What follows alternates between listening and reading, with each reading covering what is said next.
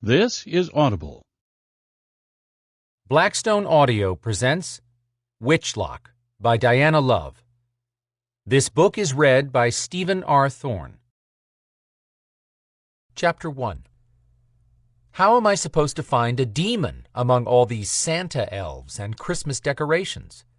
Evol Kincaid rubbed her gritty eyes and repositioned her sunglasses. She kept moving through throngs of locals from Atlanta's suburbs, all enjoying the first weekend in November at Memorial Hall in Stone Mountain Park. She'd been here for 4 hours, and it was only 9:30, a half hour yet until closing. The park was decorated to celebrate the start of the holidays, and every tree was lit up. She'd never seen so many bright lights and happy freaking people. Shoot, every surface glowed or sparkled. She wore dark sunglasses to protect her oversensitive eyes and to protect the locals from seeing those same green eyes glow. Humans didn't know about the strange beings that existed in their world, like her. She was a Belador, one of an ancient line of warriors living secretly in the world today. But most Beladors looked human. Her weird eyes and deathly aversion to the sun came from her mixed blood, not her favorite topic to think about. She squinted to avoid looking right into the hottest lights because they kept messing with her vision. If someone viewed the historic park from above, Memorial Hall would look like a glittering jewel against the dark night. She'd be hearing jingle bells in her sleep tonight. But even that would be better than the nightmare she'd had for the past week. "Are you the Secret Service, babe?" A mouthy young guy wearing a dark pullover and dress pants asked Evol. "No," she smiled and tried to pass. "A Hell's Angel?" "No," without the smile this time. He finally went on his way. Okay, so she had on jeans, boots, a black jacket, and dark glasses after sunset. She didn't get the memo on wearing perky holiday colors, but that wouldn't have changed her choice in clothes anyway, since this was her standard fare. She caught sight of her potential demon again. Or maybe between the lights screwing with her eyes, lack of sleep, and wanting to go home, her brain was trying to help by convincing her that some poor schmuck might be a demon in glamour. Wearing khaki pants and a fleece hoodie, said schmuck looked like every other middle-aged, balding, slightly overweight man she'd seen tonight, but she could swear the face on this one had flickered for a second. All of Viper had been up in arms for the past week. Something had been killing trolls in Atlanta, and the last body was found butchered near the Chattahoochee River on the north side of the metro area. Thankfully, this was not summertime, when a human out rafting or kayaking might have happened on the body. Humans didn't know about the trolls, or the demons, because Evol and other Viper agents like her stood in the gap. Viper was a secret coalition of powerful beings who protected humans from non-human predators. Sometimes they had to protect the non-humans, too. That's why Storm was gone. With the blood of a Navajo shaman and an Ashaninka witch doctor, along with the ability to shift into a black jaguar, Storm was the best tracker on the southeastern Viper teams.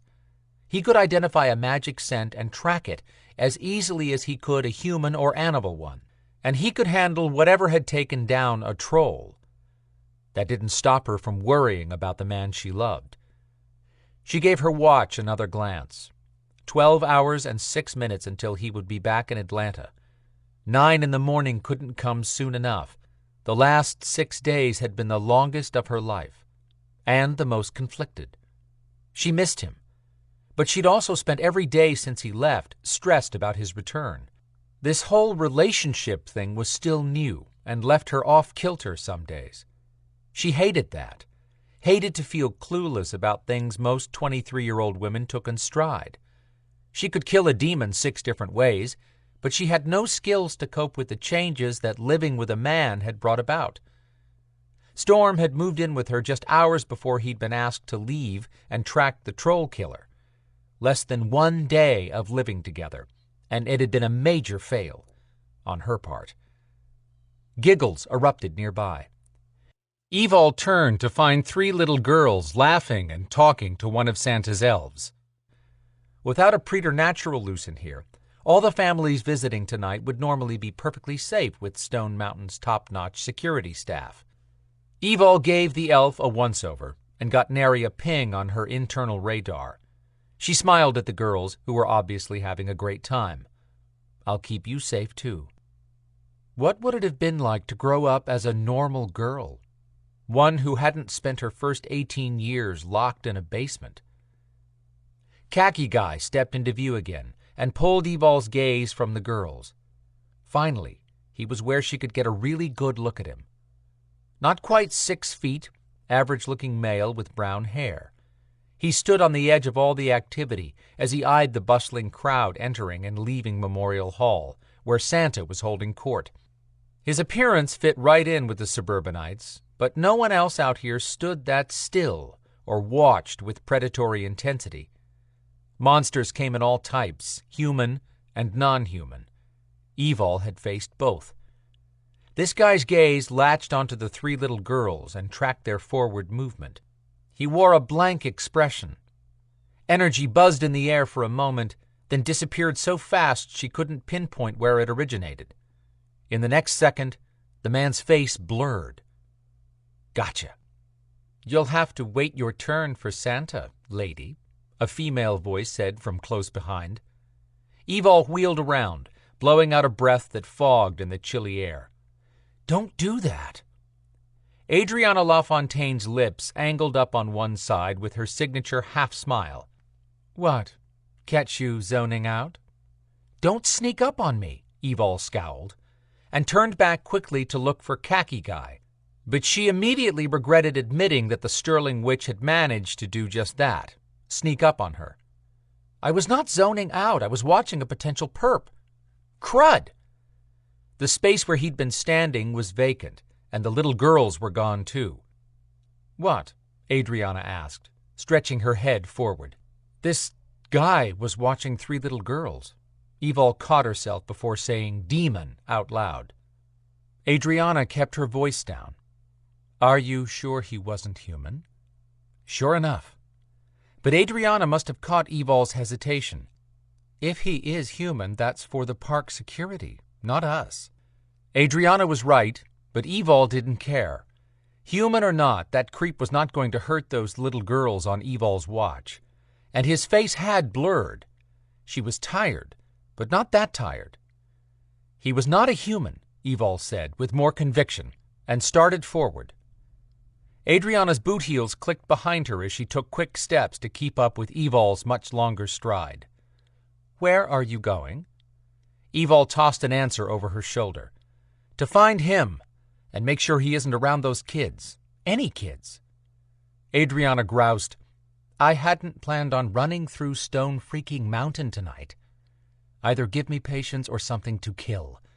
Evol kept her gaze on the crowd, searching for her guy, but slowed a little until Adriana came up beside her, and she caught an eyeful of the witch. Surprisingly, the petite fashionista had donned jeans, boots, and a leather jacket that might just be custom-made for her perfect 5'3" body. In spite of dressing in the same clothing items as Evol, Adriana's jeans were black, where Evol's were blue denim with worn spots earned honestly. Bright blonde hair swooped around the shoulders of Adriana's red leather jacket that sported a white faux fur collar. Her matching red boots had been designed for runway effect, as opposed to running ability. They were now in the middle of the throng heading towards Santa, so moving fast was impossible. Pausing to stand on tiptoes, Evol swept a long look over the tops of heads, still not seeing Khaki Guy's balding globe. She huffed out a breath, muttering, "Excuse me," over and over, while she weaved through the excited park visitors. Trudging through the Okefenokee swamp waist-deep in muck has to be easier than moving through this crowd. Adriana warned, "Stop scowling, you're scaring the natives." She scooted ahead, spearing her way politely through middle school kids who probably thought the witch was one of them until they got a look at her body. "They're not looking at me," Evol said, passing Adriana and taking the lead again. "They're trying to figure out if you're Santa's biker babe. Did you get a red Harley broom to go with that outfit? You're a bucket of laughs tonight. "Don't tempt me to put a spell on that mouth of yours," Adrianna snipped, but without malice, and followed close behind. "And don't be a hater just because my clothes don't look like I've been dragged through a field." Evol's black Gore-Tex motorcycle jacket had seen its share of battles, and her scuffed boots concealed sharp blades for fighting. Adrianna asked, "Have you heard anything from Rowan or Nicole?" "No. Should I have? Is something up?" Evol swatted away hairs that had slipped loose from her ponytail. She ignored the 3 guys she passed, whose jaws dropped in Adrianna's direction. "Maybe." Adrianna paused and must have realized no one was listening to them, or that only Evol could hear her over the kids squealing in delight. She continued, "The White Covens across the country are forming councils in major areas now that the Maeve have dumped warlocks and witches into Atlanta. The fighting between Belador's and the Maeve faction is spilling over into the witch population.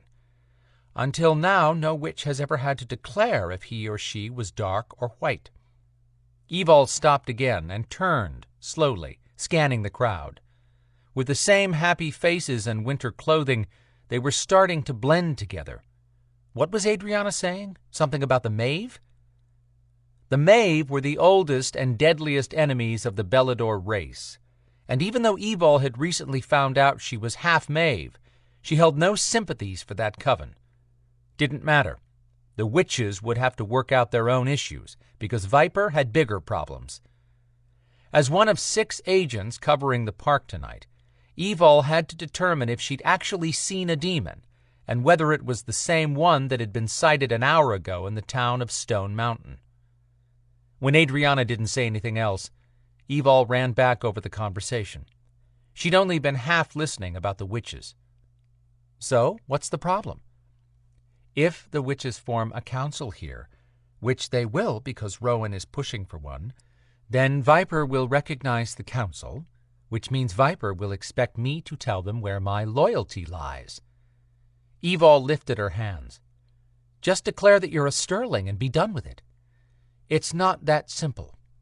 "Never mind," Adrianna murmured, then looked around as she switched topics. "Think the Maeve Coven is behind this demon tonight?" Evol growled in frustration. "Who knows? Viper should never have welcomed the Maeve into the coalition. The Maeve spend a few days acting like good Samaritans, killing demons that they created, and Viper conveniently forgets how many years of blood has spilled between the Beladors and the Maeve. Apparently they've also forgotten that dark witches are dangerous and untrustworthy as a rule." Adrianna lifted a sharp eyebrow at that slam.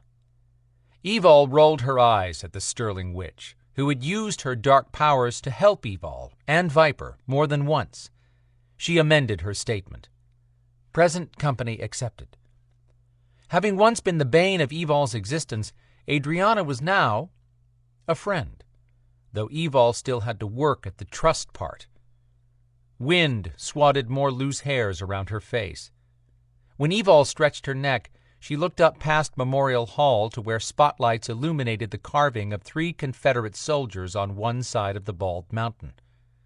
Power snapped around Evol again, and she jerked her head around, searching and rubbing her arms. "Did you feel that? That buzzing?" "Yes, like some kind of energy." Adrianna shrugged. "Probably a ghoul in the area." "I don't think so." Evol moved through the crowd, ignoring the stares at her dark glasses. They'd stare even more if she took them off. Adrianna tagged along. "When will Storm be back?" "By 9 in the morning, last I heard." "Good, because I've waited as long as I can. But Evol's phone chimed with a text, but the default tune that played meant it was not Storm. She lifted the phone and gave Adrianna an index finger signal to hold her thought. Then she read the text. "Your week is up." "Oh, hell." "You look like you just heard from the Grim Reaper," Adrianna quipped. "Worse. Isaac." Evol pushed the off button and put the phone back in her pocket. "You haven't gone to dinner with him yet?" "No." "Why not? You told him you'd get in touch within a week after he had helped us contain that witch doctor." I know that. Evol groused back at her and returned to her surveillance. She rubbed her eyes again.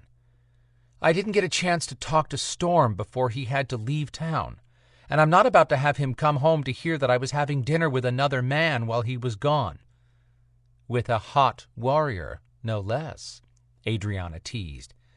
You're afraid to tell Storm. Evol didn't have the energy to argue. Isaac would not wait long. The last time she'd ignored him, he'd sent his black ops team to snatch her off the street. Then he'd served her a mouth-watering Italian meal. A profiler would have a field day with the men in her life, but the only one who mattered was Storm. Evol widened her stance and said, I'm dealing with the Isaac situation as soon as Storm is back. Sounded perfect, confident, decisive. A total lie. Adrianna snapped her fingers. Anyhow, as I was saying, I need to meet with you and Storm about our deal. There went Evol's fantasy about the downtime Viper had promised her this week. But Adrianna had helped Evol and Storm several different times. They both owed her major debts. Plus, Adrianna had yet to say what she wanted, and Evol smelled a secret. I'll check with Storm. If he's good to go, I am. I don't have much time. The suspicious guy stepped back into Evol's line of vision once more, stared in her direction, then turned to walk away from her and Memorial Hall. Evol lifted her hand. Wait a minute. Adrianna huffed. What now?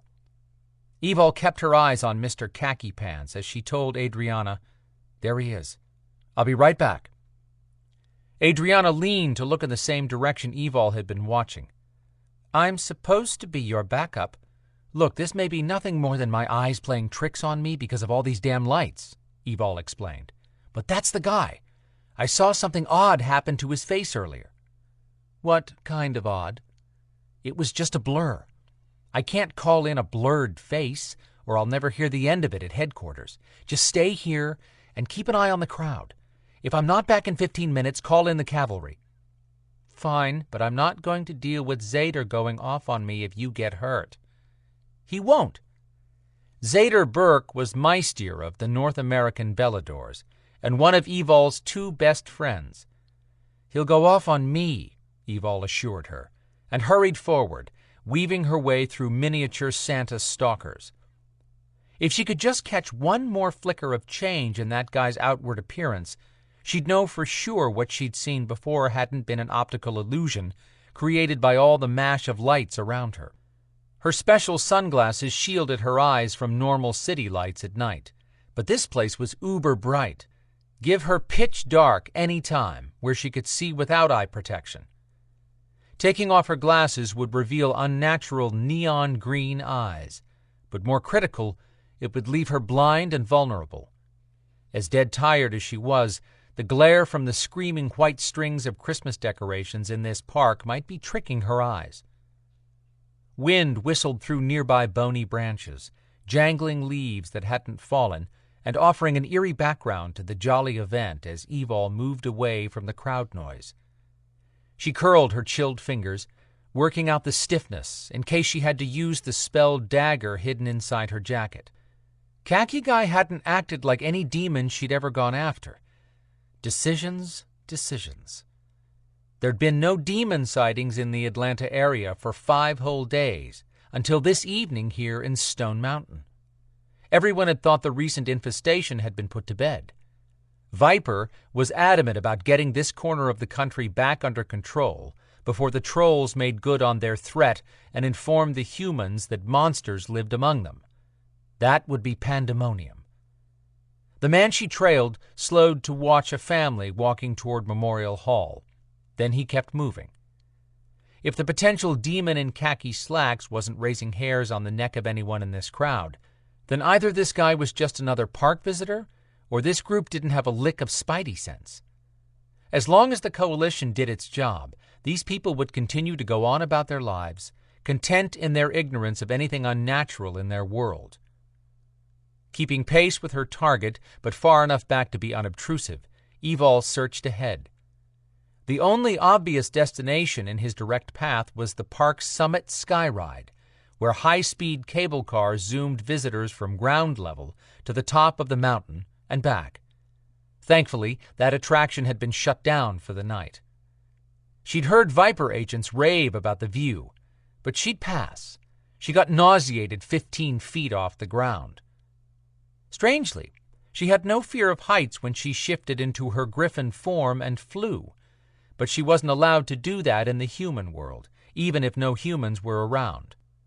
The guy slowed when he encountered one of the park's uniformed personnel near the entrance to the Skyride structure. Evol held up. The minute that security guard sent her suspect back toward the festivities, she'd return too. But that didn't happen. Khaki Guy said something to the guard, then continued walking until he stepped up on the platform that led to the parked cable cars. Evol picked up her pace, sliding from shadow to shadow so no one would see her using unnatural speed. When she reached the security guard, he stood perfectly still, staring straight ahead. She waved a hand in front of his face. He was breathing, but locked in time, like a living statue. She had all the confirmation she needed that Khaki Man was not what he seemed. She sent a text to Adriana that she definitely followed something non-human, but she had yet to determine what it was exactly, so stand by for an update. Evol shoved the phone in her back pocket and closed the distance. Demon, troll, or other, he was not disappearing again. Chapter 2. When Evol reached the platform, Khaki Guy was trying to open the doors on the parked cable car. They were probably powered by hydraulics. No human could break those apart. Khaki Guy held his hands back to back and pushed his palms out, inching the doors open. The mechanism controlling the gears cried in protest. Just great. Now she'd have to call in Sen, the Viper liaison, and a roaring pain in her backside to fix that before she left. Sen could thaw out the security guard and purge the man's memory while he was at it. She called out, "You can't ride without a ticket." Ignoring her, the guy leaned forward, growled in strain, and shoved the doors open with a bang before he turned around. He still looked just like Joe Suburbia. But then he opened his mouth. Guttural demon voice came out. "Who are you?" She respected any being's strength, but she had to clue this creature in before he decided to go toe-to-toe with her. Sometimes clearing up any misconceptions saved getting her favorite clothes bloody. "My name's Evol. If you'll come quietly with me, I won't hurt you." "I don't have to do what you say." "That's where you're wrong." She pulled off her dark sunglasses so he could experience the full effect of her glowing green alterant eyes, a mark of being half Belador and half Maeve. Don't even get her started on that issue. The fact that she was an alterant had played havoc with her life for as long as she could remember. "I'm with Viper, and I have authorization to take you in." He stared at her, or more like through her, not blinking, which was creepy on a human face. Then he asked, "We'll go together." Did he think she worked on the honor system?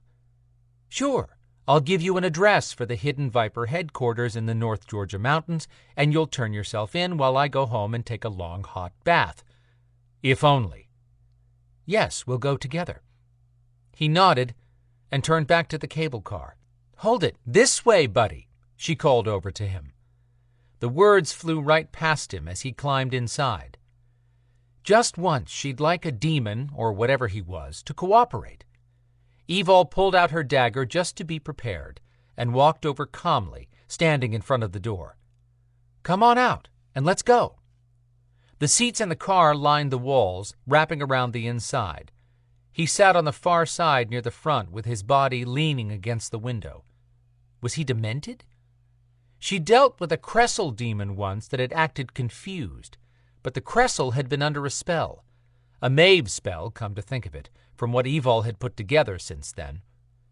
She considered using her kinetic power to lift him off the seat and float him out, but he was acting docile at the moment, which was way better than the alternative. Agitating unknown beings often turned out badly. Stepping inside the spacious car, she walked over until she could see his face. He lay hunched over against the window, eyes shut, and breathing softly. Asleep?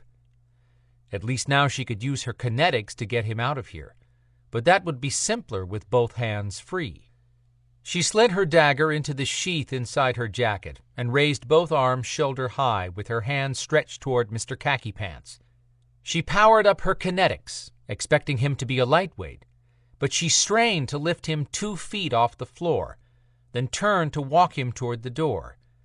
If she could get this guy away from the cable car structure and into the woods close by, she could pin him to the ground while they both waited for Sen in a spot where no one would see them.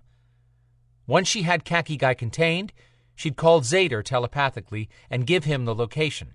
Sen hated Evol and would dismiss any request from her unless he thought there was a chance she'd committed a crime where he could lock her up in Viper Prison.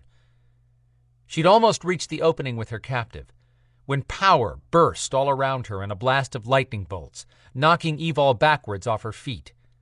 She dropped her guy, who hit hard. He bounced once and landed on his feet as he came alive with eyes glowing bright yellow. The bottom of his face warped down and sideways, growing twice as big as it had been before. Jaws opened to reveal 2 rows of barracuda-sharp teeth when he roared an ungodly sound. Now that was more like the demon she knew and loved. He dove at her. Chapter 3. Evol shoved up a kinetic wall in an attempt to block the demon diving at her. He slammed against it, and visible cracks splintered across the invisible shield. What the? She had no way out except past that snarling jaw full of teeth and those inch-long claws. She rolled fast toward the front of the car before he crashed through her invisible barrier and pinned her. She locked her hands in a fist and swung both arms, batting a kinetic blast at the demon. He flew backwards and landed on the floor. Finally, she kept her kinetic wall in place just in case. The demon sat up. Are you kidding me? And now she could see black ears. A Rish Doop demon? She'd read about them, but had never seen one because there hadn't been any around for something like 80 years. Sparks crackled and zigzagged back and forth through the air, buzzing close enough to singe the skin on her face and hands. Where was that power coming from?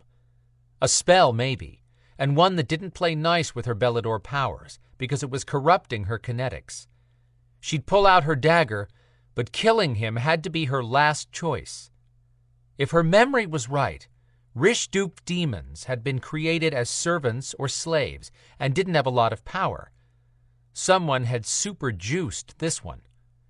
If she handed this demon over to Zader alive, then the Beladors had a chance to find out if the Maeve had a hand in this. There may not be a telltale burnt lime scent, but she had a strong feeling this might be another game move by the Maeve. The beast that lived inside her body surged to break out, but shifting into a griffin would bring the wrath of Viper down on Evol's head. They still had not given Alterans permission to shift while in the human realm, even though they knew she and the others were fully in control of their griffin forms. Nothing would change until the petition passed to recognize Alterans as a race with rights. Shifting wouldn't help her right now anyway, because her griffin form had a wingspan to fit a 10-foot-tall shape. This car was too small to allow her to move in that form. She could, however, shift into battle form, just enough to allow her more strength. Her arms, neck, and legs thickened, straining seams on her jeans and stretching her jacket. She wrenched the jacket off and slung it aside as the demon stood and turned to face her. The khaki pants still fit his lower, human-shaped body, but he'd ripped out of the fleece hoodie. Veins stuck out thick as fingers all over a gray-tinged chest that belonged on someone who bench-pressed 300 pounds. Was this really a Rish Doop? The black ears were the giveaway, but what was he doing so bulked up? She'd worry about his actual identity once she had him under control. That might have been a sound plan if the car hadn't jerked forward right then, tossing her off balance and slamming her into the demon, who clamped down on her shoulder with sharp teeth. Ouch! Damn it! She slammed an elbow into his middle and heard a bone crack before he went flying against the window. Her shoulder throbbed, and the smell of fresh blood hit the air. Cold wind slapped her in the face. Sparks still shot around her like out-of-control electric charges. Evol spun around to open the door. The night sky moved past her, and lights from Memorial Hall were shrinking. The cable car sped up. She sidestepped and grabbed the doorframe. Her stomach lurched at the distance growing between her and the ground. Stars danced through her vision. Bad time to get lightheaded. The headlines would read, "Deadly demon killer succumbs to acrophobia, plunges to her death." Her stomach did another spin cycle. Her attacker screeched behind her. Killing him was back on the front burner. She turned fast, but kept a death grip on the doorframe. He held his head, shaking it back and forth. What was wrong with him? 1 minute asleep, the next trying to kill her, and now he acted as if he had a migraine. He started yelling, "Your fault! Your fault!"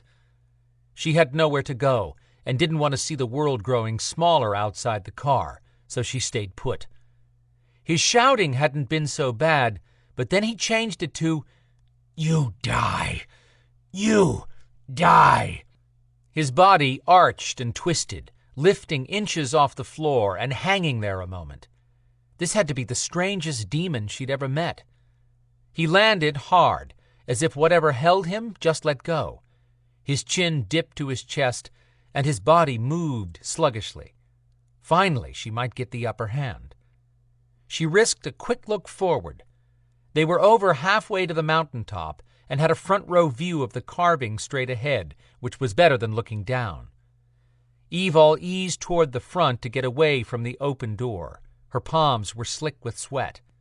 She'd taken 2 steps when darting bolts of energy burst through the air again. What the hell? She ducked to avoid one coming at her face. Then an explosion of lights burst inside the car, so bright she blinked against it. When she could see again, the demon was on her. A boot caught her in the chest, knocking her backwards. She hit the floor and slid sideways out the opening, clawing for anything to grab. Her fingers caught a vertical seat support at the last second, yanking her body hard as she swung into the buffeting wind.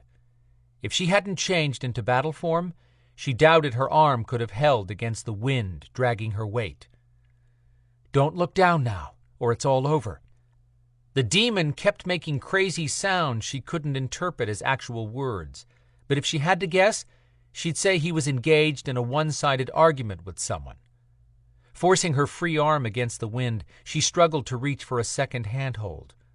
His head snapped up, and those yellow demon eyes stared at her.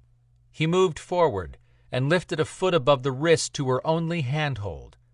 She threw a kinetic hit with her free hand that felt as if she'd slugged a steel beam. He stumbled back, then dropped down to all fours.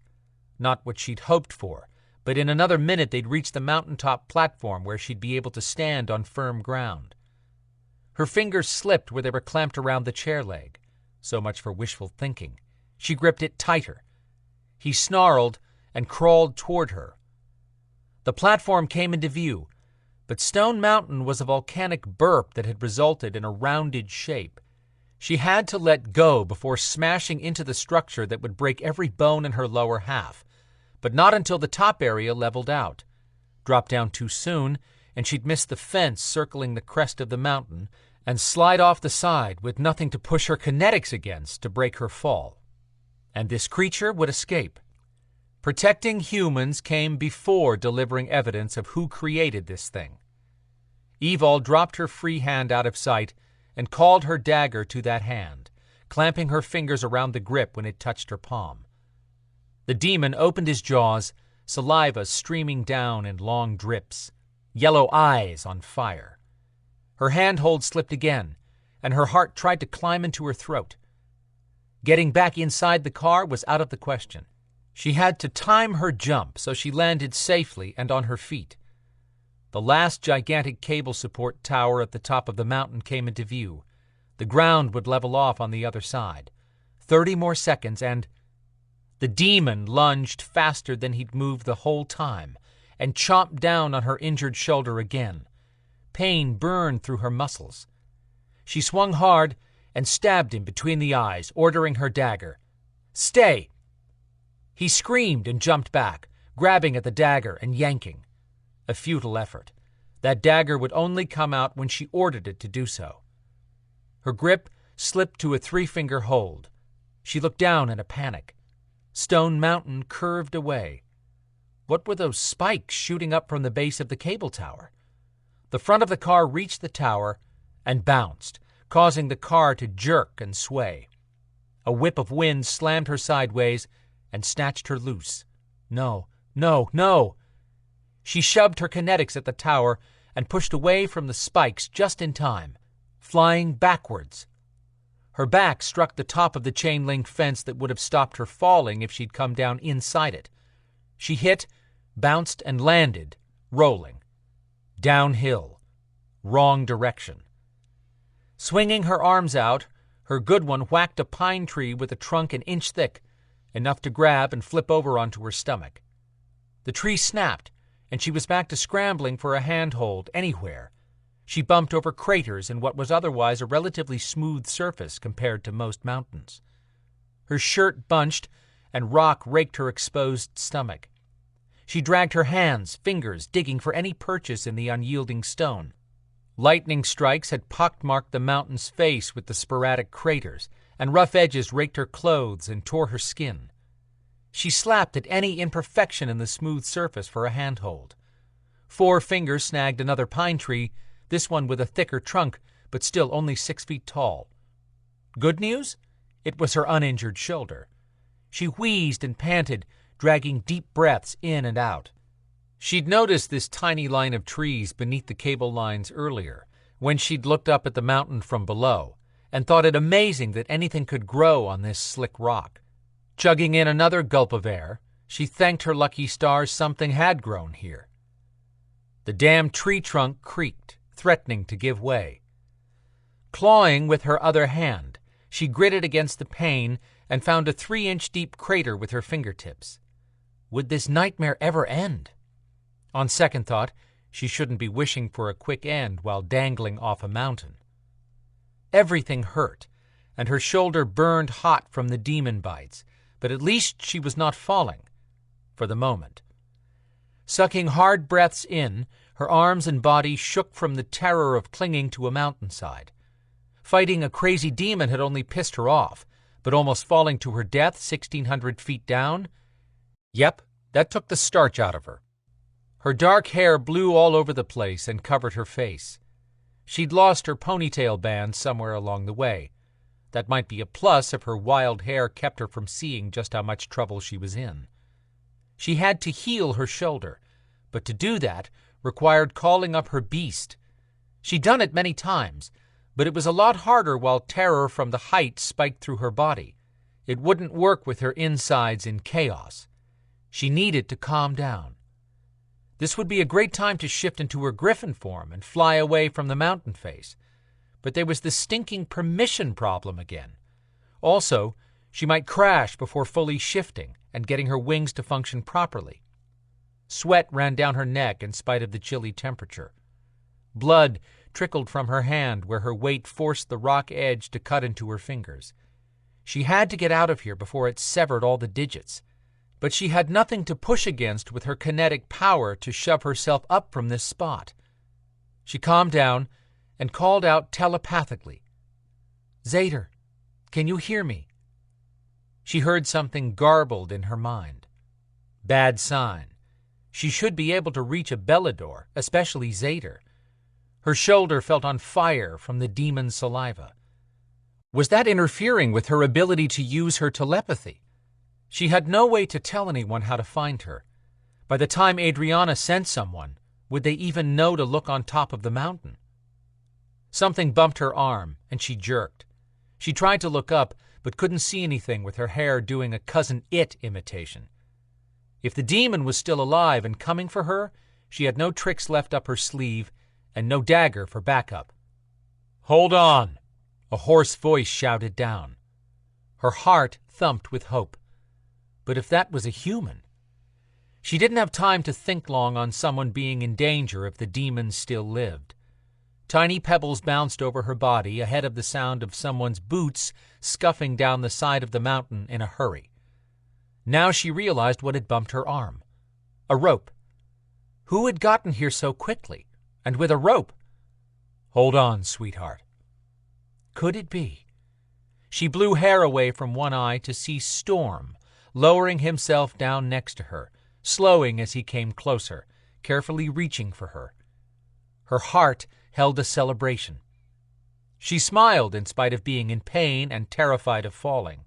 Amazing what love would make you overlook. When Storm was level with her, he hooked an arm around her waist and said, "I've got you."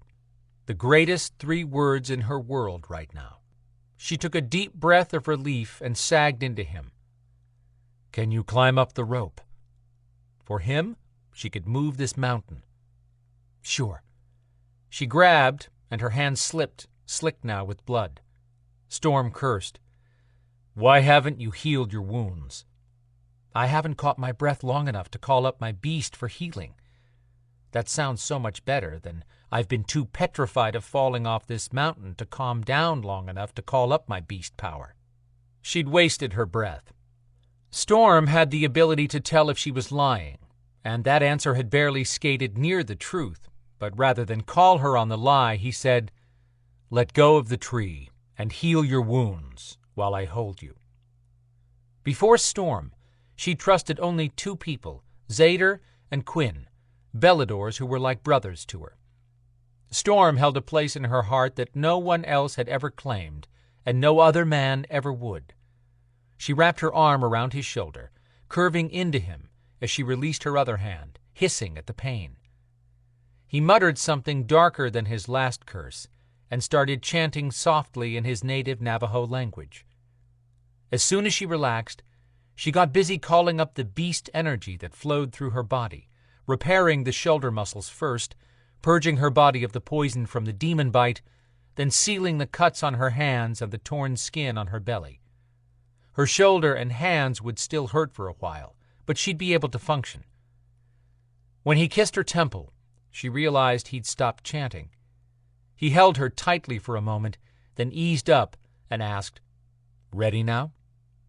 "Definitely." "Push up on my shoulder to get started."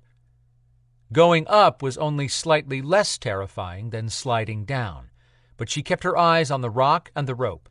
She had to get back over the fence, but thankfully, halfway back, the incline leveled out enough for her to move faster.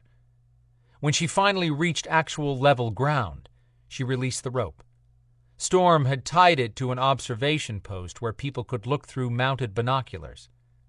She hurried ahead toward the platform where the cable car had parked, but Storm appeared right beside her just as she started to clear the fence enclosing the platform area. Storm caught her good arm and pulled her around. "Whatever it is will wait and must be long dead, since I didn't see anyone or anything on my way to you, and nothing is out here causing havoc." Too tired to argue and thankful to see Storm again, she let him draw her into his arms. But how had he ended up here at this moment? "How did you—" "I'm done waiting for this." He covered her mouth in a hungry kiss, taking her under so fast she drowned in the feel of him. What a way to go. Her body revved up, and she'd love to snap her fingers and land in their bed, even if it meant teleporting, which she liked almost as much as heights. Not even. But teleporting was not one of her powers. His hands ran up her back, strong fingers holding her, and letting her know just how much he'd missed her while he was away. She'd had very little experience with kissing until Storm showed up in her life, or with being touched for that matter. But she craved his kiss and touch, craved the way he held her, with both power and tenderness.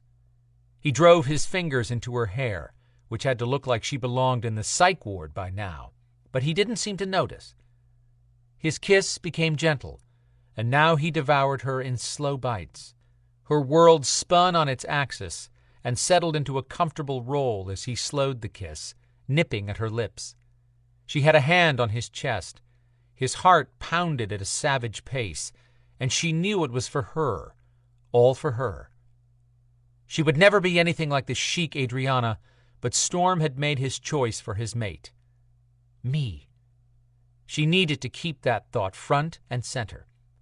When he stopped, he dropped his forehead against hers. His hands still held her in a possessive grip, and he let out a hard breath. You scared the hell out of me. Scared the hell out of her, too. But now was not the time to admit that. Now was the time to convince him she was fine and to soothe him. She knew only one way to push Storm's mind away from her brush with death. She wrapped her arms around his neck and leaned into the kiss again, enjoying her own private feast on his mouth. He was warm and hard, and all hers.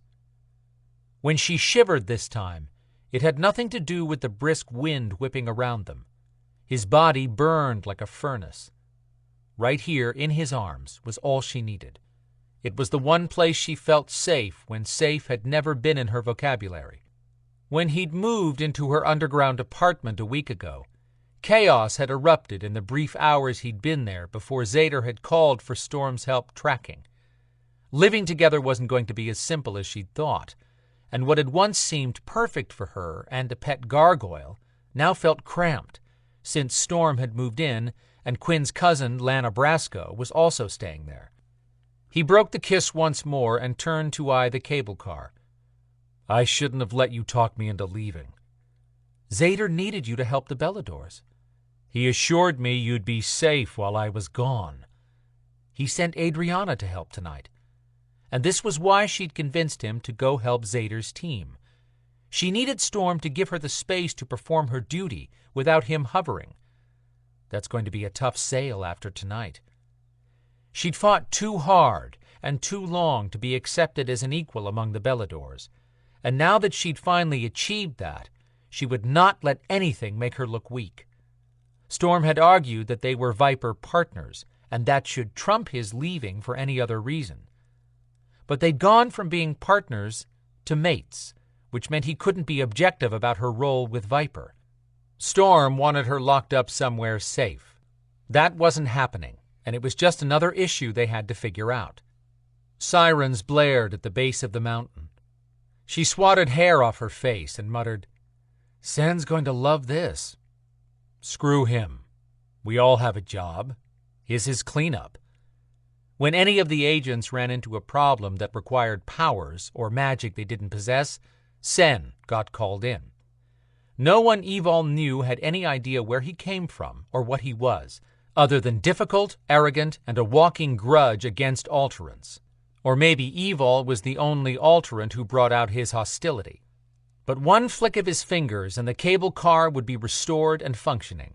Then Sen would remove any memory of tonight's demon from the security guard, wake him up from his half-coma, and erase any memories from any other people who'd seen Evol almost fall out of that cable car. Storm gently brushed her hair back and smoothed it behind her ear. His face lost its moment of charm and turned serious. What the hell were you thinking to go chasing something solo? She knew he was just protective, but that comment still got her back up. They had to find a middle ground on this, because she would not sit on the sidelines while other agents stuck their necks out. She calmly reminded him, I had backup. Where? He opened his eyes and looked around. I don't see Adrianna anywhere up here. Sarcasm just pissed her off. She tried for a logical counterpoint. You were the first real partner I had in Viper. I've worked solo for a long time. Not anymore. She clamped her lips to keep from arguing. She wanted to spend a nice evening with him, not fight about something that would not change. He wouldn't let it go. You can't be chasing demons with no backup. She stepped back and crossed her arms. Since when? Since becoming my mate. They'd had this disagreement by phone 3 days ago. He didn't want her working alone. Ever. She was not going to be treated like some princess who couldn't deal with a few cuts and bruises. Storm had been overprotective before they were mated, but he'd seen her kill things bigger than demons. She wouldn't lose her temper with him, but she was not going to start calling in help every time she had to face something preternatural. She didn't want him to take issue with Zader, either. Wait a minute. Zader should have told her that Storm was back in town. Did you tell Zader when you arrived? Yes, that's how I knew you were here. I asked him not to tell you so I could surprise you. That was sweet. He glanced at the cable car, then back to her, angry again.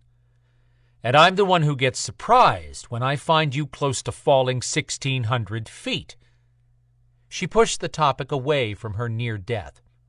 How did you make it back into town before tomorrow morning?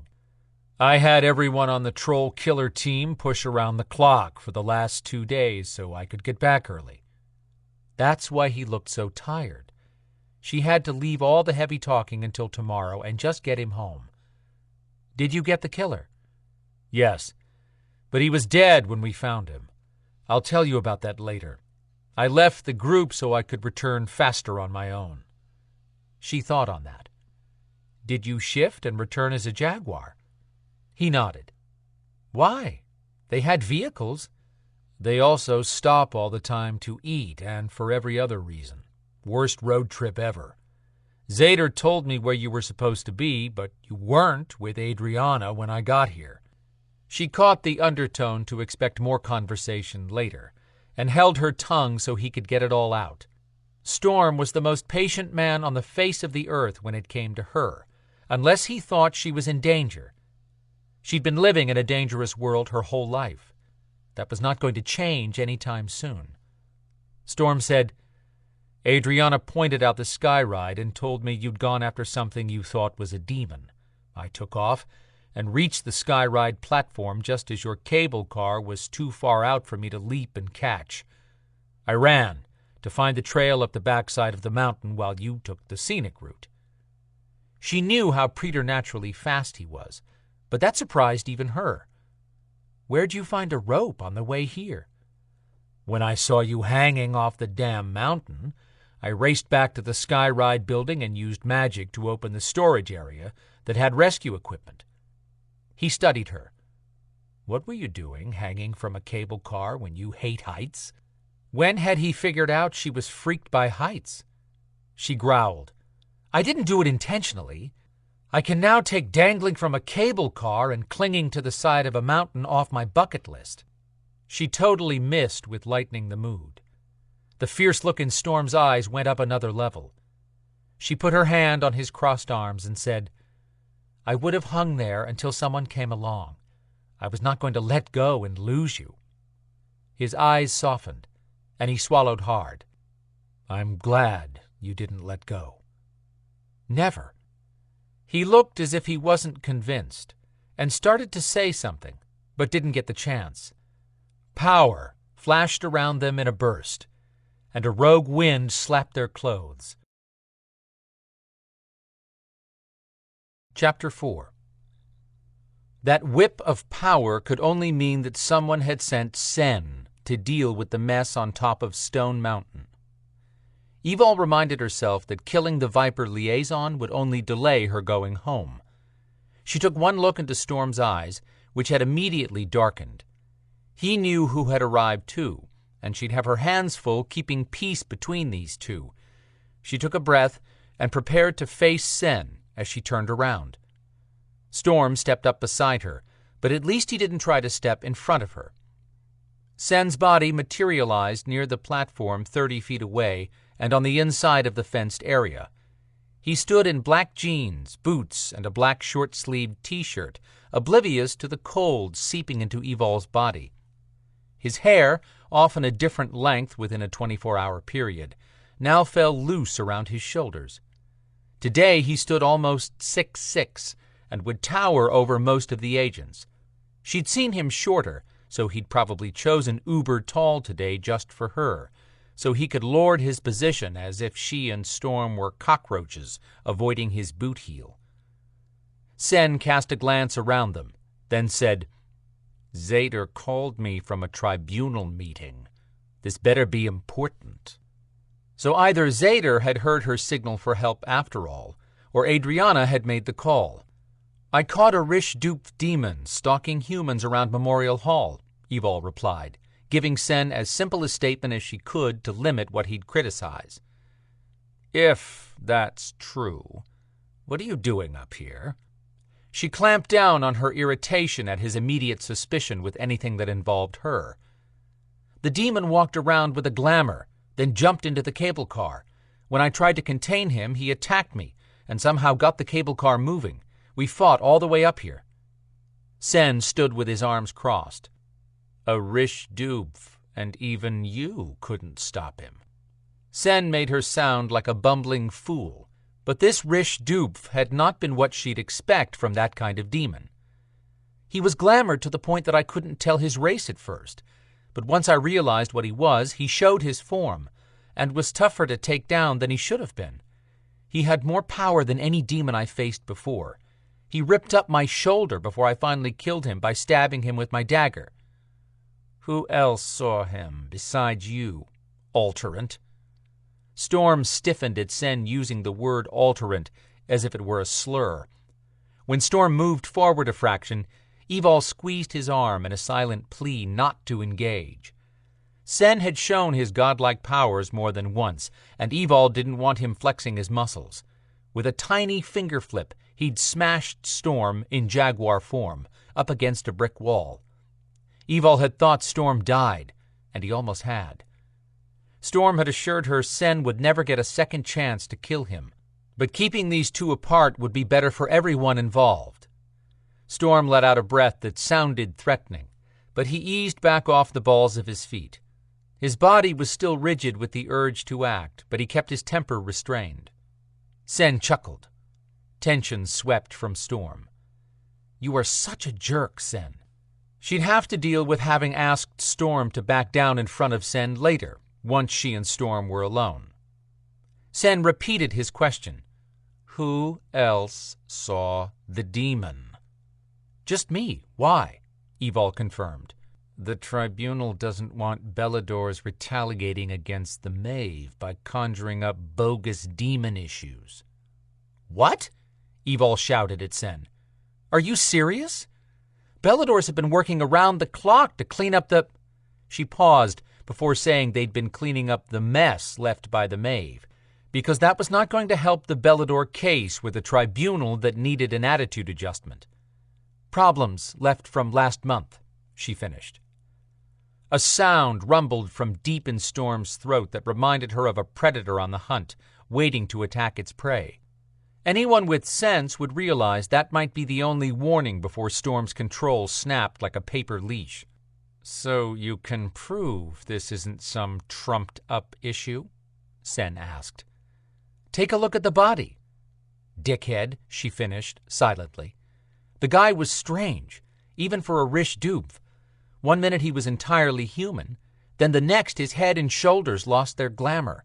His head expanded until his jaws were a foot wide and showed off a double row of teeth. He'd act demented sometimes, then out of the blue he'd make lightning bolts fly around that interfered with my kinetics. He made lightning bolts fly around and made a cable car ride up here on its own?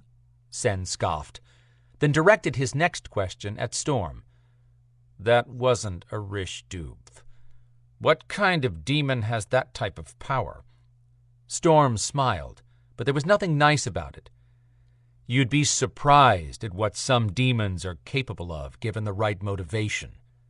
Any minute, all this testosterone poisoning would combust into a bloodbath with one wrong move. Just over a week ago, Storm had to be dragged back from the edge of turning demon forever. He carried that tainted blood as a gift from his Ashaninka witch doctor mother, but the Navajo half he'd inherited from his shaman father kept him from the dark side. At the moment, he looked like he was ready to embrace his dark genes. Evol cut through the tension by pulling everyone back to the problem at hand. I have no idea if he was entirely Rish-Dupe, but he had black ears. The bottom half of his body didn't change into anything. Take his corpse to the Druids at headquarters and see what they think. That broke the silent battle raging between the two men. Sen leaped up 10 feet to the platform. Evol used her kinetics and catapulted herself over the fence, then up onto the platform too. Storm landed silently next to her. Nice to have jaguar agility. Sen walked over to the cable car and stuck his head in for a moment, then backed out. Where is he? Storm frowned and glanced at Evol, then they both walked over to the car, where no body was inside. The chair leg she'd clung to was still bent, but the rest of the damage had vanished, and there was no blood. Even her jacket was gone. She shook her head and pointed. He was right there. You fought him? Sen asked. Yes. He tore up your shoulder. Yes, she said, losing patience with Sen's snippy tone. Where's the blood? You see it on her shirt, Storm said, his voice loaded with disgust. That could have been staged.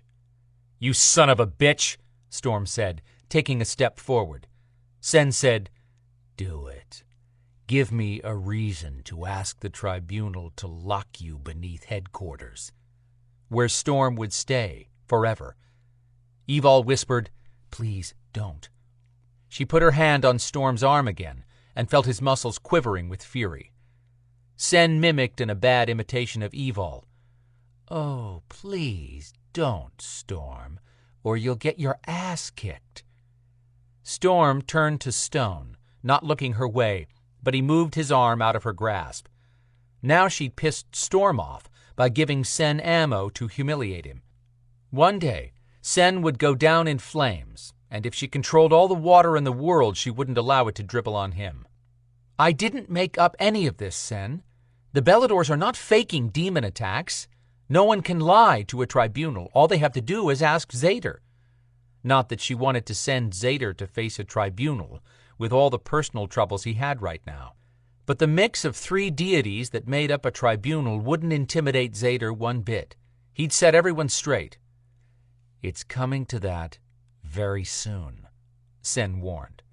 The tribunal has to keep changing out gods and goddesses just to accommodate these problems. Neither Maka nor Maeve can be in a tribunal due to conflict of interest, so the other gods and goddesses are not happy about all the new Belador and Maeve conflict. Bloodshed and loss of lives for centuries deserved a better word than conflict. Sen pointed out, This is my only warning. I had better not be called back to deal with another alleged demon sighting by an alterant any time soon. She said, If you don't want us hunting demons or any other creatures, then why don't you have your Maeve buddies deal with them? As for the tribunal, if they'll end the tug-of-war over the griffins, all this conflict might die down. Maka had claimed ownership of the alterants-turned-griffins first, but Maeve awoke from a 2,000-year nap and decided she had equal claim since they carried Maeve blood. That witch could posture all she wanted. Evol would not join the Maeve and would fight any challenge Queen Maeve brought. Whiny tribunal deities. Yes, this was the first time in many years that the deities had been called upon so much, but if they didn't like being imposed upon, they should fix it. Then again, Evol had suffered their attempts at fixing things in the past, which hadn't been fun, especially the way they twisted words to suit their purposes. She kept her mouth shut. I'll be sure to pass along your advice to the current tribunal, Sen said, way too smug. Adrenaline from moments ago drained from her body, leaving exhaustion in its wake. She wanted to go home. I'm done. Just so you know, when this area gets back in shape, the demon you don't believe exists left a security guy comatose at the lower platform. That's all yours. She walked off before Sen could cause any more problems for her. Storm fell into stride next to her, just as silent as he'd been for the last few minutes. What had happened to that demon's body? Not just the body. She slapped her head. Crap! What? Storm asked, looking around as if some threat had arisen. She waved him off. I just realized my spell dagger is gone too.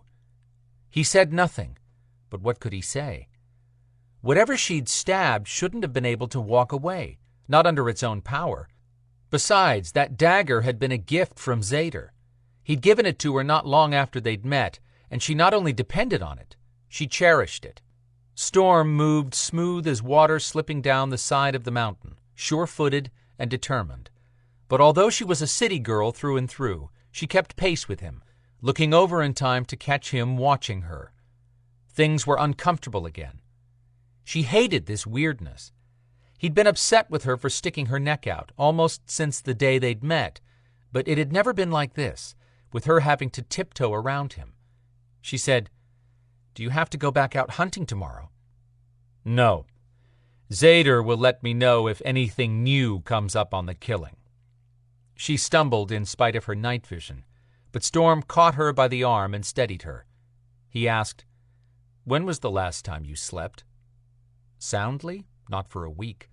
But he hadn't asked that, so she gave him an answer that wouldn't set off his internal lie detector. "I woke up 12 hours ago. Not much else to do during the day since I can't go outside in the sun." But she was so tired she could sleep standing up right now. Storm's worry became a living thing hovering around her. She had to get his mind somewhere else. "Sen isn't kicking up a fuss over you working with Zader instead of answering to him." "I don't answer to anyone. Zader gets that. The morning we left to go hunting, I made it clear that my loyalty belonged to the Beladors now, and that I'd help Viper if it suited me or benefited the Beladors." She smiled at that, until Storm added in a harder tone, "And I also made it clear that I would not leave unless I was guaranteed you would not be working alone." Don't say a word. She kept telling herself to wait until they had both caught up on rest. Then they'd talk. She sucked at talking, but she was tired of the ache in her chest every time she thought about their going back to the apartment together. Storm had been on edge, and it had started 10 minutes after he'd walked into her apartment a week ago. He'd locked down his emotions so fast she hadn't gotten a good empathic read on him. But it hadn't taken a rocket scientist to recognize that look of "I might have made a mistake" on his face. Her stomach clenched at the memory. He had to be thinking twice about staying at her place. She'd tried to convince herself that wasn't the case, but she'd never been one to avoid the truth. This tension had as much to do with their living arrangement as it did with his extreme need to protect her. Evil had to make some changes, but she couldn't just shove Quinn's cousin Lana out the door, not with a powerful wizard looking for the teenager. Evil had promised to keep Lana safe for Quinn, who had been her friend as long as Zader had. And Phoenix was never leaving. But she didn't want Storm to leave either, and Phoenix hadn't liked Storm being around her at all. What if she had to choose between Phoenix and Storm? She couldn't do that. Storm could use magic to soothe Phoenix, but she wanted them to get along without any outside influence, and had no idea how Phoenix would react to Storm's magic. She'd made it halfway down the mile-long path to the bottom of the mountain when Storm stepped in front of her. She pulled up fast. "What?" "You're upset." "I'm not," she lied out of knee-jerk reaction, before rolling her eyes at the flat line of his lips. She admitted, "Okay, it's been a long week. I'm just thinking a lot." "What are you thinking about?" "How cramped my apartment is becoming with 4 bodies moving around. How the only day we spent there started in chaos and ended in uncomfortable tension. How I couldn't cook a decent meal or look like Adriana even if I had a fairy godmother." Evil hunted for something that could be the truth and not open that discussion yet. She ran the thought through her mind to make it true, then said, "Adriana needs to meet with us right away." "She'll wait." He didn't challenge her statement. Instead, he leaned down and said, "I've had something on my mind, too, that we need to deal with right now." "Please don't say you don't want to go home with me." "What?" "You and me. Naked." Chapter 5. "Get away from there before Sen or another Viper agent senses you," Don DeBon warned, fighting a homicidal urge after losing one of his best demon specimens. Aymar backed up, but kept watching through the trees where that bastard Sen and 2 Viper agents moved around the top skyride platform on Stone Mountain, cleaning up the mess before humans could panic. Aymar said, "That's 4 dead demons. And for what? We're going to end up just as dead if anyone in the Maeve Coven gets word of this." "Getting caught is not an option. Death would not be our punishment," Dondaban pointed out. "Queen Maeve would put us in a cycle of eternal torture that would make dying a gift." Aymar narrowed his eyes. "I trusted you when you said we could do this and get out of the Maeve Coven forever. But this isn't working. We can stop now, and the Queen won't know. Someone's going to tie these demons to the troll killings. Then what? The next thing you know, they'll find out we're not turning trolls into demons, but using our own—" "Shut up," Dondaban snarled. "You really believe we can stop now and be safe? Queen Maeve has something in play that she won't share with anyone except Ossian. She has him moving around Atlanta in some disguise that's a secret from the rest of us." That ass-kisser Ossian had been awarded the top position in the Scath force of Maeve elite warriors. Neither Viper nor the Beladors knew what Queen Maeve had inserted into the Atlanta area, under the guise of being just another Maeve warlock or witch moving here. "We shouldn't have left that troll body by the river," grumbled Aymar. Dondaban had just finished sacrificing a troll to create this last demon when an old troll saw them. Dondaban captured the noisy bastard and had Aymar spread the old troll's scent in 3 directions to buy them time. Then he'd placed a spell over that troll, convincing him to go with Aymar to find his missing troll son. Then he'd sent the pair on their way with orders for Aymar to take the old troll to South Georgia, 5 hours away, and kill him there. Dondaban told Aymar, "As long as the Beladors and Viper are the only ones investigating the troll deaths, Queen Maeve and Cathbad won't give 2 shits.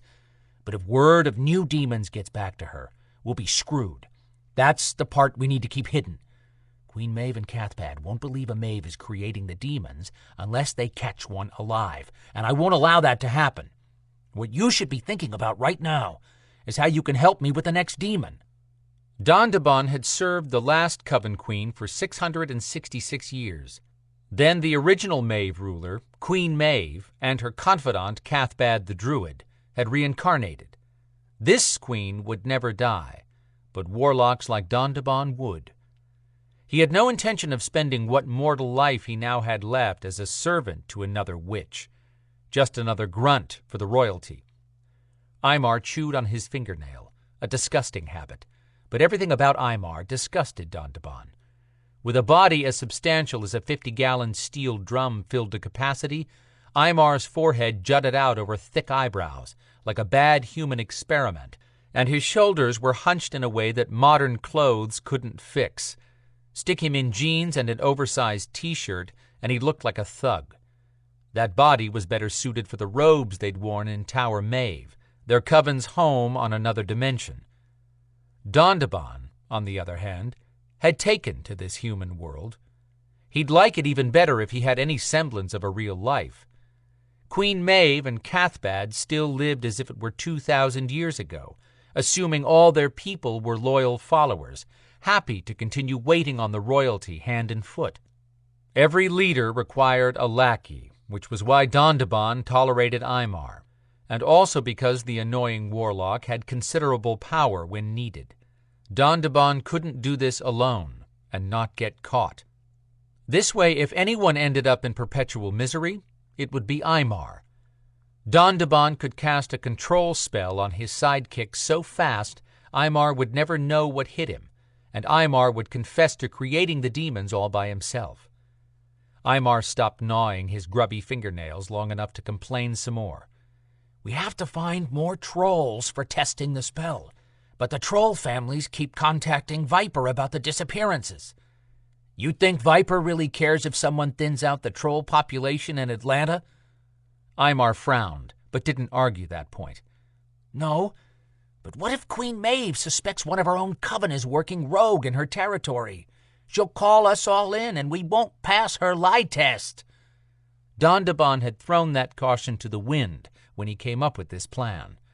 There was no way to go back.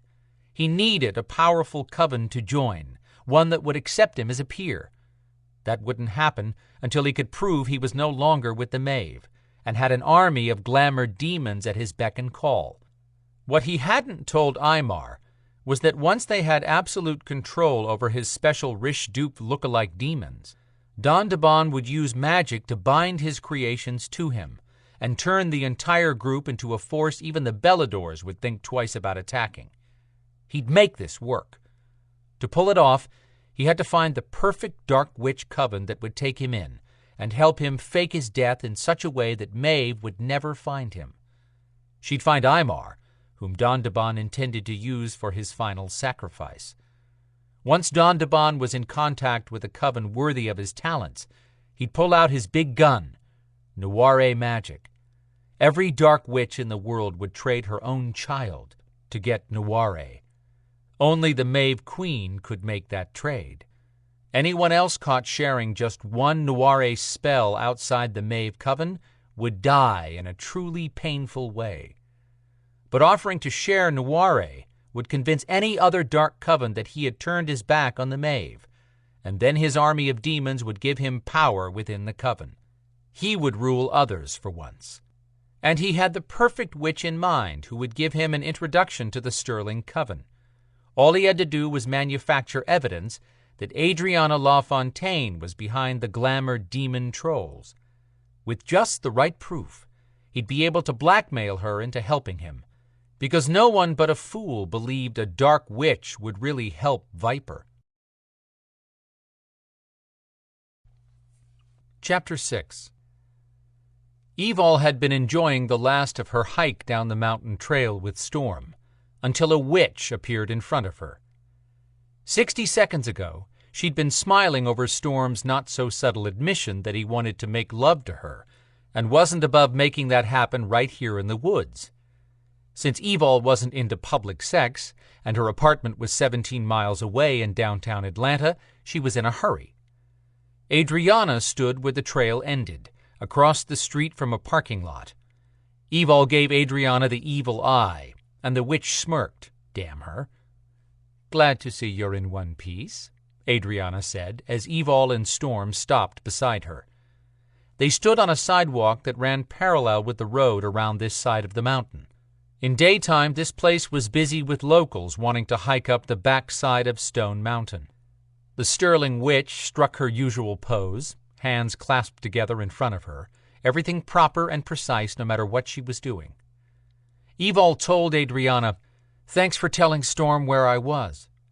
Like I was going to deny someone who turned into a crazy man when he heard you were off on your own. Evol slashed a look at Storm, who neither acknowledged nor denied Adriana's claim. But everything in that face had shut down. Where had her teasing skinwalker gone? The one who'd surprised her by switching the mood from upset and frustrated to urgent and wanting in no more than a heartbeat. She had a sinking suspicion that seeing Adriana reminded Storm of just how close Evol had come to dying.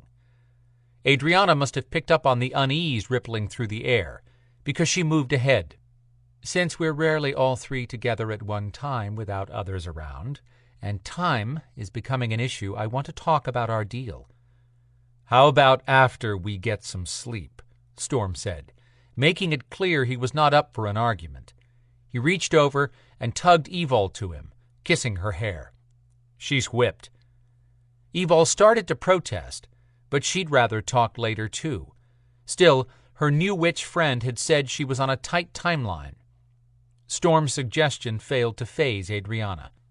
"I didn't delay in helping after Sen smashed your jaguar body on a brick wall, and your spirit guide asked me to hide you until you healed, nor did I put off Evol when she needed help locating you in Mitnall."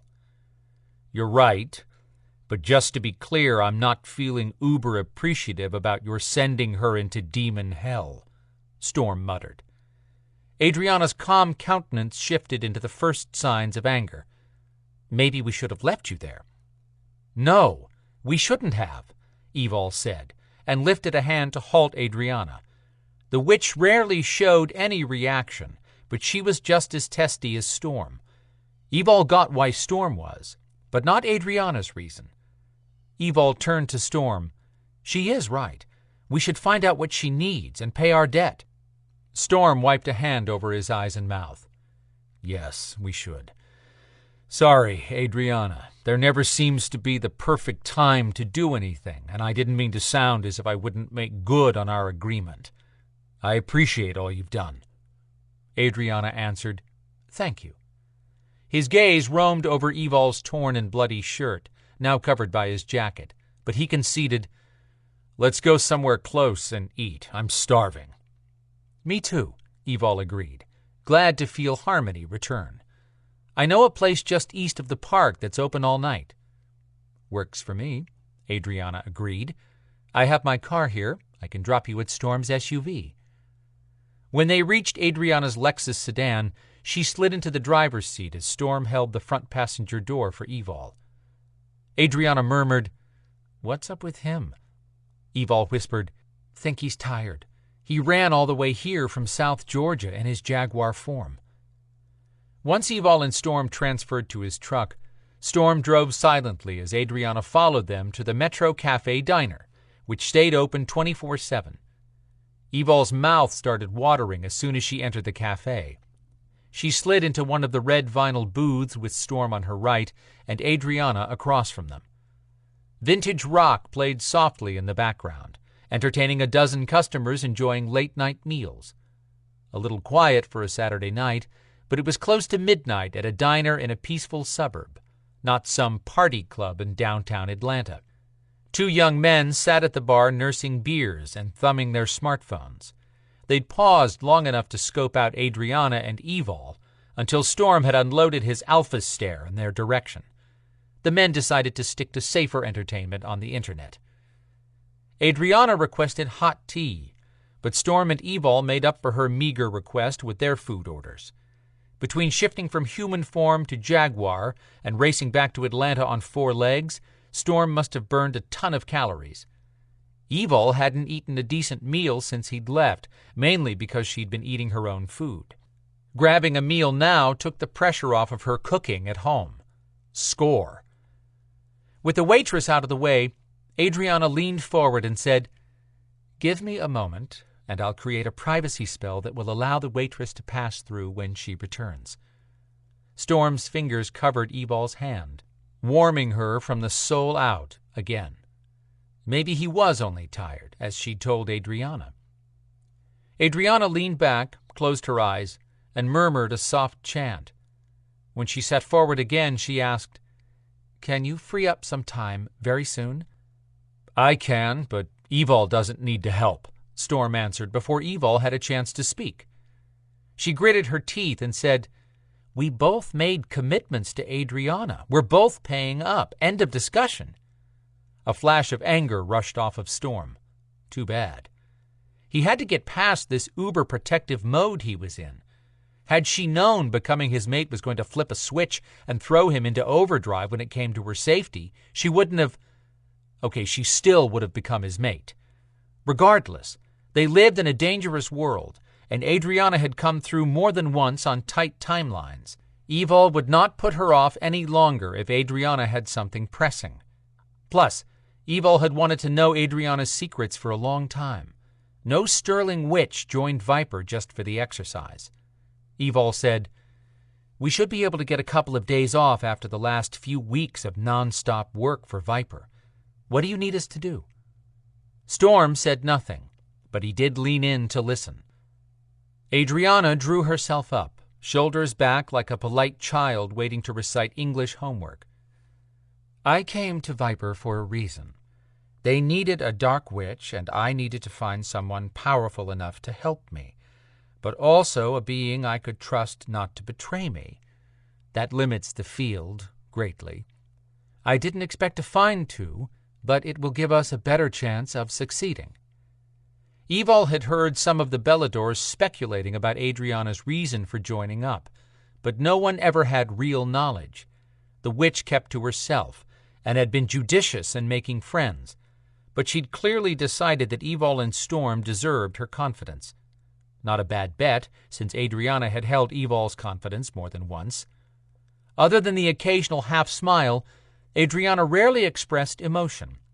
She might appear to be a petite, even fragile woman, but Evol had seen the uber-feminine blonde pull out a can of witch whoop-ass, and the sight had been impressive. After fighting a yawn, Evol wanted this moved along faster. I think the three of us have proven we can trust each other, so what is it you need us to do? Help me reach my sister, who is being held captive by another witch. Storm leaned in, intent now. Is the goddess over the Maeve coven holding your sister? No. She felt relief rush off of Storm as he leaned back. From what Evol told me, you took on the witch doctor who had me trapped in Mitnall. With that kind of juice, why do you need our help? Because my sister, Rhaegan, and I are twins. Rhaegan is the more powerful twin. The witch holding her is drawing Rhaegan's power, and will soon be more powerful than any other single witch, maybe even any other group of witches, if she isn't stopped. Evol asked, what will it take to rescue Rhaegan? To steal her from a realm protected by ancient guardians who were once living members of a powerful coven. Chapter 7. Storm sat forward, staring at Adrianna. He had no idea who really lived inside that body and mind, if she thought he'd go along with taking Evol into another hostile realm. Are you serious? Evol's jaw had dropped. Is it even possible to get to her? Reaching both hands behind her head in a moment of what looked like exasperation, Adrianna grabbed her blonde hair and wrapped it into a quick knot of some kind at the base of her neck. When she brought her hands back to the table and folded them together, she took a deep breath.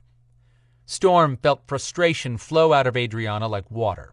Then she said, if this was easy, I'd have done it alone by now. If I allow that witch to continue cooking my sister's magic, Rhaegan will end up a shadow, unable to die, or to cross the veil to rest, even if she could die. I'm in, but that's insane, Evol said, voice falling off in disbelief. Adrianna said, I understand, but... No, Storm growled. I'll go with Adrianna. No! Evol crossed her arms and turned those gorgeous eyes on him that, even through the dark lenses of her glasses, dared him to dare her. We both agreed to help. We both owe her. It sounds like it's going to take everything we can to throw at this witch to stop her and save Rhaegan. Storm leaned toward Evol until they were nose to nose. You don't even know what you're going up against. I rarely know what I'm up against. What makes this any different? He had no argument for that, but neither was he giving in. I'm the one with the witch blood and magic. Actually, Adrianna said, interrupting, I was thinking I'd take Evol with me so you could stand guard, Storm. Taking a second to keep from blasting Adrianna, Storm took another approach. He drove the conversation toward better planning. From what Evol told me, you took on a witch doctor who was an evil piece of work, supercharged by a demon king, and you won. That's pretty damn powerful. Why not bring in more witches to help? Adrianna rubbed her temple and said, For one thing, the witches I've gotten to know since coming here are white witches who are not about to get involved in anything they'd see as dark magic. Number two is that if they do get involved, they'll probably end up dying. Well, that's encouraging, Evol interjected. Adrianna shoved a quick flash of attitude back at Evol, but continued in that disturbingly calm tone. I'm not saying that getting Rhaegan back doesn't come with danger, but these witches have no idea what they'd be up against, and frankly, after watching them try to form a council, I doubt they could agree on anything soon enough to be of use to me. Evol snapped her fingers. Oh yeah, you never finished telling me about that. Something with Rowan and Nicole, right? That's because you weren't listening. I am now, Evol answered dryly. I don't know anything about a council, Storm admitted. Adrianna acknowledged his comment with a tilt of her head. There have been no major covens, white or dark, in this region for a long time. Only small independent groups, though some of those are powerful. Now that the Maeve is dumping a constant flow of dark witches into Atlanta, all the small covens and solitary white witches are banding together to form a council under the pretext of policing their own. She gave a snarky chuckle. Let's say they're trying to band together. The truth is they want to concentrate their power, which is not a bad idea for defense if the Maeve attempt to undermine the White Witch community, but now Rowan and her peers are bugging me about getting involved. Evol waved her hand at that. But why would they want a Sterling witch? And for that matter, why aren't you calling in big guns from your own coven? Because I'm not aligned with the Sterlings either, Adrianna admitted softly. She met Storm's eyes as she finally answered, Bottom line is that I don't have any other witches to call in. Her throat worked in a hard swallow, and he sensed a wave of grief wash over her. Then as quickly as he'd felt it, the emotion was gone. And by next week it may not matter. Why? Because of what we have to do. Tired of dancing around a topic that sent his blood pressure boiling every time the idea of Evol being involved came up, Storm asked, And what exactly is that? Adrianna's sigh carried a weight that sagged her shoulders. Let me start from the beginning and explain everything first. As I said, my sister Regan is being held in another realm, a parallel universe that was created by the ancestors of the witch who took her captive. Adrianna paused, sliding her intense blue eyes to Storm when she admitted, I would do this alone if I could, but there is too much at stake to risk failure. Storm studied her a moment. What's at stake besides your sister? The supernatural powers within this world. Freedom, humanity, take your pick. All the powers? Evol asked. Yes, anyone with non-human powers would be at risk depending on their vulnerability. Storm asked, What witch could be that threatening? One who can wield Witchlock. Storm took a moment, searching for any memory. Never heard of it. Evol lifted her shoulders, indicating she hadn't either. Adrianna placed her hands on the tabletop, stacking them neatly again. Storm got the feeling she was drawing power in some way to soothe herself. Few have heard of it. Witchlock originated in the 9th century current era and was practiced in secret until the 13th century. Then the coven where it originated disappeared. Later, major covens such as the Sterlings, the Maeve, the Diamond Bright Truth, and Viaje de la Luz all assumed that any descendants who possessed remnants of Witchlock power had become a non-issue after so many decades. Whoa! Evol lifted a hand. The Maeve and Sterlings are dark witches, and you know I'm not slighting you because you're a Sterling. I know. But the Diamond Bright Truth and Viaje de la Luz are not dark witches. So what's the tie between all this?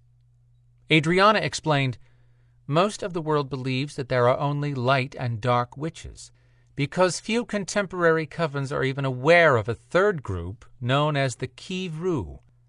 That name came from the Kievan-Ru area that Ukraine and Russia consider the first East Slavic state. Evol yawned. Aren't Sterlings from that area? Sterling blood can be traced back to medieval Scotland, which was inhabited by the Norse Gaels. Vikings? Basically, yes, but the Sterlings eventually migrated to Ukraine, which is now their home, even though many live in different parts of the world. Storm noted how Adrianna talked of the Sterlings as if she had not been born one. Something was seriously off between her and her coven. Got it, Evol yawned again, sounding as beat as she looked. Storm would call a halt to this and suggest they meet after everyone had some rest, but there was no way he'd get Evol to let go of this tale when they were finally going to find out so much about Adrianna. His earlier irritation had evaporated once he had Evol safe and close beside him. Normally he could control his temper around her, but not when she constantly put herself first in danger and last in value. He was slowly changing that, helping her understand that she mattered. But since he'd mated with her, all he could think about was just how precious a gift he had, and how he'd never survive losing her. The thought of anything happening to her was... he couldn't even consider it. Still, the possibility had been at the forefront of his mind the whole time he'd been gone. Then he'd come home to find her one slip from plummeting to her death. Drawing in a calming breath, he put his arm around Evol's shoulders and pulled her to him. She smiled up in response, and his heart took note, beating like a war drum. Adrianna made a noise in her throat, which drew a grin from Evol. The witch said, "Are you two still with me?" Storm said, "Yes." Then he ticked off a condensed version. A third player in the world of witches, apparently neither white nor dark, which originated in the 9th century in Kievan-Rue. What makes this coven different from others? Kiev-Rue originally formed with the idea of being an objective force for the people, which meant doing whatever they felt necessary to protect the masses from oppressive rulers and other threats, whether that involved using white or dark magic. Instead of sacrificing a human or an animal to power the origin, the two who started all this each gave of their own blood and created a spell that bonded their blood with all of the elements, but especially that of the air. Evol lifted her head from where she'd propped it on her hand. Why air? Because of all the elements, air can affect water, fire, and earth. Okay, so what has all that got to do with your sister, or you? I'm getting to that.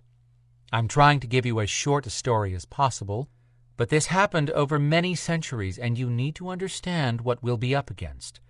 The bottom line is that the empire known as Kievan-Rue had a population of both Slavic and Scandinavian people. It was founded by Vikings, depending on which history you follow, but let's say mine is correct. What if it's not? Evol asked, with a bit of taunt. Let me make this simple. It is correct. Evol snorted at Adrianna's rare show of temper, and Storm couldn't stop his chuckle. Adrianna shot them both a glare and said, "During the time the Slavics and Vikings coexisted, a secret coven of powerful beings grew from those two who gave their blood. One of the original blood donors was a woman who called herself Heidi, and was loosely described as a descendant of an immortal Norse sorceress named Gullveig. Heidi might have been part Fae as well. She married Volkov, and he was believed to be a shaman from Ukraine. But today we'd call him a witch." "That'd be a scary mix," Evol said. "So they started a coven, right?" Adrianna nodded. "Is it still around?" "The Kiev-Rue coven was believed wiped out when the Mongols invaded Kievan-Rue." Storm thought a moment. "Are you talking about the Khan witch hunts?"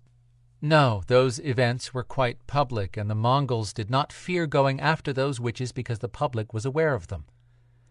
Over the years, just to protect their identities and location, the Kiev-Rue coven fed rumors to convince the general public they were only a myth. But one witch got a burr up her backside, probably because she was not powerful enough to ever hold a position of leadership. She betrayed them." "Got it." Adrianna continued. "Mongol soldiers were sent covertly to behead the coven members, and the soldiers returned after being gone for 4 months, claiming to have killed the entire coven. But they did not bring back even one head, nor could they recall the path of their journey. Things were quiet, so everyone believed they'd been successful.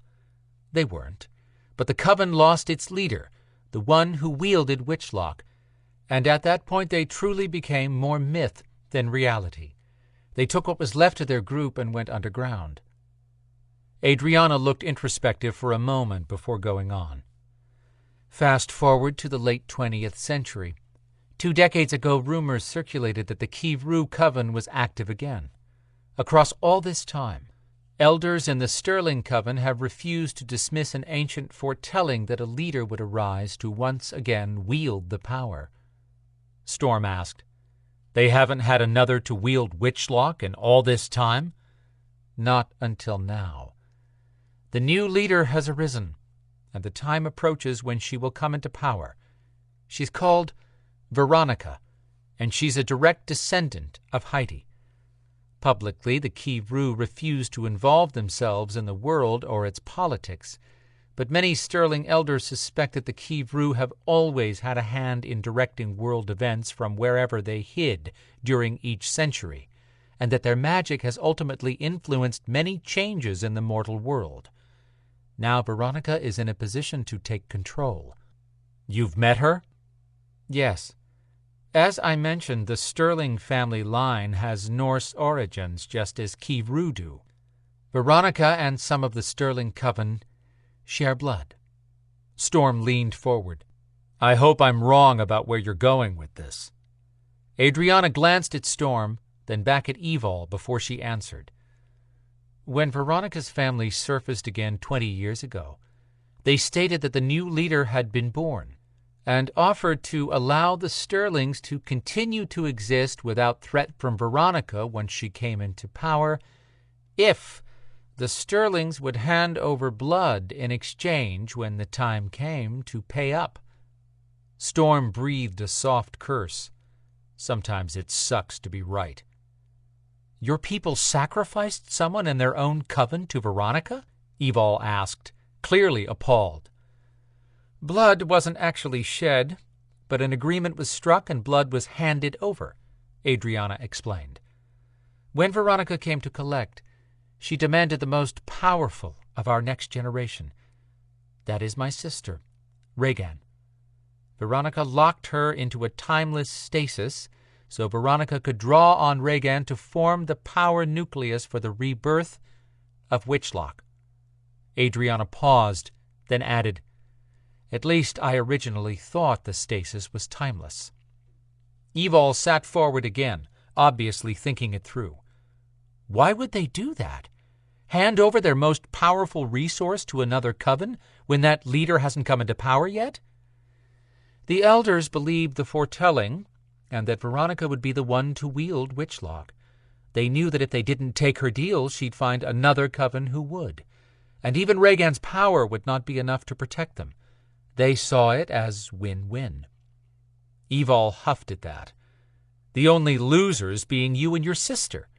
She rubbed her eyes under the glasses again. You said the Kivru were altruistic. How? I said they started out that way. When they went underground, something changed, apparently. They still talk the talk, and maybe some of them actually believe that Veronica is meant to do great things for humanity.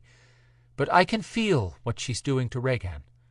And I can tell you that what she means to do, there's nothing good about it. Storm shook his head. This was not good. He reminded Adrianna, You have yet to say what Witchlock is, specifically. The Sterling historians explain it as the ability to take possession of another being's power and control that person's gifts or abilities. The term Witchlock comes from a convoluted translation of ancient Slavic words, which basically means for a witch to lock onto any energy and take control. The drain on your sister notwithstanding, I've never heard of a witch that powerful, Storm argued. I had not either, Adrianna agreed. Not until I saw the Sterling coven, which is feared by all who know them, hand over their next leader just to protect themselves. No wonder Adrianna never said much about being a Sterling. Storm cheered her decision to turn her back on that family. He had his own dark genetics that had almost sucked him into a bottomless abyss. If not for Evol, he'd be there now. He kissed her head and felt her smile wrap his senses. How tough can this Veronica be? Evol asked. Adrianna said point-blank, although she's dangerous in her own right even now, her current powers are nothing compared to what they will be when she takes possession of Witchlock. At that point, she'll be pretty much invincible. Not to a god or a goddess, Storm qualified. I honestly can't say, Storm. Veronica is descended from Heidi, And Heidi is suspected of actually being Golveg, who was burned 3 times and still came back to life. Veronica is not to be underestimated, and as I said, she may also be part Fae. There are some things no one outside the Kivru Coven will ever know. Storm ran a hand over his face, trying to wrap his head around the threat Adrianna clearly believed was imminent. Hard to argue with her when every word she spoke rang true to him. Evol sat up and started tapping the table with her fingers in a fast rhythm. "Where's this place your sister's being held?" "She's in a realm called Jafnan Mir, which is both Nordic and Russian. The words translate into Forever World. It's similar to Ironwood in Norse mythology, but Veronica's ancestors created the Jafnan Mir realm." Strain peeked through Adrianna's calm exterior when she stifled a yawn. Evol asked, "How long has this been going on?" "Rhaegan was taken 17 months ago." "Your sister has been a prisoner for 17 months? How can you be so calm all the time?" Adrianna didn't say a word at first, but her fingers curled into tight balls. "It takes every ounce of my control to remain as calm as possible. Rhaegan and I are twins, but we're more than that. We were bound with magic while in the womb because we were the 7th daughters of a 7th daughter. The Sterlings knew we would be extremely powerful, but they were afraid 2 baby girls would divide the power. They were wrong." Storm understood. "You were double the anticipated power, right?" "Correct. But Rhaegan and I kept it a secret for a long time so that they wouldn't separate us." Adrianna kept talking at an easy pace, but her fingers remained fisted so tightly her knuckles were bone white. "My sister has been locked inside her own mind for 17 months, like being frozen while wide awake. I can hear her every minute of every day. I can feel her breathing. If I'm upset, she feels it through the bond, and my agitation would increase her stress, but she has no way to release it. For that reason, I must remain at peace to help her survive. She would have given up living immediately if she could have. She has no control over anything, and when it's bad, she—" Evol whispered. "She what?" "She screams. She rarely sleeps. She moans constantly. But it's the screaming that is so difficult to endure." Storm had run for hours to get here, and had been angry to find Evol left alone to fight a demon. Then he'd been terrified to find her falling off a mountain. He was not looking forward to the circus in her apartment when they went home, and definitely not ready to let her near a bunch of dark witches. But hearing Adrianna's story made all of his problems appear trivial and manageable. He couldn't say that he would have been able to maintain the quiet calm she exuded every time he saw her. He asked, "What do we have to do to reach Rhaegan?" Adrianna's gaze faltered for the first time. She was hiding something. She stretched her fingers and clasped them loosely again. "Veronica's ancestors will stand in the way to prevent us from reaching the center of the realm. I know where Rhaegan is only because she was placed in the realm before Veronica blinded her.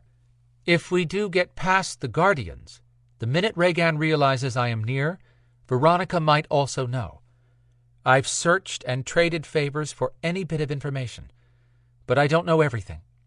The one thing I do know is the Guardians are there to keep anyone from touching Rhaegan. If you're going to walk away, now is the time to do it." Time to wrap this up. Storm could smell the food almost ready to come out, and Evol's stomach growled.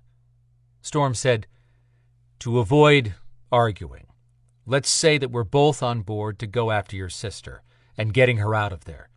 You said you'd like me to stand guard. Why not take me?" "To travel there takes stepping out of our bodies and crossing through a different plane." Evol's face fell. "Is this going to be like me doing that astral travel thing to find Storm and Mitnall?" "Similar, but no. I'll be guiding you instead of unknown spirits. With Storm staying behind to protect us, He can help send us there and ensure you get back." "How does he do that?" Adrianna pointed at Evol's chest. "You're wearing something akin to a chakra stone, right?" Evol's hand moved to her chest. "He glued an emerald on me." "I did not glue it," he corrected her. "I used magic." Rolling her eyes, Evol said, "He magic glued a stone on my chest to use like a tracking device." He scowled. "That's not—" Then he caught Adrianna's smirk and looked over to find Evol grinning. He leaned close to Evol's ear and said, "You'll pay for that." She murmured, "I sure as hell hope so." "Anywho," Adrianna stressed, eyes twinkling for a moment before turning serious again, "if we can't leave the realm on our own, I'm banking on Storm jazzing up the magic on that stone so that you can alert him that we're in trouble. He'll pull you out the minute he senses it." Now Storm understood why Adrianna wanted him to stay behind. She was creating a safety net for Evol. Evol could hold her own with pretty much any supernatural being, but if she got into real danger, the stone would alert him, and he'd yank Evol out so fast she'd lose a day of time. That was if he went along with her going, which was still a no in his book. The other thing he'd noticed about Adrianna's plan, she had no safety net for herself. "Would I be able to pull you both out?" "No. You'll only be withdrawing one person." Caught in the middle of another yawn, Evol snapped her jaws shut and gave Adrianna a hard look. "What are you really saying?" Adrianna had returned to her subdued self, fingers steepled and tapping silently against each other. She stilled all her motions and addressed Storm. "We need to do this. Veronica would have a battle taking over your power, Storm, but she wouldn't tackle that fight first. She'd go after Evol, who is vulnerable." Evol said, "What? I'll show you and Veronica vulnerable with my boot." "You misunderstand me, Evol. I'm not saying you're weak. I'm saying that you are vulnerable because you care for so many people. The Kivru magic preys on emotional vulnerabilities. When Veronica possesses Witchlock, she'll learn everything about every powerful being that she chooses as prey. She'd especially want someone like you with Belador and Maeve blood. Plus, you're a griffin to boot. When you least expect it, she'll set a trap and catch you with your mental shields down. Once that happens, she'll use your powers and your gifts to kill everyone who trusts you, starting with Storm." Chills crawled up Storm's spine at what Adrianna described. If she had her information right, that would be catastrophic, and he could see why Evol would be a prize to capture. "How do we stop her, Adrianna?" She inclined her head toward him, indicating he'd finally asked the right question. "Veronica has only one weak spot right now, and it's her connection to Regan. We have to use that link to destroy her, no matter what." Evol sat up as the waitress arrived. Once the young lady left, Adrianna dipped her tea bag into the mug of hot water and continued in a low voice, "We have very little time." "Explain," Storm said, and took a bite of his baby back ribs. They tasted damn good, and he was starving.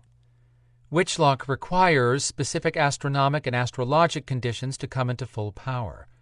Those conditions happen no more than once each millennium, and not always then.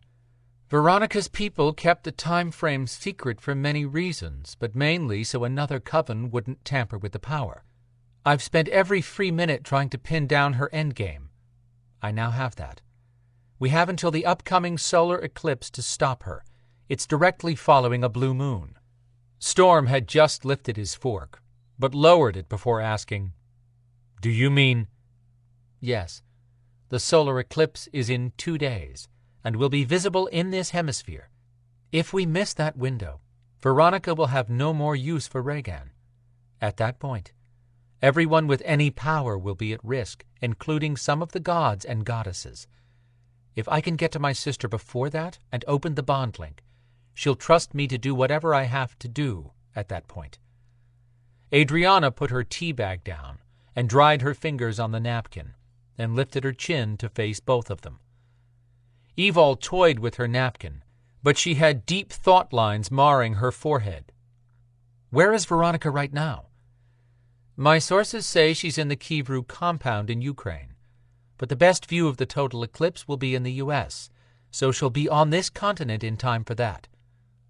Storm considered all the things that could and would go wrong on any mission, especially one with little confirmed intel. "What if you can't get Rhaegan out of the realm, Adrianna?" "I have a backup plan," Evol said. "Which is?"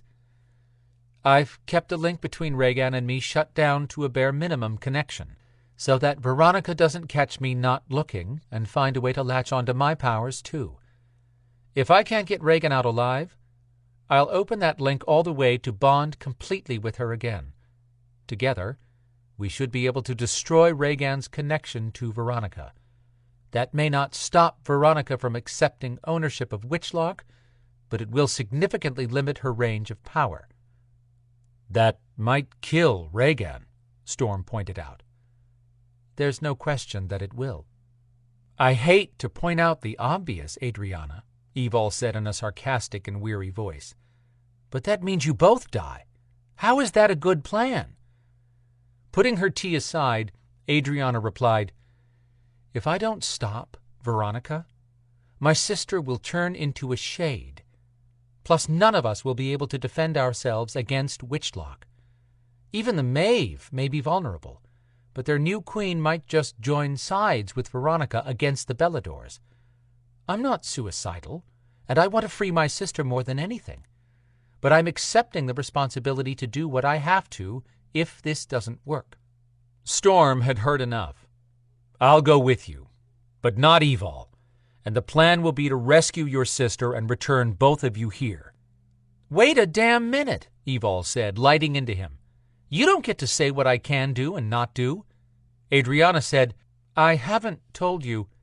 "I'm not dictating your life. I'm trying to keep you safe," Storm told Evol, who had moved so that the light shining on her face showed the dark shadows of exhaustion. He hated for her to be run so hard, and could tell how close she was to going ballistic, mainly because she was too tired to prevent it. Storm held his temper and kept his voice low. "I'm the most qualified to go with Adrianna, since I carry very strong witch blood and powerful shaman blood." Adrianna leaned in. "If you would just listen." "No, he won't listen to anyone," Evol snapped. "Especially me. What I say doesn't count all of a sudden." "That's not true," Storm argued. "Yes, it is. I'm telling you I'm just as qualified to kill anything out there as you are, and you know that. But you're dismissing me outright." Storm wiped a hand over his mouth. "I need you to—" "Shut up," Adrianna said just loud enough to cut through their angry words. He turned to her and could feel Evol's frustration roll into anger, ready to lunge at the witch. He put his hand on Evol's arm and felt the pulse of her temper beating hard beneath the thumb he rubbed back and forth over the vein to calm her. She was upset because of him, not Adrianna, and the Sterling witch didn't need Evol's misdirected anger at this point. She stayed there an extra second, then quieted and sat back in her seat. Adrianna leaned in, hands clutched together. "I've spent a very long time researching this, and I get one shot at making it happen. I am not going to let whatever issues you two have get in the way of going after my sister. You said you'd help. If Evol isn't going, then tell me now, because I'm running out of time and I have to know." Storm held back his thoughts, allowing Evol a chance to reply first. Maybe he was being overbearing, but he would not lose her. Evol said, "I fulfill my commitments, and I told you I would help you when the time came. I'm in." She turned to Storm, and her silence challenged him. He gave in for now. "We'll both help you." The smile he received from Evol lit up his world. He couldn't back up on his word to her or Adrianna, so he nodded to let Evol know they'd do this together. Evol asked, "Does that mean you give your word not to fight my going with Adrianna?" "Yes." He got a double blast of happy evil for that admission. She didn't need to know that he already had a shaman in mind who could be the anchor in this world, which would allow Storm to travel with Evol and Adrianna. He had faith in his ability to protect her anywhere, even in the Jaffnan Mir realm. Now that they had peace between them again, he leaned over and kissed Evol's cheek. "Sorry." She whispered, "Me too." "Maybe we can get done now that you two have made up," Adrianna muttered. Evol lifted her eyebrows. The witch smirked and said, "Thank you, both, because I'm sure I can't pull this off alone, or I'd have already gone after my sister. I waited, because if there is a chance to bring Regan home alive, then I do want that first and foremost. She's all I have." Storm said, "Tell us everything you have in mind so we can plan." "I have a couple of locations that should be perfect on a Sunday evening, but I'll have the best one figured out this afternoon. We can't wait until the last moment, so we'll do this after sunset." Shifting her gaze to Storm, Adrianna could finally finish explaining. "As for the plan, what I was trying to tell you is that I can only take one person into the realm with me, and it has to be a woman. So Evol and I will travel there together, and you will be our protection in this world." What the hell? Now that he'd given his word, how was he going to stick to it and keep Evol safe? Chapter 8. Where is Brina? Zader Burke asked Maka, the Celtic goddess he'd sworn his allegiance to, and the person responsible for the homicidal fantasies he was trying hard not to act upon. With alabaster skin as pale as his was dark, Maka's high cheeks and narrow nose would be thought patrician by today's standards, but she'd lived far longer than aristocrats of recent centuries. Mink-brown hair, woven into finger-thick braids, hung in front of her shoulders and down her back to her waist. She changed her hair as often as a flea jumped to a new spot on a dog, and she had a temper that rivaled Zader's. He'd been cautious over the years not to shove her into a corner in a way that would result in Maka unleashing her fury, but the time had come for her to step out of his way. That didn't mean Maka would see his side. Avoiding his question for the third time, the goddess replied, "Treor Castle has never been this vulnerable. I need you in Atlanta, since I have to remain here to watch over Brina and Treor Island. You're the next one after me and Brina who can represent the Beladors at the tribunal." The goddess floated across the expansive living area in Treor Castle, ruffling her bright green gown. She turned to him, voice as hard as the unforgiving ruler she could be. "We are still at war with the Maeve. Even more so now that they've gained permission to enter the human world. We can't ignore our duties."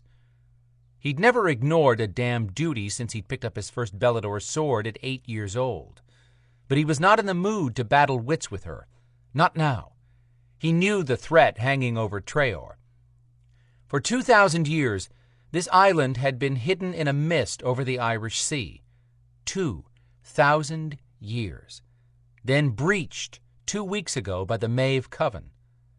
That group of dark witches gave their allegiance to a deadly queen, now reincarnated into a goddess who wanted everything Maka had, starting with Treor Castle and Island. Zader had never cared about living in a castle or possessing piles of money. He'd grown up on this island because his family had defended Treor Castle and fought alongside Treor warriors for more generations than Zader could count. In all his life, he'd wanted only one thing he couldn't walk away from: Brina. When Zader's father was killed in battle, the elder Burke's immortality had passed to Zader. At the same time, a powerful defense ward placed around the castle prevented any immortal except Brina or Maka from entering, and that ward had stood between Zader and Brina ever since. 4 long years. The ward was gone now, and Zader would not wait any longer. He should suck it up and drag out what was left of his patience, since he had to go through Maka to reach Brina. But Maka was the reason he had no patience left. He reminded her, "I'm here to see Brina." "We're talking about the tribunal." "No, you're trying to avoid discussing Brina," Zader wanted to say. Maka's avoidance meant she was hiding something, and the longer she took, the more Zader's chest tightened with worry. "Fine. Tell me what the problem is now with the damn tribunal." Her eyebrows moved up slightly at the curse, but amazingly she let it go. "I have just been informed a new tribunal is expecting our representative in 45 minutes. Now what?" "Why?" "The Maeve are complaining that Beladors are killing their witches and warlocks unprovoked." "That's insane. Viper knows that every Belador warrior stands to face severe punishment, death even, for breaking our code of honor." He shook his head and scowled. "No Belador is going to take that risk, knowing his or her entire family would face the same consequences." "Viper may recognize that, but the deities who make up each tribunal won't care one way or the other. They're annoyed at spending so much time dealing with the human world. And now that the Maeve have sent a proposal for peace, the tribunal wants me to rubber stamp it." "What proposal?" "The Maeve suggests the tribunal assign a liaison between the Beladors and the Maeve coven." She resumed floating inches above the floor as she air-paced. "And?" He had a sick feeling about where this was going. "They claim since Evol is the leader of the Griffins and shares the blood of both pantheons, that she should step into the role of liaison." "No." He braced himself for an argument. Maka came to a sudden stop. Her emerald green gown swirled around her ankles, sparking with tiny bursts of light, where other gowns with bling would merely twinkle. She lifted her chin and held his gaze with her steely one. "That is not your choice to make." Nothing ever was. "You would hand her over to the Maeve after all she's done for us?" "I didn't say I intended to agree. However, you should remember who makes the final decision here." Like he needed a post-it stuck on his forehead when he looked in the mirror. "I know who runs the show." "You're in an impertinent mood." "I'm in an impatient mood. I want to see Brina." "So you're not interested in my decision regarding Evol?" If he had the time, he'd walk over and shove his fist through the closest stone wall. It would feel better than suffering this frustration. "Yes, Maka, I'd like to know."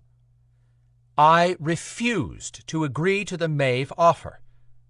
The goddess hadn't rejected the offer out of any desire to protect Evol. He waited to hear Maka's explanation. "The last thing I want to do is give the Maeve access to any Belador resource. There's no telling how they might figure a way to use Evol against us." And there it was. With Evol somewhat safe and that out of the way, Zader replayed his broken record. "About Brina. What progress is being made with finding evidence of the Maeve dumping demons in Atlanta?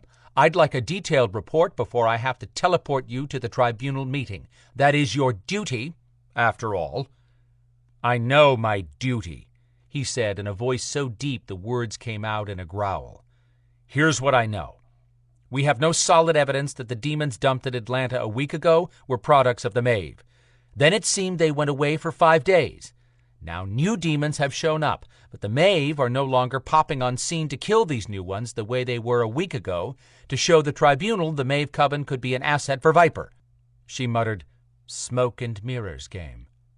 "I agree, but we still lack evidence. Viper isn't helping, but one of our warriors cornered a demon." "Oh?"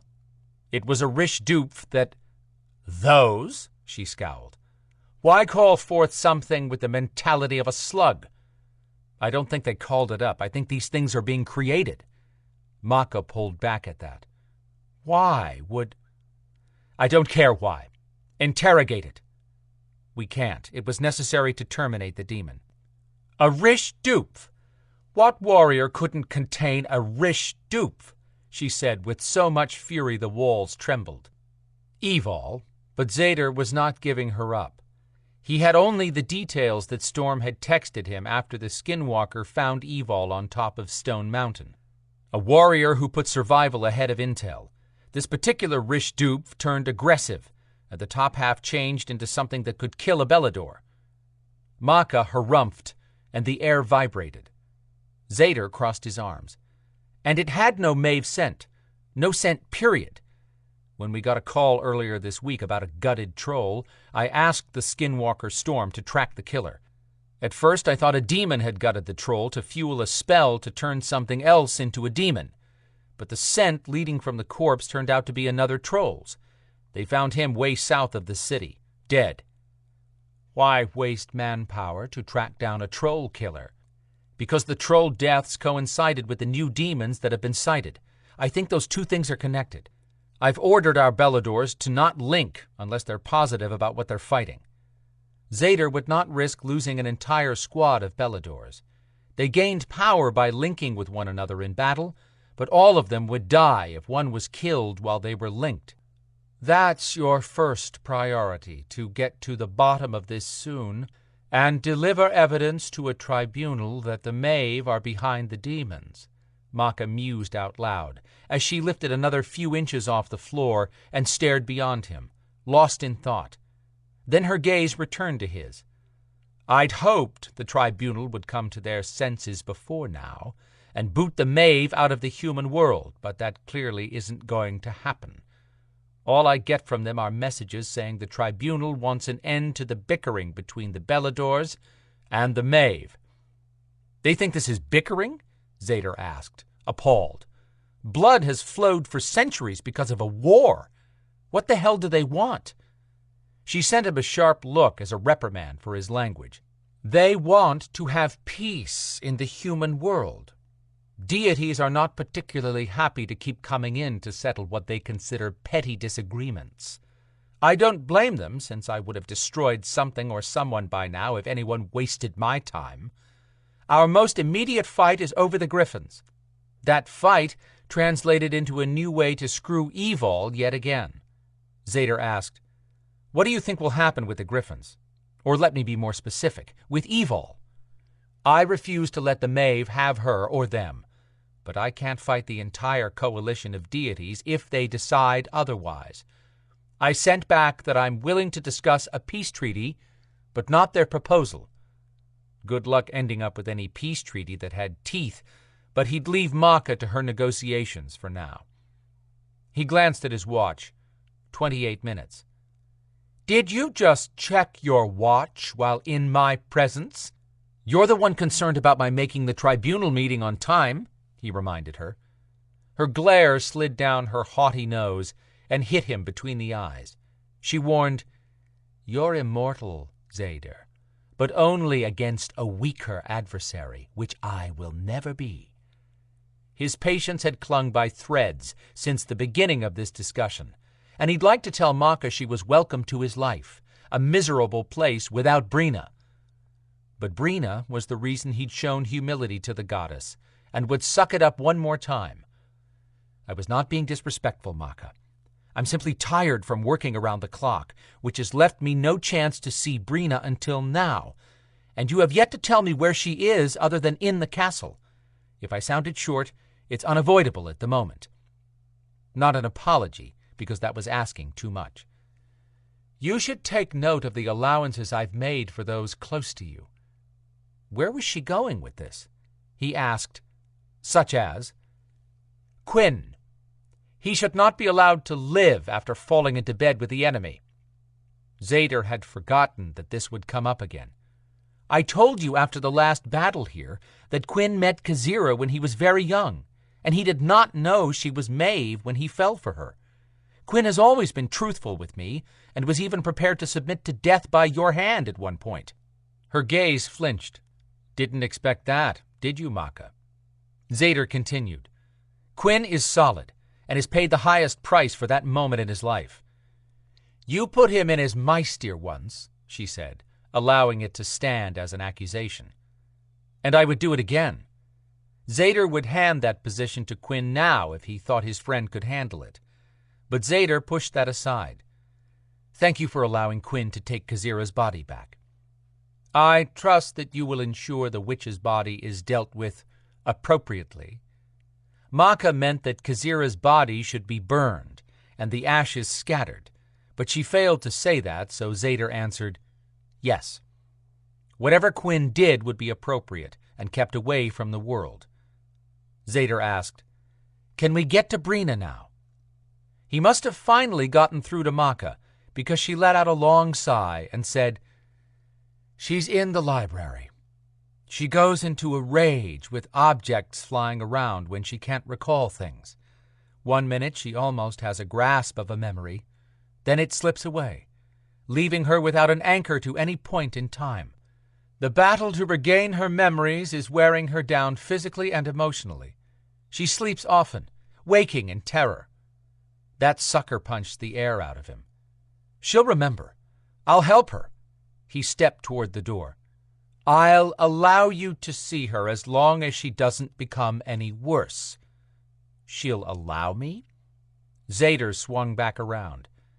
You will allow me to see her as often and for as long as I want when I am not on duty.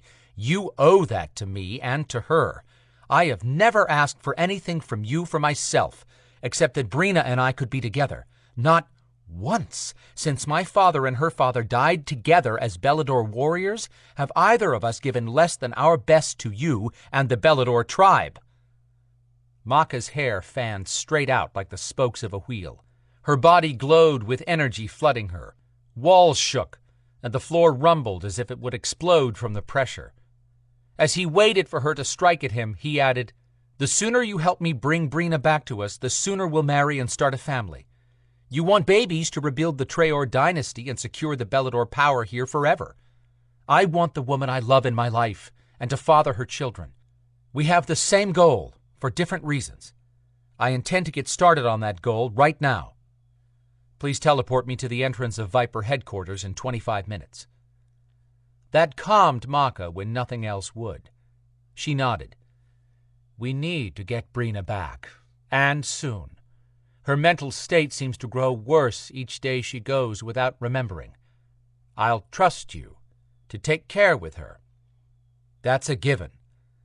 He strode quickly through the halls, passing 2 of the royal guards along the way. He gave them an abrupt nod when he'd normally have stopped to chat. He'd expected to find Brina alone, which she technically was, but Alan McDonough stood outside the open door to the library. Maka had sucked Zader dry of any patience. This guard deserved none, not after trying to poach Brina. Zader knew the minute Alan realized who approached, because the guard tensed and straightened his shoulders. When Zader reached the entrance to the massive library, he paused to take everything in. Brina sat on the far side of the room, in a cushioned window seat with a leaded glass backdrop. That was new. There hadn't been a window in this room for years. Zader kept his voice down. He had no problem taking this guy to task, but he didn't want to cause a disturbance so near to Brina. He told Alan, I warned you about being around her. I am not around her, but guarding her. There is a difference, Meister. Alan had said that in a tone of tolerance more than respect.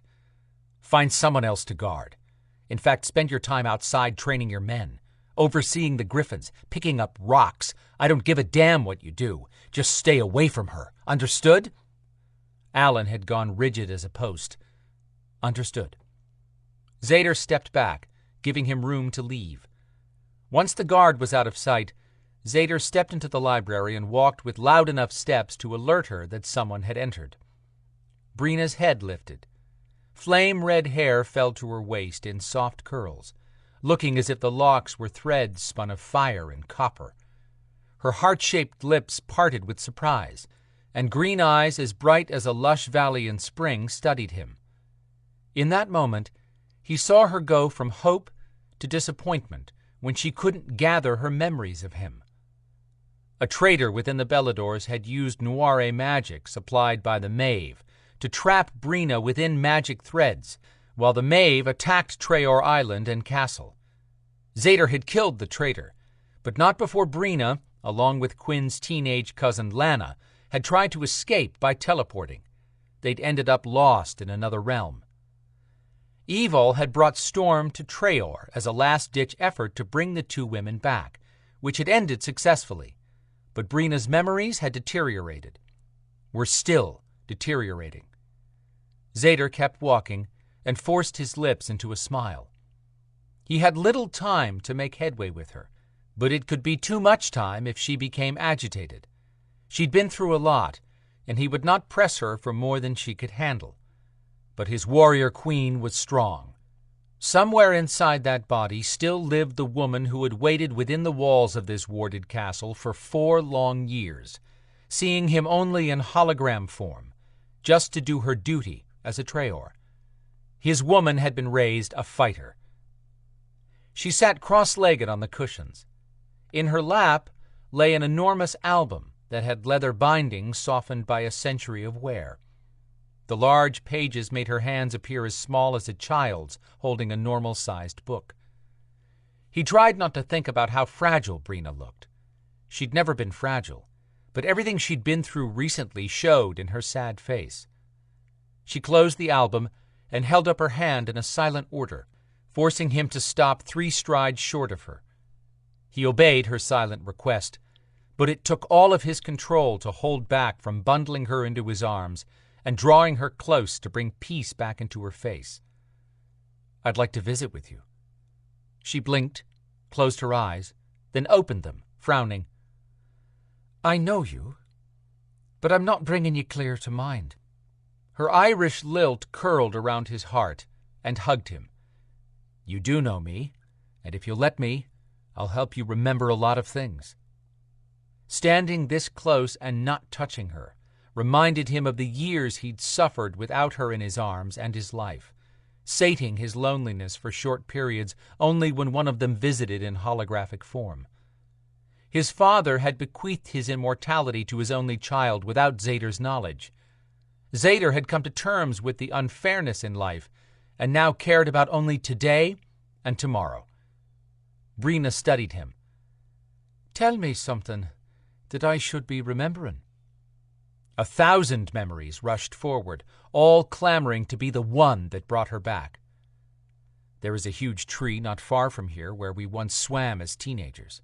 It was our spot. He'd made love to her there for the first time, and again in his dreams just over a week ago. But his dreams didn't count. She had to remember what happened for real." Her eyebrows dropped low as she thought hard on something. Sending him a wary look, she asked, "Were we at the tree recently?" "What do you call recently?" he said, curious to see where this was going. She shrugged. "In but 2 weeks past?" No, not unless he could show her his dream. "Oh." She sounded disappointed. "What's wrong?"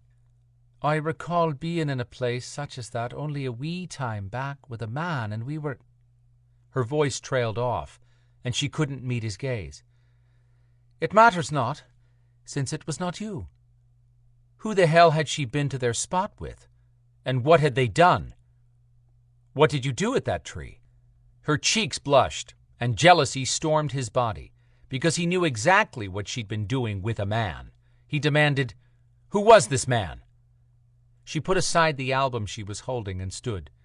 "Do not dare to raise your voice to me." He heard her, but he had been put off by Maka and would not leave her without finding out who had dared to take her to their tree. "I want a name, Brina. Now." If she said Alan, that guard would regret his audacity for the rest of his short life. She pointed to the doorway. "Get out!"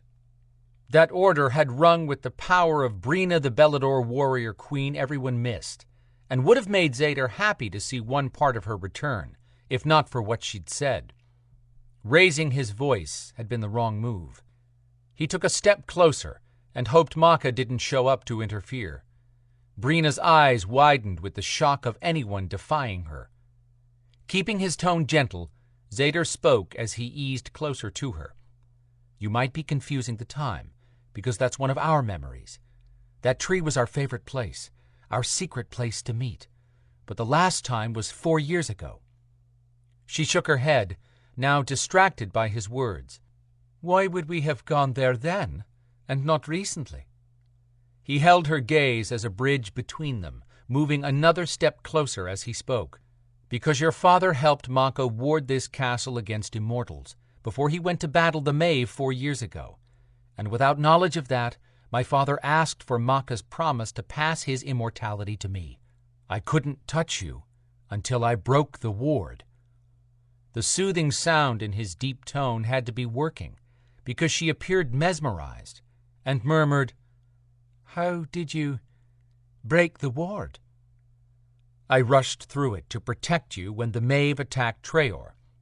He lifted a hand and ran it over her hair, surprised to see his hand tremble. But this was their first real touch in 4 years. "I died when I crossed the ward, but through a miracle I was revived, just not fast enough to reach you before you were attacked with Noire magic."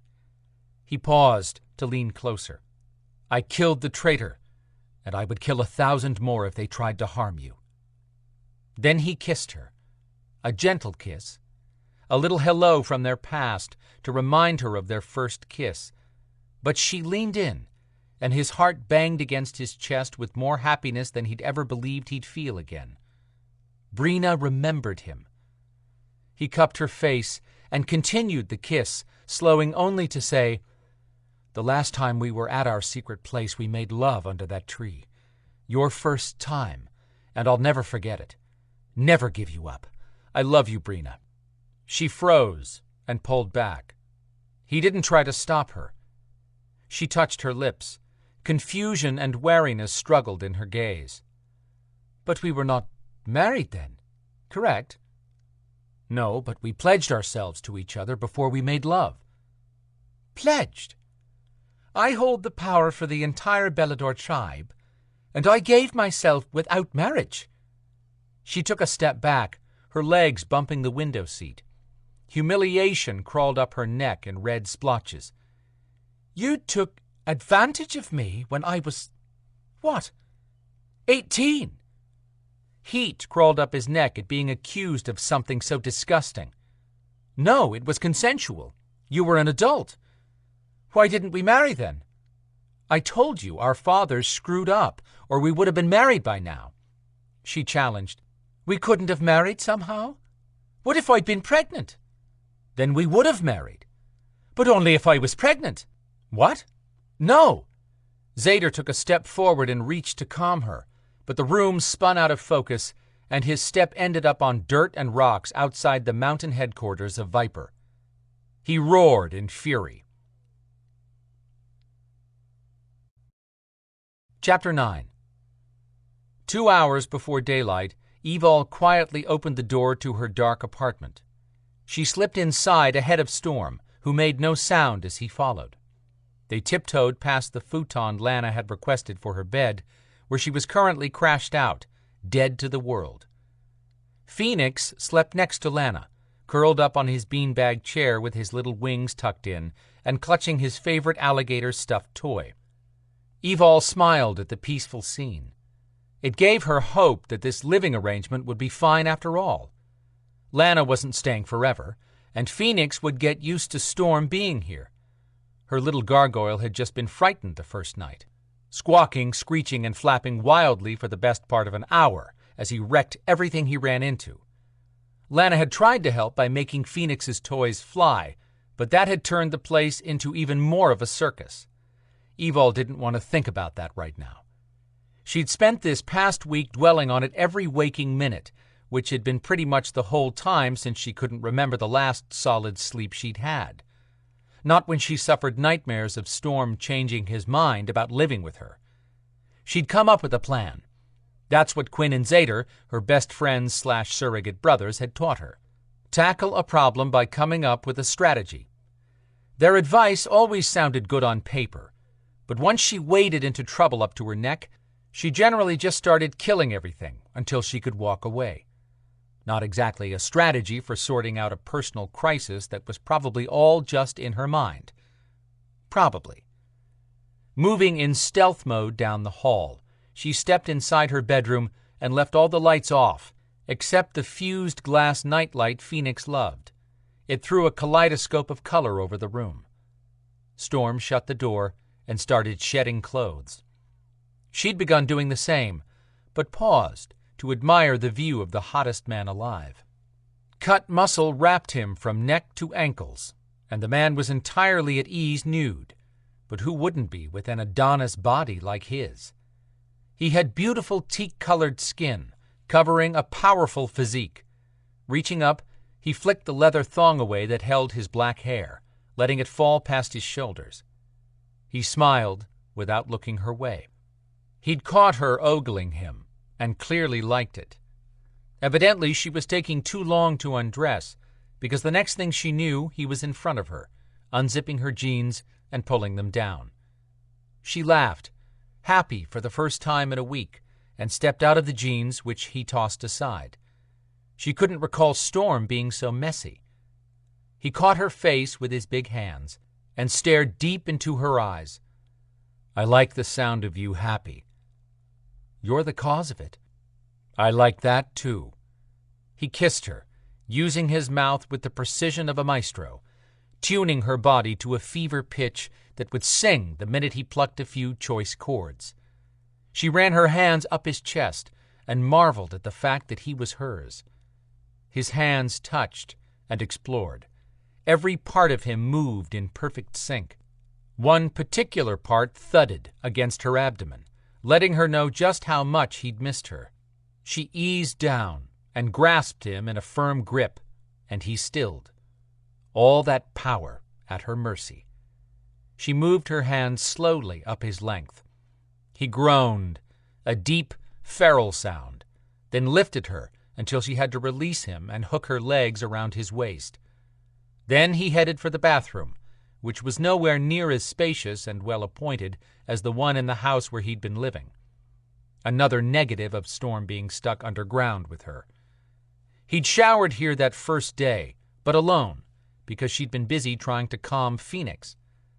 She had a moment of panic, berating herself for not allowing Quinn to incorporate all the upgrades he'd intended for this apartment. She'd been so determined to stand on her own 2 feet and take no charity that she'd refused any luxury Quinn had tried to push her way under the excuse of being her landlord. Which he was, but she received a monthly stipend like every other Belador warrior and could pay her bills. Storm sat her on the vanity and eased away, leaning down until his face was all she could see. He shook his head. "What are you worrying over now?" He couldn't read minds, she knew that. But he was a strong empath. If she told him she was embarrassed by the cramped quarters, he'd tell her it didn't matter. He'd blow it off. He couldn't outright lie, or his Navajo gift for detecting a lie would backlash on him with physical pain. That didn't mean he hadn't figured out how to skirt the truth by being clever when he felt it necessary. She opened her mouth and closed it. He said, "If you don't want to say what's bothering you, that's fine.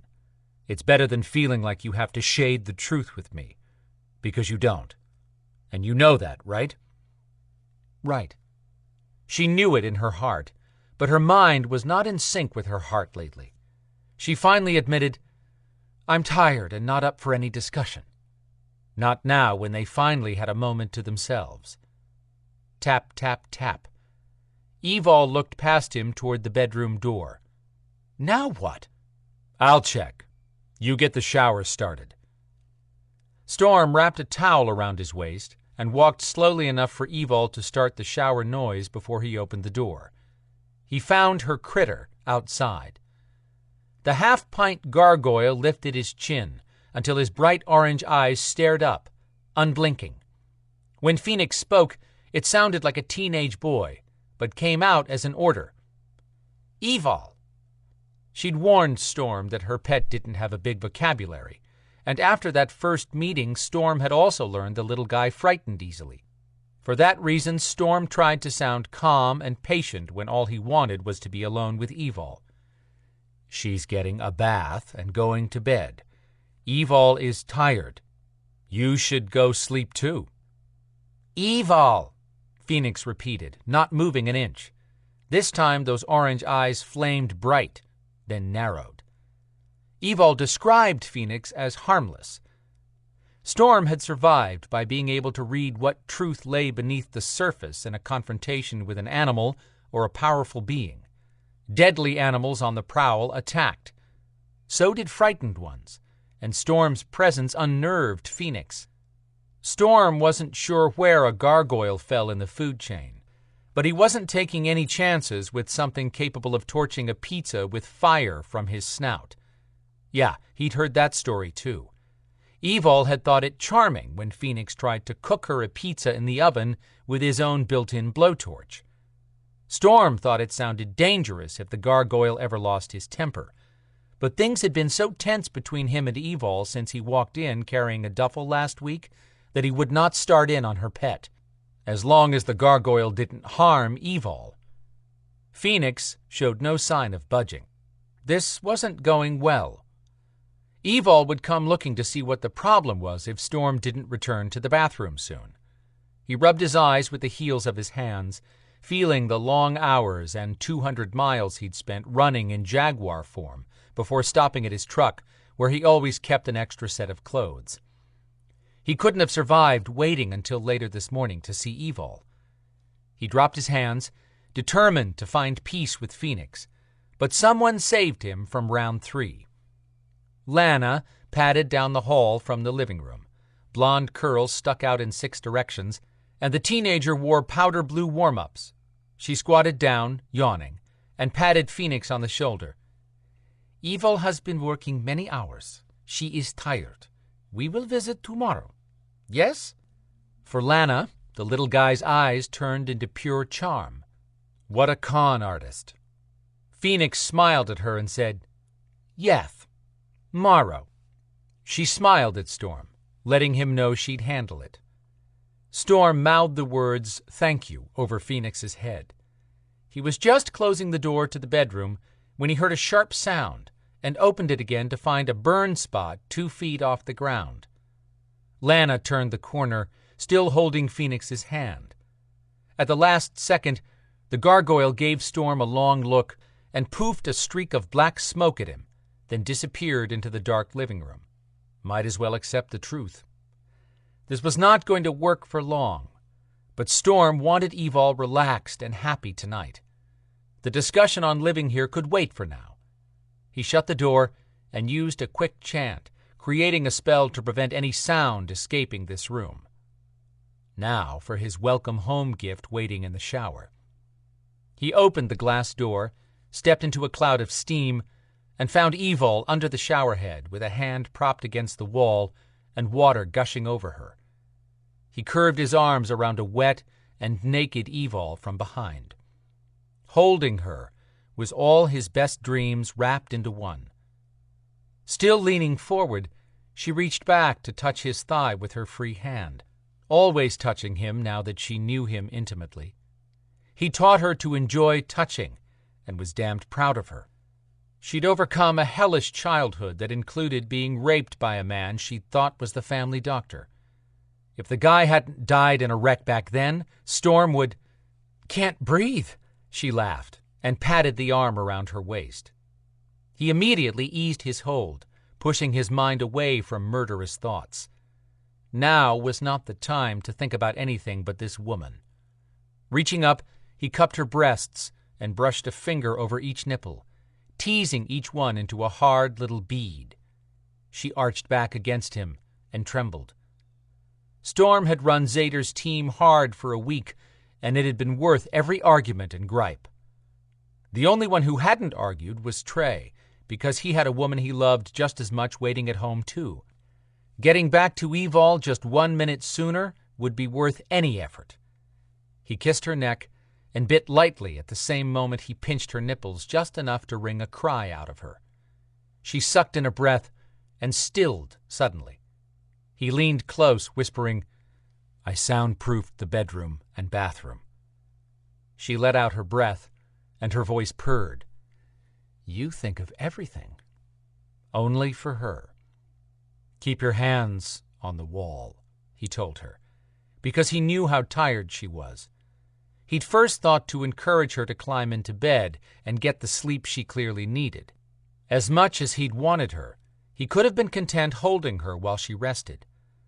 But the one night they'd spent here had stressed her out and left her with a wary look of worry he hadn't been happy about leaving. Right now, he wanted to remind her that she was loved and that she was his. Next, he'd drain her of all the pent-up energy surging around her. His empathic gift kept picking up on that. Once that was gone, she'd sleep soundly, tucked up against him where he'd be able to rest with her, safe and content. She lifted her head. "I want to feel you so much you have no idea." I beg to differ. That had been a plea as much as a statement, and he ached to be inside her too, but not yet. Allowing one hand to pay homage to her breast, keeping her gasping and trembling, he ran his other hand down, fingers tracing every inch of her firm body. She was built for agility and power, but all that toned body came with plenty of curves. Evol fought with all she had inside her to protect others and do her duty. She rarely softened completely, except at a moment like this, when she felt safe enough to let her guard down. Only for him. Humbling, to say the least. This magnificent woman was all his to hold forever. His fingers swept around her waist and across her taut butt. Then he slipped between her legs and found the bundle of nerves that were as slick wet as the rest of her. He wanted to take her to the edge with his tongue, but she would not last long tonight, so he brushed the pad of his finger over the sensitive spot, and she slapped her hands against the tiled wall. 2 more strokes, and she shuddered, calling out to him, so very close that he slid one long finger inside her, pulling it out slowly, then pushing it back in. Power shook the glass. "Easy, baby," he soothed her, which was in contradiction to the way his fingers demanded she let go. He moved to the nipple that had been neglected and teased it. She bowed back, arching with her hands flush against the wall. She keened a long sound. The wall cracked just as she crashed over the edge. He didn't let her stop until she gave everything up. When her knees buckled, he caught her and turned her around, then lifted her into his arms where he could kiss her. She curled a noodle-limp arm around his neck. Her lips smoothed into a content smile. He'd make it his goal to keep her that way. He kissed her deeper, missing everything about her more than he would ever expect to miss a person in only 1 week. Good luck expecting him to go away again any time soon. All he had to do was come up with a living arrangement that would work for both of them. That had never been an issue in the past, but they'd never tried to coexist under one roof before. She let him lift his head. When he did, he was treated to a glazed look of satisfaction that he'd put on her face. She struggled to draw in one breath after another. "Is that all? Can you handle more? I know you didn't just ask me that." There was his badass, always up for a challenge. He lowered her to her feet and kissed her again with water sluicing over them both. He pointed her hand at the glass door, which swung open. Then she bent a finger as if calling something to her. He lifted his head in time to catch the condom flying into the bathroom. She asked, "Want me to put it on you, or can you handle that?" Tough question. It's been a whole week since I've been inside you. I might not survive it. Her eyes glowed and her lips quirked up. She snatched the condom out of his hand and tossed the wrapper out the door, closing the glass door before she sheathed him. He hadn't been kidding about not surviving her hands on him. Then she jumped into his arms, and he busted out laughing and told her, "I've missed you." Really? That sounded too serious. He held her with one arm underneath her and brushed her hair back. "Don't you ever doubt it, or that I love you." "I love you too." Again, too intense. He'd get to the bottom of all this anxiety filling her gaze tomorrow. For now, he'd just love her. She squirmed and moved, trying to lower herself. He used both hands to lower her, stopping just close enough to let the tip of his penis tease her. She grabbed his shoulders and gave him her threatening look. "If you keep holding me back, my kinetics might kill us all." Not giving up her bright green gaze, he lowered her and pushed inside slowly until she took all of him.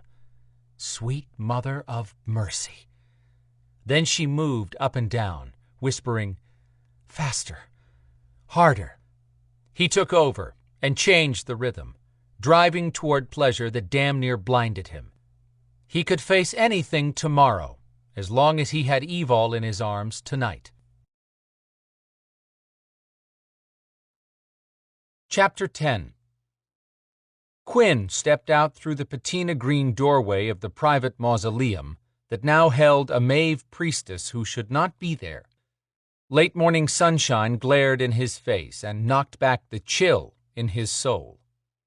A peaceful Sunday seemed appropriate for laying Kazira to rest, and the sculptured statues, massive monuments, and ancient oaks of Oakland Cemetery would watch over her. With downtown Atlanta only a mile away, Quinn could keep her close and out of sight. This cemetery had shielded secrets since the mid-1800s, when the first Atlanta residents were buried here. Oakland would protect Quinn's secrets, too. His eyes stung. He squeezed them shut. He'd shed all the tears that he would allow to fall. It was time to face the consequences of his failure. Kazira, dead.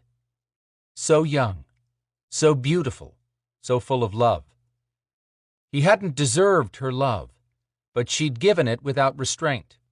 He swallowed against the perpetual knot of pain that had lodged in his throat. "Kazira, why?" "You know why, you bloody bastard. She stepped between you and the jaws of a griffin, saved your miserable, unworthy hide. Damn if a tear didn't defy him and slide down his cheek." Straightening his shoulders, Quinn found his backbone and leaned through the open doors to place one of his oldest Belador triquetras on the floor inside. Then he pulled the old iron doors together with a clang and used his mental kinetics to lift the triquetra blade and hook it over the handles on the inside of the doors. Using that old triquetra to guard her body seemed fitting. All of his new ones had been freshly warded a few weeks ago, so they could not be moved using kinetics, because Kazira had been compelled by her evil queen to breach his wards. Quinn shook his head at the ugly irony. He could safely use the old triquetras again, because the only person who knew how to get past them now lay dead inside this tomb. The ward on the triquetra would stand stronger than any lock to prevent someone foolish enough to touch what was his. He couldn't keep her in life, but she was his in death. There would never be another love for him such as her. He'd fallen in love with the enemy a long time ago and realized too late that what they had was genuine. Too late for Kazira.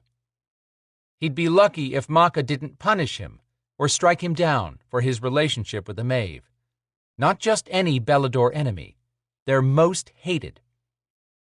But Quinn hadn't known Kazira's true identity when, as a young man, he'd met and fallen in love with a dazzling woman who had just come of age. 2 weeks of bliss, then she'd given him a bracelet braided of his hair and said goodbye. She told him then that she belonged to his enemy's coven, but he would never be her enemy. He should have taken those words to heart, because she had, and it cost her. He stepped away from the tomb and lifted the fragile bracelet from his coat pocket, running his thumb carefully over the tightly knit strands. Kazira's final words to him as he'd held her dying body kept torturing his mind. He could see her face, pale and waning as death called to her. "Promise me," she'd said. "Anything." He'd brushed his lips over hers, savoring the feel. "Find Phaedra. Keep her safe." "Who's Phaedra?" "Our daughter." Pain struck his chest again as he watched her die once more in his mind. Agony clawed his heart, a beast with an insatiable appetite for misery. Quinn curled his fist to keep from slinging power madly at anything and everything. His fault she died. Unclenching his fist, he grappled for control of his own emotions. He had no place to lay blame other than at his own feet, and would not lash out at an innocent world just because his soul was damned beyond redemption. He'd find Phaedra, who would be 12 now. Once he located her, he'd determine if she was safe, though he had no doubt that Kazira had hidden her well to keep her from the filthy clutches of the Maeve. Kazira expected Quinn to go and take possession of their daughter. He stared at the bracelet. How could he tell his daughter that he was her father, and the man responsible for her mother's death? Sliding it back into his pocket, Quinn strode out of the cemetery. "Is that Belador the one Queen Maeve put a bounty on?" Dondabon asked in a hushed voice. Aymar nodded. "Vladimir Quinn. The Queen wants him. She said it's because he killed one of our warlocks last week. If she wants him, why doesn't she send all the Scath force after him instead of just Ossian?" Queen Maeve favors Ossian. Dondabon had proven himself as an elite Scath force warrior time and again, yet Ossian had been the one to gain Cathbad's eye. Cathbad the Druid had been selecting the warlocks he believed most suited to belong to the Scath force, and Dondabon had easily made the cut, but Ossian had somehow been picked as the top ass-kisser. Ossian always had been an attention whore, but whatever the Queen wanted, Ossian couldn't deliver it without help. And that's how Dondabon had ended up as Ossian's confidant. Ossian needed the eyes and ears of someone capable he could trust. Aymar huffed out his irritation. "Will Ossian tell you why Queen Maeve wants Quinn?" "No, but I'll bet the Queen wants this Quinn for something besides retribution for killing one of her warlocks. We're little more than disposable rats to her." Dondabon scratched his 5-day-old beard and watched Quinn get into a limo, which drove off. If Maeve cared about losing a warlock, she'd have taken it up with the tribunal now that the Maeve Coven had joined the coalition. "If she isn't after revenge, then why would she want Quinn?" Aymar asked. "He's a Belador." Dondabon stood and stretched his legs, saying, "My intel shows that Quinn is one of the most powerful Beladors because of his mind-lock ability. We need to find out more about him and figure out what Maeve wants." Aymar agreed. "And before another Maeve group gets their hands on him, I want that bounty. If he's as dangerous as I've heard, any Maeve other than the Scath force is on a suicide mission if they go after him." Aymar muttered, "Maybe even them, too." Dondabon ignored the stupid comment and looked down the path to where Quinn had exited a mausoleum inside the cemetery. "What's in that tomb?" "I don't know. I came straight here as soon as I got a call from the troll who said he had something to offer. When I got here, the troll said Quinn had walked into the cemetery while his limo waited, then entered the mausoleum, so whatever is in there was already in the tomb before Quinn got here." "You dealt with the troll?" Aymar looked insulted. Touchy damn warlock. Aymar said, "Of course I did. I offered him safety. I told him we're going to do what the Beladors won't and protect trolls, but that he has to help me and keep quiet or we won't keep him safe. I've got him convinced he can't go home or he puts all his family at risk and that we have people watching over him. He's showing me hiding spots of his troll friends so I can tell our warlocks to watch out for them." "Interesting idea." Aymar shrugged. "We need more trolls if we're going to make this demon plan work, and that's the best way to find them. I'm not stupid." That was debatable, but Dondabon said, "Good job, Aymar."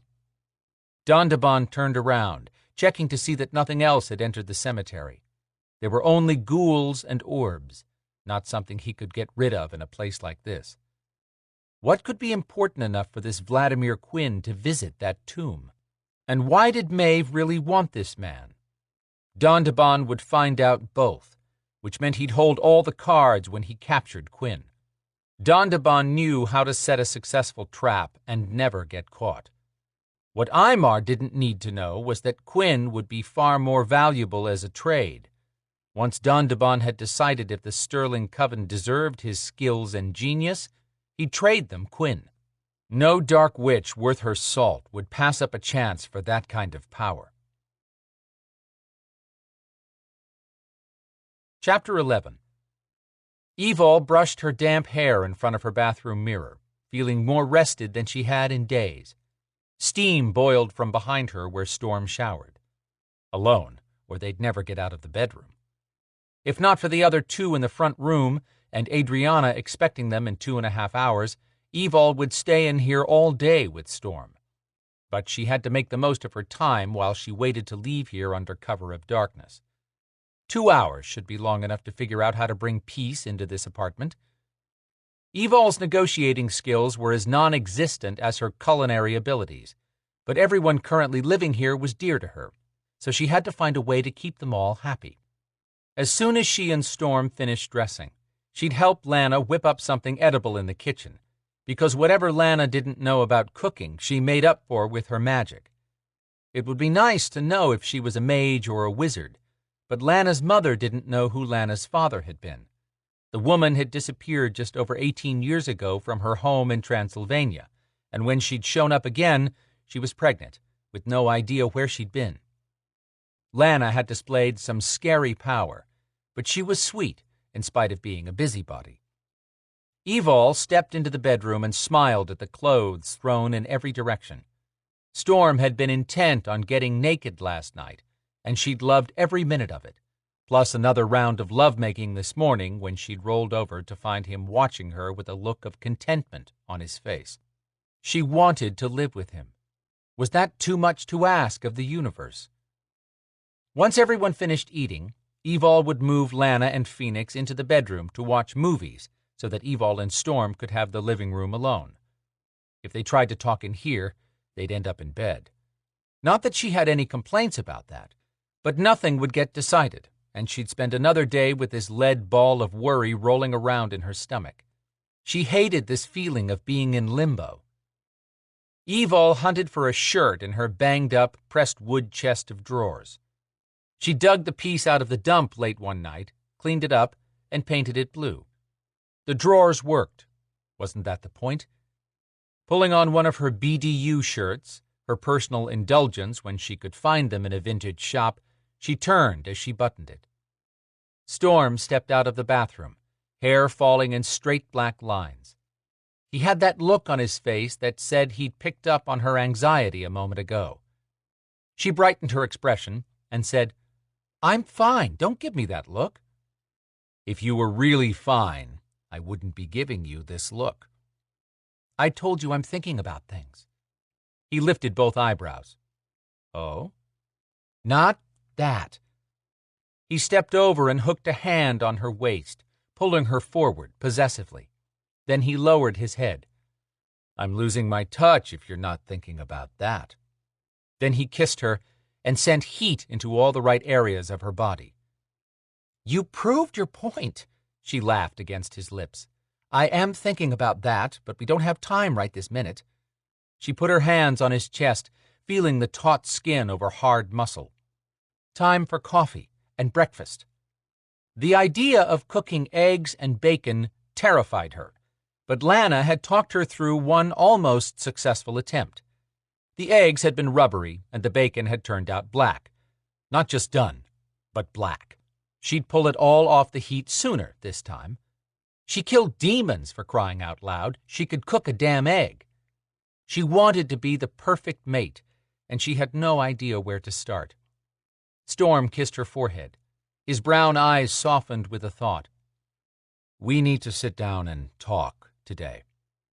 That dropped the lead ball of worry straight to her feet. Hadn't she been thinking they needed to talk? Yes.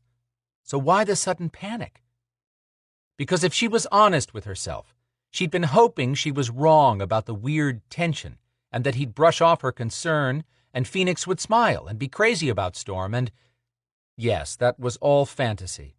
Storm loved her, and had always made it clear that he loved her just the way she was.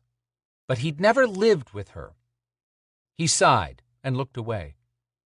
Before he could ask why she was upset again, which he would know with his empathic gift, she said, "We do need to talk. I know that you aren't happy with this arrangement." His face whipped back to hers. "I didn't say that." Truth, but that didn't mean he hadn't thought it. She said, "Just get dressed and we'll talk, okay?" He let out a long breath and kissed her on the cheek. "Okay." Then he walked around, searching the room. "Where's my belt?" She'd pulled out her socks and sat down on the edge of the bed to put them on. She looked around the room, too. She did not want to lose his belt, which should be easy to locate. It had a silver buckle carved as the head of a jaguar, with 2 yellow diamonds for eyes. Storm had once popped out a diamond to give her to use as a buy-in for a beast match. She'd questioned the value back then, and he'd only said it was enough to get them what they wanted. She'd found out later the yellow diamonds were rare and ridiculously expensive. But the buckle? Priceless. His father had given it to him when he was 10, saying he'd had it made by a silversmith in his father's Navajo tribe. She'd find a nice safe place to put it where he could easily find the belt when he chose to wear it, which wasn't often. Scanning the area again and not seeing the belt, she asked, "Where'd you leave it?" He lifted an eyebrow at that. "On the floor with everything else last night. I was in too much of a hurry to pick up my clothes." Then he winked at her. Maybe she was making too big a deal over her perception of the problem. Maybe there was no problem, and her insecurities were rising up to choke her. She trusted Storm. Now she needed to prove it by showing him that she wouldn't react every time a problem arose. They'd eat, talk, and get everything out on the table so they could make a decision on how to move forward. Storm would live here, and they'd make this work. He muttered, "The belt should be right here," and kept looking around, but the room was not that big. Sliding on a boot, Evol glanced over at the door. It was ajar. She said, "Have you gone out to the kitchen this morning?" Storm's gaze went to the same spot, and he started that way. "No." He strode out the door and was gone by the time Evol came to her feet to follow. Storm yelled, "Are you kidding me?" That was not his joking voice. That was his I-want-to-kill-something voice. Phoenix squawked in a high-pitched, terrified screech. Evol raced out to the living area to find Storm holding his half-eaten belt and glaring at Phoenix, who was flying around, shooting out short bursts of fire with each squawk. Phoenix would catch the place on fire if that continued. Lana chased around beneath him. "Come here, Phoenix!" This was far worse than the first night Storm had spent here. All of Evol's concerns had been nothing compared to this. She glanced at the buckle, or at the 30% of it that was left. No way to fix that, so she stepped past Storm to catch Phoenix. Standing in the middle of the room, Evol waved Lana back and called out in a gentle voice, "It's okay, Phoenix, I'm here. Come to me, baby." Lana moved over to the side, for once not trying to interject her advice. She had a good heart, but interference was her middle name. Evol had saved Phoenix from a crazy sorcerer who'd created the gargoyle, then decided Phoenix was inferior because he hadn't turned out to be a killer, like the huge, deadly creatures the sorcerer sent out to attack. Phoenix had been marked as food. It had taken him a while not to react to any sudden movement. The squawking got quieter. He flapped back and forth across the room for a moment while she kept talking to him in a soothing voice. "Come on, sweetie." He made one last circle and flapped slowly down to her open arms. She hugged him to her. He shook like a miniature earthquake, complete with occasional puffs of smoke and frightened grunting. He tucked his wings. She stroked his back and cooed him until the only noise was a low rumble in his chest. When she turned to Storm, no emotion showed on his face, but he was gripping the ruined belt with white knuckles that attested to how difficult it was for him to contain his anger. Phoenix lifted one of his pudgy little hands and spit something into it, then deposited that in Evol's hand. The second yellow diamond that had been an eye in the buckle. She walked over and placed it on the counter between her and Storm. When Storm didn't pick it up or say anything, she said, "I'm sorry, Storm. I know it's not replaceable." He broke his gaze from hers, looking away when he took a breath, then said, "No big deal." Then he turned and walked into the bedroom, but not before she'd caught the grimace on his face from the pain that lie had cost him. Lana started in. "I am sorry, Evil. I was listening to iPod music and did not realize Phoenix left room." Evil turned to Lana. "It's not your fault. Phoenix is my responsibility. You've been wonderful to stay here all week and keep him company. And hide from Wizard. That, too, but you might have been more comfortable somewhere else. This was a good place to stay. I like being with you and Phoenix. And Storm." Lana had spent the past week with Evol because Quinn had needed time away to mourn Kazira's death and a safe place to leave the young woman. Lana reached for a wide headband, which she pulled over her head, then up over her curls, not taming them so much as containing the mass. She'd put on a pair of jeans that rode low on her hips and a bright red sweatshirt. Evol had gotten used to having Lana around, but she needed more room for this many people. Still, Evol said, "You're always welcome." It was true. "Thank you, but I am too many wheels." Evol cocked her head until she realized what Lana was saying. "You mean a third wheel?" Tugging the headband until she had it the way she wanted it, Lana said, "Yes, third wheel. You and Storm need your time, and I am ready to go. Cousin is back in Atlanta." "Quinn's back? You're sure?" "Yes, I feel him." But she didn't look happy about it. "What's the matter, Lana?" "Cousin is sad. Very sad." She studied on what she was saying and added, "Dark." That did not sound like Quinn, but the man who would watch the woman he loved die in his arms. Evil would be dark too in his place. In fact, she'd be just as dark inside if this didn't work out with Storm. He'd made her his mate. Could he unmate her? The question she should be asking was, would he? Storm took 3 deep breaths to bring his blood pressure back down so his head didn't explode. He looked at the belt buckle his father had given him. In fact, his father had sent a request back to a relative in their Navajo tribe in Arizona, while Storm and his father still lived in South America with the Ashaninka people. Yes, it was something with deep sentimental value, but his father had taught him to care for people, not things. He traced a finger over what was left of the ruined piece of art and swallowed hard, trying to let go of how much he cared for this buckle. The silver and diamonds meant nothing to Storm, only that it was a tangible reminder of his dad. It might be easier to let go of his anger if Storm believed it had been an accident, but the gargoyle had snuck in here and taken his belt out of the bedroom. One of the diamonds was still in place, staring at him like a macabre, one-eyed mask. Storm had to get out of here and clear his mind. Evol's empathic gift was not as strong as his, but she would know what he was feeling. Even he couldn't hide his anger right now, and the longer he stayed here, the more it would upset her. His phone buzzed. He checked the text from Zader. "I need you to go over what happened with hunting the troll killer. It would be simpler if we did it at headquarters. No point in bringing Evol out during daylight. You can relay any new information to her." At least now Storm had a reason to leave. That had to be better than saying he needed some air to clear his head. He sent back an affirmative. Then Zader added, "Quinn's on his way to headquarters and wanted to know if you would bring Lana with you." Storm replied, "Yes." He stuffed the belt and his clothes back into the duffel and left it in the corner, then grabbed his leather jacket and shrugged it on. When he reached the living room, Evol was still walking and humming to Phoenix, who'd snuggled even closer. Storm asked Lana, "What do you need to do before you're ready to go?" Storm glanced at Evol, then looked away. "I've got to leave for a bit." Evol swung around to watch both of them. "Why?" "Zader texted me about coming into headquarters and asked if I'd bring Lana.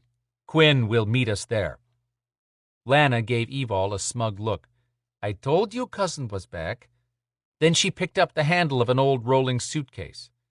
"I am pecked." Evol eyed Storm. "I didn't get a telepathic message, but Zader texted you?" He could see how that might not sit well with her. Because he needs me to debrief everyone on the troll killer hunt. I'll go with you. Evol started toward the bedroom, and Phoenix's wings flapped quickly. She stopped and patted him again. Maybe getting out of the way would help her calm Phoenix down, too.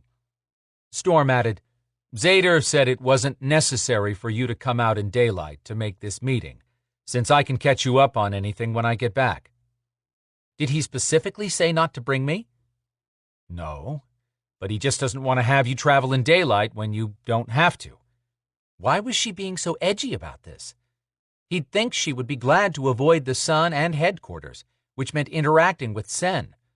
Hell, Storm would just as soon pass on this meeting. Fine. He hated that word. It was the most dangerous word in the female language. What's wrong? She glared at him. What had he said wrong?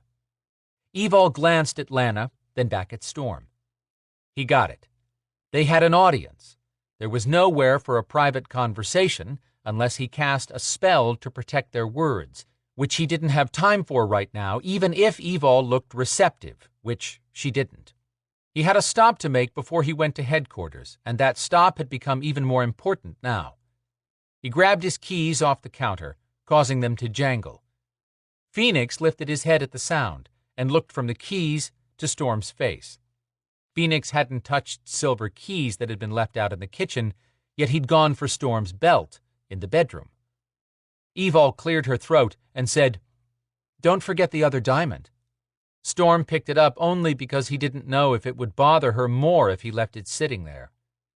He had never questioned his instincts around Evol, but at the moment he was off balance and didn't like it. I'll be back in time to pick you up and meet Adriana. She gave a wooden nod. He stepped over to her, but on the opposite side of where Phoenix had dropped his head onto her shoulder. Storm gave her a long kiss on her forehead and whispered, Get some more rest, okay? Right. Another curt answer. He couldn't do anything about this until he managed to take the strain off Evol, and that wouldn't happen by him staying around right now. Call me if you need anything. If I do, I'll send a message to Zader, since you'll be with him. He started to say something, but she tipped up her chin in challenge. Evol didn't deal with emotions well, and being uncomfortable made her combative, much like a cornered animal. He hated that he was the cause of more anxiety. She added in a flat voice, Just flip the switch that activates the power for the elevator. I took the warding off the controls when we came in last night so that you could leave when you wanted. Storm closed his eyes for a minute at the turbulent emotion beneath her last words. You could leave when you wanted. She designed a complicated warded security system that involved a constantly changing code to prevent anyone or anything from accessing the elevator. That would be no problem for Storm, if not for requiring the ability to manipulate the lock with kinetic power, which he did not possess. He joked that she could build one hell of a prison. She hadn't caught the joke. He would fix this mess as soon as he returned. The sooner he left and handed off Lana, then made his report, the sooner he could get back here. With Lana gone, he'd have an easier time talking to Evol. Lana walked to the door, keeping track of every word said and not said. She started to speak, and Storm shook his head, pointing for her to leave. She sighed and obeyed his silent order. When Storm reached the door, Evol still had her back to him. Phoenix watched Storm over her shoulder. The gargoyle patted Evol while keeping his gaze pinned on Storm, saying, Mine. Evol hugged him back. She probably thought Phoenix had been speaking to her. Yes, I'm yours, baby. But Storm and Phoenix both knew for whom that message had been intended. That gargoyle may not know a lot of words, but he knew the power words when it came to Evol. Phoenix puffed quietly in Storm's direction, and a puff of smoke curled from his snout. Storm shut the door and caught up to Lana. He knew for sure that he could straighten out this tension between him and Evol, but he had no idea what to do about Phoenix's territorial behavior. How did you have a conversation with a gargoyle that had the vocabulary of a 3-year-old child? But Phoenix was far wiser than a child. and that little critter meant the world to Evol. Storm was the last person who would ever separate them or be the cause of conflict between those two. He definitely did not want to put Evol in a position of having to choose between him and Phoenix. She'd been put through enough in her life. He wanted her as relaxed and happy as she'd been the last night they'd made love in the backyard of his midtown house. He should have realized the turmoil he'd cause her by moving in when she'd never lived with anyone, not even a family. They hadn't discussed it. He'd spent hours making love to Evol that night outside because he hadn't want to take her around the taint the witch doctor had left inside. Evol invited him to move in with her, and all he could think about was finally being able to keep her close all night long, or all day long. He didn't give a damn as long as he could hold her and love her the way she deserved to be loved. But his presence was creating discord in the one place that had served as her safe haven before he showed up. She loved with her whole being, and she'd suffer in silence before uttering a word of complaint. She deserved to be happy in her own home. He would make sure that happened. Castle Kiev-Rue, Ukraine. Chapter 12. Veronica lifted the hood of her signature red robe and let it fall behind her. She studied Tegas Bilgun, the 26-year-old male sorcerer draped spread-eagle against the gray stone wall in the dungeon of her family's Ukraine castle. Chains anchored to the wall secured his wrists and ankles so that he hung a foot off the floor, wearing only jeans. With blonde hair, aristocratic nose and chin, plus amber gold eyes, the man gave her an attractive view. This castle was one of 6 similar holdings in different parts of Europe, and her ancestors had lived here for over 1,000 years, but they hadn't built this structure. Her bloodline came from that of royalty, not laborers. Her ancestors had also been a bunch of bleeding hearts, but she hadn't been born with that affliction. "Who the hell are you?" the sorcerer yelled when he realized he was no longer alone. "Veronica, of the Kiev-Rue coven." "There's no such coven.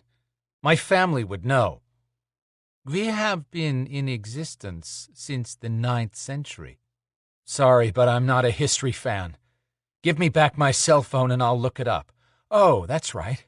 I won't be able to hold anything again after you fucked up my hands," he screamed. He tried to move his hands, then gasped in pain. "You will so pay for this, bitch. Your death will be slow and painful." "I think not," she answered, stating the obvious. She'd had his hands sandwiched between boards, then drilled all the way through with half-inch bolts holding them encased. Blood still dripped from between the boards, running down stones that had been cut and placed many centuries ago. This dungeon had held other powerful beings in the past, but none so significant as this sorcerer. She'd have preferred for Tegas to be free to use his hands, because that would provide a true test of her powers. But she couldn't risk having miscalculated her progress and allow him to harm her. Her window of time narrowed with each day. He shouted, "What do you want?" "You'll be the first to become part of the greatest power ever seen in this world, which will rise again very soon." Blood drizzled faster down the wall when he banged the wood against the stones with his struggles. She informed him, "You only hurt yourself. You can't destroy the wood slats. That wood will not catch fire or break, short of Thor striking it with his hammer. This sorcerer might be young, but just one flick of his fingers could kill. Even something as simple as the right combination of words could be used as a weapon. She should know. At the age of 6, she'd stopped the heart of her family's pet wolfhound, even though she'd misspoken the words given to her by an old crone who knew Veronica would be the one to revive the Kiev-Rue. So often, it was the intention that really counted in a spell. The family had warned her against testing her magic as the time for Witchlock drew close, but she would not be careless in these tests. Tegas spit out a slew of derogatory remarks, words to shield his pain and save his pride. When he wore himself down, he yelled, "Use my blood for a curse, and my family will find you. When they do, they'll wipe whatever Kivru you claim still live from the face of this world." He thought she intended to use his blood to fuel a spell. She was no dark witch who wasted her time on such things. That was for those who lacked vision for witchcraft. Those covens were no better than the mealy-mouthed white witches who refused to dirty their hands with dark arts. No. Veronica had known her destiny from the moment she'd read the history of the original Kivru coven. Her people would never fear retribution or betrayal again. She would see that day. As the only person of this generation who could restore the Kivru coven to its former glory, she could afford no mistakes. The time was nearing for when she'd be gifted with the power of Witchlock, but she had much to do before that moment. She kept the sphere tucked close inside the deep sleeves of her robe. Withdrawing her empty hand, she pointed a finger at Tegas. Power vibrated in the room. "Don't be a fool! My family will retaliate!" he shouted, though the sound had been reed-thin and hurting. His words were losing punch. He rasped, "You can kill me, but you'll never live to enjoy a moment of whatever you're trying to do." Tucking her hand back inside the sleeve of her other arm, she smiled. "I'm not going to kill you. At least, that's not my goal." He squinted, frowning at her, then shook his head. "Then more the fool you are, because I will rain down terror upon you and your family the second I am free." "No one can find my family. They've hidden from your kind, and from mundanes, since the time when your ancestors tried to destroy our coven." He stopped cursing her and stared with profound confusion. "What are you talking about?" "You really should study your family history. In the 13th century, Mongols captured Kievan-Rus here in Ukraine. One of our own betrayed us, intending to become the harlot queen of the Mongolian ruler, but he was wise enough to put her to death once she'd served her purpose. Before that happened, she told him how her coven had used our magic to manipulate events and would use their power against him if our people found him to be an unfit ruler. Your Bilgan grandfather, many times over, led a group of soldiers to behead my entire coven. They killed 3 family members before the rest of the coven found out and dealt with the soldiers." "You have got to be kidding. That was eons ago. What is this, a replay of the Montagues and Capulets?" "Hardly, as I am no one's Juliet. Certainly not yours." "What do you know? I agree with you on something." He sucked in a deep breath that sounded like an attempt to fortify his battle to maintain equal ground, in spite of the pain creasing his face. "What the hell do you want, then? Revenge?" "Retribution for deaths long past is too simple for what I seek. My ancestors expect me to bring our coven back to power, so that we may live free of persecution. This is not about an execution of justice, but to take control of all witchcraft. First. Then she'd pick off the most powerful, one at a time." Tegas laughed, his derision falling off of her as easily as water off a duck's back. He shook his head in disbelief. "You're kidding, right? Sure, you caught me in a trap, because I was not expecting someone to be stupid enough to put their hands on the son of a sterling witch and the Makanaba mage. If you do succeed in killing me, one of them will come for you, and you'd better hope it's my father, and not my witch mama." "I certainly hope so, but not until I reach my full potential." She kept that thought to herself. The Sterling Coven would hiss and carry on if they knew she'd captured one of theirs, but they had clearly failed to inform him of their agreement with Veronica, or he wouldn't have been so easy to snare. They were not a concern right now. She maintained her calm only because she knew what was coming, while he did not. She asked, Have you exhausted all your threats? Shall I begin? That sobered him. I don't need my hands to deal with you. And now would come his attack. As he began calling up dark spirits to aid him, she pulled out the hand that held a diaphanous white sphere the size of a cantaloupe. It spun on her palm. Energy boiled around the sides, and wisps of white smoke wicked into the air. He paused, his eyes focused on her hand. What is that? You know the tale of Witchlock, don't you? Witchlock? That's impossible. His gaze jumped to her face, and he lost all the arrogance of a moment ago. His eyes darted back to the steaming sphere in her hand, and shock took over his expression. It can't be. That was lost to everyone. How did you... I don't have time to discuss this. Once this experiment is successful, I'll have to bring in the next specimen, which shouldn't be as much of an effort. Children are actually a joy to use as experiments. Tegus became very quiet. Now that she had his full attention, she continued, You see, this is not about wielding Witchlock. When the moment comes for me to embrace the Witchlock power, I will have no trouble with one like you. A partial truth. But she did still need to learn how to control the power she received from Rhaegan. Then she wouldn't lose consciousness the first 5 minutes she took possession of Witchlock, and it overwhelmed her. She'd read the history. The more power she gained now, the stronger she'd be during the eclipse. You're insane, Tegus accused her. She ignored his lack of understanding, and finished explaining what this test meant. All I'm doing right now is learning the way this power will travel through a bloodline, such as along the energetic connection from you to your son. You should be very proud of him. His powers are quite strong for an untrained 8-year-old who is half human. No, not him. Take anything you want from me, but spare him, please. And there it was. This was the vulnerable point in Tegus. She would locate that in every powerful being she chose to exploit. I can't possibly fail to finish this experiment once I take control of your power.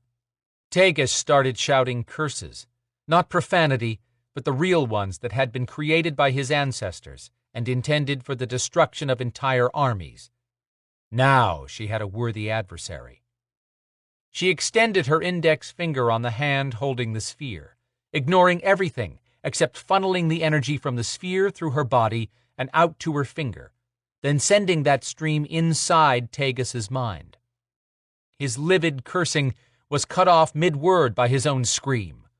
He arched his body against the restraints anchored in the wall. Get out of my head! Veins stuck out all over his chest. His muscles twisted and moved like snakes inside his body.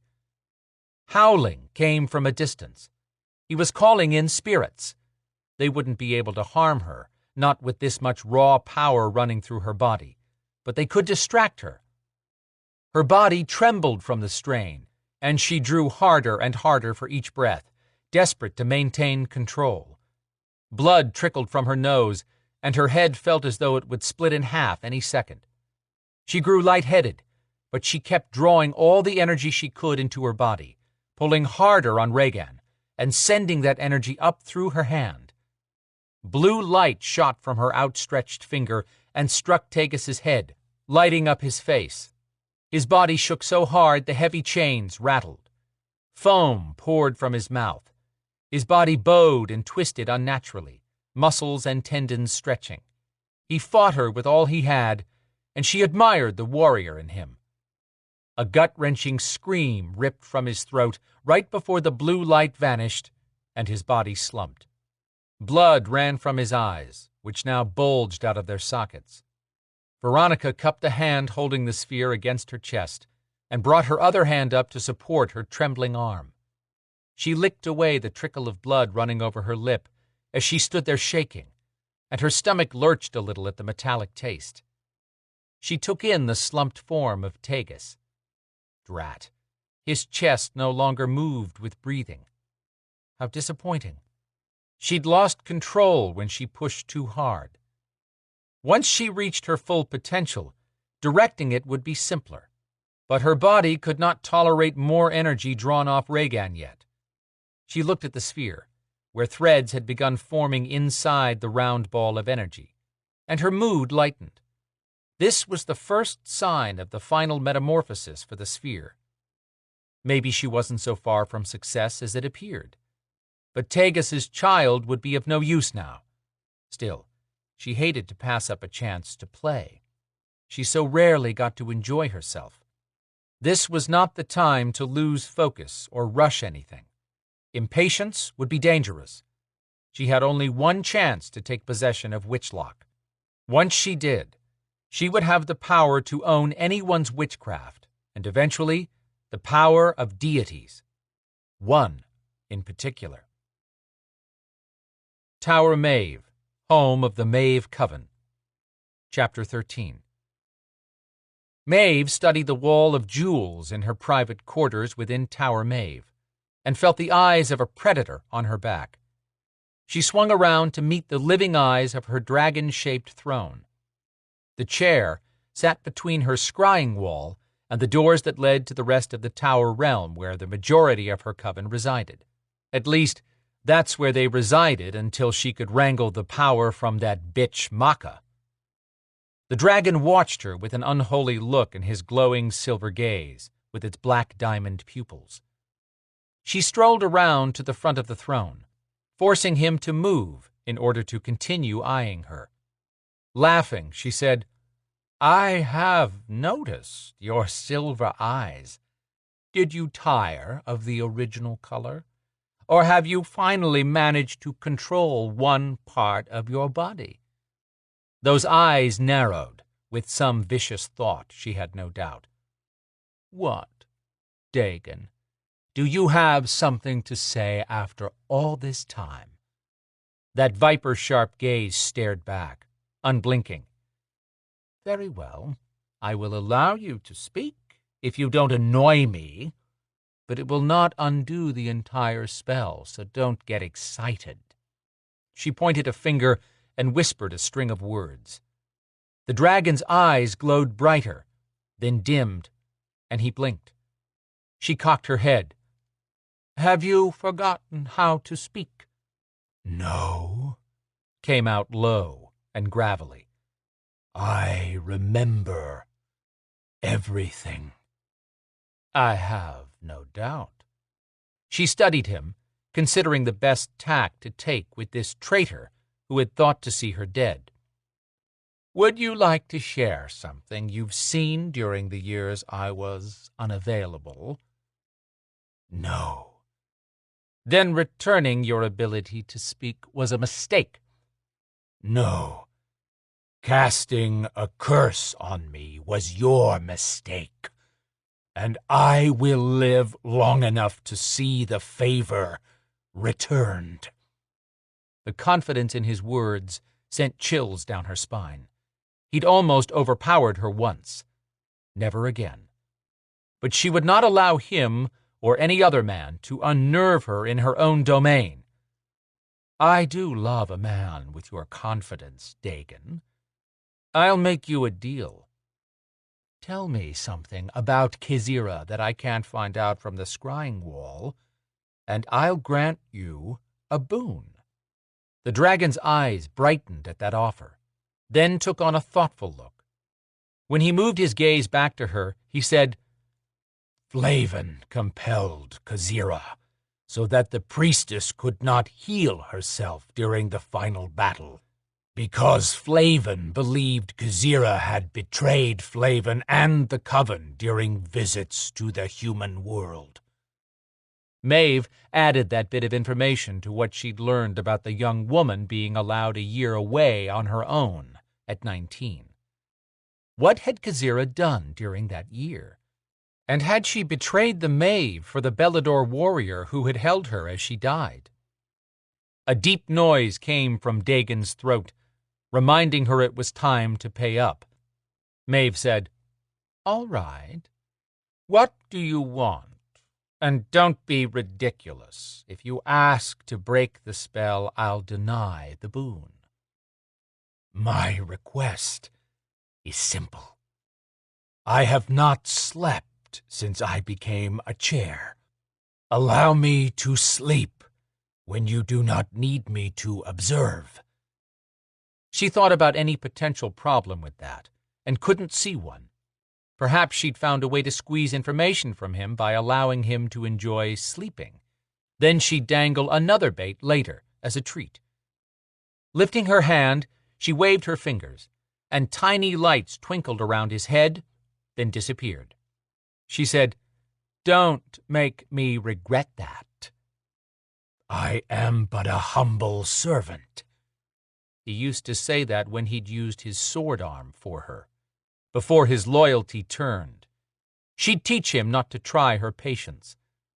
With one snap of her fingers in his direction, he hissed at the sudden reinforcement of the initial spell that condemned him to live forever as the Queen's throne, unable to speak or enjoy life as a virile male ever again.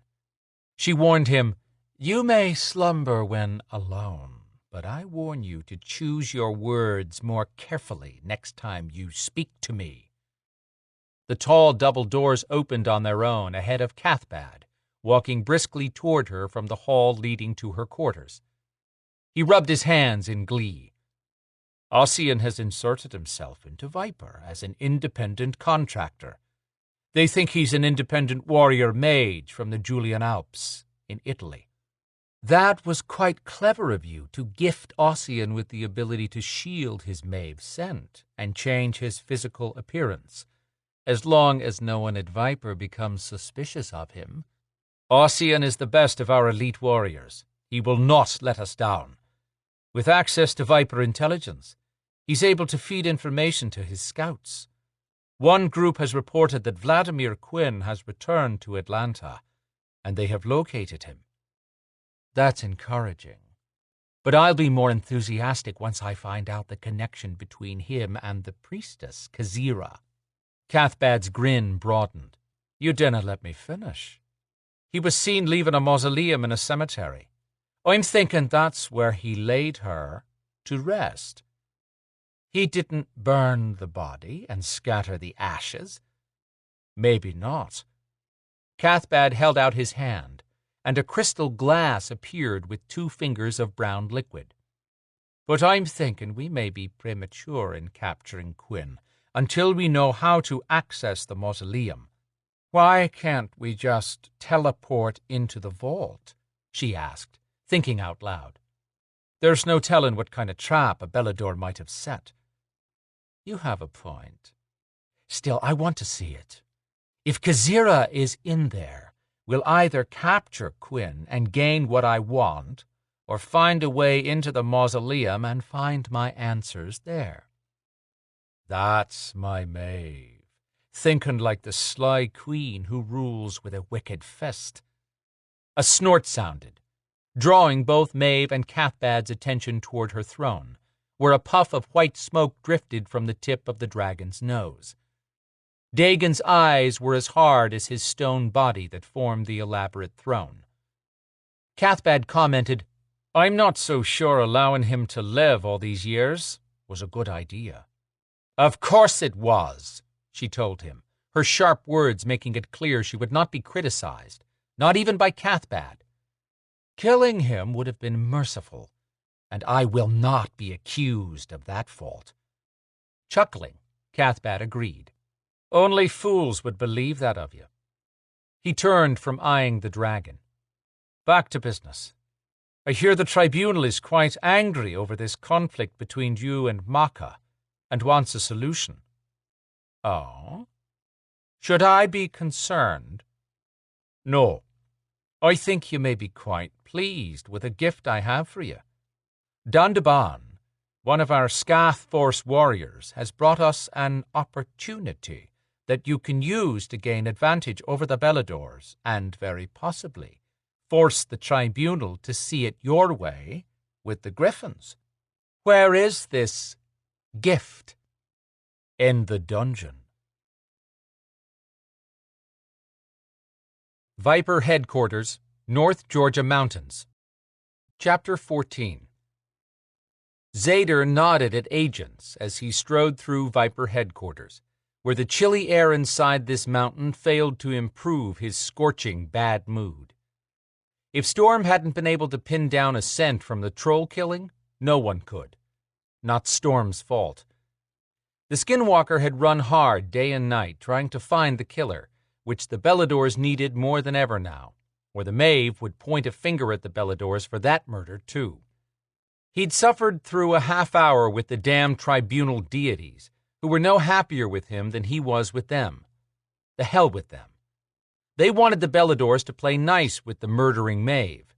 They wanted the Griffin issue settled. They wanted Maka to shake and be friends with Maeve. Like any of those crazy gods and goddesses would do that in Maka's position? Well, he wanted a few things too, like a chance at a normal life with the woman he loved. That was never going to happen as long as he had to cater to every person between here and Traor. He couldn't remember the last time he had a day off, much less a real day with Brina. If Brina needed anything right now, no problem. Same for Evol and Quinn, but the rest could go screw themselves. When Zader reached the main receiving area, agents walked through an arched exit that appeared when their resident troll, Jake, activated an overhead door hidden by Sen's magic. The surly troll had been harder to deal with than usual since trolls around Atlanta began disappearing last week. He, no doubt, held Zader and everyone else in Viper responsible. Zader caught Storm's chin lift from where the Skinwalker stood to the side as others streamed past on their way out, now that the debriefing was over. Storm started in the minute Zader reached him. Evol needs some time off. Zader couldn't agree more, but he didn't care for Storm's demanding tone. Why? She's getting run into the ground, and she's hunting demons alone. You told me she wouldn't do that while I was gone. I don't like her going off on her own either, Storm, but I also know trying to dictate to her is never a good idea. Zader hoped Storm heard the extra message in that. Storm rubbed his neck. I know she's stubborn, but she's stressed out right now, and a few days off would help. That didn't sound right. Zader's mood turned darker by the second. We all knew she was stressed while you were gone. Now tell me why she's stressed with you at home. Storm's gaze flickered just enough to indicate he'd struck a nerve. Zader pushed harder. What's wrong with her? Nothing that a little time off won't fix. Zader waited for 3 agents to pass by before saying, We're having issues with the tribunal. The Beladors are, that is. Damn those fuckers, Storm snarled. Not that I don't agree, but this is not the place to share your honest opinion. Storm washed a hand over his face. He looked and sounded as tired as he claimed Evol was. But when he dropped his hand, his sharp eyes were aware of everything around him. He spoke softly. I'm tired of them jerking her around like a puppet. No more than I am. Then take her off the teams for a while and out of the fire. Zader made a decision. I'm going to tell you something, but you can't share it with Evol until I have a chance to tell her. I won't if she doesn't hear about it first and ask me. She won't. The tribunal has run out of patience with what they consider a pissing match between the Beladors and the Maeve. They accepted the Maeve into the coalition and aren't going to back up on that, but this custody battle over the Griffins and daily accusations from the Beladors and the Maeve has pushed a vote for a liaison to settle disputes. About damn time. It might be if they hadn't decided that Evol should take the position and run interference between the Beladors and the Maeve. What the fuck? Storm's chest heaved with harsh breaths. His fists curled, then uncurled. Now, what does she have to do? It hasn't been formally decided. I presented Maka's point that Evol has been a Belador too long to be an objective liaison. But I think the Maeve are behind this push for Evol to be the liaison. Why would they want that when she's clearly on your team? My bet? To get Evol in Tower Maeve again. Storm's eyes turned as black as the threat in his voice. I'll take her where no one can find her if they try that. Zader considered the ramifications of the drastic measure Storm threatened, but anyone who knew Storm at all would realize it was no empty threat. Even so, no one had ever escaped being hunted by Viper. And Sen would find a way to convince a tribunal that Viper should go after her. Plus, Evol wouldn't agree, because she'd never be able to return. Zader said, "We haven't lost the battle yet to keep her out of Tower Maeve. Maka and I are in agreement, so we're fighting it." "Those are possibilities," Storm stressed. "I'm talking about an absolute." Zader had to get Storm to see this from Evol's position. "Don't you think Quinn and I haven't considered that before? We talked to Evol about it once, and she said she was never going to live in a prison again. She'd rather take her chances and stay here with the people who matter to her than hide for the rest of her life." The hard glint remained in Storm's eyes. "I'll do whatever it takes to keep her safe." "What if she hates you for doing it?" Storm looked thoughtful. "Her safety comes before anything else. Even her happiness. She'll be happy. Not if you snatch the only life she's ever had out from under her. You may not like to hear this, but she would leave you and come back even knowing the risk. You can't lock her up. We've all figured that out. She hates that we're all so protective of her and tries that much harder to prove that she can handle anything." Zader took a step closer and warned, "Be careful with her heart. If you hurt her, it will be worse than anything the tribunal has ever done to her. Then you'll find out just how dangerous Quinn and I are as a team. We'd bring the full force of the Beladors down on anyone who hurt her. Even you." Storm's fierce determination didn't waver, but he let out a long breath and ran his hands over the hair he had tethered into ponytail. "I want her happy.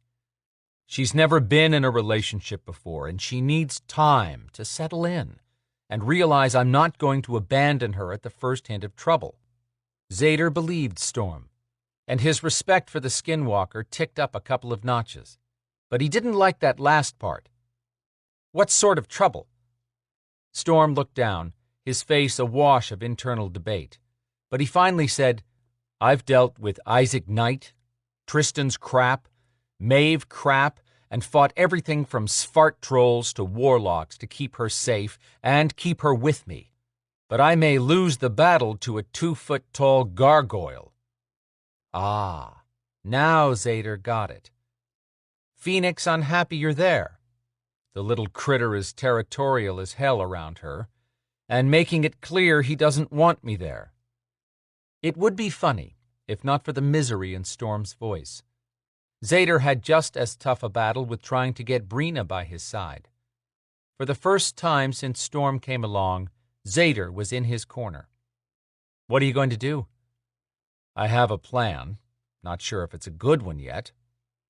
Before Zader could say more, Quinn walked up with Lana trailing close behind. The young woman dragged her beat-up suitcase behind her. Just to poke at Quinn, Zader asked, "You can't part with a few bucks to buy Lana a decent suitcase?" She paused, not saying a word, which was so unlike the young woman who generally stuck her nose anywhere it was not wanted. Zader's gaze swung to Quinn, who would normally scowl at him and make a sarcastic dig at Zader in return. But Quinn's reaction was completely un-Quinn-like. His friend frowned at the rolling baggage as if he hadn't seen it before. "Yes, I should have done that by now. We'll find a new one today." Where was Zader's best friend? And who had stuck the Grim Reaper in Quinn's place? Zader didn't expect Quinn to be over Kazira's death, not by a long shot, but this Quinn concerned him. Storm broke into the stilted silence. "I've got to get back to Atlanta. I have some business to take care of before dark. Then Evol and I need tonight free. We've made a commitment, and we can't reschedule." Even Quinn's eyebrows lifted at Storm's statement, because he sure as hell hadn't asked for tonight off. But the guy had a point. Evol deserved a break, and for everyone to cut her some slack. Zader nodded. "Check in with me tomorrow." "Will do." Storm strode out of the opening that appeared as a group of agents passed him on their way in. Quinn asked, something going on with Evol. Instead of discussing Storm and Evol, Zader said, "Maybe. I'm trying to keep her from being stuck as the liaison between the Beladors and the Maeve, but the Maeve are pushing hard for it. They say since she leads the Griffins, she should be the representative to work out the Griffin possession issue and the Maeve and Belador conflicts." "No." Quinn gave his vote in a voice as hard as the rock surrounding them. "Let the deities deal with it." "My feelings exactly, but the thing that bothers me is Sen. He doesn't like anything to do with Evol." "See, that's the thing. I would have expected him to be pushing for her to take that position, because it would put her in a bind, plus force her to spend time in Traor and possibly Tower Maeve, but he smiled when I told the tribunal that Maka said no. That bothers me." "You've got a point." Quinn cleared his throat and quietly said, "We need to find somewhere away from here." Zader nodded, thinking Quinn and Lana wanted lunch. Maybe some casual time would give his friend a moment's reprieve from grieving. "Where to?" Lana stepped forward. She glanced all around, watching until no one was near them, and said, "I must use some magic for cousin. I do not like him unhappy." What the hell were these two talking about doing? She started for the door, chatting away. "Then we will go to hotel and I will shop. I have not been outside in forever. This will be wonderful day. You will see, cousin." Quinn muttered, "No, it won't." But he didn't elaborate. Zader waited for Quinn to leave and followed him. Quinn had been adamant about Lana not using her magic because a crazy wizard was after her and he would know when she drew hard on the elements. But it sounded as if Lana thought she wouldn't do enough to bring any attention to her location. The only way Lana could make Quinn happy was by bringing back Kazira. That wasn't happening. Chapter 15. Zader climbed out of his 1970 Hemi-Cuda when the road, if you could call it that, ended deep in the woods 10 miles from Viper headquarters. A smattering of leaves clung to the branches, but November had just started, and those would be gone soon. Quinn stepped from a metallic silver Audi S8 that was probably still running on its first tank of fuel. He paid it no more attention than he would a rusted-out pickup truck. Lana jumped from the car and hurried to catch up to Quinn's long strides. "This is much better, cousin. I am tired of being inside." "I'm sorry for keeping you indoors so much, Lana, but I can't risk Grendel getting his hands on you." "I am not worried, cousin." "I'm not either. If he shows his face around me, I'll be the last thing he sees before his head explodes." Zader could appreciate Quinn's need to protect Lana from the wizard, but Quinn had struggled with using his mind lock in the past. He paid an emotional price when he entered anyone's mind and suffered guilt if he had to terminate a threat with his powers. He had never sounded so willing to kill without question. Lana's smile dimmed, but she pushed through the brittle moment and asked, "What did you need me to do?" Quinn became very quiet, staring at the ground. "I need you to find someone, and tapping that much of your magic may draw attention from Grendel, but I won't let him harm you." "I understand." She might mean what she said, but she was not happy about it now that she realized Quinn needed more than some magic. Once she pulled from the elements, she'd have to be kept locked away, safe, and the poor girl was desperate for a little freedom. Zader asked, "Why ask Lana when we have Viper resources?" Quinn sighed heavily and raised devastated eyes to meet Zader's before he swallowed the emotion that had brought on that look. "I haven't shared this with anyone, but as Kazira lay dying in my arms—" He took a breath, and Lana's eyes turned watery. Then Quinn continued, "As she was dying, she said I had to protect someone she referenced as her. I thought she meant Evol, but the name she said was Phaedra." "Who is that, cousin?" He tried to smile. Major fail. "The daughter we had that I never knew about."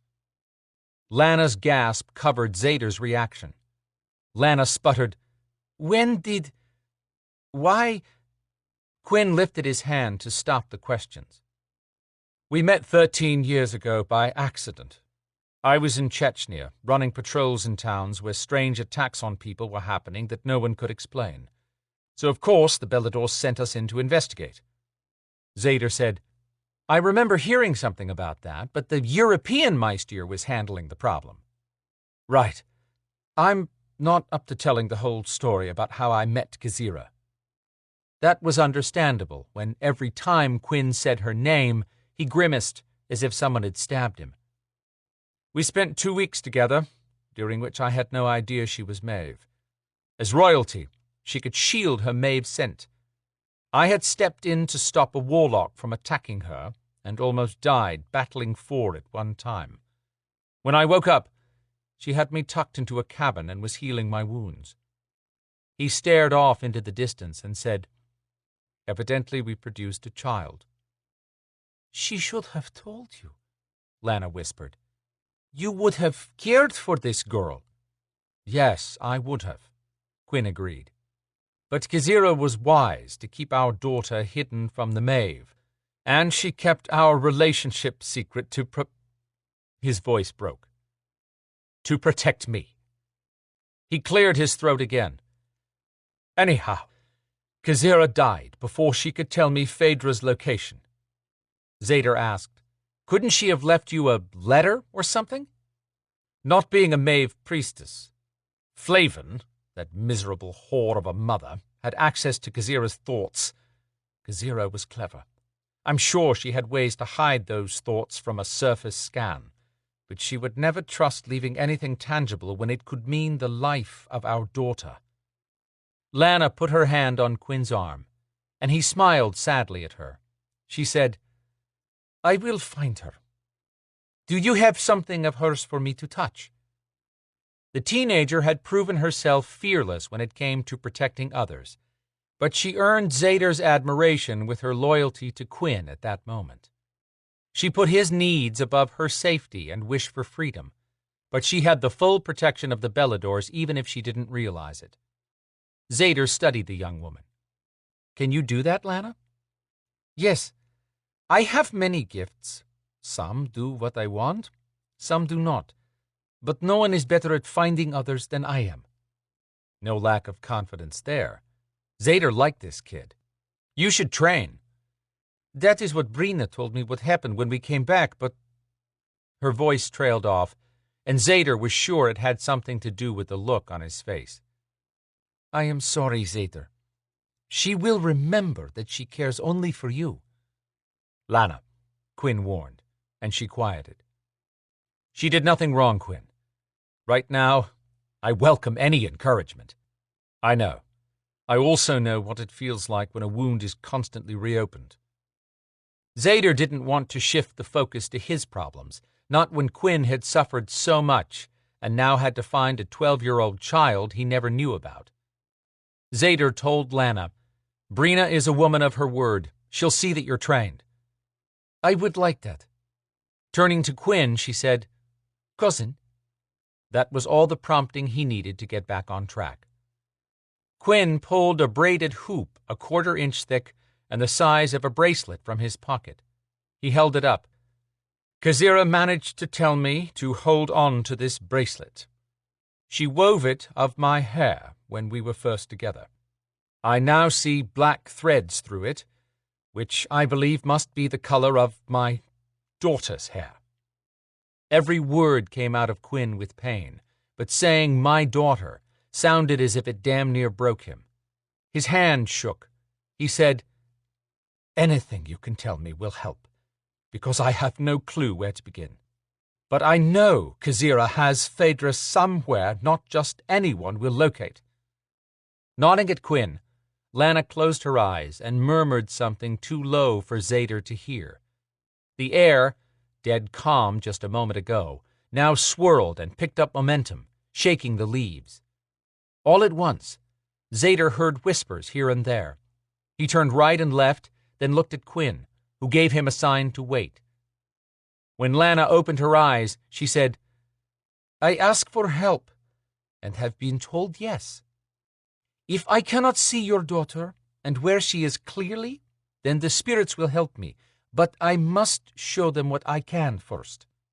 She held out both hands, palms up and next to each other. The second Quinn dropped the braided bracelet into Lana's hands, black smoke bloomed into a cloud and billowed up, blanketing them in a dark fog. Voices screeched everywhere. Lana started screaming.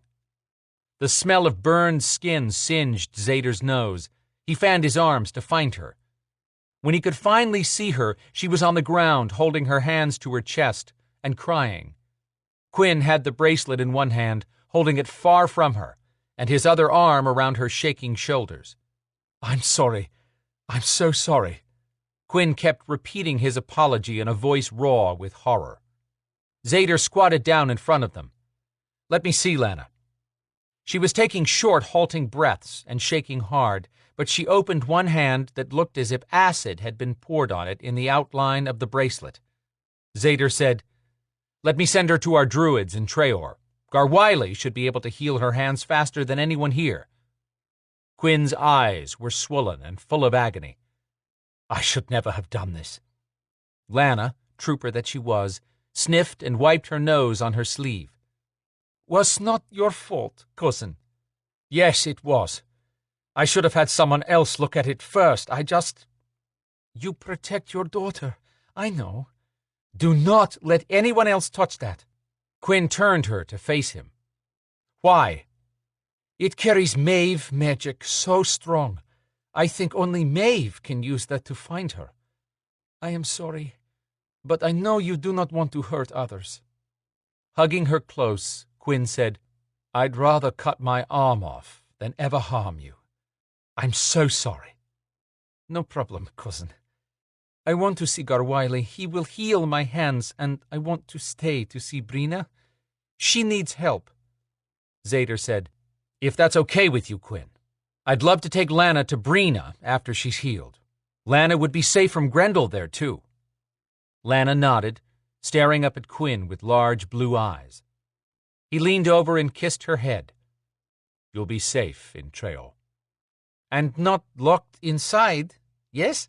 she asked, face full of hope for any freedom. Quinn agreed. "No, that wizard can't touch you there." He asked Zader, "Would you watch her for a moment? I have a thermal blanket in my car."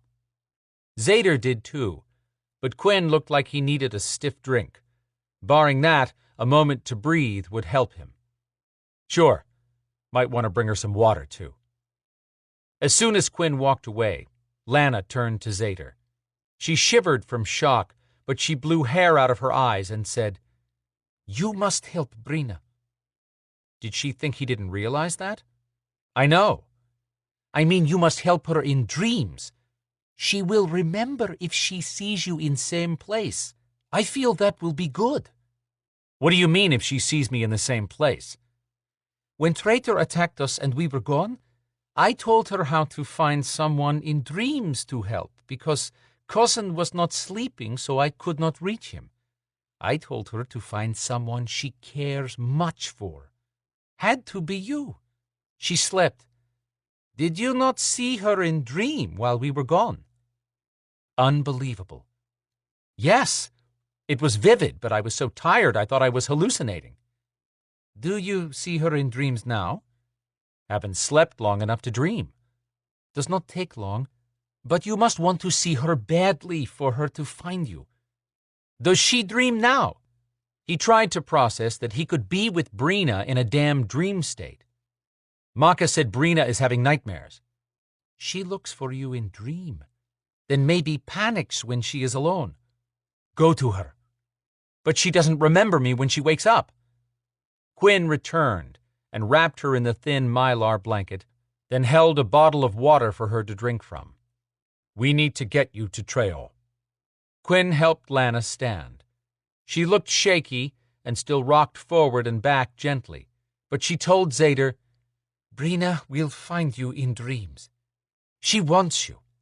Just how much did this teenager know about him and Brina? Lana's mouth quirked.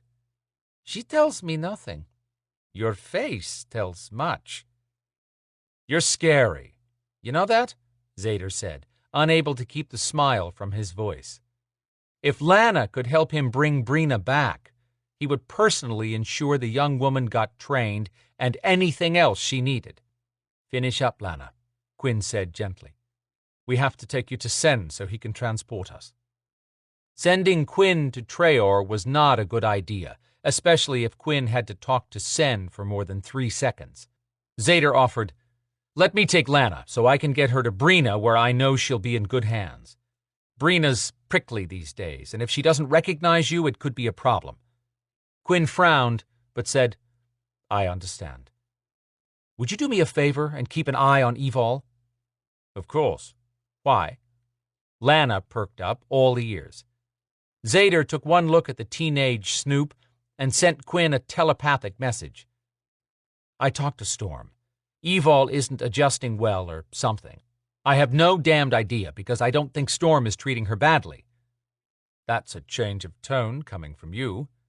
Zader glared back. I never said Storm was a bad guy. I just didn't like any hardtails around Evol. But now that she's made it, I want to be sure she's happy. I haven't had time to talk to her, and to be honest, I need some time on Treor with Brina. Quinn's joking ended. Go. I can handle things here. Once Zader had Lana packed into his car, he called to Evol. Are you busy, Evol? No, I'm sitting on my hands, staying out of the sun like a good little girl since you didn't want me outside. She sounded pissed. He said, Did you want to come to headquarters and visit Sen? No, but neither do I want people telling me what to do everywhere I turn. I'm tired of everyone else making decisions for me. Is Storm still there? No. He said he had some business to take care of, and then he was heading home. Said that you two had plans tonight. What business? Really pissed. How should I know, Evol? I'm not his keeper. No, he doesn't have one, but everybody thinks I need one, including him. Zader's protective instincts kicked in. Are you okay? Yes, I'm fine, and I have some business of my own to take care of tonight. What did you need? Now he wished he wasn't headed to Treor yet. He'd like to revisit that conversation with Storm, but it wouldn't happen right now. I'm taking Lana to Treor, and I'd like you to talk to Quinn. Why? There was a time that Evol would have been thrilled at the idea of Quinn visiting her apartment instead of questioning why. What the hell had happened? Zader said, Quinn's grim. Just see if you can get him to open up and talk about Kazira. Ask about Phaedra, because he'll want to tell you.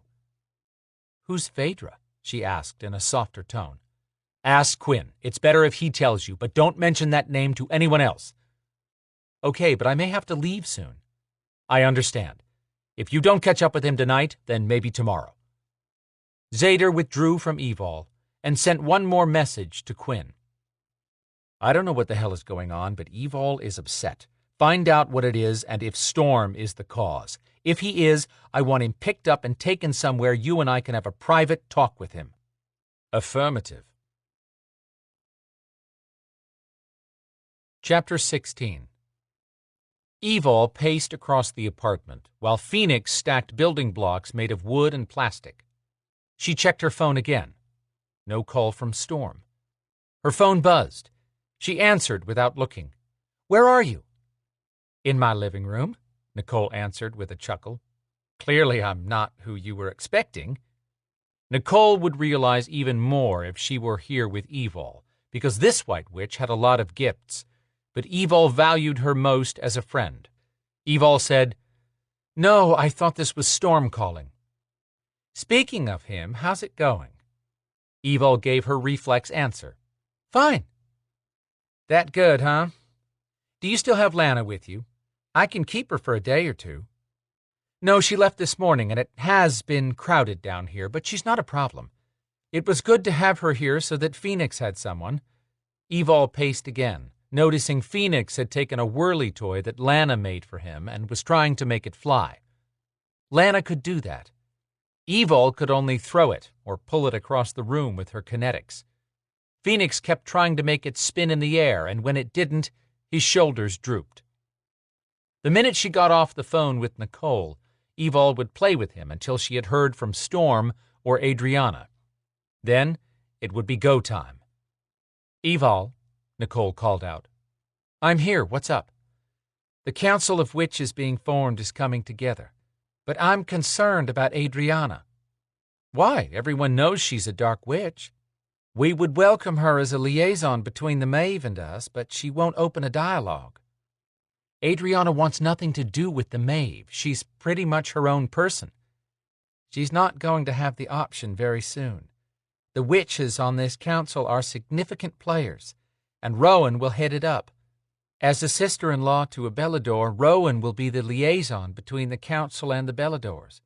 But with the Maeve leaders now able to enter the human realm, the chances for conflict between the Maeve and Beladors increase.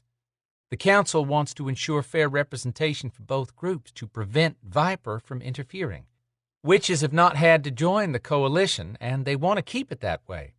The tribunal should come up with a plan for fixing all this, since they're responsible for bringing our worst enemy into the fold," Evol said so sharply that Phoenix jumped. She covered the phone and said, "Sorry, baby, everything is okay." He nodded and went back to picking at his toys, but not with the enthusiasm he'd had while Lana was here. Nicole said, "I understand, but you know better than to depend on the tribunal for anything by now." "True. The longer we delay in forming a plan of our own, the more agitated the witch community becomes, and that's never a good thing, especially when we have a significant number of Maeve in our midst, and we have a rogue group of solitary witches being whipped into a fervor by a young, untrained one." "What's that all about?" "Just immaturity out of control. The rabble-rouser is a witch called Hermia. Rowan has to hold a hard line on all witches for any hope of this council working and preventing Viper interference, and she's facing having to take a stand and push Hermia's group to fall into line. Rowan would rather Hermia recognize her lack of training, take responsibility, and encourage her people to separate into reasonable-sized groups who can govern themselves. But Hermia is charismatic and smart enough to make the right noises and push the right buttons with the solitary witches, most of whom just want to be left alone. She's not ready for coven leadership, but the call of power has gone to her head, and she thinks she can take a shortcut by becoming their leader." Evol finally calmed herself enough to hear the concern in Nicole's voice. "Where will you land in this new mix?" "Rowan knows I'm not a dark witch. But I'm not much for committees and politics either, after the White Witches turned their noses up to me as a child. I've agreed to be on Rowan's advisory board, which was her way of bringing me in without making a statement by doing so." Nicole sounded amused at Rowan's maneuvering. "I'll help Rowan, because she's the only one watching out for the best interests of everyone." Trey McCree was a Belador with unmatched telepathic power, and usually the central call-in point for all Beladors during a crisis. He was also married to Sasha Armand, Rowan's younger sister, who had erratic witch skills at best, based on what Evol had heard. Rowan, on the other hand, was the most powerful white witch that Evol had ever met. She'd hold a firm line when it came to gaining what she wanted to form this council, and right now it sounded as though getting Adrianna on board was high on her priority list. Adrianna did not need one more pressure at the moment. In another day or two, none of this would matter if Adrianna, Evol, and Storm failed to stop Veronica and Witchlock. Evol considered telling Nicole about Veronica, then changed her mind. There was nothing to be gained, and Nicole would stress or use her powers trying to help, and potentially end up a victim to Witchlock if she drew Veronica's attention. They had to rescue Regan. Evol wanted the specifics of the plan, and she wished Adrianna would call already. She told Nicole, "I'll talk to Adrianna, but no promises." "I understand, but tell her that this council is serious. If she can't meet them halfway, she'll need to leave this area for her own safety. Once the council is formed, Rowan intends to inform Viper that anyone outside the Council's jurisdiction will fall to them. I'm not seeing the problem or reason for Adrianna to leave because she works for Viper. Think about it, Evol. What will those tribunal deities do if any witches become a problem at that point? It hit Evol like a blast of cold water.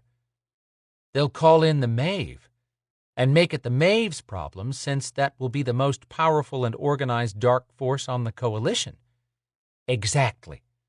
And at that point, the Maeve will see Adrianna as an obstacle. They will seize any opportunity to eliminate a powerful witch from another coven, especially one who works with Viper.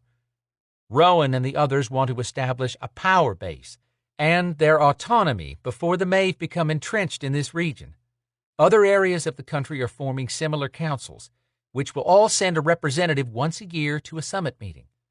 Nicole was different from other witches, in that she had some unusual gifts that didn't fall under traditional witchcraft, and her significant other was Red, a human woman who hated all this woo-woo, as Red termed it.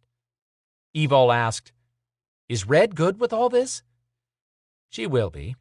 I've explained that it will protect me to join with more of my kind. Adrianna is going to need that protection too." Nicole changed subjects without slowing down. "I have to go in a moment. Why do I sense that you are unhappy?" So hard to keep anything secret around a friend with Nicole's abilities.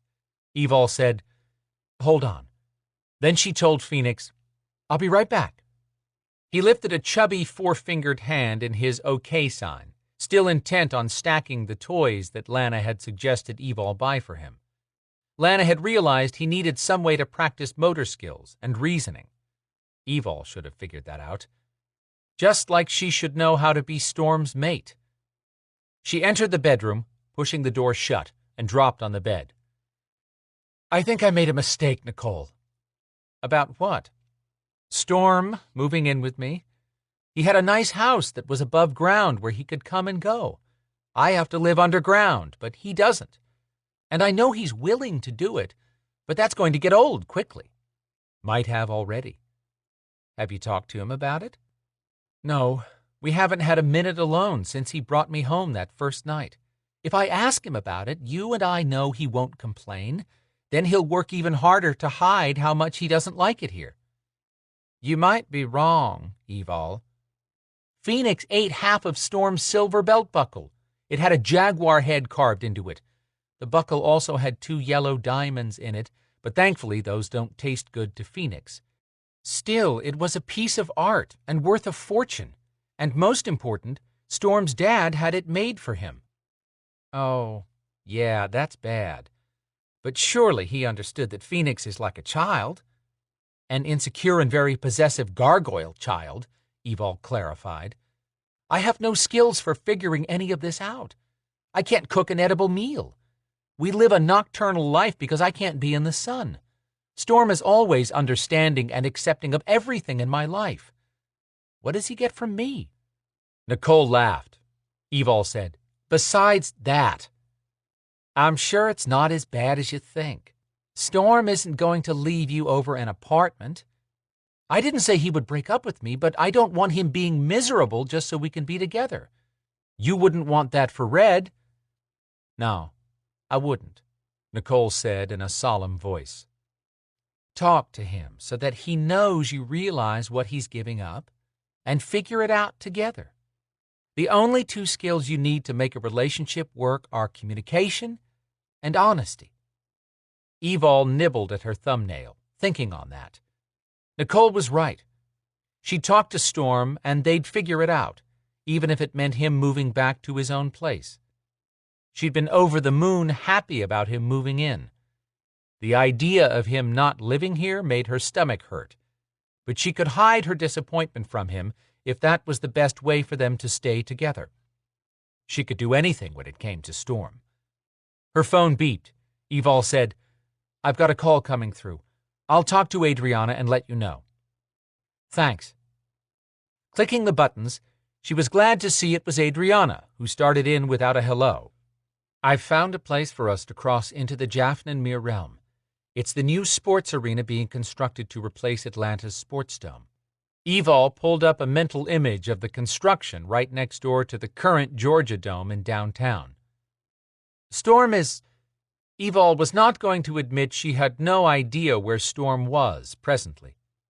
He's at Viper headquarters, but I'm expecting his call any time to let me know he's on the way back. Where do you want to meet? Sundown is in 20 minutes, and I haven't eaten all day. I'd like to grab dinner, formulate our plan, and go to the site. I'll send him a text and tell him to meet us at 6 feet under. It's across the street from the Oakland Cemetery. Go ahead and order. We usually eat much later. Got it. I'm on my way. Evol jumped and changed into her riding gear. If she texted Storm before she left, he might ask her to wait for him to pick her up. She needed her freedom as much as he did. She'd text him after she got to the restaurant. Rushing out to the living room, she slid to a stop and Phoenix stood up, gripping his favorite stuffed alligator in one hand. He took in her clothes and his face lit up. Go ride? Not right now, baby. I have to meet someone for business. Oh, just kill me now. That one word loaded her shoulders with guilt. We'll play with your blocks when I get home, okay? It's okay. His eyes and mouth turned down. She squatted down. Come here. He trudged to her, dragging his alligator by the tail and stepping into her arms with his wings tucked.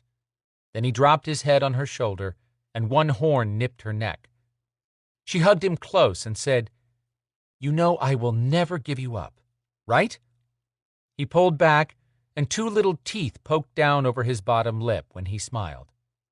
My Evol. Yes, and you're my Phoenix. I'll be back soon, but I want you to promise me not to eat anything silver except the lug nuts. His gaze scooted away from hers, and he sounded very innocent when he said, Okay. She knew better. Phoenix? His sly gaze cut back at her. Yes?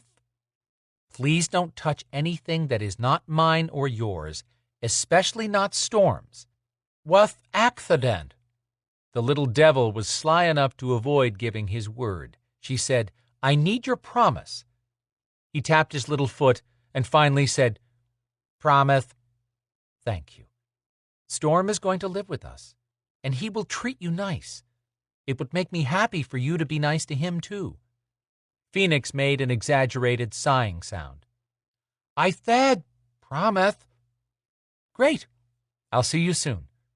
Where is Lana? With her cousin, Quinn. Come back?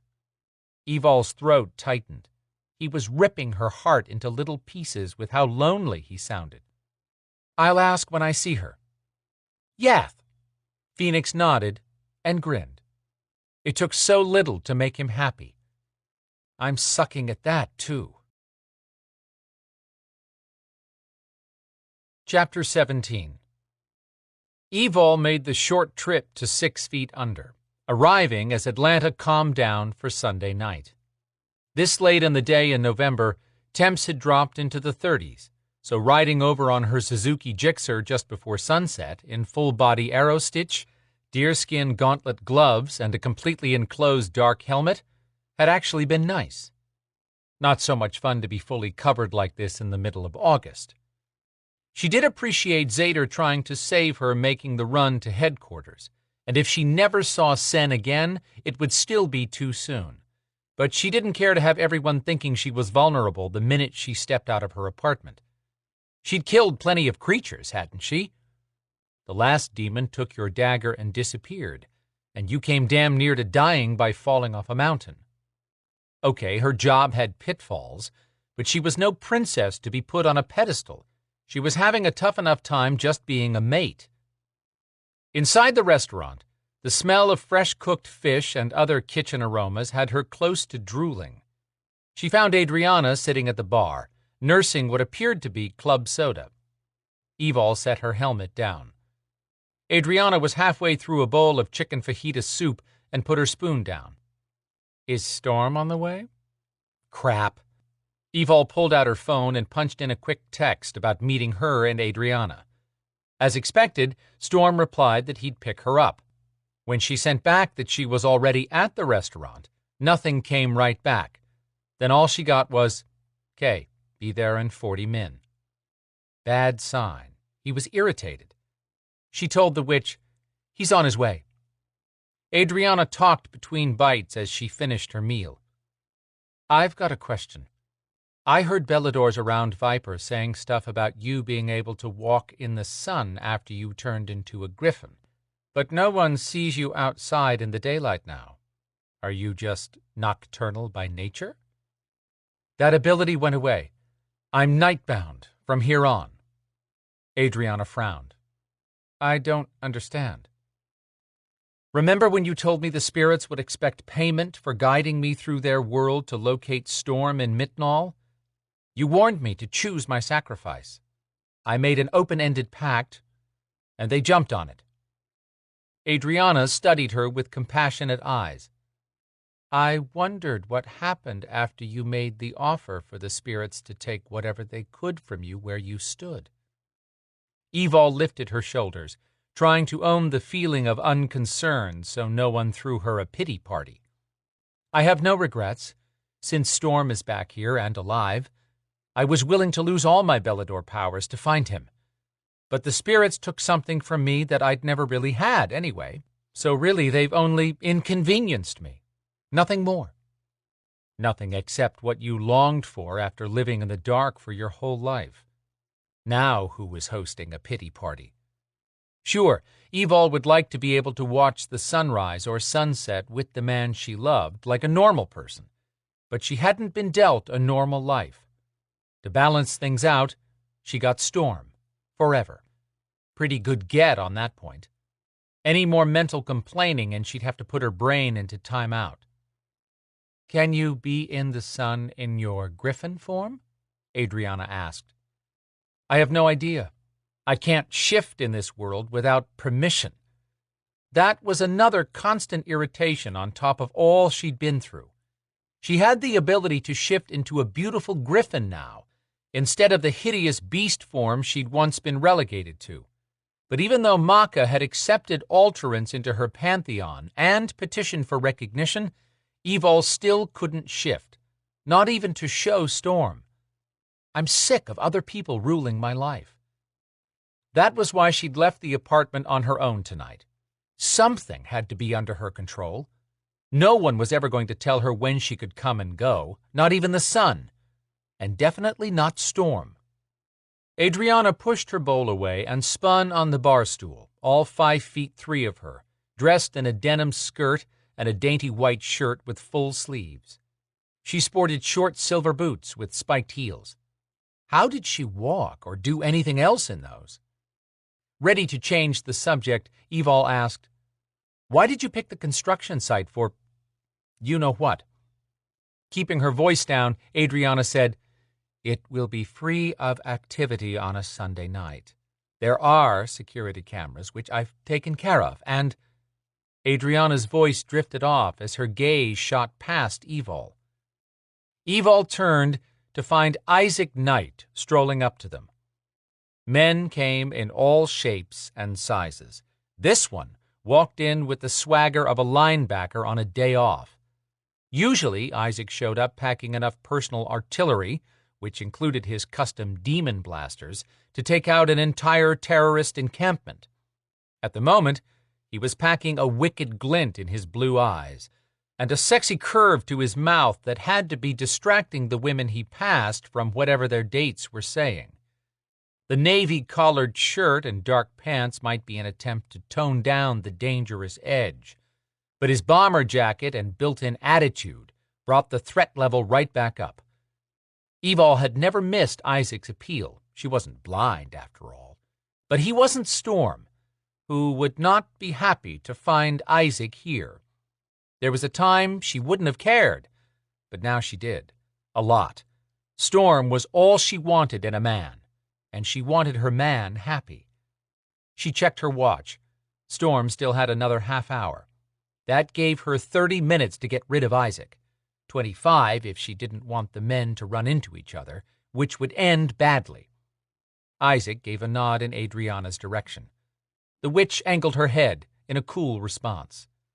These two had not hit it off during their first encounter, when they'd both shown up to help Evol corner the witch doctor so she could open a portal for Evol to bring Storm home. That had been a trying time, especially when the witch doctor used magic to pin Isaac and his mega blaster to a wall. He had no love for non-humans and correctly grouped witches into that category. Still, he'd pricked Adriana's temper when he'd automatically referred to the witch doctor as an it, even before he knew anything about the race. Then Adriana had conjured up some crazy magic to back down the bitch, who'd been determined to turn Storm into a full-blooded demon. Isaac's personal code of non-humans are a danger to the world had never been tested until he'd met Evol, but he'd gotten interested in her long before he realized she was not human. His attitude hadn't changed, just allowed for one exception to his rule. Evol jumped in first before Isaac could start in on her about the dinner date she'd put off forever. "I know I'm a little late getting in touch." That snatched Isaac's dark attention off Adriana and back to her. "A lot late. You've blown off dinner 3 times. Has it only been 3 times? Things have been complicated, Isaac. Did that guy, Storm, make it back? Yes, and he's not that guy. Then it's not complicated any longer. You agreed to dinner a week later. It's been a week later. I realize that." Evol glanced at Adriana, who lifted her eyebrows as if to say, No help there. "What if I absolutely promise tomorrow? That's your last extension. Kip asked about you and said to tell you the boys are doing good, but they want to come home. Who was minding the guilt gates, and why, all of a sudden, were they wide open?" Evol was getting bombarded everywhere she turned. Kip, Isaac's mother, had spared Evol's life when she'd been almost shot full of holes by several night weapons, and then she'd loaned Evol a night mega blaster for a mission to take out deadly Svart trolls who'd kidnapped a bunch of humans, as long as Evol agreed to come for dinner. Kip had been in obvious matchmaking mode, and for a woman who barely came to Evol's shoulder, she was frightening. Plus, as a favor to Evol, Isaac had dropped off 2 homeless teenage boys with Kip. Evol and a night stalker named Grady usually watched over the boys, but when things heated up in Atlanta, Kip had taken them for safekeeping. Adriana asked, "What boys?" Evol said, "A pair of 18-year-old twins who are homeless." Isaac added, "Warlocks." "No, they aren't," Evol argued. "They're witches. Warlocks are dark male witches. Those 2 boys are not like that." She knew this would not go over well, but she asked Isaac, "Can Kip watch the boys for another week?" "Why?" Anyone else would be arguing with her or snarling over her audacity, but leave it to Isaac to immediately figure out that Evol had a reason for not bringing the boys back right now. Should she tell him a crazy witch called Veronica would have no trouble grabbing control of those 2 after an upcoming eclipse? Not a good idea, unless Evol wanted a Black Ops team in the middle of everything just to protect her. Save me from men determined to protect me. Evol said, "I'm tied up on a project right now, and I want to be available when the boys come back so they don't get into trouble." Adriana was listening intently, watching the play between Evol and Isaac. He stood, blocking Evol's exit with his wide body. She had to get him turned around and out of here. "I really am sorry for all the delays." He asked, "What time tomorrow?" She accepted the end of her wiggle room. "I'll meet you here at dark." "If you aren't here at dark, I'm coming to get you." She said, "I'll be here, but I need to get back to my conversation with Adriana. She's, working on that project with me." His gaze jumped to Adriana, who managed to suddenly radiate even more sex than usual, while still giving him a frosty look. Evol had no idea what was going on with her. Isaac spoke too low to be heard outside their small circle, but he sounded disgusted when he asked Evol, "You need a witch to help you?" He'd said that as if he asked whether she needed an ex-con to aid her. Adrianna remained in a relaxed position, with her elbow propped on the bar and stirring her club soda with a tiny straw. Yes, she does, because as you had the privilege to witness, I can handle anything thrown my way. You sure about that? Sitting forward, Adrianna spoke softly, which meant Isaac had to lean down to hear her when she said, "A foolish man made the mistake of underestimating me. It only happened once." She sat back, and he straightened to his full, humongous height. Daggers flew between their gazes. Evol didn't move for fear of getting cut by the sharp-edged glares. She suggested, "Nice to see you, Isaac, but I really have to get back to work." He nodded and turned, then stopped. She leaned around to see what blocked his path. Storm. Chapter 18. Storm locked down on his emotions before Evol picked up on his urge to rip Isaac into two pieces and toss each half as far away from Evol as possible. Isaac mimicked Storm's posture, with legs slightly apart and arms crossed. Storm would be the bigger man for Evol, who didn't need to be stressed over this. At least he would be as long as Isaac didn't touch her. Evol stepped around Isaac and looked up at Storm. "Funny running into Isaac here, but he was just leaving." Isaac interjected, "I might hang around and have a beer." Being the bigger man was overrated. "That's fine. We're leaving," Storm told Isaac, who wasn't budging. Evol glared first at Isaac, then at Storm. Then she must have noticed how quiet things were getting in the normally bustling restaurant. People were watching, waiting on the show to begin. Could Isaac not recognize that the chase was over? Evol had made her choice, damn it. Isaac gave Storm a narrowed-eyed stare of challenge. The human outweighed him by 30 pounds, but Storm's jaguar strength would more than balance out that difference. Hurting this guy would upset Evol, and she had enough on her plate right now, but Storm needed to get things straight with Isaac so he'd stop sniffing around. If that didn't work, then Storm would have a more in-depth conversation in a less public venue.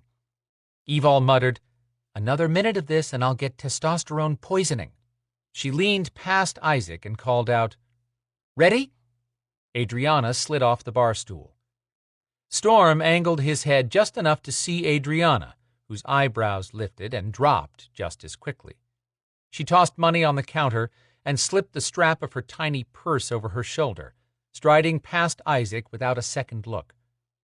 Isaac noticed her, though, his gaze sliding from head to toe as the petite witch walked away, before he caught himself and returned to posturing. Storm picked up on male interest in the witch that should have eased his anger, but Isaac's gaze slid from Adrianna to Evol, who rolled her eyes at both of them. Then she fell into step behind Adrianna, not saying a word. Storm felt eyes on his back and sent a look across the bar area and around the restaurant. That had everyone immediately shifting their attention to whatever conversation had been going on a moment ago. Isaac's mouth lifted with smug sarcasm. "Nice trick. That all you got?" Storm stepped up to Isaac. "Let's make this simple. In case you didn't get the memo, Evol is my mate. Don't come near her again." "Going to be hard to avoid it when she just agreed to go to dinner with me tomorrow."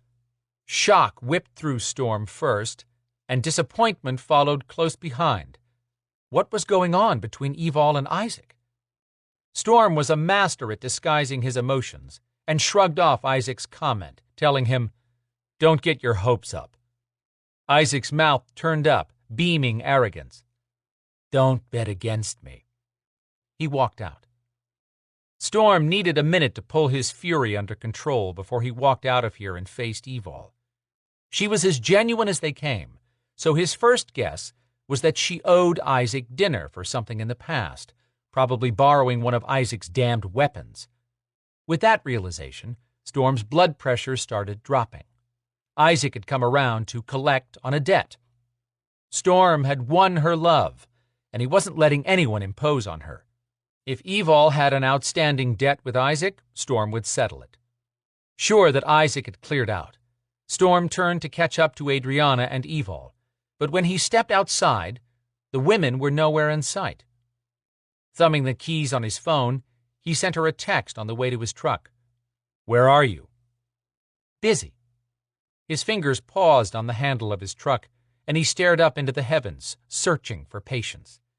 He could track her and Adrianna, but that would take time, and he didn't want to risk those two trying to cross into a hostile realm by themselves. He climbed into his truck, mentally searching for the right thing to say, and texted, "Isaac and I parted on civil terms. Now can I come join you? I missed you today." 30 seconds passed, and he stared at the phone, waiting. 40 seconds. A minute. When she finally texted back, she sent an address for the construction location of the new dome, but it was the smiley face she included that eased the tightness in his chest.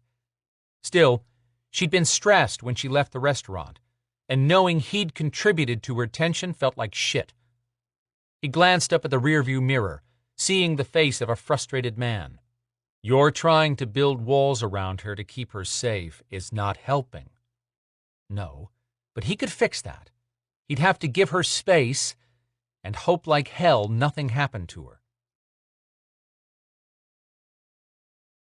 Chapter 19. Evol followed Adrianna over chewed-up ground that would eventually be home to the Atlanta Falcons football team. Once this new dome was finished, the old one next door would be torn down. The Georgia Dome still looked nice to her, but she'd never been to a football game, so what did she know? "Is Storm coming?" Adrianna asked, sounding concerned but not missing a step with those spiked boots. "He's on the way." Adrianna wore a backpack that had been stuffed full. She had her palms turned toward the ground, shining a glow ahead of her, which made up for her lack of night vision. But Evol saw just fine, even through her dark sunglasses, and Storm would move through the night with the eyes of the predator he could shift into. Adrianna paused and swung around, adjusting the backpack, then gave a head nod in the direction of something behind Evol. "Looks like he found us." Evol twisted around. Storm closed in on them with long strides, his knee-length coat billowing open. He was silent as a shadow in spite of how quickly he moved across the construction site. When he reached them, he stopped and looked around. "There are cameras all over this place. Plus, they've got to have on-site security." "I've taken care of the cameras," Adrianna assured him. "Whoever monitors the feed will see the same picture with an occasional bird flying past to break it up. We'll be shielded from human eyes. As for human security moving around, they'll turn back as soon as they reach this area and retrace their steps, thinking they've circled the building." Evol tried to get a read on Storm and picked up strong determination. Storm worked on one speed when he was focused, all out. He wouldn't let her or Adrianna move forward unless he was convinced they'd both be safe. That was the man she loved, who might go overboard when it came to watching out for the woman he loved, but he didn't love in half measure. He studied the construction site, where the skeletal structure soared 4 floors high already, with gantry cranes and scaffolding everywhere. "Is this where you want to access the realm?" "Yes. I spent several hours here checking for spirits. There were 2 night stalkers, but I made a deal with each one for tomorrow if they stay away tonight. I haven't seen them. Once we get to where we're going, I'll enclose us with a spell that will prevent humans from hearing or seeing us, plus deter most curious supernatural beings from bothering us. But it won't stop someone truly determined." "I won't let anyone close," Storm said. Evol took that to mean he was finally on board with staying here as their guard. "Then let's get this done." He held up his hand to stall her and asked Adrianna for the specific location, which was on the very top level, of course. Evol asked, "Why does it have to be up there?" Adrianna gave her a look that questioned why she was picking at the plan. Because that construction level is the newest ground with no specific energies connected to it yet, and it's in the most open spot with nothing above us. Plus, the vibration is always higher at elevation, and we can use all the help we can get. So what's the matter? Nothing, just wondering. Storm asked, "Would you go ahead of us and get everything set up, Adrianna? We'll be right behind you." Sure.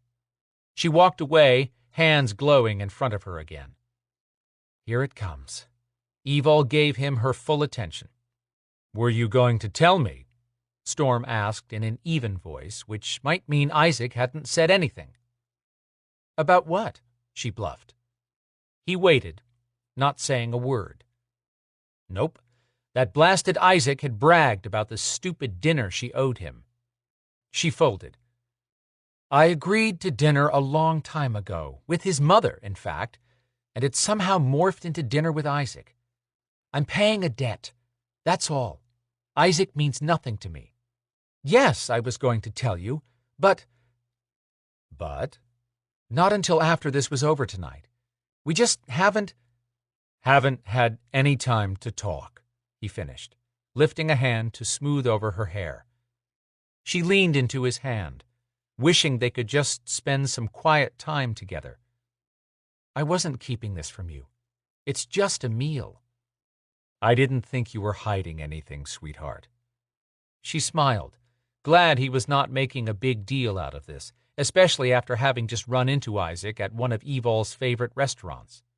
She admitted, "I don't even want to do this." "Then don't." As if her life was that easy. She was tired of IOUs hanging over her head and wanted to get them paid off. People had helped her, and she wanted to show her appreciation, even if it meant dinner with Isaac when she could be spending the evening with Storm. "I have to go. It's just one dinner, and then this will be off my conscience." Plus, she intended to ask Isaac to accept her decision and stop trying to spend time with her. Isaac will let it go, and I won't make the mistake of getting indebted to him again. Considering how uber-protective and possessive Storm tended to be, he surprised her by calmly accepting what she wanted to do. Or was he doing a great job of hiding his true reaction? He studied her face, then asked, "This isn't just about the Mega Blaster he loaned you for the Svart Trolls, is it?" She might as well get this out on the table and be done with it. "No. Isaac backed us up when Adrianna and I had to capture the witch doctor. He brought one of his custom weapons and stunned Nadina long enough for us to contain her. Even then, she managed to call up a smoky dragon, but Adrianna shut that down. Then I'm really the one who owes him. Why don't you let me talk to him about settling this debt another way?" She shoved her hands up in the air and dropped them. "You know what? Then you go to dinner with him. And while you're at it, you can figure out how to thank his mother for watching over those two homeless witch boys." "I'm trying to give you what you need." Storm backed off and clutched his head with both hands, walking away, then back to her. He dropped his hands and cupped her face, kissing her hard. If this was him trying to give her what she needed, he definitely got it right. His mouth swept away all the anxiety that had been riding her for days, just like he had last night. But they couldn't spend every minute of their lives in the shower, in bed, or kissing. If they could, she'd totally be down with that. When he let her come up for air, he said, "I hate everything you had to do to come for me in Mitnall. I hate that you constantly sacrifice. I don't like you owing anyone, especially another man, because of me. And I really hate you being out here tonight for this thing with Adrianna." He kissed her forehead and tugged her into his arms. "But you know what bothers me the most?" "That wasn't enough?" "No." "That you're going to do this tonight even though you know I don't want you to take the risk." He squeezed his eyes shut for a second. "I know that's selfish, but I'm a selfish bastard when it comes to you. I'm trying to give you the room to do what you need to do, but not knowing if I can keep you safe is killing me." Her insides did a happy dance. God, she loved this man. But something had to give. When did you start thinking I couldn't protect myself, Storm? I was battling creatures worse than demons long before you came along. I love that you care for me, but I'm starting to feel smothered with you making everyone scared to put a scratch on me. And the bigger question is, when did you start thinking I would stop doing dangerous things, or actually not do my job because we're together? He rubbed his thumbs over her cheeks and touched her lips with his. I know you can handle yourself in a fight. You're the most amazing woman and warrior I've ever known. But that doesn't mean I like seeing you hurt. After my dad died, I was an island. Nothing could touch me, because I had no one to lose. Then you came along and... His throat moved with a deep swallow. I have no world without you. Her heart quivered. She said, Adrianna and I can do this. We'll make it out of there alive. You don't even know what you're going up against. It doesn't matter. Nothing will stop me from getting back to you. She hoped she was right, but she didn't want to think otherwise. Staring up into his dark eyes, she had to know the answer to a question that had been hounding her. Are you happy about living with me? Of course I am. He showed no signs of his body punishing him for lying, so that had to be true. Let's get this done. Part of why I'm stressing is because I'm not sure what to do once I follow her into this realm. I'm in a tough spot here because you need my help to go, and I don't want you doing this, but I gave you my word, and I'm going to do my part. Thank you. He hooked an arm around her and started walking them toward the building. You're welcome. I hope you still love me when you turn my hair gray in a year. She felt like poking at him. You don't want me out in the sun, you don't want me to have dinner with Isaac, you don't want me working alone, and you don't want me realm traveling with Adrianna. Does that sum it up? Pretty much. She punched him in the abs, but he was like rock, and the grunt came out in a chuckle. She smarted back. What comes next? I want you barefoot and pregnant? No. Thank goodness. Then he added, I like your boots. The hair on her neck stood up. His chuckle turned into a full laugh. Then he turned quiet before saying, I really don't want to change you, sweetheart. But this is not an easy adjustment for me.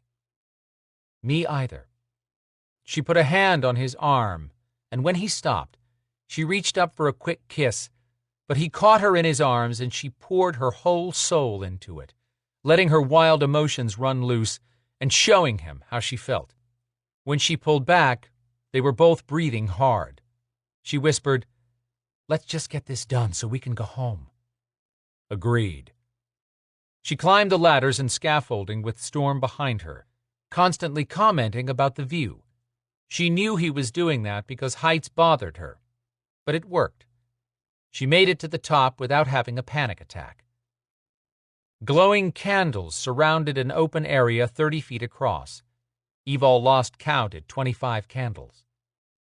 Adrianna finished drawing a perfect circle 10 feet in diameter with a thick piece of chalk, then pulled what looked like a blanket from her backpack. When she shook it out and placed the material in the circle, it turned out to be round, with strips of gold attached in the shape of a pentagram that glowed against the black blanket. Evol pointed at the ground covering. Is that real gold? Yes, spun gold threads.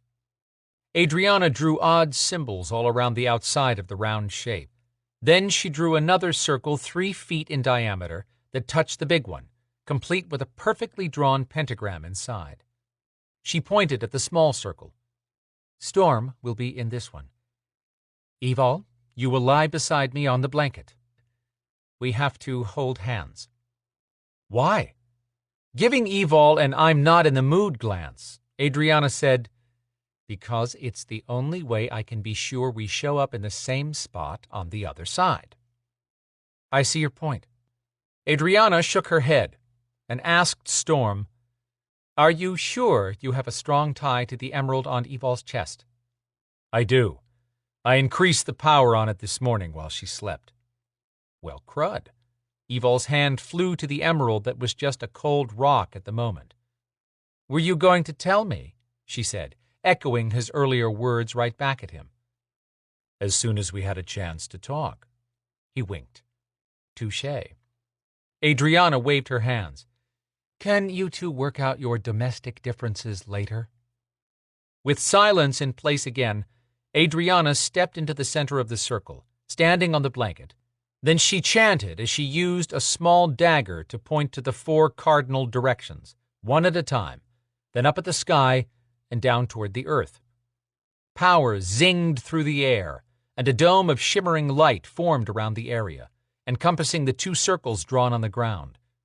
The shimmer faded, but Evol could still feel the hum of the energy as she reached out to touch the circle. Then Adrianna walked to the edge of the power dome and used the knife to cut an arched doorway in the side. She motioned Storm and Evol inside. Power crackled as she sealed the opening, then sent Evol to the blanket with directions to get comfortable. Evol gave Storm a long look she hoped telegraphed how much he meant to her. Then she stepped carefully onto the pentagram and stretched out on the blanket. Adrianna told Storm, "I need you to walk over to the side with me so I can tell you the chant." Evol popped up.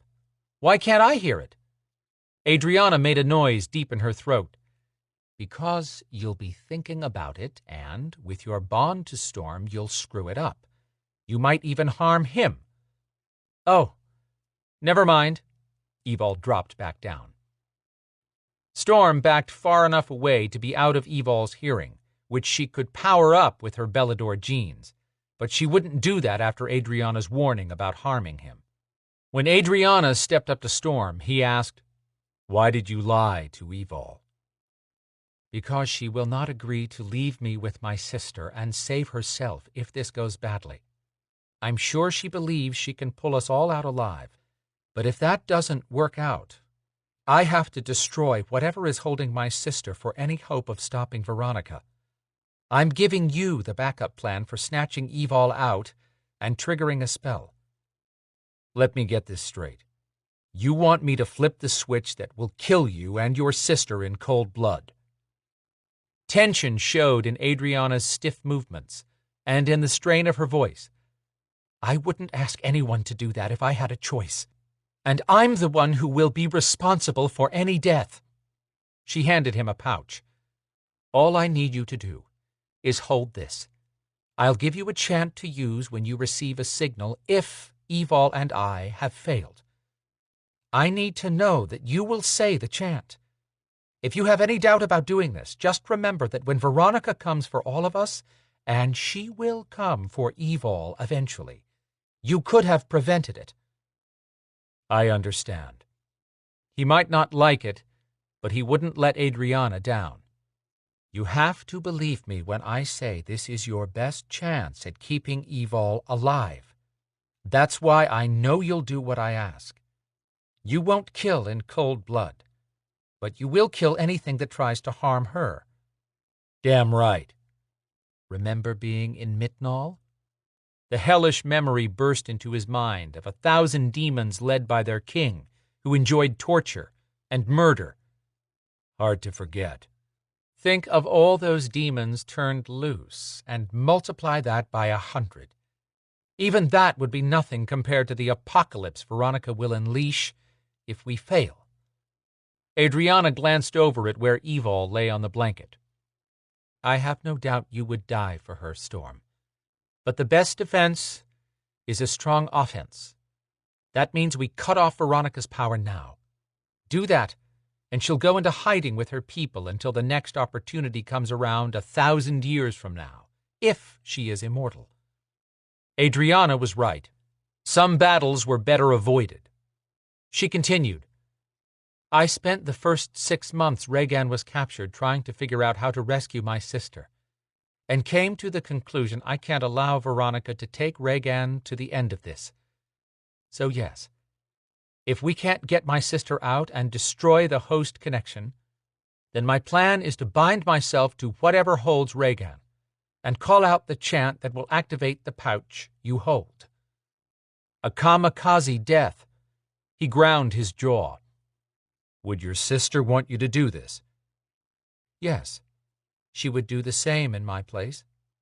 If Rhaegan dies and we are apart, I will very likely not survive anyhow, due to our bond. I'm asking you to stop Veronica and help me free my sister in some way, even if it means I go with her." Storm had never expected this from Adriana, who most of the teams thought was just another cold and self-centered sterling witch. She'd proven herself to be a valuable part of Viper, but she'd also kept herself apart from everyone except him, and now he understood why. He could also see how Evil had become friends with the witch. He asked, "What do you want me to do?" Adriana nodded at the pouch. "That contains a lock of my hair, a stone from Veronica's ancestral home, and a lock of my sister's hair. The minute you feel energy building in the pouch, start this chant." She said it twice for him. "Not before you feel the energy." "Got it. Then what?" Adriana whispered, "The pouch will burst into flames. I know it won't harm you, not with your bloodline. Drop it, and immediately use your tie to the emerald and yank Evol out. If the pouch does not burst into flames within 10 seconds of finishing the chant, pull Evol out anyhow." "What about you?" "No one will be able to save me at that point. I'm going to cloak Evol with a spell as soon as we enter the realm. The Guardians should come after me, but in case something happens to incapacitate me, if they target Evol, the same spell will blast bright energy in their faces if they touch her. That will allow her enough time to escape and hide until you pull her out." Evol would never run and hide. He wanted to haul her away and lock her in that cramped underground apartment, but she'd never forgive him, and Adriana spoke nothing but truth. She did mean to put a protective cloak on Evol. "You're sure you can't take a male with you?" "I'm as sure as my research. Look, my sterling blood will be the draw." Evol called out, "How long is that freaking chant?" Adriana lifted a hand to stall her, and Evol grumbled something under her breath. His hellion. She was deadly, but she bled and could die. "Evol's not fragile, Storm. I wouldn't take her with me if I thought she wouldn't come back." "I know." He stepped inside the small pentagram circle, still holding the pouch. He sent out his energy, searching for the emerald. The stone glowed beneath Evol's shirt, shining green light on her chin. She smiled, moving her hand to her chest. "I feel it." All systems were go, but he had a sinking feeling about this. Adriana stepped into the larger pentagram and sat down before stretching out. Every movement she made was a precise execution. Was her sister currently screaming in her mind? If so, Adriana kept any sign of it off her face. She reached over and clasped Evol's hand, then began chanting. Candle flames grew and grew until Adriana shouted a word Storm did not recognize. The flames shot 10 feet in the air, roaring like giant blowtorches. Eyes shut, Evol and Adriana lifted off the blanket. Dread clawed its way up Storm's spine. He opened his mouth to call out words that could break a spell in mid-chant, but wind swirled, and both bodies disappeared. Hadn't Adriana said their bodies would remain here? No. She'd insinuated that he was here to guard them, and Storm took that to mean their physical forms. Adriana had lied by omission. Storm stared at the empty blanket, afraid to move from this spot now that everything was in motion. He gave his heart a chance to slow down and calmed himself so he didn't send anxiety to Evol through the stone. But he needed to feel that tether. He wanted the reassurance that he could pull her out in an instant. Drawing on his energy, he sent a wave out, searching for the link. He waited and waited. No. Storm called up a blast of power he forced straight at the large pentagram on the blanket to search for Evol's trail. The energy shot through the empty space and onto the other side, causing a quiet flame to flare up. His skin chilled. He had no connection to Evil. Chapter 20. Evil heard a quick blast of sound and felt heat. Had the candles exploded?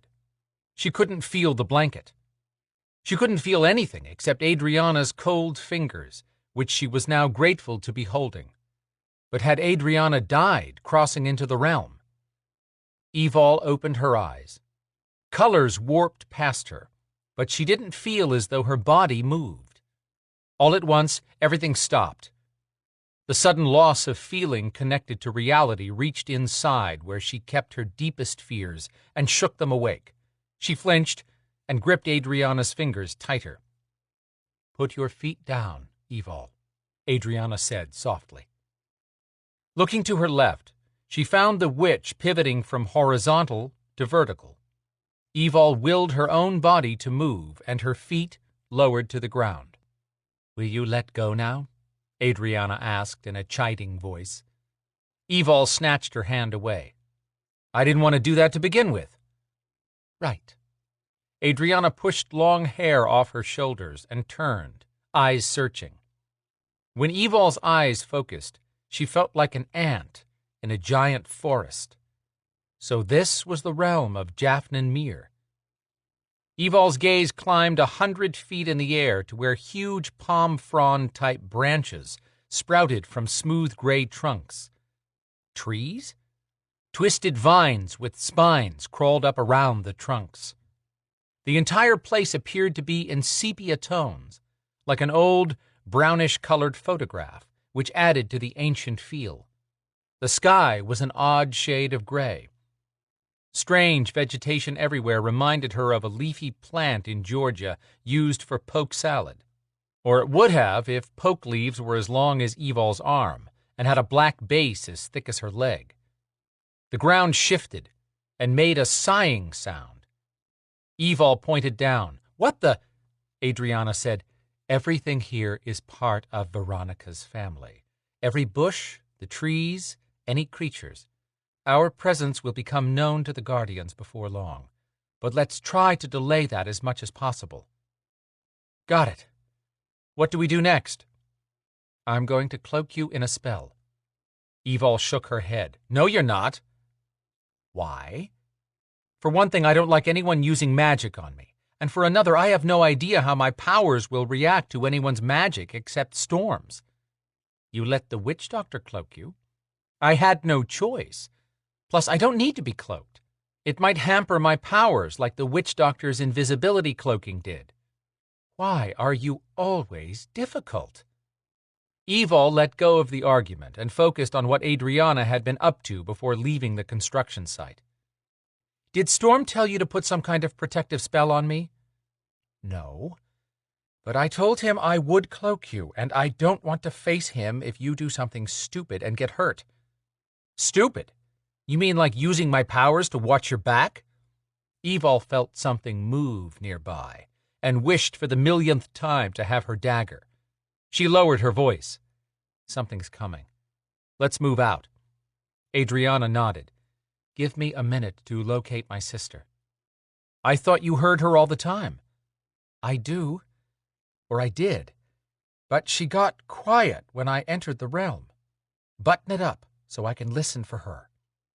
Evil wanted to get in and out, so she let that mouthy comment slide and opened up her empathic senses.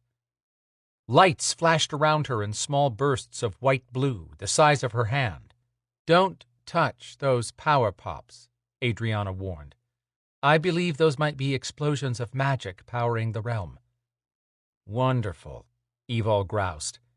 She kept searching the area with her empathic ability and felt a tug on her power. That was weird. Adrianna took a step in the same direction Evil had felt the tug. Evil started to ask if the witch was being pulled that way, when she sensed something moving toward them from behind her. She spun and narrowed her empathic senses in that direction. Whatever stalked them kept coming and was emitting one single emotion: aggression. A noise crackled 70 feet away. then again at 50. Evol told Adrianna, "Something is hunting us. Ask your sister where she is, and let's get moving." Adrianna turned to her, skin pale and blue eyes wide with shock.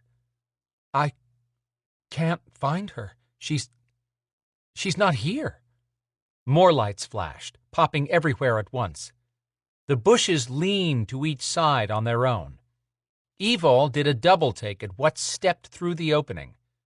She tried to categorize the creature, but where do you file something with a body resembling a rhino, covered in grayish-green plates that shined like metal, and the head of a jackal with blue fur?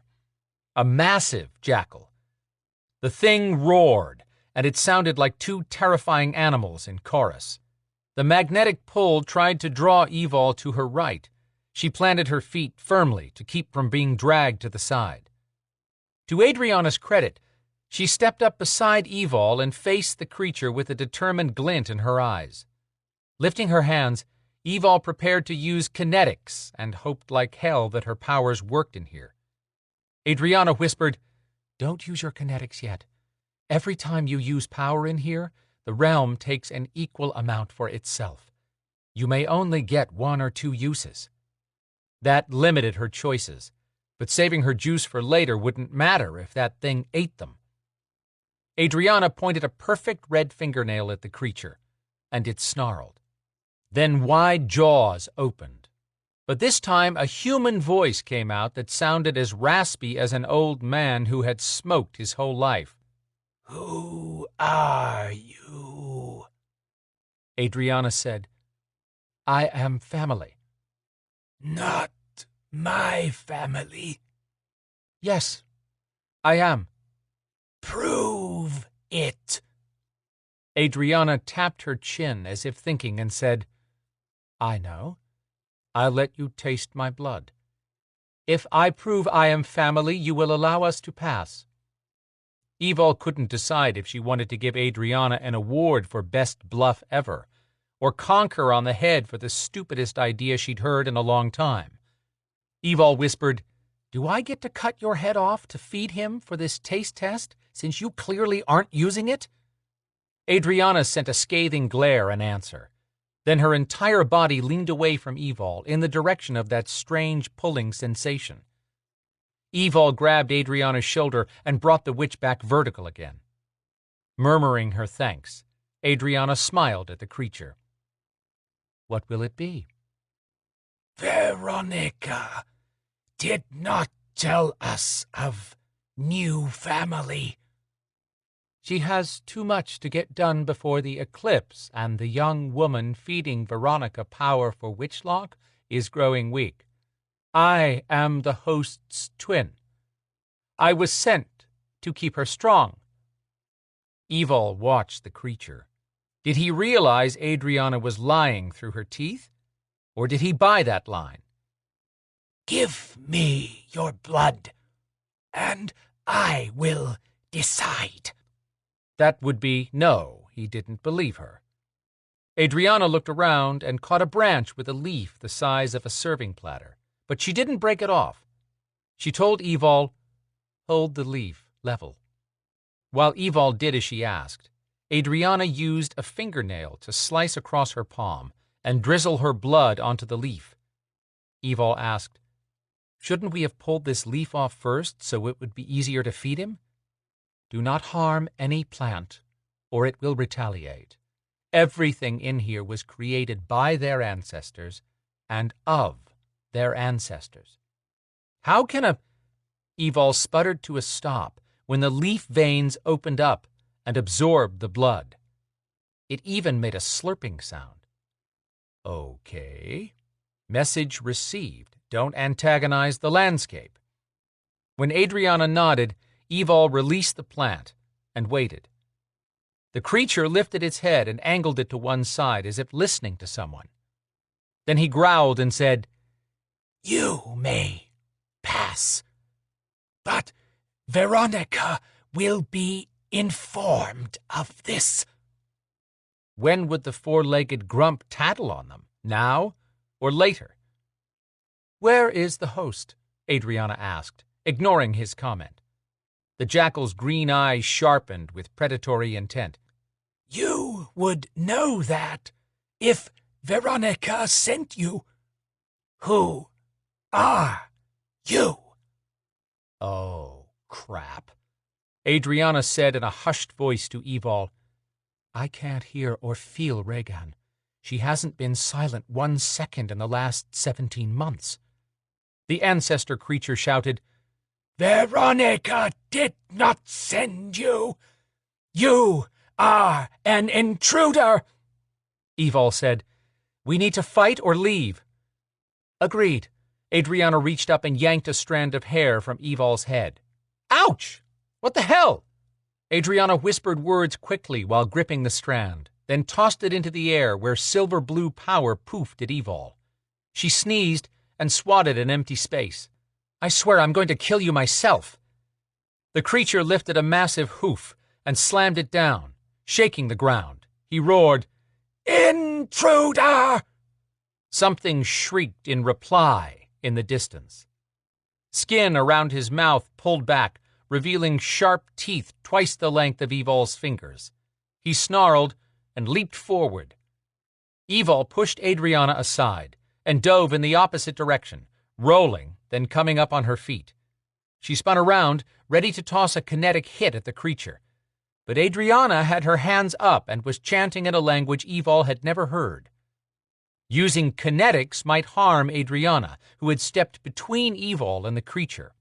Thrashing plants right and left, the creature dove at Adrianna, and red power burst across his head and body. He screamed in agony and backed up, trying to get away from whatever Adrianna had conjured. He stood all that body up on his short and stocky hind legs. Evol wouldn't have thought that possible. Then he crashed backwards, shaking the entire area with trees swaying and the ground rippling. Evol danced around to keep her balance. Adrianna was doing the same. Then she started sidestepping faster and faster. The plants parted to make a path. Any help from the plants could not be good for either of them. Evol lunged for her, but Adrianna took off running, backwards. The witch yelled, "I can't stop!" Gaining her feet, Evol turned to go after her, which was a good thing. That magnetic force gripped Evol's chest and yanked her in the same direction as the backpedaling Adrianna. Evol raced through the strange woods. Leaves and branches swung out of the way, then back across the path to swat her face, her arms, her legs, even when she tried to duck or avoid them. Thwacking noises and Adrianna's shouts rambled 30 steps ahead of Evol. Evol double-timed to catch Adrianna and grabbed one of the witch's flailing arms. She whipped Adrianna around so they could both run forward. Trees bent, their long branches reaching for Adrianna and Evol. She had a vision of being the main dish for a forest. Death by vegetation would be so wrong after all the vicious beings she'd fought and survived. All at once, the woods blurred into a gold steam that swirled as if the air had been whipped into a cream, and the magnetic draw began to lessen. Evol slowed as the creamy air swirled around them. She tried to take a step backwards and got a quick yank forward again. She waved her hands, fanning the cloudy mist. Adrianna did the same. When the mist cleared, they found Regan. Regan looked identical to Adrianna, except for being suspended in a giant, translucent sphere 40 feet in diameter. It hung a foot off the ground and turned slowly, smoldering as tendrils of white energy smoked away from the surface. Regan had the same long blonde hair, but upon closer inspection, her hair had turned white with jagged stripes of black running through it. Hundreds of gossamer threads tied Regan to the inside of the sphere. Adrianna's game face gave way to the pain of seeing her twin. "Regan?" Evol lost all sense of the magnetic pull. The realm had drawn them here, which might mean this was some sort of trap. "We found her. Now what?" "I can't hear her inside me. I need to put my hands on the globe and see if that reconnects us." "What if it kills you?" Adrianna turned a crazed look on Evol. My sister is dying. Veronica's cooking Rhaegan's magic. Rhaegan is powering that sphere, which means I should be able to touch it and not die. Should just did not have the same ring as absolutely. Evol kept looking around. Another guardian might show up, so let's figure this out quickly. Adrianna turned to her. You're right, and we don't have much time. Listen carefully. I hate when phone recordings say listen carefully. What? You think that will make me listen better? Adriana's jaw clenched. Don't make me regret bringing you. We'll make one attempt at freeing Rhaegan and leaving, but if I can't get her out of that sphere, we won't have much time before the other guardians come for us. When I tell you to get ready, that means I'm going to join with my sister and say the words that will ignite the pouch I gave Storm. The minute that happens, Storm's pulling you out of here. That was not the plan. It was not your plan, but it was mine. Why do you think I stepped away to talk to him? Evol would deal with Storm's part in this later, but she refused to accept defeat this easily. Evol snarled, Listen carefully. Here's the real plan. We get Rhaegan out of that ball and both of you out of here. End of strategizing.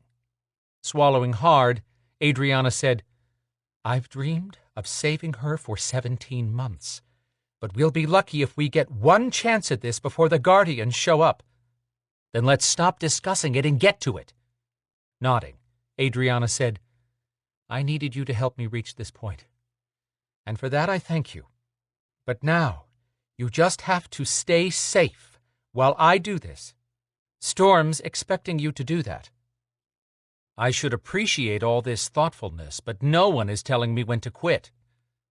Adrianna added, We didn't kill that Guardian because they can't be permanently destroyed inside this realm. All we did was delay him from calling in the others. The news kept going from bad to worse to unbelievable. Are we in agreement? Adrianna asked. No one had been straight with Evol to this point, so she just shrugged for an answer, which Adrianna must have taken to mean yes. Facing the sphere, Adrianna started walking forward, slowly. 20 feet off the ground in the center of the sphere, Rhaegan turned, as if alerted to a change. She tugged at the tendrils tying her to the globe and jerked around to face Adrianna. But she must be sensing her twins so close through their bond somehow, because Rhaegan's eyes were white with blindness. Rhaegan's freaky gaze stared down at her sister, and she started shouting something. She looked out over the realm, then back at Adrianna. Adrianna called out, It's me, Rhaegan. I've come for you. Power shot here and there like tiny asteroids out of control. The legs of 1,000 spiders crawled all over Evol's skin. She rubbed her arms, but nothing physical touched her. Her beast came alive inside and started pounding, wanting out. No telling what kind of problems shifting in here would cause. She shivered and clenched her fists, fighting the change. Rhaegan's crazed face lost its beauty. White eyes glowed, then turned red as hot coals. Her skin sagged. She opened her mouth, and yellow teeth looked sharpened to points when she screamed something silent. What the hell? Then Rhaegan extended fists in Adrianna's direction. Call me jaded, but that does not look like a loving sister. When Adrianna got close to the sphere, she reached out to touch it, but she was snatched off the ground and lifted high into the air until she hung at eye level with Rhaegan. Adrianna stretched both hands out, leaning forward to put her hands on the globe's wall. She couldn't quite reach across the distance, and strained so hard her face turned beet red. Something invisible kept blocking her at 2 feet away. Rhaegan stretched and lunged to put her hand on the mirror spot inside the fiery white sphere. Bad sign. Really bad sign. Evol would face her friend's wrath later. She shouted, Adrianna, get back down here. I can't do anything. Rhaegan's gaze jumped to Evol. She shouted in Evol's direction. Roars and screeches sounded far away and were now moving toward the clearing. That had to be Rhaegan's guardians coming to the rescue. Had Adriana's sister called them in? This was not the way Evil had envisioned a happy sibling reunion, and Storm had warned her that she wasn't skilled in witchcraft. But she was skilled in kicking ass. Evil shouted, "She's going to kill you, Adriana!" Adriana yelled back, "No, she's not." Evil was out of ideas. She could leap up with kinetics, but if she hit the sphere, her power might explode everything. Tendrils of energy swept away from the globe and reached for Adriana, wrapping around her arms and legs and face. She started struggling and chanting. Heavy crashing noises were coming from the woods, heading toward the sphere. The web of energy wrapping up Adriana yanked her hard against the surface as Rhaegan lunged from the other side. Adriana shouted, "Bind your power with mine, and we'll get you out."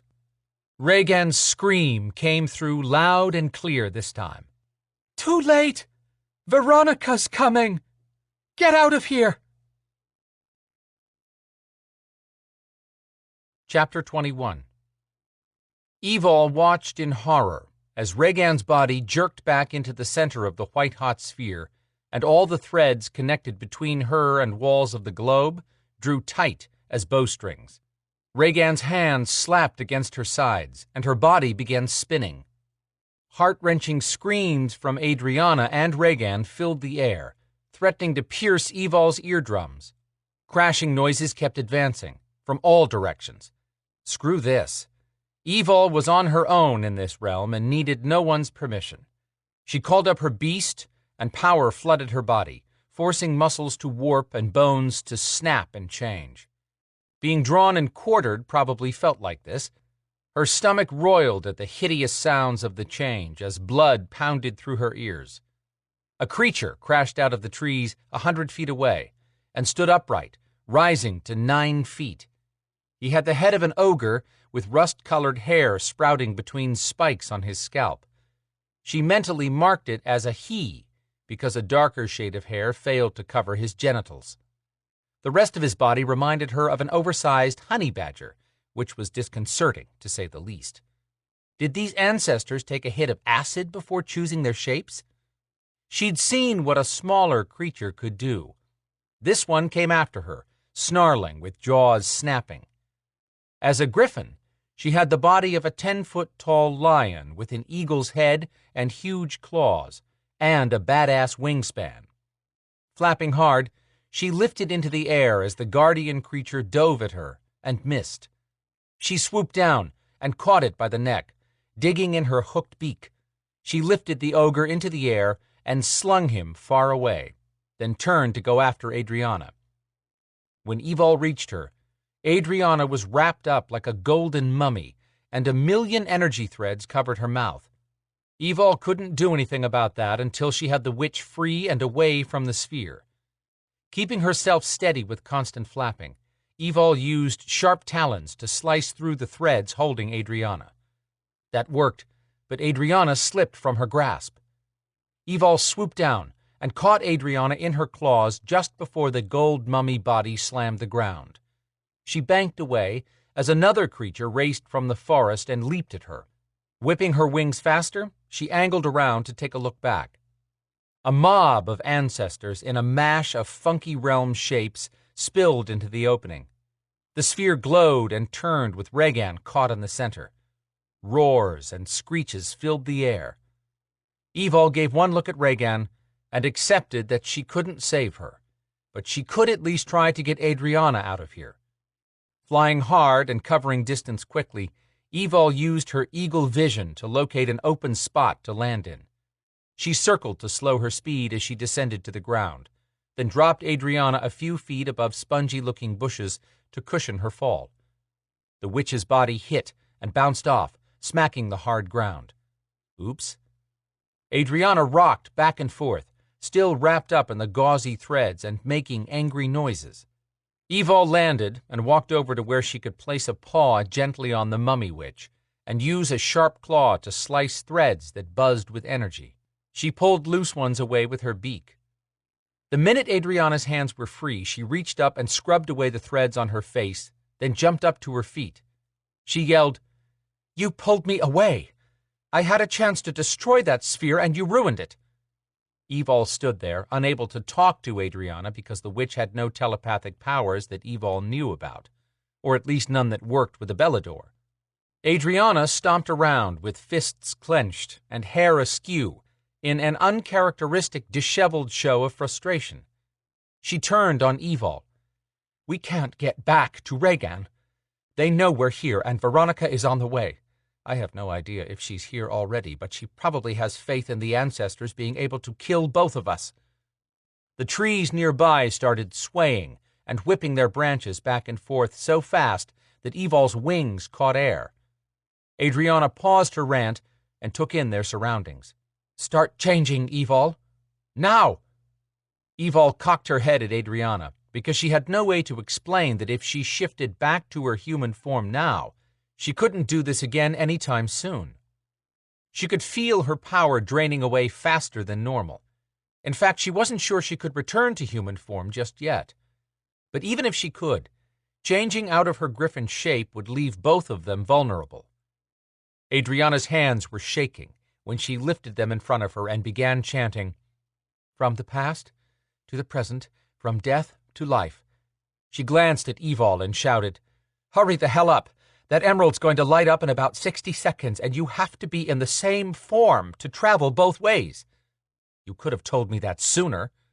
But Adriana couldn't hear that thought, so Evol screeched at her. Adriana shoved her face up towards Evol's griffin face, hands on her hips. "I'm having a bad day too, so get over it and start changing if you want to see Storm again." That did it. Evol had little practice in shifting back from this form, but she called on her powers, and her muscles began contracting. Oh, that hurt. Adriana was busy walking around Evol, spewing her chant. Flames erupted in a circle that surrounded them. Thunder boomed over and over, shaking the ground. Evol brought her head up, and tears came to her eyes because that part hadn't finished changing, and her neck was tight. Why was it taking so long to shift? And why did it feel like she dragged her limbs through quicksand? Adriana's words hit her. If you use your power in here, the realm takes an equal amount. Evol glanced around her. Trees close by that had been gray now had a vibrant, greenish glow. Was that where her power was going? One look at how long it was taking Adriana to start a fire confirmed that the witch was also a quart low on juice, too. A loud roar joined the pounding thunder. That was not thunder. The sky, if what hovered over the top of this place was really a sky, had not a cloud. Adriana's flames were only a foot tall, and from the way she kept chanting faster and faster, it was obvious Adriana expected more. Trees and plants literally bent to the ground to get out of the way of a beast running hard. Long orange and black hair flowed behind a body shaped as a tiger, but this one was the size of Storm's truck. The emerald on Evol's chest heated, and she felt a tug, but she was only halfway changed. Adriana grabbed at Evol, latching her fingers and yanking on what would be an arm again once Evol finished shifting. The witch continued chanting in a booming voice Evol would have expected out of someone twice Adriana's size. Straining, Evol forced energy to the part still pulling back into place. She'd reached 80% completion when the emerald glowed bright as a searchlight and vibrated. Storm must be using everything he had to pull her back. The tiger-looking beast leaped across the opening. Adriana's hand clamped tight, and Evol fought back a scream of pain. The limb was sensitive in mid-change. Something sharp sliced her thigh. Her world blurred and spun out of control. Lights bright enough to blind flashed by her, and the whirring sound of being in motion roared in her ears, throbbed through her body. Body? She hadn't finished shifting. What about not being able to return if she wasn't back in her original form? Chapter 22. What was that loud noise? Evol covered her ears, then blinked her eyes open. Wait, she had hands. and they were on her ears. "Can you hear me?" Storm leaned over her, the source of the booming noise. "You are never going anywhere without me again." She'd argue and tell him he couldn't tell her what to do, but she never wanted to do that without him again either. She croaked, "Adrianna?" "She's catching her breath, but she's fine."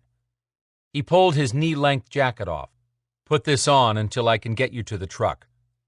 She sat up and grabbed her head where something tried to beat its way out with a sledgehammer. Storm pulled her to her feet and had her arms in the jacket without much help from her. "What the hell happened?" he snapped, tugging the leather together and buttoning her up. Warmth and the scent of Storm. She might sleep in this tonight. "Evol?"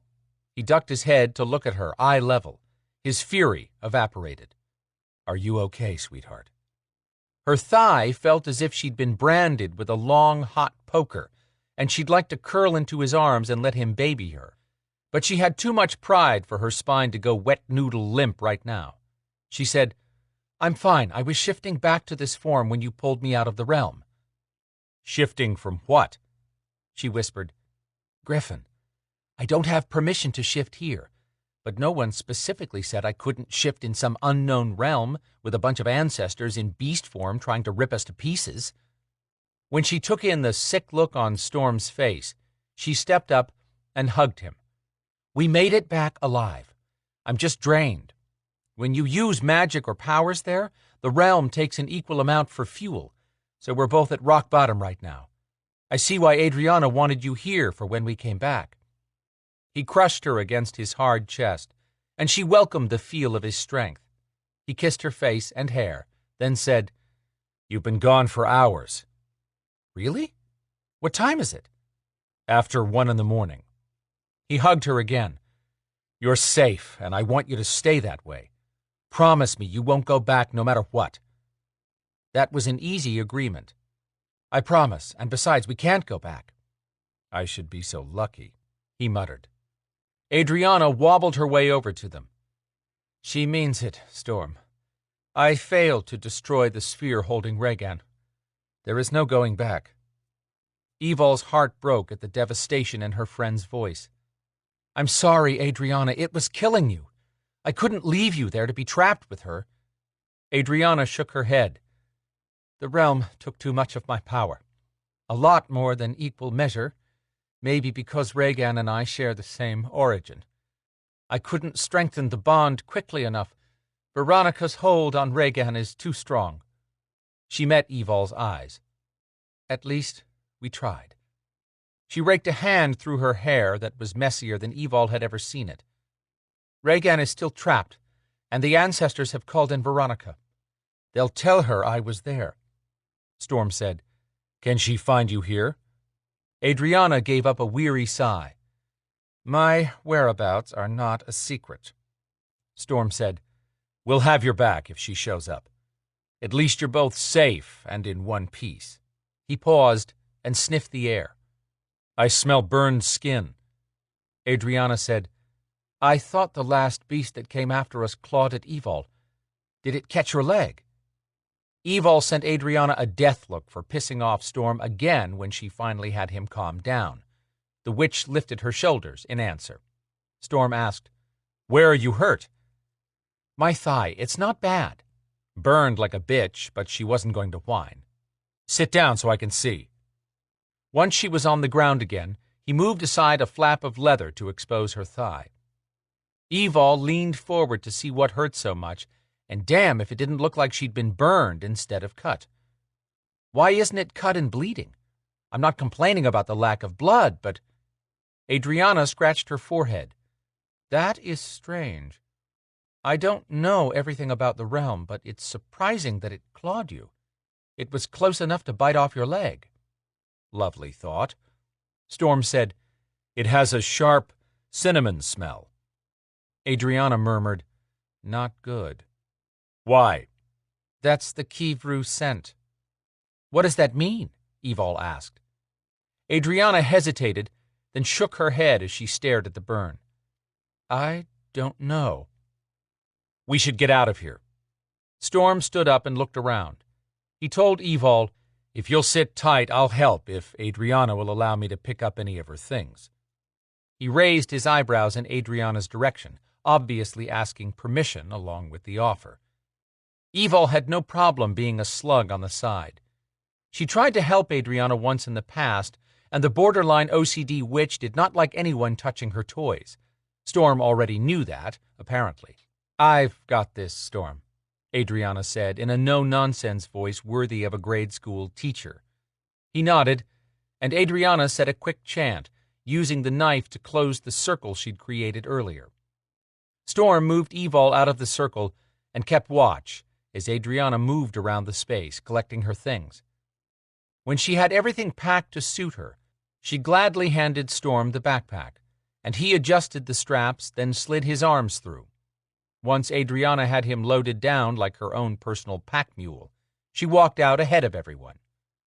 The Sterling Witch might look like she'd been dragged through a briar patch, but she could pull together dignity faster than the Queen of England.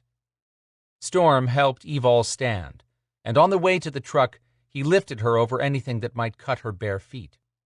Once she got inside, Evol had just sunk into the passenger seat and leaned back when she got a telepathic call from Zader. "Evol, we have a situation.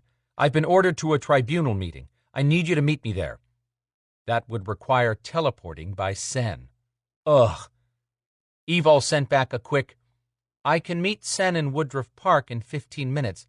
I just need to change clothes." More like she needed to put clothes on, but that was information Zader didn't need. Zader replied, "That's fine. I told them it'd take a half hour." She asked, "What's up?"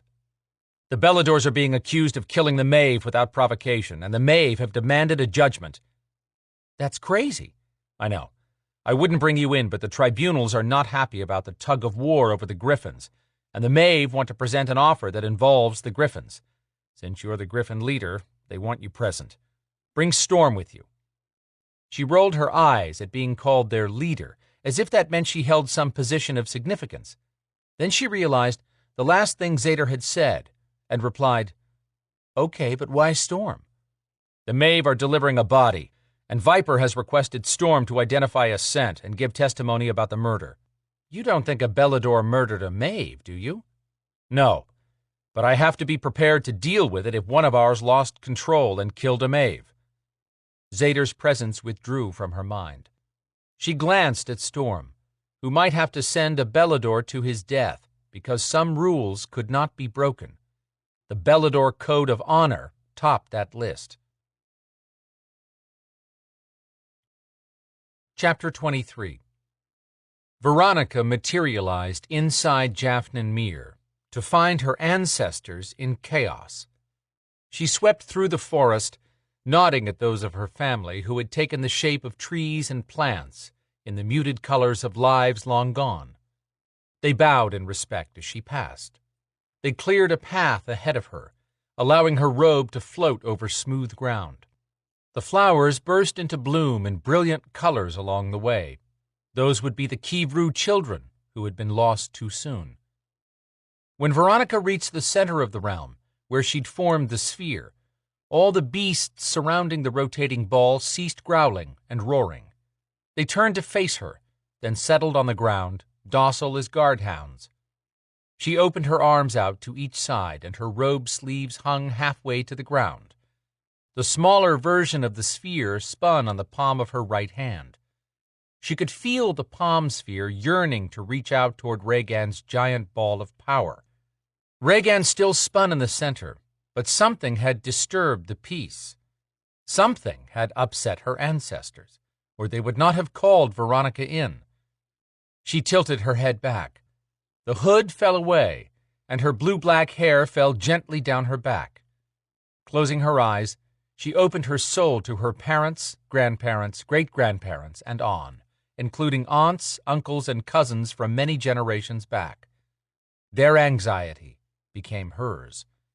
She clenched against the anger and frustration, then opened her mind, asking, "What has happened, Guardians?" Reports barreled into her mind one right after another, accompanied by images. Rhaegan's twin had tried to rescue Rhaegan from her destiny. Veronica's eyelids fluttered with the speed of images flying past her mind's eye. Adrianna had brought a friend. Someone unknown to Veronica could pose a threat to her plans, but wait. Her great-great-great-uncle had marked the second woman. Veronica sent her appreciation for his wise decision. She knew where Adrianna had gone when she walked away from the Sterlings, but the Guardian's mark would lead Veronica to the second woman, who would hand over Adrianna for betraying Veronica's agreement with the Sterlings. Veronica would not bother with the Sterling leaders. They were nothing to her or her plan. Now that Adrianna had breached the contract, the Sterlings wouldn't lift a finger to prevent Veronica's going after Adrianna and combining her power with Rhaegan's. In all honesty, the Sterlings wouldn't have interfered anyhow, but although Veronica had toyed with the idea of using Rhaegan to capture Adrianna, she'd not been willing to risk a battle that would have divided her attention and energy. Not now, when she was so close. With Adrianna's power joined to Rhaegan's, Veronica's Witchlock powers would be greater than that of any Kivru Coven leader in the past. Veronica sent out soothing comfort to her family and thanked them for their love and support in guarding the host of the Witchlock power. She sent them assurance that she would deal with this threat. They rose to their feet, one at a time, and came to her with heads lowered and a show of confidence. Jaffna and Myr had been formed with anticipation that one leader would rebuild the Kivru Coven and make it so strong it would never fall again. All of this had been created for the day a leader would rule over all others. Veronica lifted the sphere, raising her hand high and pointing it toward Rhaegan. "Hear me now, Rhaegan of the Sterlings. You were traded in a fair deal. I have kept my word. And now, you must fulfill your part." She pointed her index finger at Rhaegan, and a bolt of energy shot from the sphere in Veronica's hand to strike the center of Rhaegan's sphere. Power sparked inside around Rhaegan, and huge fissures fingered across the outside, spreading and emitting loud cracking sounds as the sphere hissed and came apart. Rhaegan's screaming sounded far away, slipping through the cracks until a huge chunk of sphere fell away and her screams shook the forest. Veronica focused her power on the small sphere she held as it spun faster and faster until it was only a white blur. The bolt of energy still connecting the two spheres roared with the flood of moving power. White-hot streaks spewed through new breaks in the giant sphere, and more chunks of the translucent white globe burst apart, falling from the sides. The arc of energy exploded, and a cloud of white-gold sparks shot through the air. Power poured out of the giant sphere, gushing into a roaring wave that rolled toward Veronica. Halfway to her, the power twisted and twisted, narrowing into a tiny spinning tip the size of a fat needle by the time it reached the globe in Veronica's hand. The tip shot inside, and energy funneled into the sphere. The globe sucked it in at a rapid pace. When the last snap of energy had spun through the tiny opening, it smoothed over, sealing the sphere. Energy hummed through Veronica's body. Yes, this would magnify 1,000 times over when the time came for her to receive Witchlock. When Veronica lowered her hand to eye level, she said, "Hello, Rhaegan." A very small Rhaegan scooted and crawled around with her hands on the inside of the sphere, acting much like a trapped blind rat in a jar. Panic rode her face, a tiny version of Adrianna's. She banged on the inside of the sphere and opened her mouth, surprising Veronica when Rhaegan's voice came into her mind. "I hate you," Rhaegan screamed. Veronica replied as a thought, "How are you in my mind?" Rhaegan stopped hitting the wall of the sphere and sent a smug look up at her. "You didn't expect that, did you, bitch? I've heard your thoughts the entire time. I can tell where you are, even though I'm blind." Veronica lifted a finger and tapped on the round surface. Rhaegan cringed and backed away, hugging her arms around herself. "We are not done yet, Rhaegan. I had intended to leave you in the realm until the last minute, but your sister changed that plan. I can't risk her attempting a second time and being successful. Now, you and I are going to take a trip across the ocean. You'd like to see your sister again once more, wouldn't you?" Regan made no motion to agree or disagree, but Veronica had managed to wipe that smug look off of Regan's face. "Of course you want to see Adriana again.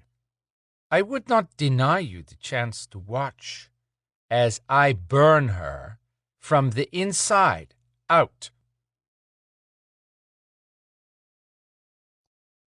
Chapter 24. Evol rushed from the elevator when it deposited her and Storm in her underground residence. Her hurry had nothing to do with wanting to see that rat bastard Sen, or face a tribunal of deities determined to make her life miserable, and everything to do with helping Zader. He'd sounded worried. It took a lot to bother a man who dealt with monumental problems every day as the top Belador Meister in the world. Storm followed, as silent as he'd been on the way back from her and Adriana's disastrous attempt at rescuing Regan. Fear and frustration coming off him had rushed across her skin the minute she regained consciousness after traveling back to this world. Then he'd shut his emotions down faster than turning off a water faucet. Was he shielding his anger, his worry, or what? After surviving Jaffn and Mir and realizing what they may be up against with Veronica, worrying about where Storm lived shrank in comparison to facing a life on the run, hiding, and trying to survive. Still, until they could formulate a plan or got more information about Witchlock, they were here, and she wanted everyone in her world happy, starting with Storm and Phoenix. They'd made headway earlier in the evening, but Storm was hiding his feelings from her now, and Evol had no experience with managing that. She had no experience with male-female relationships, period. Nicole always gave Evol good advice. Her witch friend had said to talk to Storm honestly. Evol would do just that as soon as they had a quiet moment. Normal couples had quiet moments. They walked on the beach and watched sunsets. Would she never have a normal time with Storm?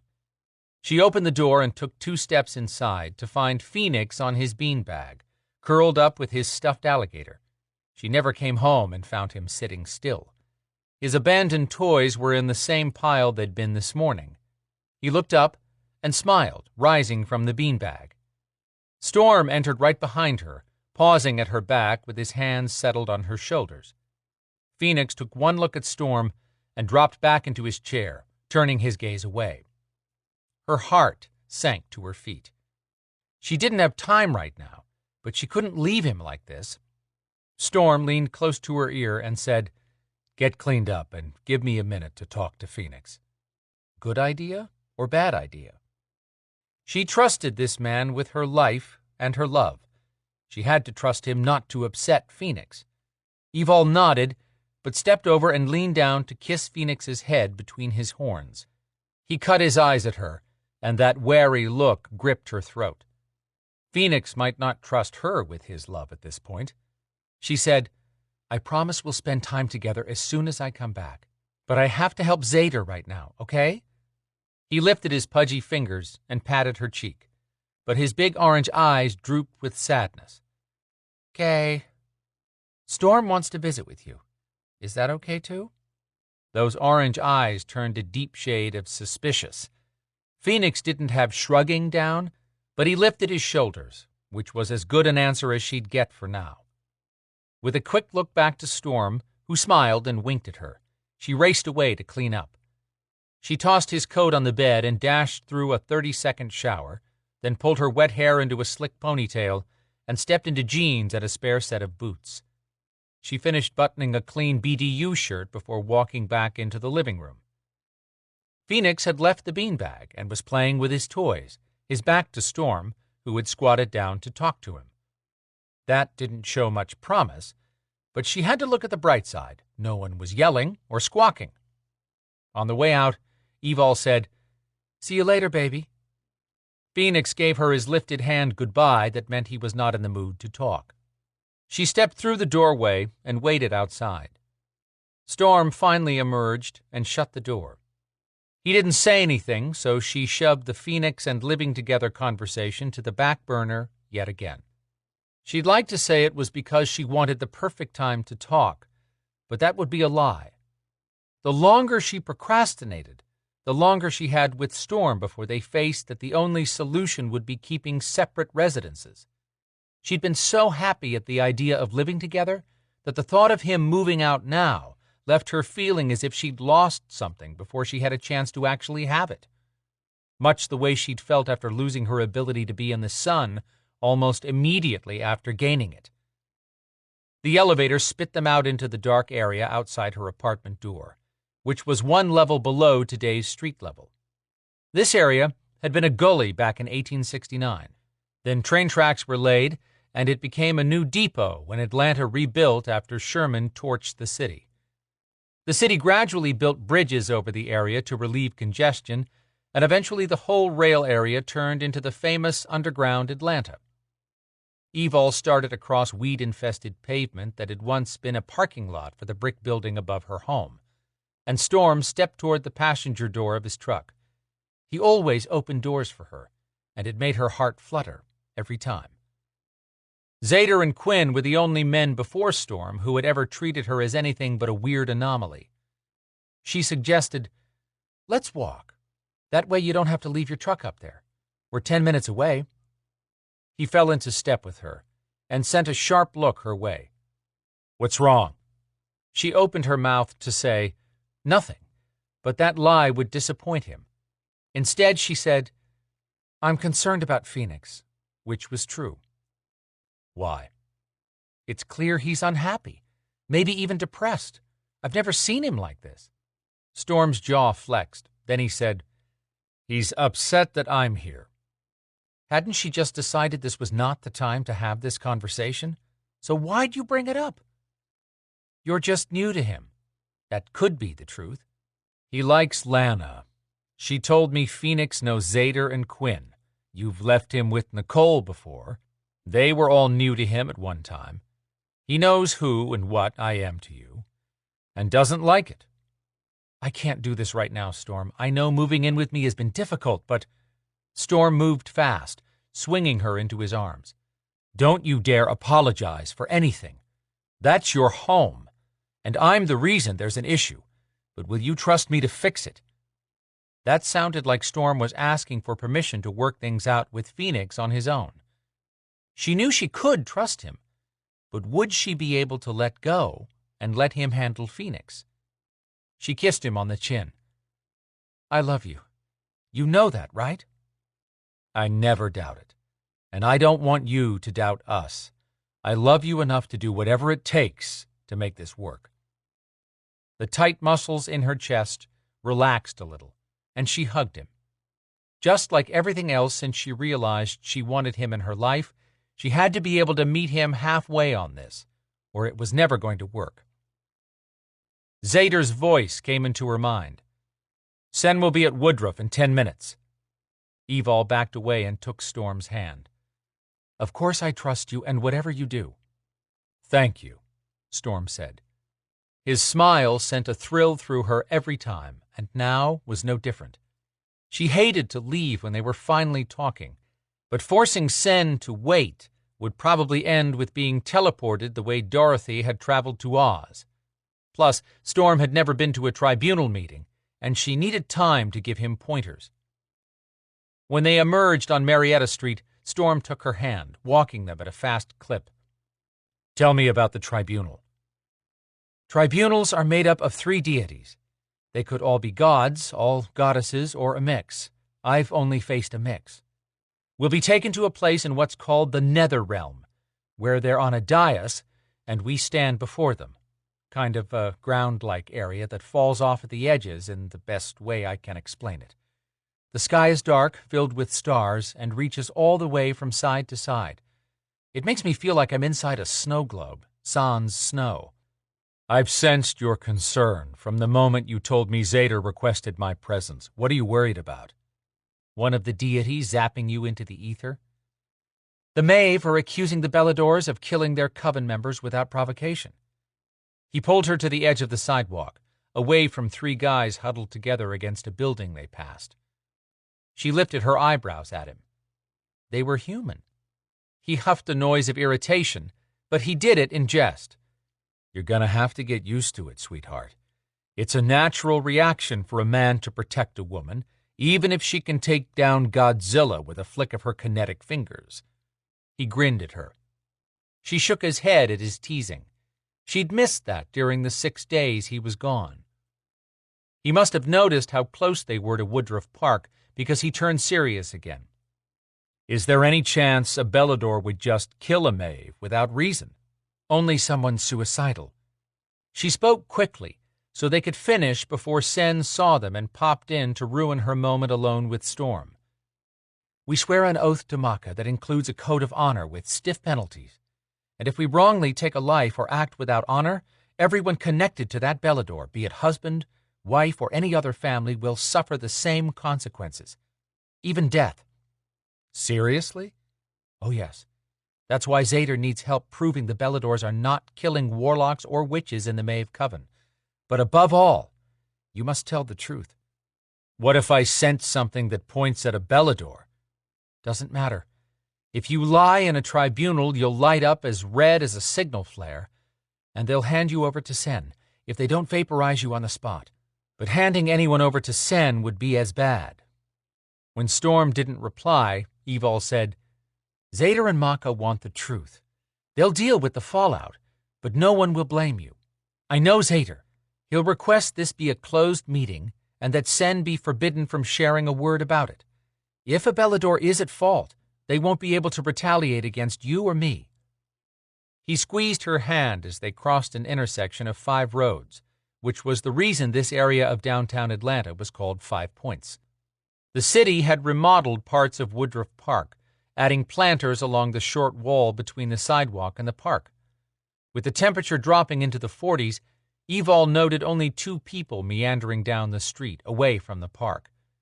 Good thing, since the minute her foot touched the corner near the bronze sculpture of a woman releasing a bird, titled Phoenix Rising from the Ashes, Sen appeared. Storm stepped up beside her, and without a word of greeting, her world spun into a blur of colors.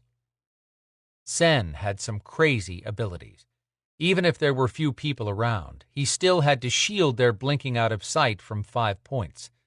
She had no idea how he managed that, and didn't care.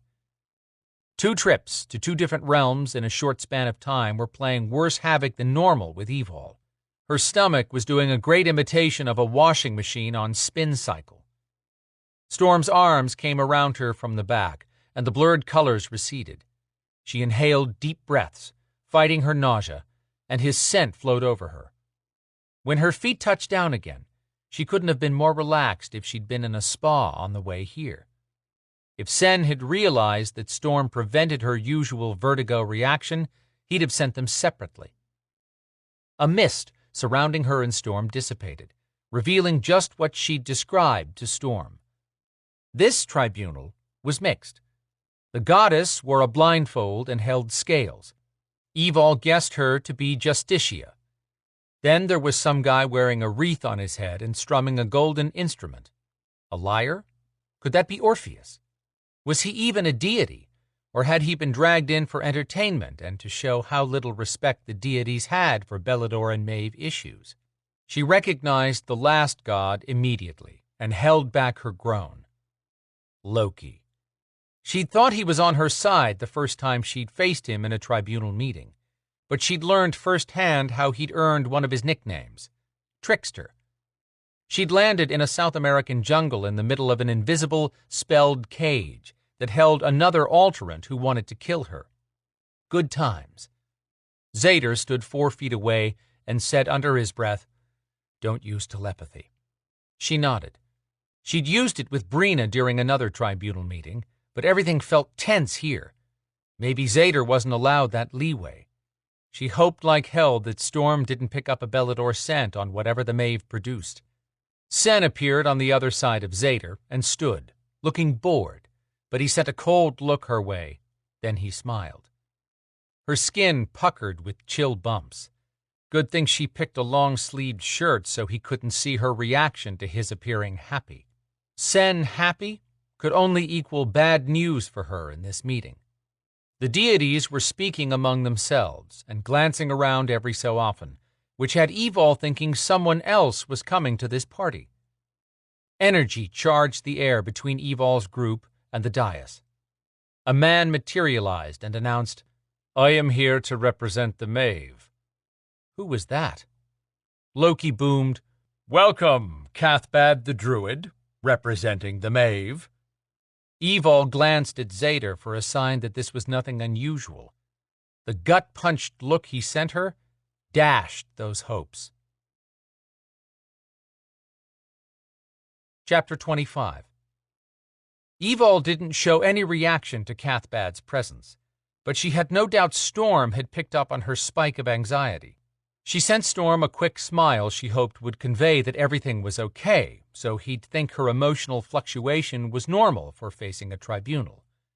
There was some truth to that, but she sensed the Maeve had something up their sleeves that Zader was not expecting, and that concerned her.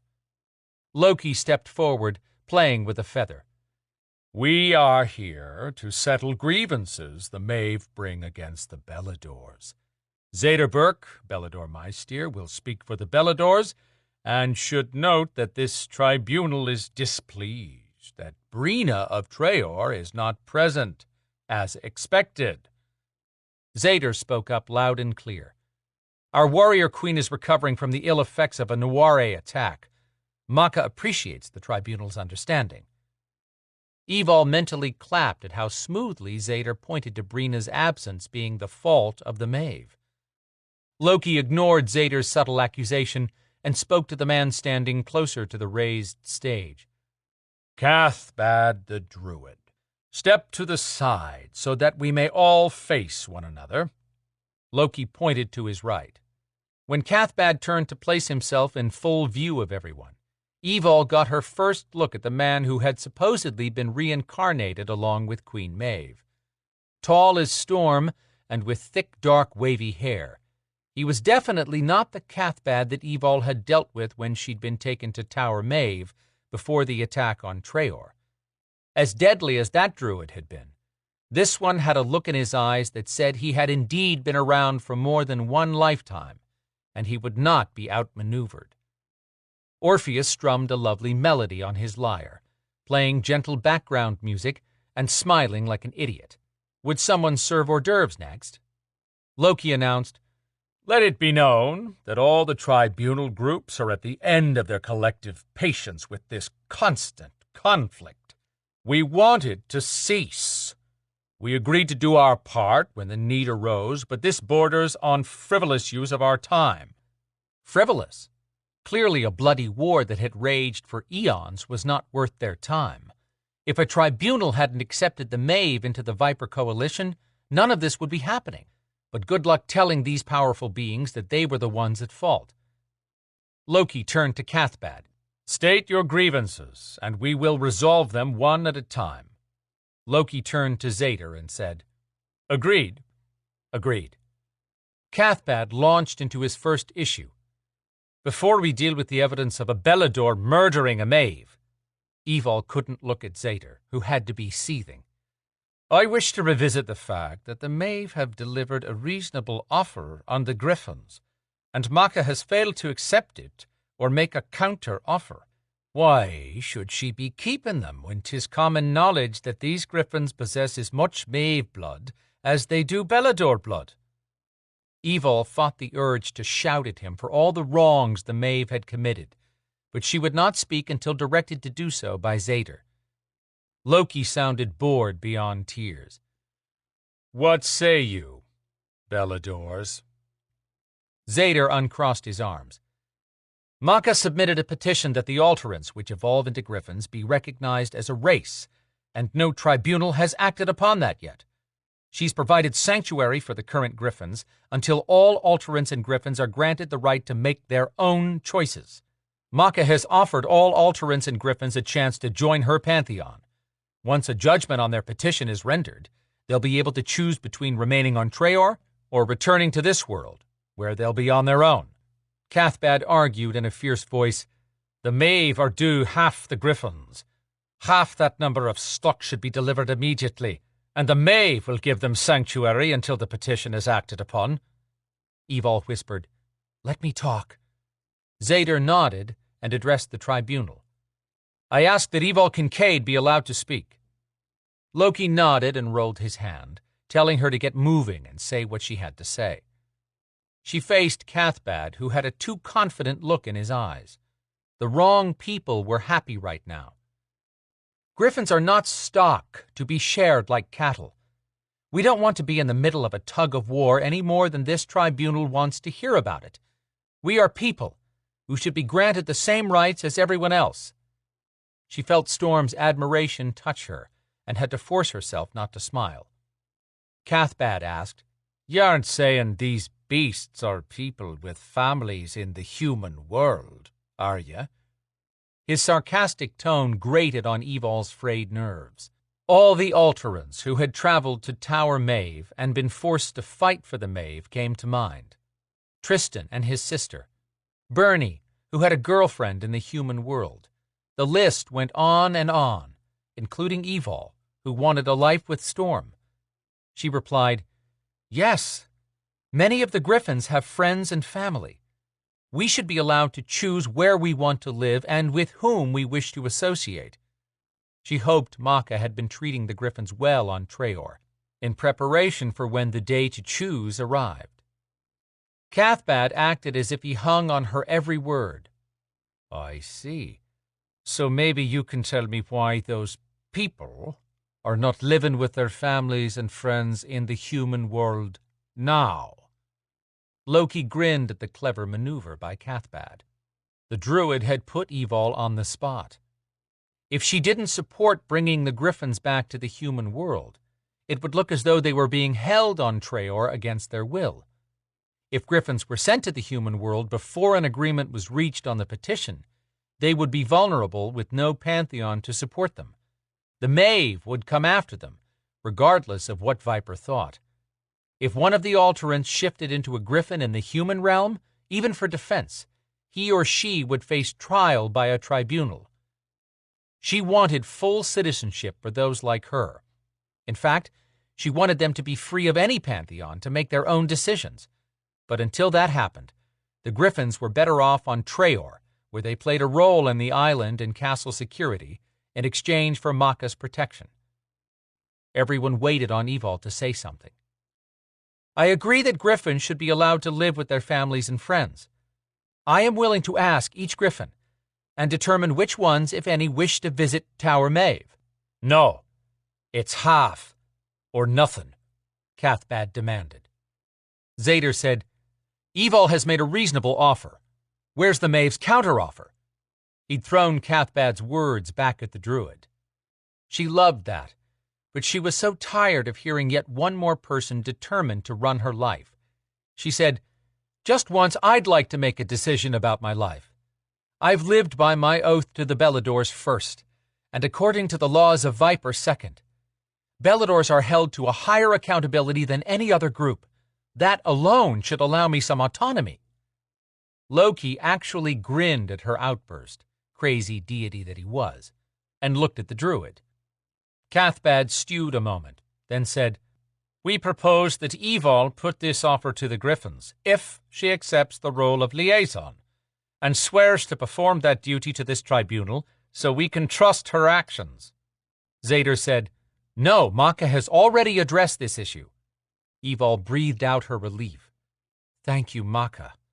The goddess had saved Evol from being stuck between Beladors and Maeve, or even worse, having to visit Tower Maeve to settle disputes.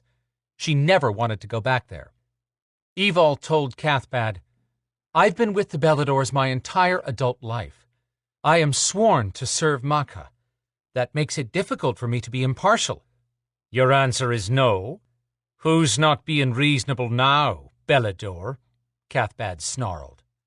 Stars glowed brightly, and lightning ripped across the black sky from side to side. Loki shouted, "Silence!" He sent his thunderous gaze at Evol, and said, "You admit ruling the Griffins. Ownership of these beasts is a thorn in our side. We will not rule on the petition until there is peace between Maeve and the Beladors, or the Griffins will continue to be a constant issue." "I'm not a damn beast." She remained silent because Loki was going somewhere with this. He didn't make them wait long. Eyes speared at Evil, Loki said in the most magnanimous voice, "I will grant your wish to make a decision." That sounded really similar to the last time Loki had set her up to fail. Loki continued addressing Evil. "Neither Maka nor Maeve may speak for you at this moment, yet a choice must be made.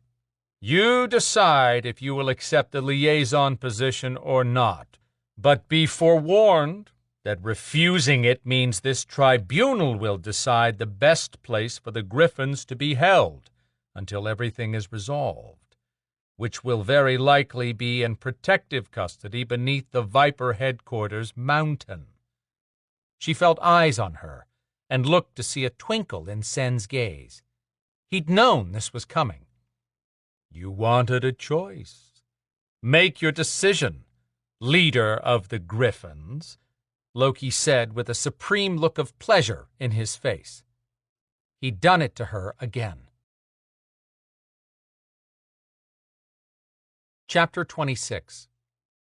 Zader couldn't believe how easily Cathbad had turned the tables on the Beladors.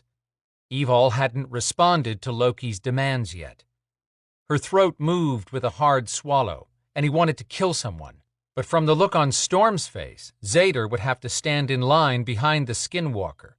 If Storm went caveman in here, the tribunal would lower the boom on both Evil and Storm. Evil said, "I'd like a moment to speak with my Meister, as I am still a Belador and have sworn my oath to them."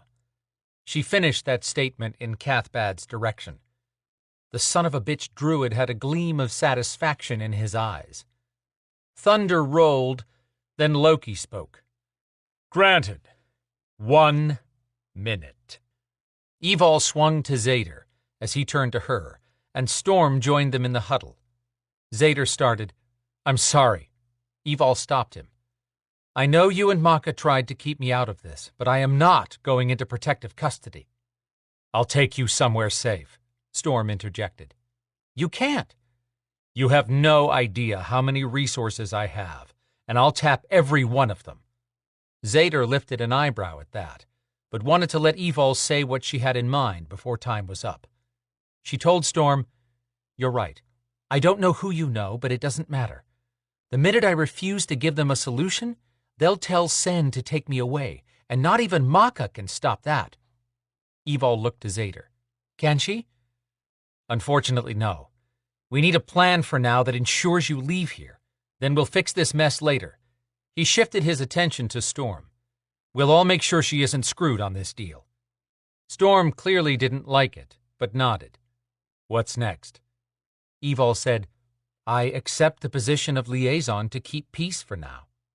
Loki called, "Time's up." They broke the huddle, and Evil faced the dais with her shoulders squared. "I accept the position of liaison between the Beladors and the Maeve."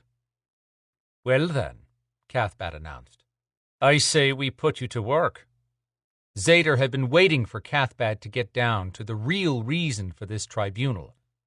The goddess Justitia spoke up, lifting her ornately carved scales of justice. A gold blindfold kept her wavy brown hair off of what was an ordinary face for a goddess. Her simple gray gown wrapped around her feet and gave her the appearance of a living statue. She spoke with a rich vibrato that left no question as to her authority. "The Maeve have brought an accusation of murder against the Beladors." Zader stiffened at her opening foray, but silence worked better with this bunch. Justitia stated, "During the last rotation of Earth, the Maeve were ordered to deliver clear evidence of this or face sanctions. The Beladors will be given the same time to deliver their counter-argument and proof of this being a false claim, if that is the case, or deliver the guilty party. Zader's palms never sweated, but the Maeve would be fools to take that risk of sanctions without clear evidence. Cathbad and Queen Maeve did not sound like fools. Zader asked, "I request a chance to review the evidence." "Granted," Justitia replied. "Sen, liaison of Viper, deliver the evidence." Sen stepped forward and lifted a hand, which he then lowered and pointed at the ground, adding to the drama. A body took shape in the form of a man with his clothes half torn off. Gray skin covered the corpse's face and arms that had been ravaged from an attack or while in a battle, which could mean the death had occurred during self-defense. There was no denying one piece of evidence. Evol's spelled blade had been buried in the man's forehead. Cathbad launched into addressing the jury of deities. "Our warlocks have put their lives in danger for weeks to protect humans under the new rule of Queen Maeve. They've killed demons and caused no harm to others. But this poor warlock, who had very little training, only wanted a place to live and belong. He was no threat to someone as powerful as a Belador. His body was found in Stone Mountain Park the night Cathbad pointed at Evol, and Storm's fury surged. Thankfully, Evol put a hand out, silently asking Storm to overlook a druid pointing a finger that could be considered a weapon. Immortal or not, Cathbad wouldn't survive an attack on her in a tribunal. The druid continued, "Claimed to have killed a demon on top of that mountain, but no evidence of such was found." Evol kept staring at the body. "I didn't kill a warlock, Zader." "I believe you." Cathbad shouted, "Do you deny that is your dagger?" Evol lifted a stunned gaze to the gallery. "It is my dagger, but I killed a Rishdoof demon that night. The demon had a human glamour and was hunting humans when I first saw him. When I approached him and identified myself, he dropped his glamour and attacked me, and I defended myself." Cathbad asked, "What is your testimony, Sen?" "I was called to the top of Stone Mountain 2 nights ago, specifically to the cable landing platform." Sen spoke as if he had been nothing more than a bystander to a terrible crime. The son of a bitch continued, "Evol claimed she killed the demon. Her shirt was torn and bloody, but there was no sign of a demon inside the cable car she said contained a body." He shrugged. That set off Cathbad. "Torn clothes and blood can be manufactured." Zader's trepidation rose at the scene unfolding. This was too fucking perfect. Sen played the role of the innocent Viper liaison sent to clean up a mess, and was now feeding Cathbad lines with the skill of a straight man in a dark comedy act. Justitia called out, "How plead you, Evol Kincaid?" "I did not kill a warlock, goddess." The goddess cocked her chin in the druid's direction. "What do you offer as conclusive evidence, Cathbad?" "The dagger, goddess. No one has been able to remove the blade. I request the skinwalker try to withdraw the dagger." Oh, shit. Zader looked at Storm, who was clearly torn over what to do. Evol gave Storm a watery smile. "Go ahead. Do what they ask." Storm sent the promise of death in the look that he swept around the room. Loki, of course, found that amusing. Storm dropped onto one knee and put his other knee on the corpse's chest to hold it down. He gripped the dagger handle with both hands and lifted. Muscles strained and bulged in his arms. Veins stood out on his neck. The head moved up with each new yank. After pulling for a full minute, Storm released the grip and dropped his head. Cathbad was on a roll and said, "This skinwalker was brought into Viper because he is an exceptional magic tracker. I request that he give testimony of the energetic residue left on the body and reveal if it belongs to anyone in this meeting." Storm's head snapped up, and he jerked around, looking at Evil. She kept her hands at her sides, but Zader could see the tremble in her fingers. She told Storm, "Do as they say." Storm's gaze landed on Zader with accusation burning. Storm had come here at Zader's request, and now he was forced to give testimony against Evil, because Zader and everyone else in here knew that dagger wasn't coming out unless she released the spell and removed the blade. Loki asked, "Is there a problem?" Zader told Storm, "We'll handle whatever comes of all this." Then, to appease Loki, Zader explained, "This is Storm's first tribunal appearance, and I failed to inform him of how things work." Storm sent one more gut-wrenching look at Evil, then turned and lowered his head, sniffing. When he paused, hesitating to state what he'd discovered, Loki shouted, "You will immediately reveal what you have found, or be banished from this world. No one defies a tribunal." Evil whispered, "Please, Storm." Storm stood and said, "There is a residue, and it belongs to Evil Kincaid." Fuck. Zader might be the one banished if he killed that druid. "There you go, goddess," Cathbad called out, sounding as if he'd just rested his case. Storm asked, "Where was the body found?" Cathbad frowned at the question. "At the base of Stone Mountain. This warlock made a call for help, and when one of our elite Scathforce warlocks arrived, this one was dead, and that dagger had been embedded so that it could not be removed." "That is all," Loki said in Storm's direction.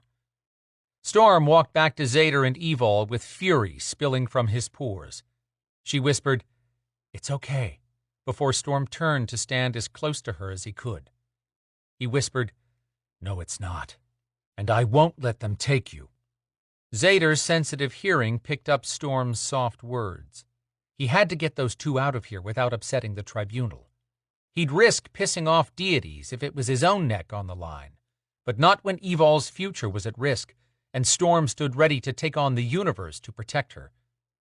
Cathbad said, "Evol is known to carry a dagger that holds a spell she controls. I request that Evol now try to remove the blade." Justitia called out, "Granted. If the dagger is being held in place by a spell, you will release the spell and remove your dagger, Evol. Understood?" "Yes, goddess." Evol wiped her hands on her pants as she stepped up to the corpse. She bent over the body, placing one hand on the grip, then whispered something, and the blade pulled free without any resistance. Not a surprised face anywhere in this meeting. Standing up, Evol said, "I've removed it, goddess, but on my honor as a Belador and on my life, I swear, I did not kill a Maeve warlock on top of Stone Mountain." "Then explain that body," Cathbad yelled. Zader had had enough. He stepped forward. "We will. I request appropriate time to do so." Sen spoke up. "I suggest the alterant be put into Viper custody in the meantime." Zader shouted, "No!" He turned to Sen. "Who are you to have any say in these proceedings? You're only a delivery person. Stick to your job." For a moment, Zader thought there might be some risk from the saying, "if looks could kill," because murderous intent filled Sen's eyes. Justitia announced, "All argument regarding this evidence and claim is to be delivered to this tribunal only." That was her reprimand of both Zader and Sen. Zader quickly said, "I intend no disrespect toward the tribunal, but as Meister I have a responsibility to every Belador alive when I represent Maka. I require Evol's aid in determining exactly what happened for her dagger to end up in this body." Cathbad muttered, "We know what happened." Zader argued, "What we have is inconclusive evidence. Yes, that is Evol's dagger, and yes, she would have had to be the one to order the dagger to stay put, but there is no evidence to prove that warlock was not in the form of a demon when she faced him." Cathbad snarled, "There you go again, blaming the May for creating demons." That's not exactly news considering the history of the Maeve, but we're here for one concern, and the tribunal does not want to listen to constant complaining about an old issue. Zader caught the nods of the deities, letting him know he'd earned a few points. Let's focus on this issue only, and resolve it satisfactorily for both sides. You're just delaying the inevitable and wasting tribunal time, Cathbad countered, picking up a few points of his own. Damn it. Zader asked, if you're so certain that Evol killed your warlock, explain why she hasn't lit up red in this tribunal every time she claimed not to have killed him. Silence answered Zader's charge. So he added, Evol has been proven truthful in this tribunal. For that reason alone, she has a right to bring proof that she did indeed kill what she believed was a demon. If that warlock was in demon form when she killed him, the Maeve have no legitimate complaint. But should they take an interest, this tribunal would certainly have the prerogative to question why a Maeve warlock was disguised as a demon. Since Evol must prove her innocence, I request that she be granted leave of absence from her duties as the Maeve Belador liaison until the question of her innocence is settled. Cathbad's jaw clenched at that. I also ask for an additional day to gather evidence, so that I can fulfill my duties while I determine the truth behind this killing. Without that additional time, the lack of my availability to Viper may create more imposition for the tribunal. The deities huddled, and Cathbad scratched his chin. Did I throw you a curveball, Druid? Loki turned back around. Agreed. You have 48 hours to deliver your counter-argument with evidence. Zader blew out a breath. The argument about her not turning red should have been enough to clear her name, but at least she'd be going home with Storm. Now, he had to make sure Storm didn't grab her and run for the hills. Chapter 27. Veronica watched two warlocks from her perch on top of a 2-story building, where she was hidden by early morning dark and cloud cover from turbulent weather brewing. Few vehicles moved in the hours beyond 2 a.m. here, but Atlanta would soon become a noisy place as human businesses started a new week. Loud music blared from a lone car creeping by. She missed the Kivru Castle, where music never sounded like animals screaming in terror. Too many buildings and too much noise here for her, but she would change all of that once she held control. The warlocks below were arguing. Why? Veronica had located dark witches with deep purple auras walking everywhere in this city, which confirmed that the Maeve really had been allowed to infiltrate the human world. Thanks to Rhaegan's power pulsing through Veronica, she'd had no trouble identifying the Maeve auras, even if she hadn't been close enough to smell the Noire magic around them. These two warlocks had been the first to show any potential for what she needed. The larger one had cornered a troll an hour ago, and while she gave him points for capturing the nasty beast, he hadn't shown any inclination toward killing it, even though she'd heard him mention using a troll to power a spell. What was the warlock doing? He did have the dark aura color, but he did not emit the repugnant smell of a Maeve. She wanted a warlock capable of doing her bidding, and he seemed to fit her requirements for a minion. Having a powerful being to hunt Adrianna would allow Veronica to remain hidden as long as possible. And once he found Adrianna, he would find the woman Rhaegan's twin had brought with her into the ancestral realm, the one who had shifted into something the Guardians called a griffin. Why would a Sterling team up with a griffin instead of a Maeve, who might have been more helpful? Veronica certainly appreciated Adrianna's poor planning, but it did make her wonder about the Dark Witch's intelligence.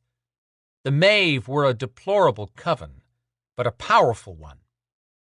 Once Veronica took control of both white and dark witchcraft, she'd weed out the weak and control the powerful leaders.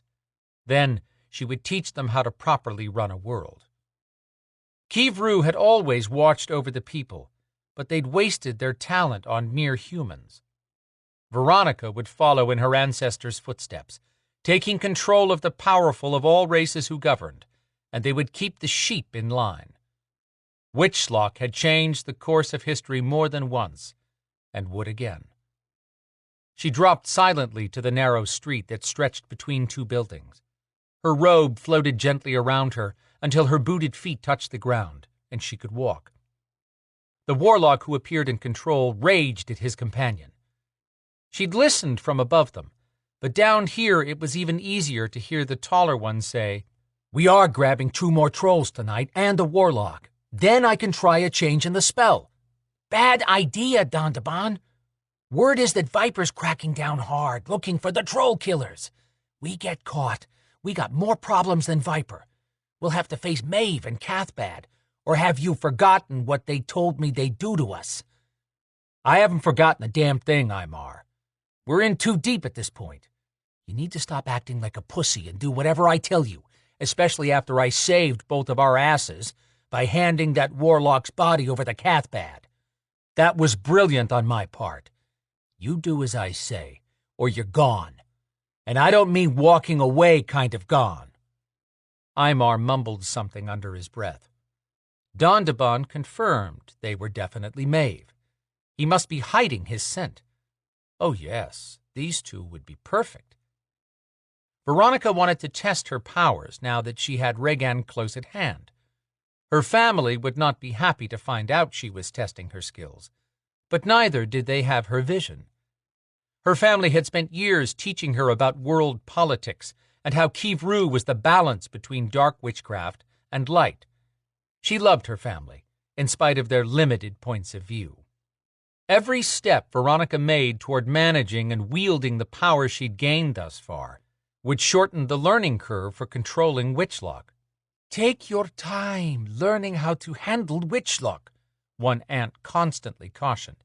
"Do not try to direct the power too soon, or Witchlock may turn on you," her grandfather had warned.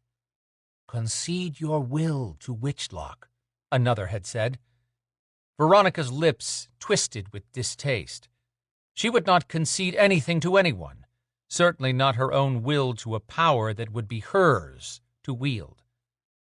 Pushing away distracting thoughts, Veronica eased toward the warlocks. They were just the resource she'd been searching for in this city. Ghouls had been approaching her, offering deals for a handshake. What was that about? She'd given them a wide berth. Ghouls couldn't be trusted. They weren't worth the use of her power to control since they were so limited in abilities. Continuing toward the pair of Maeves, she noticed movement to her left. A human scavenger, based on his rough clothes and the way he tried to sneak up on the warlocks. He thought he could mug a warlock. Oh, right.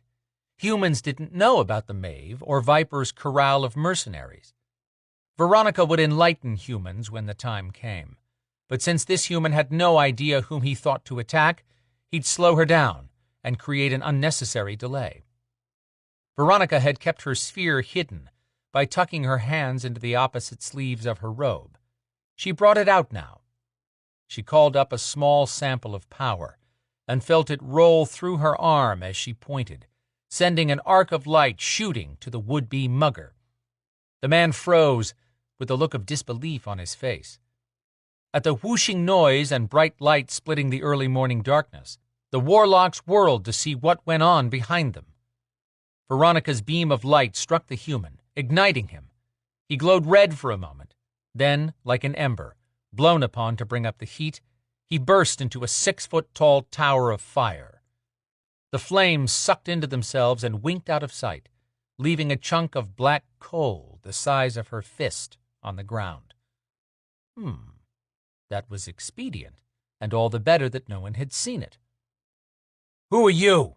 the warlock called Dondaban demanded. Well, no one except the warlocks had seen her little display, which was exactly as she'd intended. Dondaban strode forward with Imar waddling quickly at his side. She moved her hand so the sphere pointed at Imar, and drew on the power again, but this time she directed the energy differently. White tendrils from the sphere covered her hand, and shot a twisted bolt of white at Aymar. Dondaban was quick. He pointed at her, his power crossing her blast with one of his own, but hers knocked his aside as dust tossed by a strong wind. Her bolt streamed past him on its way to Aymar. When her twisted stream struck the shorter warlock, Aymar lifted off the ground, and his eyes rolled back in his head. He spoke in garbled murmurs for the next moment. Then his feet touched the ground, and he stared at Veronica. She bent her finger, calling him to her. He walked forward as Dondaban watched, dumbfounded. Taking control of Aymar had gone better than she'd hoped, but he had not been much more challenged than the human. Disappointing. When Aymar reached her, he knelt on one knee and bowed his head. I am yours, mistress. Yes, you are. And I have plans for you. Stand to the side and wait. When he did as she ordered, she turned to Dondaban, who threw up his hands. Hold it. We can work out a deal, she tisked. I thought you were a Maeve warrior, but warriors do not beg. I am a warrior, and not just any kind. I'm Scathforce, one of the most elite of the Maeve Coven. I do not beg, but if you attack me, you will waste the opportunity to gain a strong resource. He walked forward with an arrogant stride. Brown, fuzzy hair had been cut short, probably for convenience, since she couldn't imagine how one would tame it otherwise. She'd seen bigger warriors than his decently muscled 6 feet, but she'd never known one to negotiate instead of retaliate. He'd piqued her curiosity, but she should clear up his confusion as to where he stood on the power scale. Attack. That sounds as though you think there would be question about the outcome if you were struck by my magic. She admitted only to herself that she had no idea if she could control an elite Maeve warrior, yet, especially one who showed no emotional vulnerability. Why put us both to the test when we could work together? Are you so disloyal that you would leap away from the Maeve without any thought? Don't judge my actions until you know everything. I've spent my life locked away in Tower Maeve, serving Queen Flavin in the past. As bad as that was, Queen Maeve has returned with Cathbad the Druid. I'm tired of being a slave. I'm an elite warrior, but I'm reduced to little more than errand boy most of the time. I want to use the skills I've honed to perfection, and I've been looking for someone powerful enough to utilize what I have to offer. Interesting. What have you been doing with trolls? He hesitated before speaking, but must have realized that she knew too much already. Cathbad bestowed upon the entire Scath force the ability to shield the Maeve's scent. We used that ability to take the life force of trolls, then use it to create demons that could never be traced to the Maeve.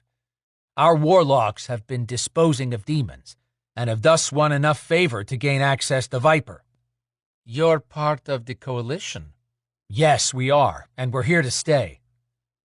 Viper has changed significantly, she mused.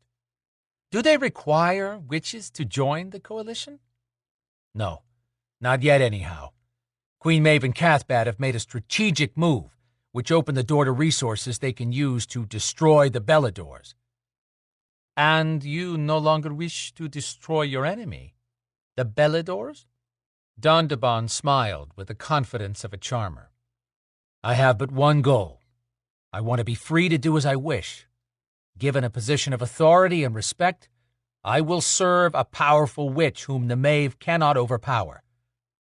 Are you Sterling? She laughed. What's funny? I control the Sterling witches. His dark eyes gleamed. Are you as powerful as the Maeve? My people were more powerful than the Maeve 7 centuries ago. Who are you? It took him long enough to ask. I am Veronica, of the Kivru Coven. I am chosen to wield Witchlock once again. This one would be simple enough to control even without her full powers. Witchlock? We had to study that. Everyone believes it's a myth. That's because my family wished for you to believe such. Until now. Witchlock has only been controlled by a Kivru witch born with the mark of our first leaders, Heidi and Volkov. She extended the hand that held the sphere and pulled her sleeve back further to expose an Ouroboros on her forearm. The emblem of a Celtic snake that swallowed its own tail was no tattoo created by a human hand. Veronica had been born with a circle birthmark the size of a quarter, with an eye and slash marks. It changed as she grew, forming into the final design when she reached the age of 19, 2 years ago. Upon that birthday, she swore to bring her people to power again and set out to make the trade with the Sterling Coven for Rhaegan. Her family had set a trade in motion when Veronica was born. But when Veronica was told of the most powerful Sterling to be born in 7 generations, she knew that Rhaegan would be the first step in claiming Witchlock. Dondaban lifted his gaze to hers. How do I know what you say is true? Look into my eyes, and you shall see the future. Then she lowered her shields to allow him to peer into her glowing eyes, where he'd see witches across the world, falling to their knees in front of her, because she whispered a quiet spell that compelled him to believe what she projected. His face lost color, and he fell to one knee. I will swear fealty to you. I ask only that you give me a position of significance. I want to be more than a servant. She blinked, making her eyes normal again. Do not swear fealty to me, because your word is meaningless. You stand here ready to break your oath to the Maeve. Give me a chance to show you what I can do. Should she take control of him now, or later when it would be so much simpler? Later. He was a puppy anxious to please his master, and he would serve her well. If not, she would either take control of him or kill him trying. Once she held the ability to take possession of his powers with no effort, she would make him completely loyal. I'll give you a chance to prove yourself. You asked about the trolls. I will tell you all. I'm building an army of demons from Maeve warlocks. Once this army is ready, I'll lead them for you. Where is this demon army? His eyebrows climbed high, then dropped.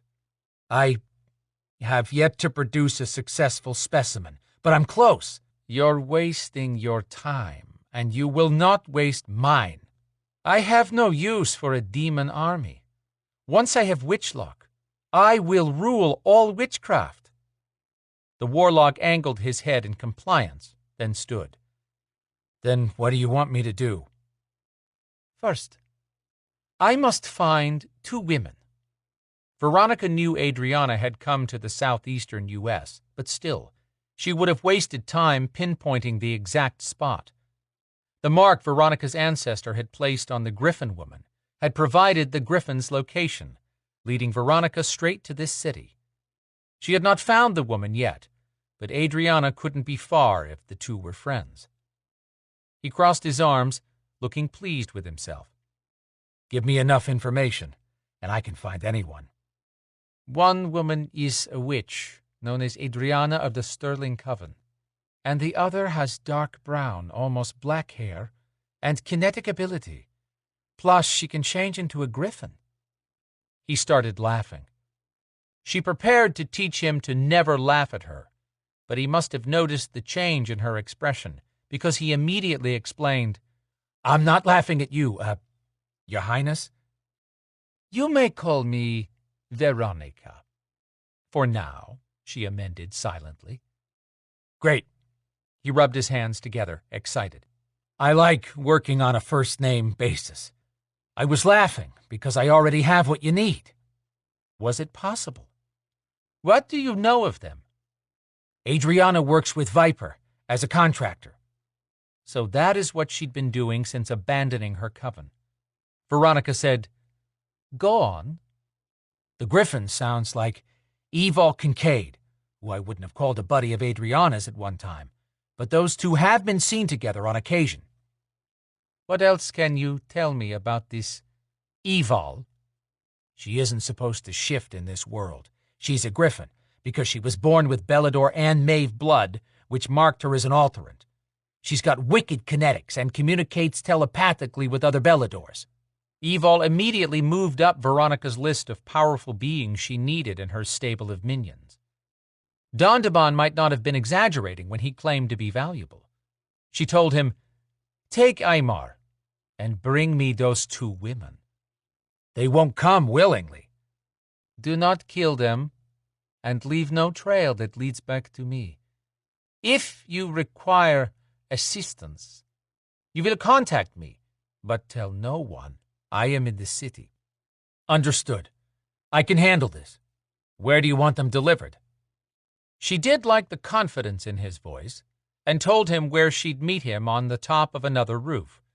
The open vantage point allowed her the best chance for escape if by some chance he betrayed her. He would make that mistake only one time. She didn't need Witchlock to literally turn him inside out while still alive. He nodded. I know that building. It's in a good central place to watch over the city. Evol only travels around at night. With daylight close, my best bet at catching her is this evening. Wasn't he just a fount of information? Does she function at night by choice? No. She has a deadly reaction to the sun. Good information. Find both, and bring them tonight. Consider it done. Just to show you that I am holding nothing back on our arrangement, I'll tell you that Queen Maeve is very interested in another Belador known as Vladimir Quinn.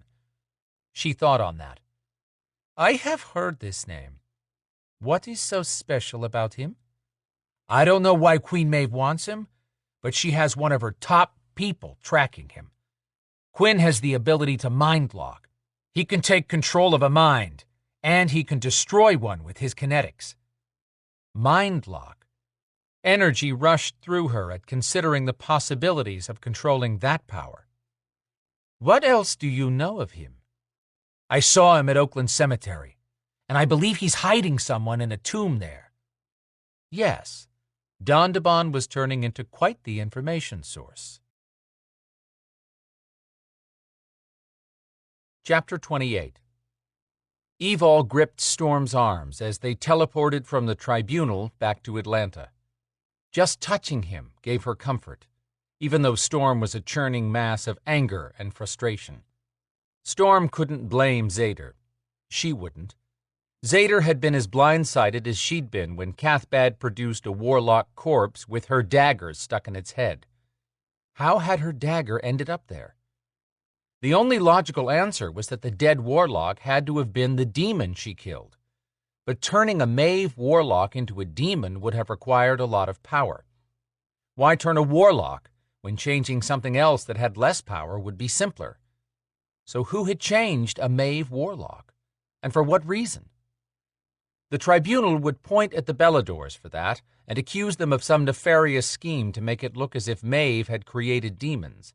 But the Maeve had created the earlier ones. If the Maeve weren't behind this demon creation, then who could be? And what would be the purpose of taking that kind of risk and facing getting caught by Viper, the Beladors, or the Maeve? The swirling colors in her peripheral vision cleared, and she was standing on the top level of a parking deck near Woodruff Park. Wrapped in Storm's arms was the only way to teleport. A swift wind ahead of bad weather whipped hairs around her face. She stepped back and wiped the strands from her eyes. Storm said, "Evidently dropping us on street level would have been too much of a strain on the prick." "Wouldn't want to inconvenience the princess," Evol quipped. That was enough to finally tug a smile from his lips. Zader materialized as Evol turned to stand next to Storm, who draped an arm around her shoulder. Zader didn't waste any time.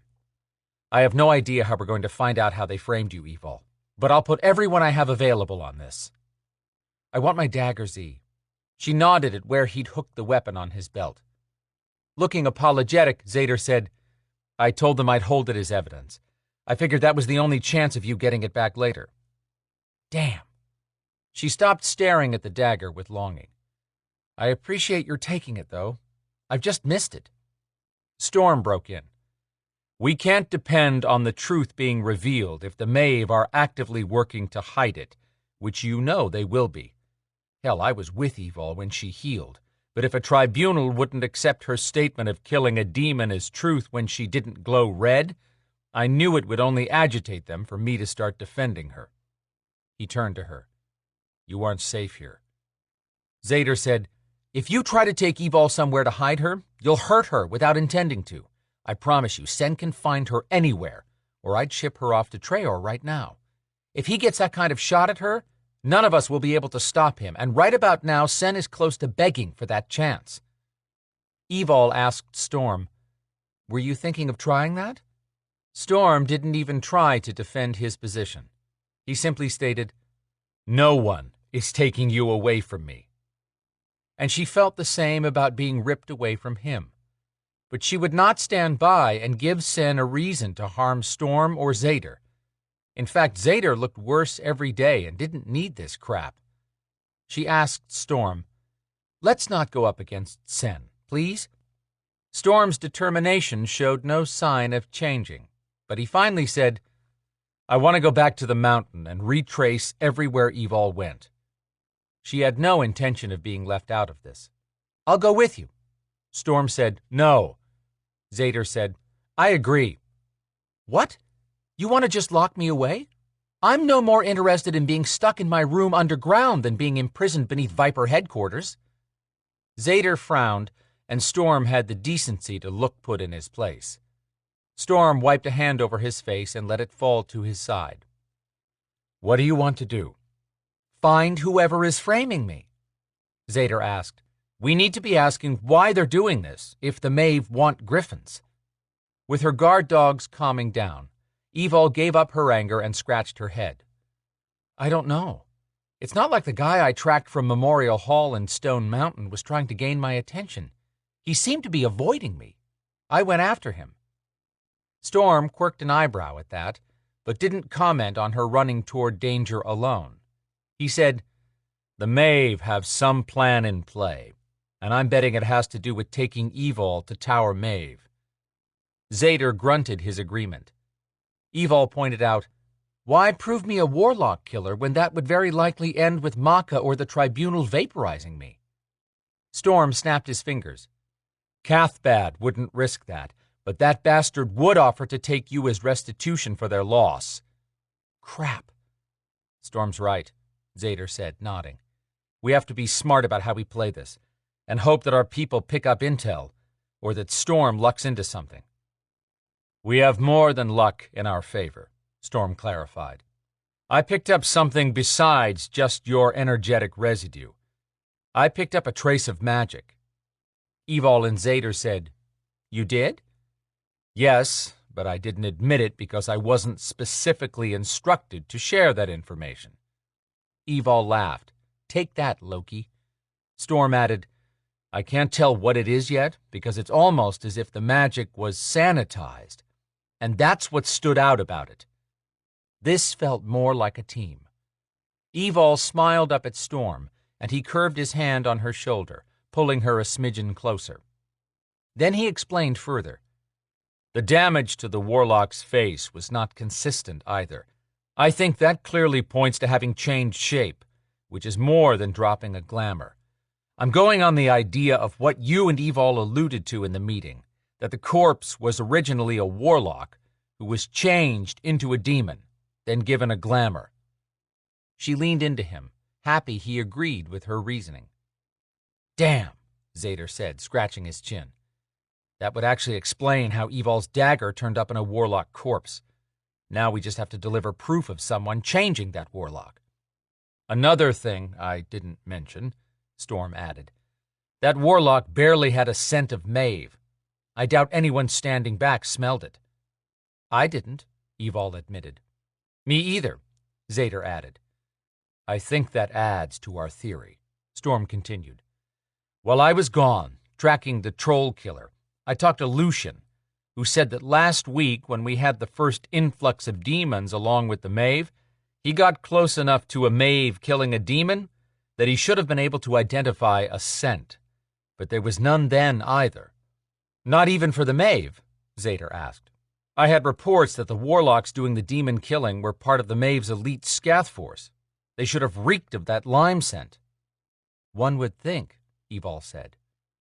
Zader's brown eyes narrowed. Why didn't I hear about this storm?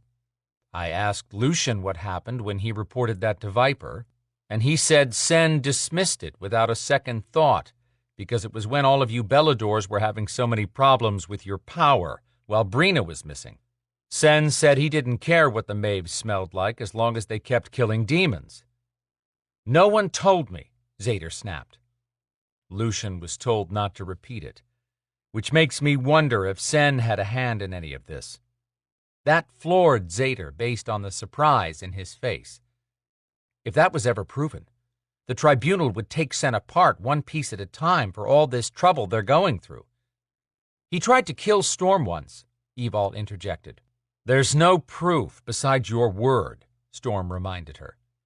Sen would come up with some kind of defense to get around it, claiming that even if you believe that's what you saw, you were too distraught to know what really happened, or some shit like that. You've got a point, but I'd like to see Sen hung with abetting the person behind all this. Evol looked over at Storm. Lucian was told to say nothing, but he told you? Lucian is a loner, and he doesn't like Sen any more than I do. We talked, that's all. We need to get busy, Evol said, ready to get out of there and do something while she still had a few hours of darkness left. Zader told Storm, Sorry I had to put you on the spot in the tribunal meeting, but I'm glad you were there. Storm waved it off. I'll go anywhere she goes. But would he ever be able to stay with her anywhere she lived? He said he was glad about living with her, but she still had her doubts, and she needed to share those doubts with him, as Nicole had suggested. She stifled a sigh. That conversation would have to wait a little longer now. Nodding at Storm, Zader said, I'll pull as many Beladors as we need off of any duty, other than guarding Brina, to help. You're about to see the full force of the Beladors when it comes to protecting one of their own. Tendrils of warmth swarmed through Evol at Zader's declaration of support from the entire tribe. She'd spent years trying to prove she belonged to the Belador tribe. She'd been called a Belador from the day a druid brought her into the fold, but saving Treor from the Maeve and bringing Storm to use his magic to return Brina to the castle had gone a long way to securing her position in the minds and hearts of some warriors who'd still been wary of her. Evol. She looked up at Zader calling to her, and found both men staring at her. What? Storm almost smiled, but he managed to tuck it away and maintain a serious face in front of Zader, who was scowling. I asked if you could talk to Quinn. I told you I would. I need you to do it soon. I took Lana to Treor. Good idea. Lana may be able to help. We'll see, but I want to hand over the Meister responsibilities for a few months once this is settled. And he's the only one I would put in my place. Maybe longer than a few months, if it works out. You'd step down? Zader and Quinn had been her rock since the first time they'd met. They'd been captured in a Maeve trap, and all three had almost died. Zader had always been the one in charge, because he was a leader of warriors. But right now indecision warred with duty in his gaze, and Evol had never seen him so torn. He said, Brina isn't making progress. Maka said she believes Brina is losing more memories. I would never turn my back on the Beladors when they need me, but right now Brina needs me more. He was breaking her heart. Evol said, Oh, Z, what do you need me to do? Just help get Quinn's head in the right place so that if I have to ask him to take over for me, he can. How is his present state of mind? I wanted him to tell you, but when Kazira was dying, she told him they had a child, born of when they met 13 years ago. Evol felt that punch to her stomach, and she wasn't even Quinn. He's going to want to find her. He's already started trying, and I think he believed that Lana was his best way to find Phaedra. Finally, a bright spot in all this. Lana says she can find anyone by touching something that belongs to them. Right. Quinn has a narrow braid the size of a bracelet that Kazira made from his hair. She wove in strands of Phaedra's hair later, When Quinn handed the bracelet to Lana, it burned her hands, severely. "Is she okay?" I took her to Garwiley and left her there until I can go back and smooth the way with Maka to allow Lana to stay with Brina. I think that will help her, since Lana was with Brina during the time she was gone and her memories corrupted. All that sparked a thought. Evol considered everything and decided maybe it was time she took care of her two best friends. "You bring up a good point about Quinn. I think he needs something to keep him from withdrawing and pulling inside himself. Hunting his daughter will do that if he doesn't lose hope." Zader's eyebrows drew tight in thought. "You're right. I hadn't wanted to bother him, but giving him more to do and keeping him close by so we can help him find Phaedra might be good for him." "Right," Evol agreed, as if this was Zader's idea. "Handing him some of your duties would be a good start. Plus he'd have constant access to resources for hunting his daughter. Why don't you give him a push of motivation by telling him you need this time with Brina, which is the truth?" Storm watched her with an assessing look. What was going on in his mind? Evol had never been much for touching, not even with Zader and Quinn. But since Storm had changed all that, now she could offer her friend more than just words. She walked over and hugged Zader, who put his arms around her, holding her close like the brother she never had. When she stepped back, she got a glimpse of the haunted soul Zader kept stowed away from others.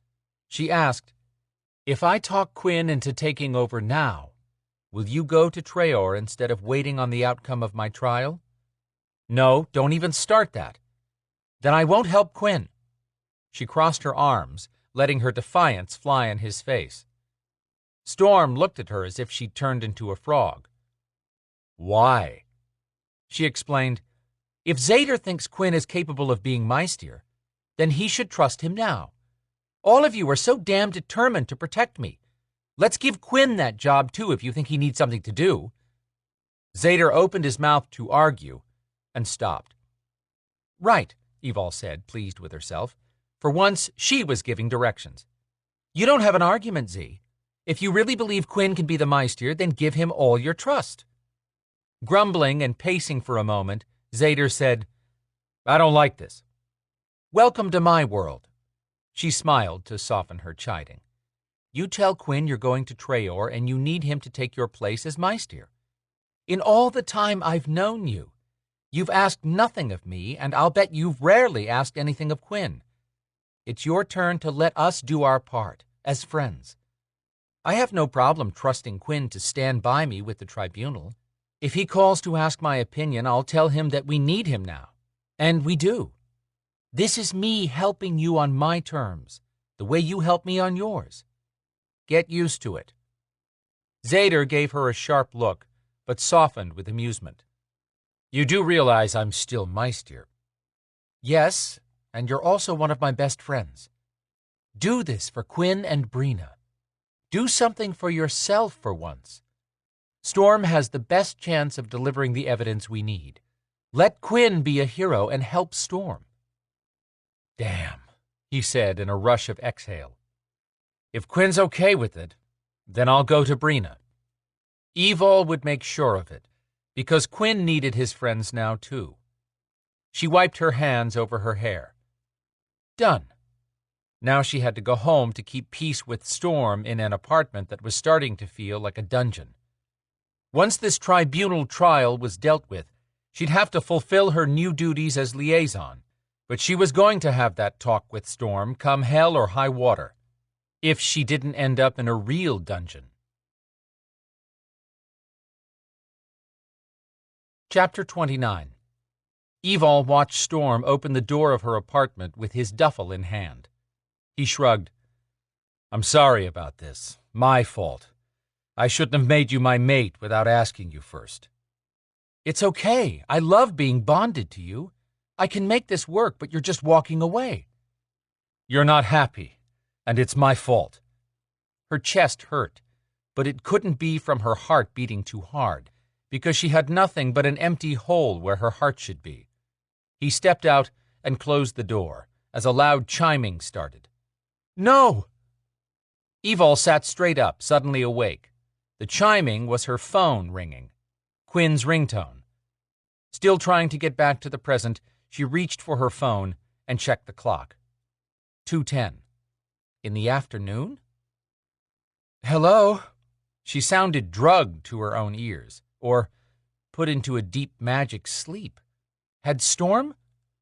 He'd awakened her early this morning because she'd been crying in her sleep.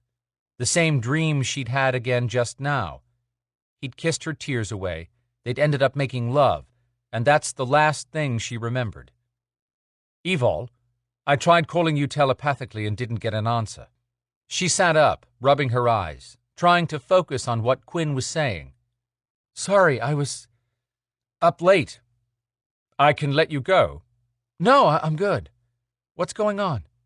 I take it Zeta mentioned about passing off his Meister position. Hallelujah. Zeta had actually done what she'd asked. Yes, I know he doesn't want to impose on you, but frankly, I'm glad to have him not walking on eggshells around me. Her heart whimpered every time she thought about what Quinn had suffered with losing Kazira. I wish I could do something to take away your pain, Quinn. I know, but you can't. It's done, and I'll have to live with it.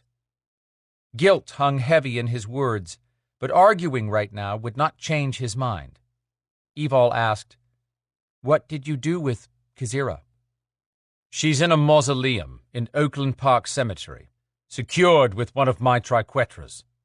He paused, but his voice had gotten gruff-sounding. He cleared his throat. I doubt Maka knows, or she'd have a cardiac arrest if she found out that I didn't follow procedure for dealing with a deceased witch of Kazira's caliber. Maka wouldn't die, but she'd probably have a bad hair day. If that ever happens, I hope someone has a smartphone handy. Evol smiled, hearing the amusement in Quinn's voice. Might as well plow ahead. Zader told me about Phaedra. That problem bombed Quinn's happy moment, but Evol wanted to help him focus on something positive to do with Kazira. He admitted, I couldn't talk about Phaedra before I left to go away. You didn't have to tell us then, but now that we know, we'll all help you find her. I don't want anyone outside my closest circle to know about her. I have no idea if the Maeve can find her, but you can bet if they could, they'd try to take her. Good point. Let's hope they don't have a clue. The person who makes the mistake of touching Phaedra will find out just how powerful my mind is, he said in such a dark voice it raised the hair on Evol's arms. There was the grim Quinn that Zader had been talking about. Evol said, Agreed. We tell no one about this without clearing it through you first. Now we need a plan. My plan burned the palms of Lana's hands. Kazira must have placed a spell on it to protect someone with Lana's gifts from finding Phaedra easily. I know that hurt Lana, but Zader told me Garwiley healed her hands immediately, and knowing Lana, she'd do it all over again if there was a chance to find Phaedra, Evol said to soothe his remorse. Adriana might be able to help. He asked with a hint of surprise, The Sterling Witch? I thought you didn't like her. She's okay. I've gotten to know her, and she helped me find Storm. In fact, she's helped me several times now in one way or another.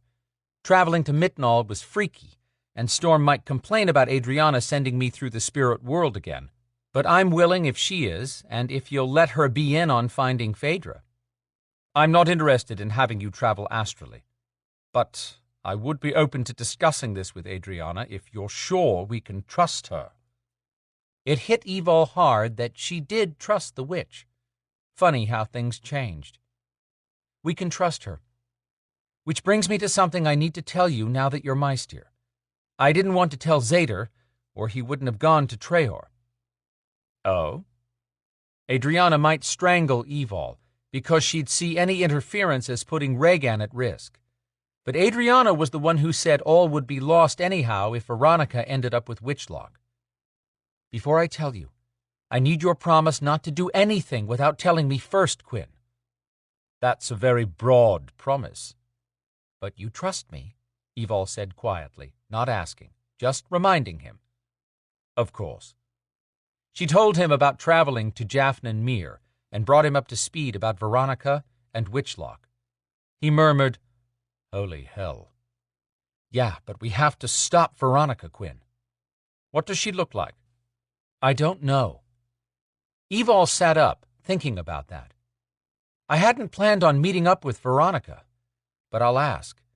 Adriana might be the only person in Atlanta who can recognize her at the moment, but we don't know for sure she'll follow us here, and Adriana says Veronica will for sure be avoiding her until after the eclipse, so the chances of her showing up in the city before that are pretty much zero."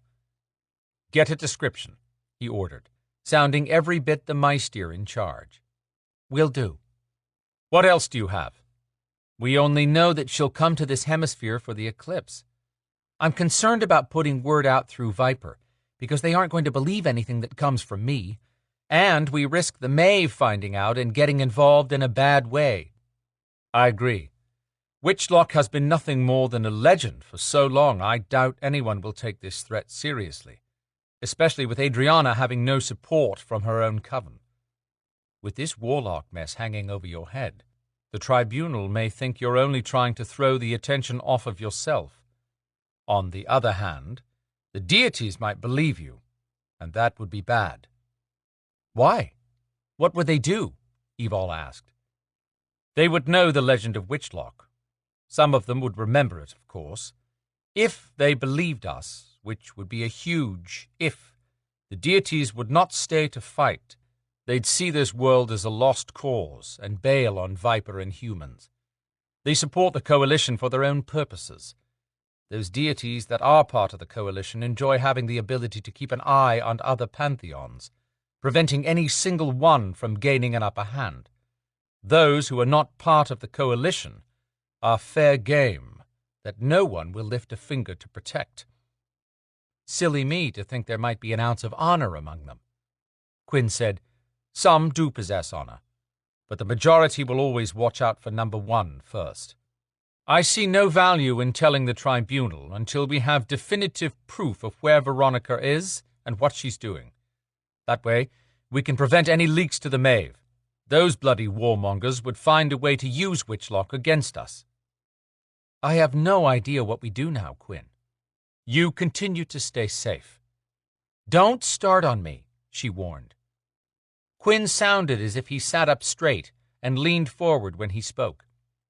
"This is me speaking as your Meister, and as such, I am ordering you not to put yourself in a position for the Maeve to pile any new evidence against you." She pulled the phone away and looked at it, then brought it back to her ear. "Yes, sir. Zeta and Storm are the overprotective ones. I know what you can do, Evol. We will find a way to prove your innocence, but it will do me no good to stand there with proof if you're dead or caught in one of their traps and forced to be under their control." She grinned at his confidence in her. "Thank you. I'm so freaking tired of everyone suddenly treating me like I'll break." "Not you." Quinn chuckled, and it almost sounded like the man she'd known for a long time. "How's mated life?" "I have no idea, to be honest. But I can tell you cohabitating isn't as simple as I'd thought it would be. Of course, we had all of 6 hours together here the first day, before Storm had to leave to track a troll killer." She shrugged and finally admitted, "Phoenix and Storm are not hitting it off." "What's the problem?" "He's possessive and territorial." "Which one?" "Huh," she murmured. "Both, I guess." Warmth came through when Quinn said, "They both love you." "Yes." "They have to learn to share." That was easier said than done. "But it's more than that. I'm not sure I'm cut out to be a mate." He laughed softly. "What do you think qualifies someone to be a mate?" "For starters, I should be able to cook one freaking edible meal. Anybody should be able to do that. Me? Evidently not. For another thing, I can't go outside in the daylight, which pretty much means the only time we can leave is in the dark. That's not normal. Who wants to live that way?" She was getting worked up, But for the first time she was spilling her guts, and when she said it out loud, this sounded even more like a plan that had no chance to succeed. "Storm knew you were nocturnal when he met you, Evol." "I know. Has he ever asked if you could cook?" "Not really, but my lack of skill will be obvious soon." "I doubt it. I've spent enough time with Storm to have an idea of the type of man he is, and I don't think any of that matters to him." She considered Quinn's take on everything, then recalled the buckle incident. "I hear you, but I can't fix the tension between them." "They'll have to work it out. There are some things you can't do." Quinn paused and asked, "What's the worst that can happen?" "He'd leave me." She hated how vulnerable that sounded. "Do you really think Storm would do that?" "No, not walk away from me." She hated sounding so inflexible, but she admitted the truth. "I want Storm here. I want to live together." "If it comes to separate places, you could make it work, couldn't you?" Quinn asked gently. "Yes."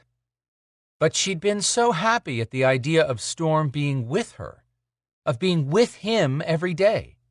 She loved Phoenix, but she'd never realized how alone she'd been as a woman until Storm came into her life.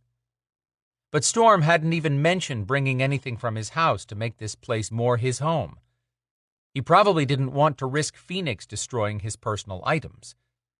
She didn't want Phoenix damaging Storm's things, but neither did she want to see Phoenix sad. No-win situation. She had bigger things to worry about, and turned the subject back to something productive. "Storm is tracking every place I told him I'd seen the demon on Stone Mountain, and around the base where the body of the warlock was found. But I haven't heard word from him yet. He texted me that he was following leads." Storm hadn't texted her. "Because he didn't want to wake you," her harpy of a conscience said. Determined not to make a mountain out of a molehill, she acted as if that was fine. "How do you want to handle this Veronica issue?" "You and Adriana keep me in the loop if you find out anything.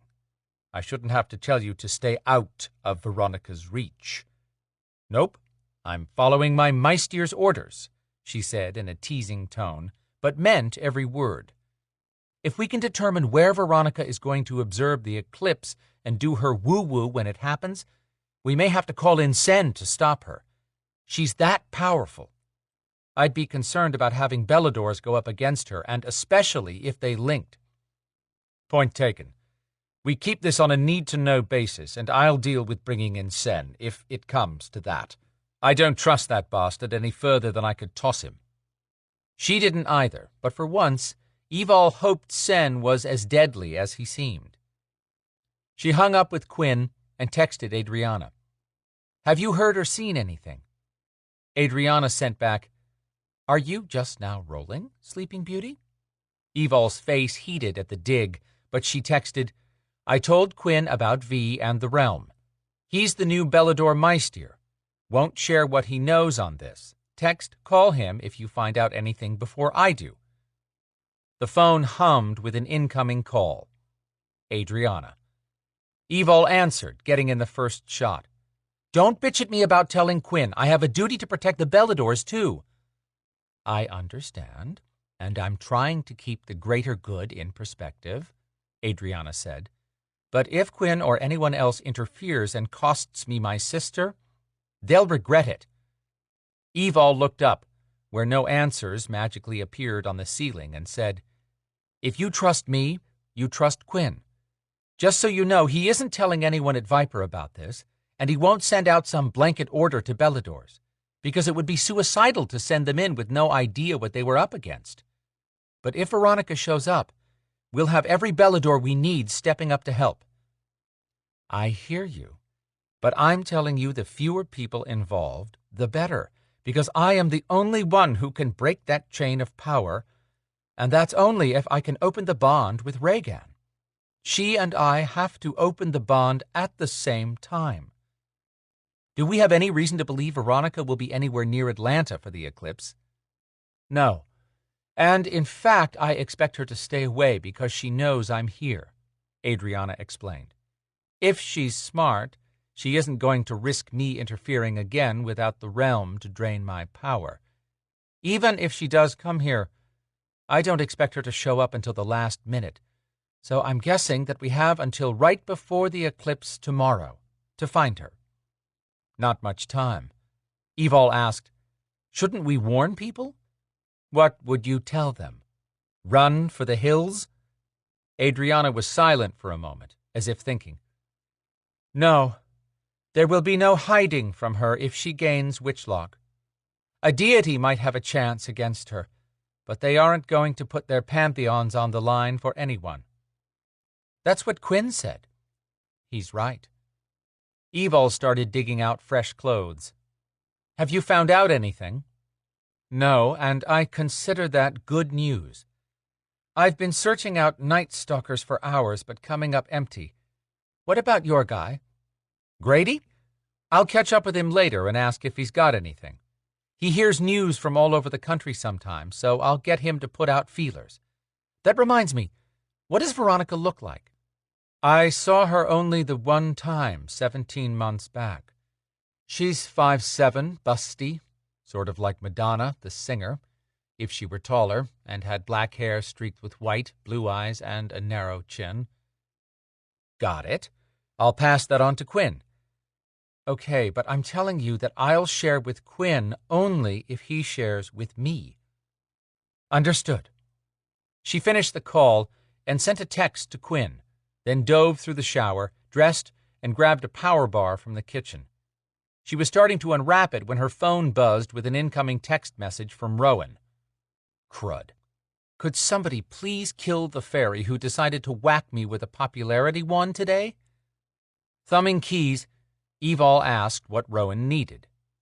Rowan sent back, "I need to talk to you about a problem brewing within the covens. I hate to ask you to come out in daylight, but we don't have much time, and I need your help." Evol wanted to find out if Rowan knew anything about Witchlock, too. She replied, "I'll put on my protective gear and head your way. Why the urgency?" Rowan sent, "I'm trying to prevent a war among the witches."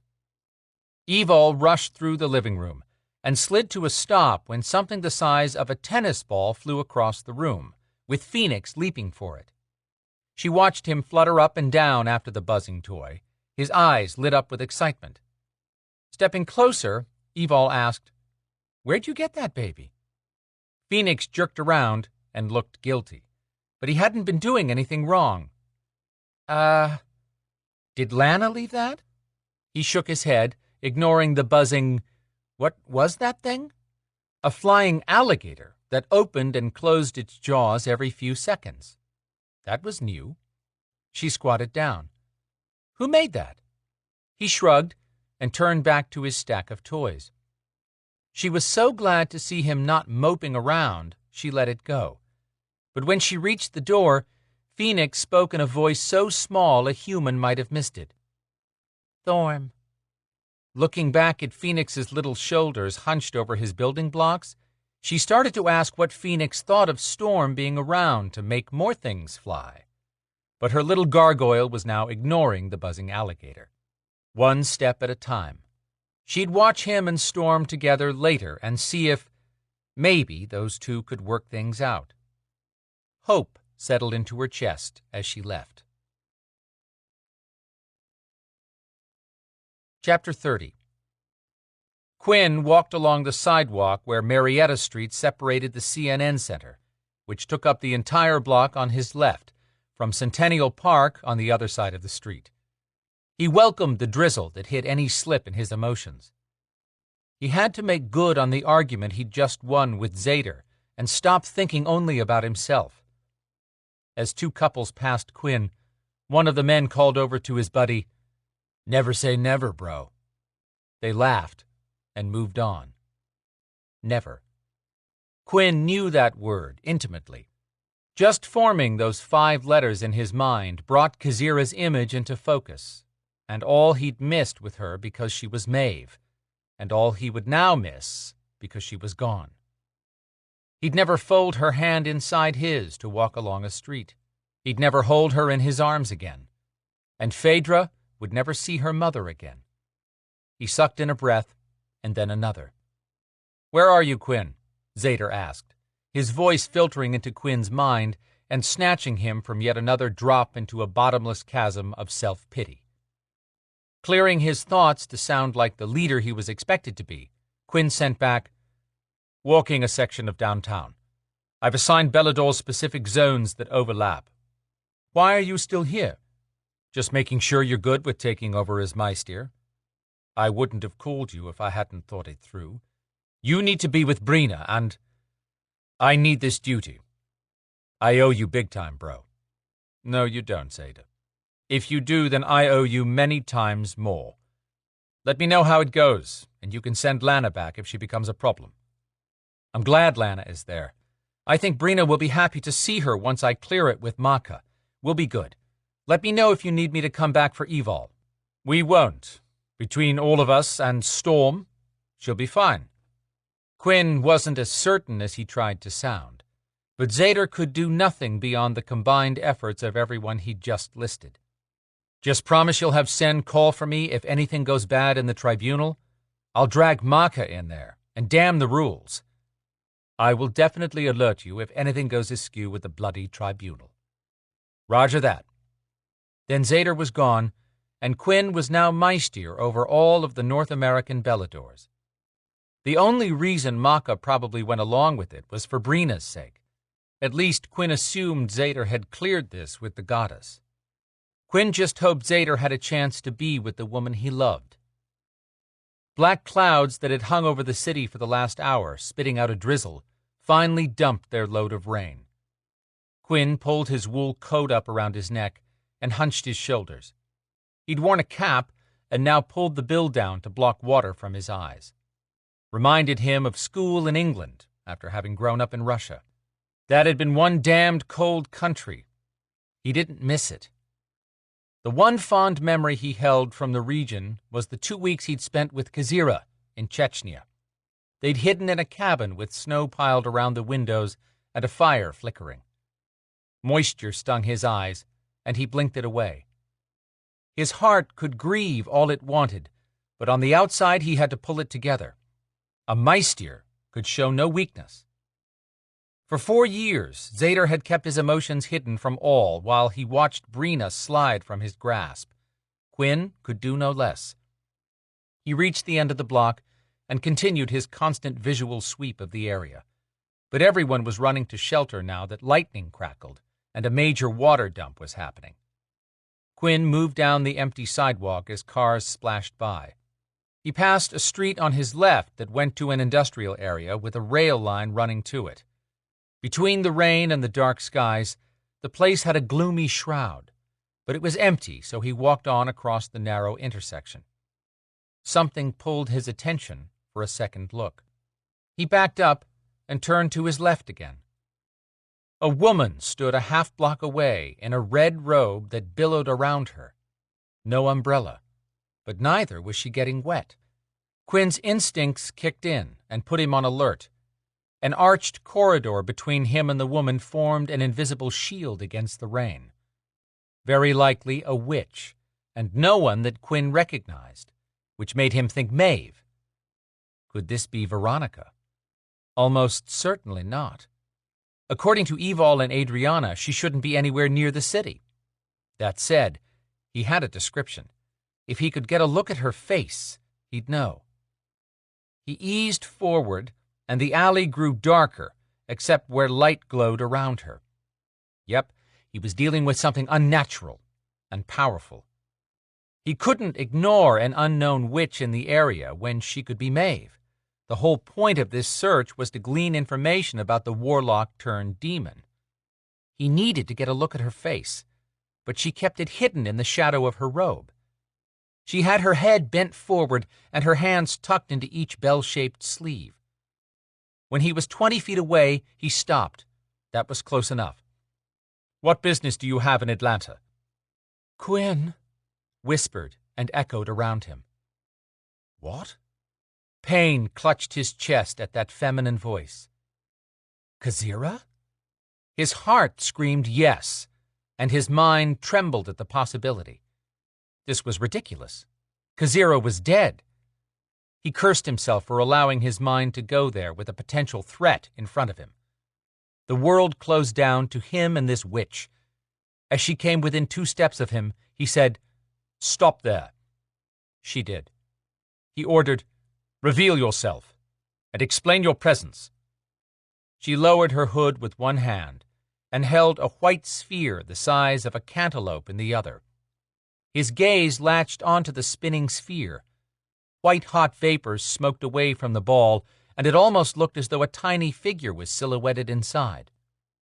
Quinn? He jerked at the sound of his name said in Kazira's voice.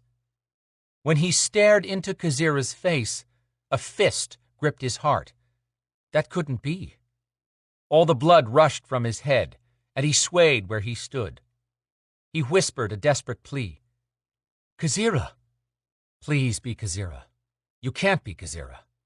Her beautiful lips lifted in that heart-shaped smile that sent his world somersaulting out of control. She said, "I'm here. I miss you." Her voice echoed around in his head. "How can you be alive? Lie to me, but just be real." "Because you need me." Tears burned his eyes. He shook his head, cursing himself for climbing into his grief so deeply that he believed Kazira was alive. "This isn't real. You're a ghost." The most alive-looking one he'd ever encountered. His heart hammered in his chest. She extended a hand, palm down. "Touch me, with one finger only." Damn his soul. That's all it took for hope to explode in his chest. He'd do anything for one more minute with Kazira. He crossed the space between them. His hand moved toward her smooth skin. He was breathing as hard as a racehorse at the finish line. He could do this. His finger trembled as he placed it upon her cool skin. She was real. He had to know what was happening. Standing this close to her and not holding her was torment. Was he losing his mind? "If you're Kazira, tell me the truth. What's going on?" "I am here for you, Quinn, but I can't remain." He cried out, "Don't go, please. Don't go." "I came only to help you. What do you need from me?" "You. I need you to be alive, and in my life." His heart wrenched in his chest, hurting more than he'd thought possible after watching her die. "I can't stay, Quinn. I have to go. Open up and show me what you need." Pressure gripped his mind and tightened around his skull from all sides. He grabbed his head with one hand, too terrified to move his finger from her skin. "No, Kazira. We don't need telepathy." The pressure eased immediately. She sounded disappointed when she said, "The only way I can talk to you when I leave is through our minds." He was dying inside all over again. Tears streamed down his face. The finger he had on her skin was shaking hard, but he couldn't move it for fear that she'd vanish. "Don't leave me again. I can't live without you. I keep failing you, and I have to find Phaedra." Kazira's face brightened at that. "How is Phaedra?" "I don't know," he groaned. "I haven't found our daughter. I'm failing her, too. The bracelet isn't helping. Tell me where she is." Kazira floated back, breaking the connection. "I have to leave." Quinn lunged for her. "No!" Her voice whispered all around him. "I'll be back, but don't tell anyone, or I won't be able to return. They'll stop me." "Who will stop you?" He fell to his knees, holding his head, but nothing would quench the agony shredding his insides. He'd had her so close, and now she was gone again. Rain crashed down on him. He didn't care. He wished he hadn't agreed to take Zader's place, because now Quinn could let go and fall all the way into the chasm of insanity he'd been so close to last week while he was gone. He'd gone away to mourn in private and to determine if he was still mentally strong, a deep concern since he possessed mind-lock ability. The monks had healed his fractured mind once before in the past. When he lost Kazira, he'd had doubts about his mental control, but the monks patched him up again. He'd walked away from everything. Losing Kazira had stripped him bare and left his mind raw. With his level of power and the gift of mind lock, he couldn't stay when he was more of a dangerous liability than an asset. The monks he'd gone to earlier for rehabilitation had given him sanctuary while he mourned, but they'd warned him that while his mind lock was strong and was truly healed, now his soul had suffered great damage, and he was far from whole. He staggered to his feet, with rain beating down on him, seeing now how arrogant he'd sounded when he told the monks, "No one wants to test me any time soon. They'll wish they'd stepped into boiling oil instead." The monks had watched him with worried eyes. He finally understood what they had been trying to say. His mind was as strong as ever, but his soul and heart could not withstand seeing Kazira again. Had she taken his hand and led him off a cliff just now, he'd have gone, willingly. The monks had warned Quinn he'd be vulnerable to attack. He turned and trudged back to the street, putting one foot ahead of the next to finish his rounds. He had no explanation for what had just happened, but he could not allow it to happen again. Should he tell anyone? What would he say? He suffered hallucinations of Kazira? Or should he admit that he'd failed to ensure she didn't return to this world by burning and salting the body? "I'll be back, but don't tell anyone or I won't be able to return. They'll stop me." Who had Kazira been talking about? The Maeve. Quinn gripped his head, where pain now drummed his temples with each pump of his heart. He'd give Zader a week and hope his friend brought Brina back, because Quinn could not be Meister if he was the weak link in the Beladors. With his mind-lock ability and now his position as Meister, he had control of every North American Belador warrior, who would act upon his word. He would not put them at risk. He would buck up and do the job Zader and Evol believed he could do. For now. Chapter 31. Evol rode up to Rowan's midtown house in a downpour, glad to be off the roads with it raining so hard, even if the bad weather did shield her from the sun. Of course, the rain eased off as soon as she was out of traffic. She parked her bike behind 3 cars at the curb in front of the witch's house. Who else was here? "What your skinny ass doing here?" She swung around, hand going to her hip for her dagger that wasn't there. Rain still fell in a mild drizzle, but it had no effect on Grady, her favorite night stalker, if he wasn't in some kind of trouble. He had coffee-brown skin, but since he was a night stalker, it was translucent like a weak brew. Night stalkers were ghouls who died as homeless people, and who gathered gossip and intelligence which they would trade for a handshake with a powerful being, gaining them 10 minutes of solid form. Most of them used that 10 minutes to guzzle whatever they'd been addicted to when they were alive. Grady could be ornery as an old goat, but his whisker-riddled face and wrinkled brown eyes warmed her heart. She'd missed him. But that didn't explain why he was 2 miles from Grady Hospital, his namesake in downtown Atlanta. Until recently, she'd always found the old ghoul near the hospital she'd named him after, because he wouldn't share his true name. "I'm not the one who shouldn't be here, you old coot," she told him in good-natured ribbing. "I thought you'd partnered with that Injun." He did that just to get to her. That's politically incorrect. "Not when I was alive." He grinned and lifted his hands. She looked around. Humans normally couldn't see him, but witches could. Rowan had stepped out on the wide front porch wrapping a frame house that had been built in the early 1900s. Evol gave a thumbs up to let Rowan know she was fine and coming soon. Then she turned back to Grady. "I have to hurry. What's going on?" His eyebrows jumped. "You think I'm giving you intel without a handshake?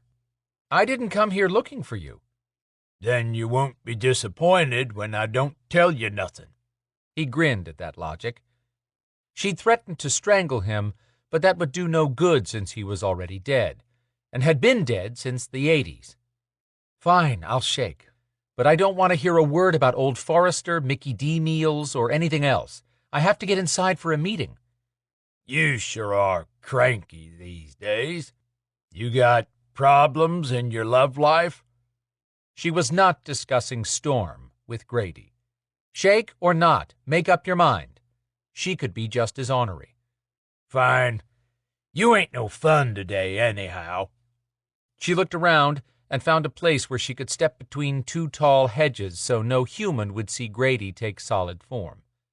Once there, she pulled off her glove, eyes turned up to check the sky. Don't worry, that sun ain't popping out for a while, Grady said. He was right. She held her hand out, and his shimmering hand reached for hers.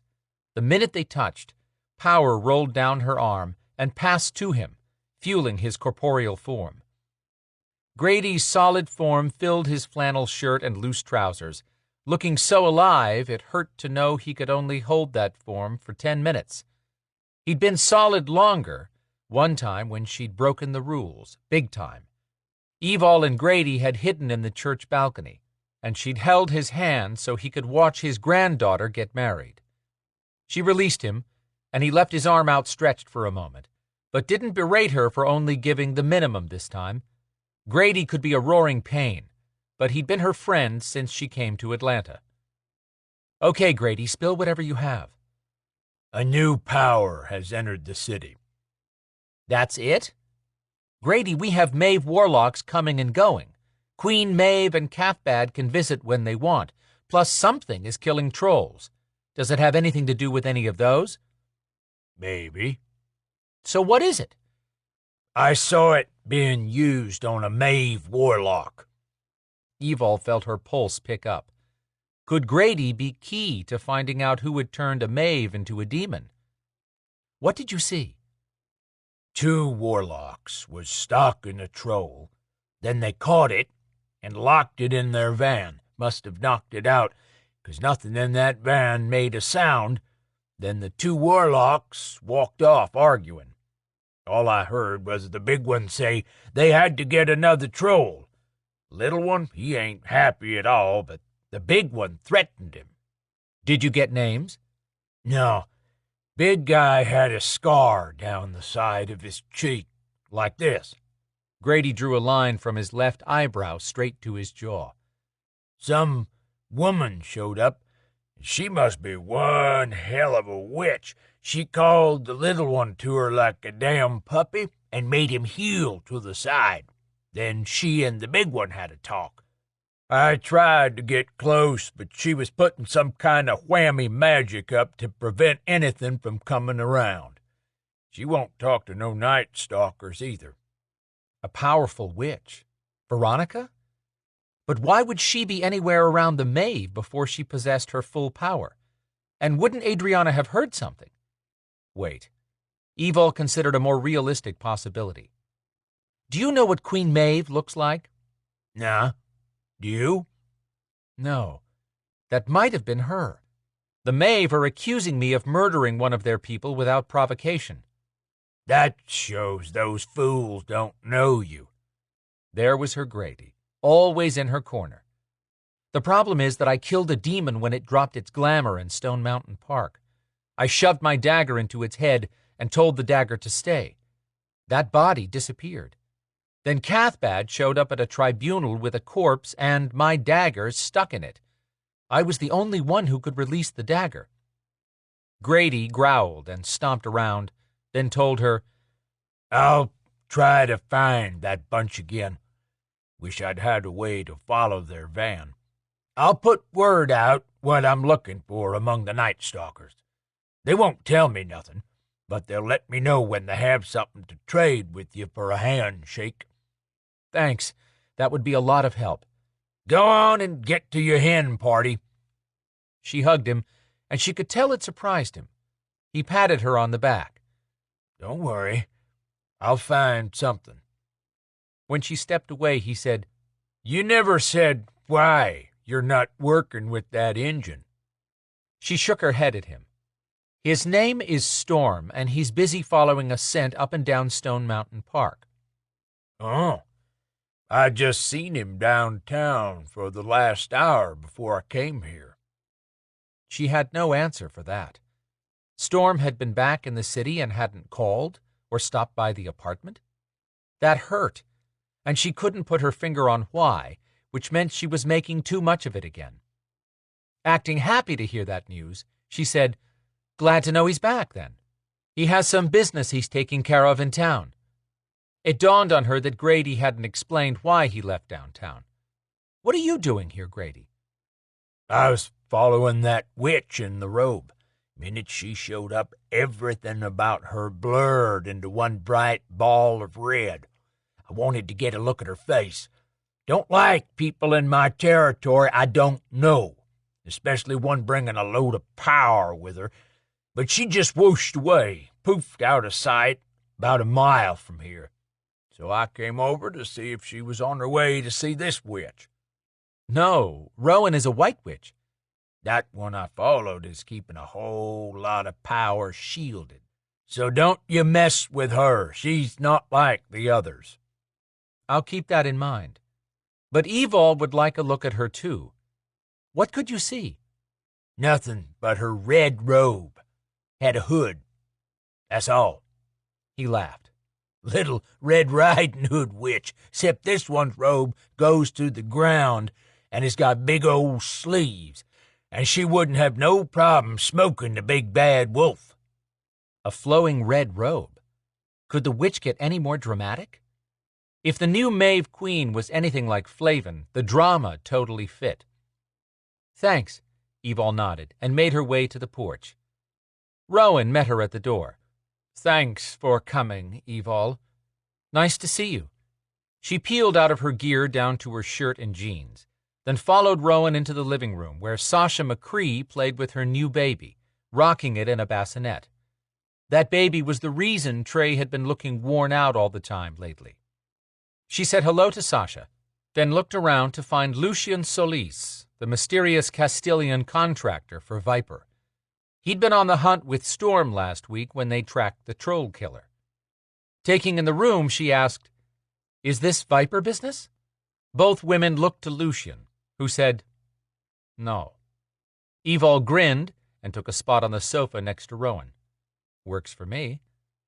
"Do you know anything about Witchlock, Evol?" Rowan said, diving into a hot topic. "Some." After that conversation with Adriana, Evol had to be careful what she said around Lucian. He'd shared information with Storm that he'd been told not to, and Evol wanted to high-five Lucian for ignoring what Sen had said. But she had no idea where his allegiance lay, and until she did, she'd err on the side of caution. Back to Rowan's question, Evol asked, "What do you know about it?" Lucian addressed Evol. "In the interest of time, let's put our cards on the table. I'm not here in any capacity for Viper. I couldn't care less if an asteroid took out Sen tomorrow.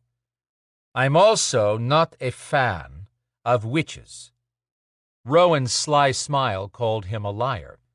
Lucian narrowed his eyes at her, and she merely arched an eyebrow at him, sending enough sexual undertones zipping around to scare the flying monkeys from the Wizard of Oz. Lucian told Rowan, "You know she's empathic, right?" Rowan's cheeks pinked, but she still laughed. "I know, Evol." After her moment of amusement, she sobered and told Evol, "We have problems in the witch community with trying to create this council.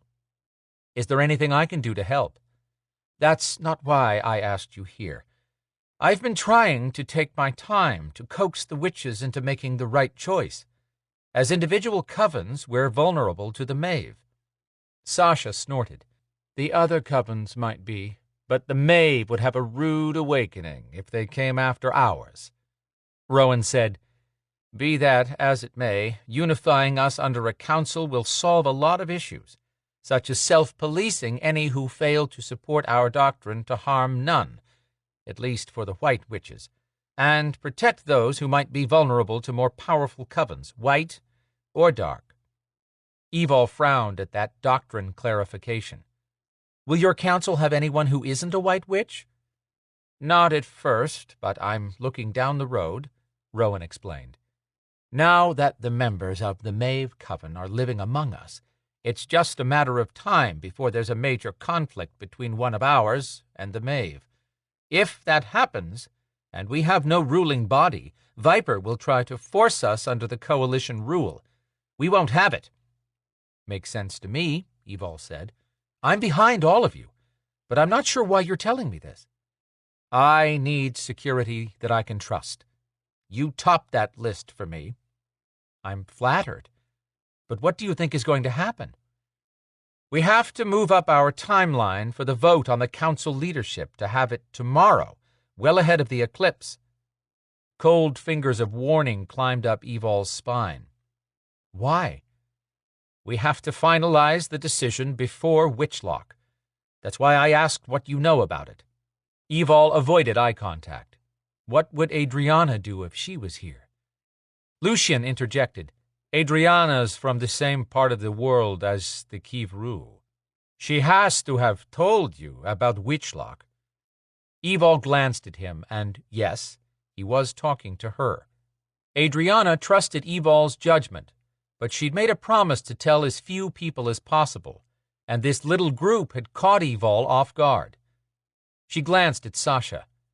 Even if Lucian swore to say nothing, Sasha was married to a Belador. Sasha obviously caught on. Trey doesn't tell me about the secret Belador business, and I don't share privileged information from the Coven. You can speak freely. Evol held up a finger. She texted Adrianna and laid out what was going on, then asked if she wanted to attend. Adrianna declined.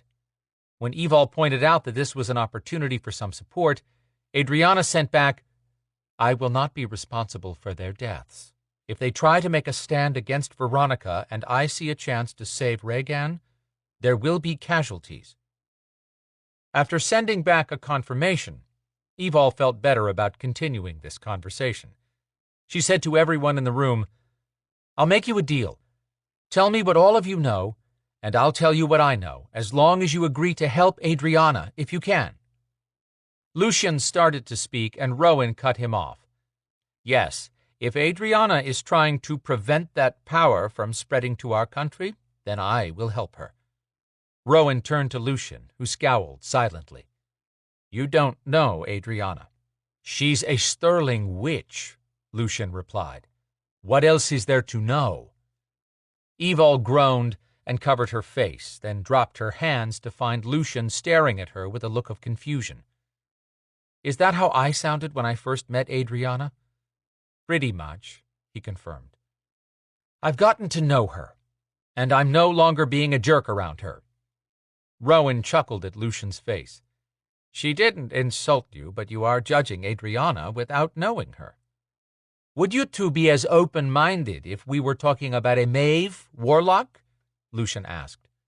Evol gave up. You win when it comes to the Maeve, but I'm here to tell you that I've already witnessed Adrianna trying to sacrifice herself to destroy Witchlock. Stunned silence answered her, so Evol continued. I'm still not sure I did the right thing by stopping her, but that's in the past, and my first thought was to keep her alive. It's up to Adrianna who she decides to be friends with, because she's got reasons to avoid both light and dark covens. Reasons that are bigger than all of us here. So what do you know about Witchlock? Rowan spoke up. Lucian and I have been researching it for a while, because he's heard rumors that the original coven still exists. Evol nodded. It does. But how did you find out? And Lucian, just where do you come from, anyhow? He gave her a devastating smile that would have melted her on the spot if not for loving Storm. Good grief, how did any woman refuse him? Then she caught the way Rowan watched him. Now the tension between those two made sense, but in a fascinating way, since the rumors were that Lucian had refused to work with Adrianna just because she was a witch. Lucian relented by explaining, I go home to Spain when I can, and when I don't, my associates keep me informed of any new activity on that side of the world. The Kivru Coven is active, and they have a chosen one they're grooming who can take possession of Witchlock. It's a power that can control all witchcraft. That's what I've learned, Evol said. The chosen one is called Veronica. That's good information. But did you know that she will also be able to take control of the power of other beings? Adrianna had warned the same thing. Evol admitted, yes, the only hope we have is of finding Veronica's power source and destroying it. Been there, tried that, got the burn mark, Evol chirped. When every face in the room ranged from shock to disbelief, she explained what she and Adrianna had attempted. We barely made it out. Adrianna said there's no second chance, and she's right. The Realm Guardians would never let us get that close again, and the Realm takes too much power. Sasha's baby had fallen asleep. She said, So what's going to happen to Adrianna's sister? I don't know. Adrianna thinks Veronica is so close to gaining the power that she'll come to this country at the last minute and grab it when the eclipse hits. If that happens, we'll have no chance to rescue Rhaegan. That sucks. Yup. Rowan had grown quiet, deep in thought. She said, This is why we have to push up the timeline on the council vote, because we can unite a powerful force to combat Veronica.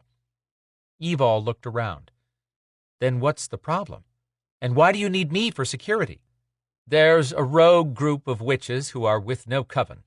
They're young, and many of them are untrained, which opens the door to mistakes or misuse. Evol nodded. Nicole mentioned that you were having an issue like that with solitary witches. It's worse than it was. Now they've banded together and are demanding the vote be determined by majority of individual witches, instead of one vote from each coven. That sounds good on paper, but many people, witch or otherwise, will not take the time to become informed on any issue. That's why I'm pushing for a 5-member council who will be held accountable to stay informed and make decisions in an unbiased manner. We'll have a checks and balances system with severe penalties for anyone who does not respect the gravity of their position. The solitary witches don't like that idea? Evol asked. I don't want to say they're being scammed, but they are being herded by one person. If the rogue witches have their way, they have the numbers to put one of their own at the head of the council, which would be disastrous. The one stirring them up needs to be mature and be trained, or she'll be easy prey, or damn us all by making a huge mistake. Can you talk them into forming a coven? Evol asked. Most covens are 13 or smaller. This group boasts over 200 and with no real organization. There are reports of some dabbling in the dark arts, but no one is sanctioning it. Viper will not respect our right to govern ourselves if we fail to form a legitimate council. Sasha interjected. Witchlock would thrive on witch wars.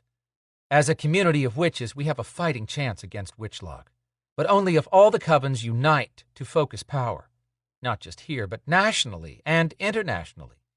The other cities are making headway by forming councils. But the council here, if that ever happens, will be the most powerful. It will happen, Rowan said. With enough power, the windows rattled. Sasha hissed, Don't wake her. Sorry, sis. Lucian muttered something. Rowan said, I resent that. Evol asked, What'd he say? Rowan sent him a censuring look that had no effect on the Castilian. He addressed Evol. I said that's what happens when you deal with witches. We're not all alike, Rowan argued. But you're all witches, Lucian countered. White, dark, gray. Your power comes with a load of trouble. But before you snarl at me, I agreed to work security for your council vote as long as this meeting doesn't turn into a cluster. Thank you, Lucian, Rowan said, smoothly cutting off his curse. If we don't have a lead on Veronica's location by the time of your vote, Storm and I will help, Evol offered, sure that Storm would do this. But if we do find Veronica, we'll have to go with Adrianna. Rowan stood. Understood. And as soon as the council is finalized, I will come to help with Veronica too. If things went badly with Veronica, Evol might not have to worry about meeting the tribunal after the eclipse, but she had to keep hunting for information. Evol added, I have an issue with the tribunal. Again? Lucian asked. What can I say? I'm their favorite ex-con. Evol brushed it off, so no one would know how much it had bothered her when she'd been locked beneath Viper a few months back. She explained what was going on with the demon killing, and said, any help you can offer with proving they turned a warlock into a demon and glamored him to then look human would be great. I'll check my contacts, Lucian said. Thanks. Evol's phone buzzed. That had to be Storm. She grabbed it out of her pocket and... It was Isaac. Chapter 32. Maeve studied the mausoleum that held Kazira, while Cathbad ran his hands over the heavy metal doors. She asked, Feel anything? Not out here, which is what bothers me. I would have expected a blood ward if he didn't want anyone to enter. You think the security is on the inside of this vault? I do, and I've not had enough time around the Beladors in this century to learn everything of their powers. This Quen is highly respected for his mind lock. That alone tells me his kinetics and telepathic abilities may be enhanced by that power. It would not be difficult for him to place something inside and activate it once he was out here. I want someone on Quen all the time. We have to know when he comes here. Cathbad studied the vault. Agreed. Although it may not be so simple to keep track of him. Our man Ossian is making headway as a new contractor with Viper. I changed his orders from capturing Quen to gaining the Belador's trust. Once Ossian manages that, we'll be on our way into this mausoleum unless we find a way sooner. If we could just hear what Kazira said to Quen as she died in Treor, Maeve grumbled. What was the use of having a scrying wall that could replay past events if all the sounds didn't come through? I've tried everything I can to improve the audio, Maeve. I'm thinking Kazira somehow shielded her words so no one would hear, except Quen. That alone means whatever she said is of great value to me. Ossian's strength is in studying a person and finding out the weak point for getting past walls. With Quen just appointed as the new Meister, he is the key to breaking the Beladors one at a time. Gain control of him, and we will have unlimited access to the Beladors. Maeve liked the sound of that. It won't be long before we'll accomplish what that fool Flavin never could, seizing control of Treor Island and the castle Maka stole from me. She took one last look at the mausoleum. No one denied the goddess Maeve answers, not even the dead. If they didn't get answers from Quen, then Maeve would ask them of Kazira, and she would answer. She told Cathbad, For now, weave a spell around this place so that we're alerted when anyone with power visits the chamber. It's been a long time since I've raised the dead, but I still have the touch. Chapter 33. 6 Feet Under was doing its normal booming business in spite of a rainy Monday night. Evol hooked her helmet on the mirror of her Gixxer and shook out her hair, then pulled it back into a ponytail. Veronica was coming to the U.S. tomorrow for that eclipse. I should be out hunting for intel instead of on a date. Okay, this was not a date. Besides, if there was intel to be had, Adriana would have found it by now. If not, Grady, Storm, or Quen would have flushed out something. Evol had given her agreement to Quen that she'd stay out of the Maeve's way. If she wanted everyone to respect her reasonable requests, then she had to give the same.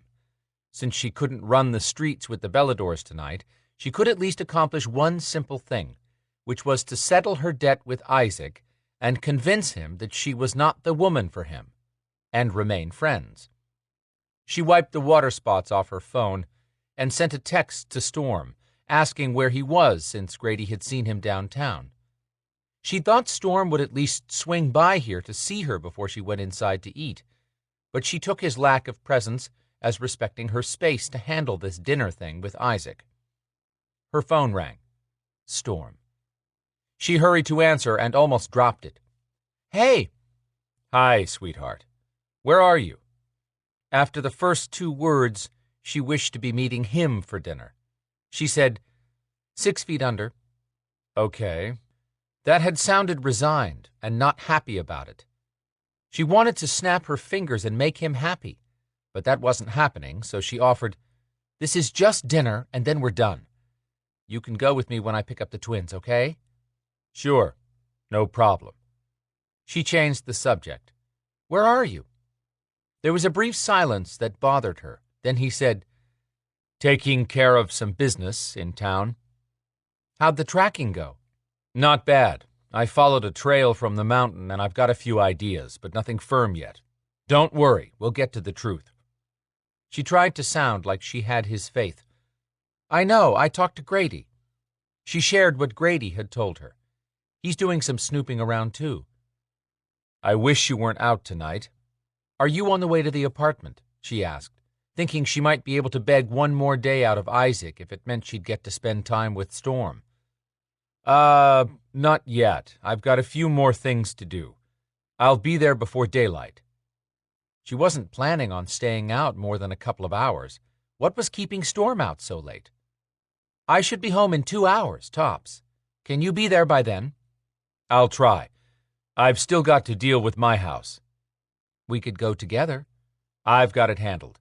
I don't want you around that place after what happened because of her." He meant Nadina, but Storm wouldn't say the witch doctor's name. They'd slept outside the last night there because he didn't want to take Evol back inside where the witch doctor had been. She should appreciate that and roll with it. He accepted her nocturnal life. She'd accept his hours, whatever they were. "Okay, that's fine. I'll see you when you get there." "Great." Now he sounded relieved, so she must have given him the right answer. Points to me. Isaac pulled up in his black Hummer, and Evol lifted her hand to let him know she saw him. "I've got to go, Storm." "I know. Tell him if he touches you, he'll lose that hand." That's not going to happen. But she did smile at the threat. "Love you." "Love you more. Be careful going home." Isaac got out and left his truck running as Evol hung up. She said, "Don't think they'll let you park there all night." "We're not staying long." "That was not the agreement." "Yes, it was," he argued. "You said to meet you here, not that we had to eat here." She crossed her arms. "I plan to eat here." Isaac's tone changed to a more conciliatory one, with a dash of charm thrown in. "I've got a nice, quiet place to have—" He stopped talking and looked past Evol. She turned to find Adrianna strolling up in a snug red dress with a short furry jacket over a scoop neck that showed off her assets. Evol looked back at Isaac. He had his laser gaze locked on the witch. Adrianna stepped up and said, "Where are we going for dinner?" Isaac pulled himself together and said, "You weren't invited." Adrianna looked at Evol, who gave her an I don't care look, so the witch flashed a brilliant white smile. "You didn't say I couldn't join you, either." Ha! Adrianna had turned Isaac's tactical use of omission right back on him. She owed the witch, even if said witch didn't know it. Relieved to not be alone with Isaac, which should make Storm happy, Evol said, "The more the merrier." Then Adrianna lost all her friend points when she said, "I ate here last night." Isaac piped up, "I was just telling Evol I have reservations at a nice, quiet place. For 2. Adrianna smiled. "I'm sure changing that to 3 will be no issue for a man with your resources." She sashayed toward his truck. Isaac growled and strode over behind her. Evol saw her window and all but flew past both of them so she could jump in the back and force Adrianna to sit up front. He ended up lifting Adrianna into the Hummer by her waist. It was either that or produce a set of steps. Once Isaac had them on the road and cruising through the city, Adrianna said, "This dashboard looks like an aircraft cockpit. What is all this?" Even though Isaac hadn't been happy about her presence, in spite of his first refusal to bring her, he behaved like the gentleman Kit had raised. He pointed at various controls. Access to computers at night headquarters. I can reach my teams on surveillance and link their video, traffic cams, whatever is needed. Evol asked, "Is that how you can always find me so easily?" His gaze filled the rearview mirror. I have special equipment dedicated just to keeping up with you. Adrianna half turned and looked at Evol, who held her head in frustration. Adrianna winked and asked Isaac, "So you can find anyone you want right now?" Pretty much. "What about Storm? Can you find him?" Adrianna flashed the smile of an imp. Evol warmed to the idea. Put the focus on Storm and not her, because she seriously doubted Isaac could locate Storm so easily. "Really, Isaac? You could find Storm?" Isaac rose to the challenge and punched a number on his dash that connected him to a male voice who answered, "What can I do for you, sir?" Isaac said, "Give me a 1020 on 977. "You have a number for Storm?" Evol asked. "I have a file on every non-human." Isaac looked over at Adrianna and added, "Including witches." Amused, Adrianna asked, "What's my number?" 666. Evol burst out laughing, and Adrianna chuckled. After a moment, even Isaac saw the humor in his attempt to take a dig at Adrianna. Then he said, "Here comes the report." Adrianna said, "There's like 8 listings for Stone Mountain." "They do an update every 15 minutes on a sighting." Evol did the math. Storm had only been in Stone Mountain Park for 2 hours. The rest of the addresses were primarily downtown, and one had been 2 blocks from the apartment. 2 blocks, and he hadn't even called. She squinted at the list. "What's the last one on that list?" "His current location as of 9 minutes ago. Want to see it?" Of course she did.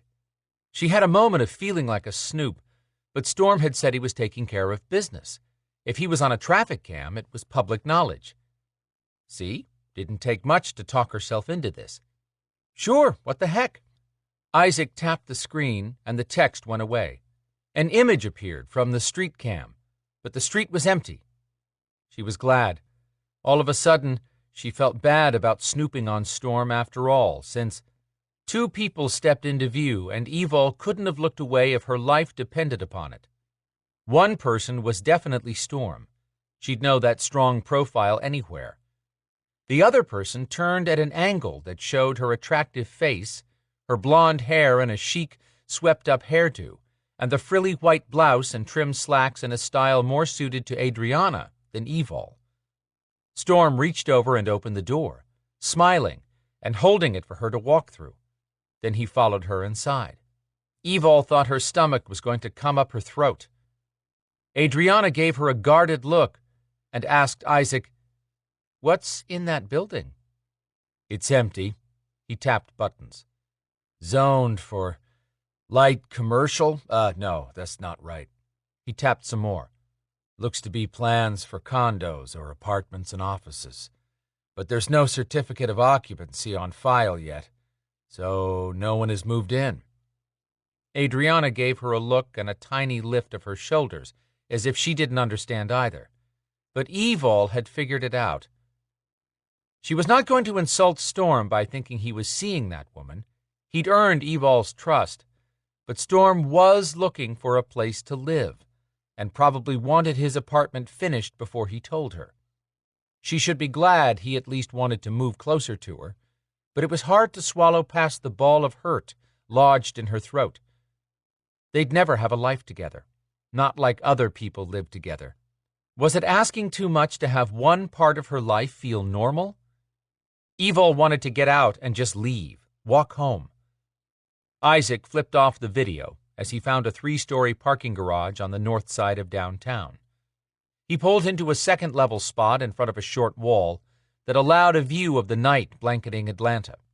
"This place is dead for a downtown parking deck," Adrianna muttered, looking around. Isaac parked and turned off the engine. "There are never many cars here at night. These are all purchased spots. I own this space." Evil didn't care. She'd do what she promised, but she needed some time to get her head straight. Isaac got out and walked around the front of the Hummer. Adrianna turned quickly to Evil. "Storm is the one who asked me to join you tonight, so give him a chance to explain. As soon as we have time, I need to tell you what I found out after we talked today." Her door opened, and Isaac was there before Evil could answer her. She had things to tell Adrianna, too. Evil jumped out quickly. She wasn't up for Isaac touching her right now, even if Storm couldn't see it and there wouldn't be a fight about it. She didn't want to be around anyone at the moment. Cool night air swirled, but it brought a hint of warning. Evil paused and opened her senses to assess the area for a threat. Adrianna came around first and stopped next to Evil, obviously also on alert. Then Isaac strolled up behind the witch as the lights went out in the garage. A whip of energy buzzed and circled Evil, pulling tight like an invisible lasso that tied her arms to her body. Isaac and Adrianna were in the same fix, except whatever looped around them had bound the two together with Adrianna's back to Isaac's front. Chapter 34. Evil realized Isaac was trying to lift his hand that held a phone, but the lasso of energy had his arm pinned so tightly he couldn't move his hand and turn the phone, and couldn't touch the screen with his fingers. Adrianna was sandwiched tight against his chest, but she stared forward, ready to face whatever had captured them. A man, who had to be a warlock, stepped into Evil's line of sight. She could see just fine in here, but Adrianna and Isaac would be at a disadvantage. Evil started with simple questions. "Who are you?" "I am Imar." Adrianna spoke up. "What do you want?" "I don't normally grant a last wish before executing a criminal, but I'll make an exception in your case." "Go, Adrianna." Isaac stared down at the top of Adrianna's head with a look of surprise and muttered, "Damn, that's hot." "I am here for my mistress. You will come with me." The warlock talked like a robot and had the unfocused gaze of a zombie. Evil worked her fingers loose. The binding went from her elbows to her hands, but with some effort that had her gritting her teeth, she managed to bend her wrist on the side of her body Imar couldn't see. Imar lifted his hand to reach for Adrianna, who bit off a fast series of words. Imar's arm wrapped around his neck to grab his own chin. Fury seethed in Adrianna's eyes, and she ordered, "Kyrgubas!" Imar yanked his hand, and the snap of his neck breaking away from the rest of his spine cracked the quiet. "Holy shit," Isaac said. "Remind me never to piss you off." Adrianna smiled at the compliment. Evil said, "What language was that?" "One of the Gaelic languages. He has a Maeve aura, which means he's of Celtic descent. I spoke in a language his blood would recognize, but he likely would not." Then Adrianna pointed out, "We're still stuck." Evil searched the dark place. "That's because there's more than one warlock here, and Imar was sent as a sacrificial fool." Isaac said softly, "Can you touch my phone if I turn it toward your hands, Adrianna?" "Maybe." She wiggled the fingers on one hand, inching them around her hip toward him. "Listen, you two," Evil whispered. "I need whoever is in charge alive." "Are you serious?" Isaac groused. "Yes, do not kill the head guy once he shows his face. It's important." "We won't kill him, unless we have no choice," Adrianna clarified. "But no one is taking me captive." Agreed. Evil would never put Adrianna and Isaac's safety second to her need to deliver evidence to a tribunal, but anything out of the ordinary could lead to that evidence. Energy sizzled from the entrance where another man walked in, but intelligence slashed through this one's gaze. Adrianna whispered, "Maeve," and a scar that sliced straight down his left cheek. This was the guy Grady had seen. Poor Imar can't handle anything by himself, and now I'm going to have to replace him plus explain his death. The warlock took in all three captives and paused at Evol, withdrawing his knife and touching the tip. Not so deadly without your dagger, are you? Had he heard about the dead warlock and her dagger? Or did this guy know something? Replacing the knife, he lifted a radio and said, "Bring the truck." Adrianna opened her mouth, and the warlock pointed a finger at her. "That crap you spewed won't work on me. I was told to deliver you two kicking, but that doesn't mean I can't rough you up some. Try that spell on me and you'll find out I'm not your average warlock." Adrianna closed her mouth and gave him the attention one would a slug. He might think he'd shut her down, but Evol knew enough about Adrianna now to know the witch was merely thinking, not beaten. Evol asked this warlock the same question. "Who are you?" "We're not going to be friends, but you can call me Don, since we'll be intimate soon."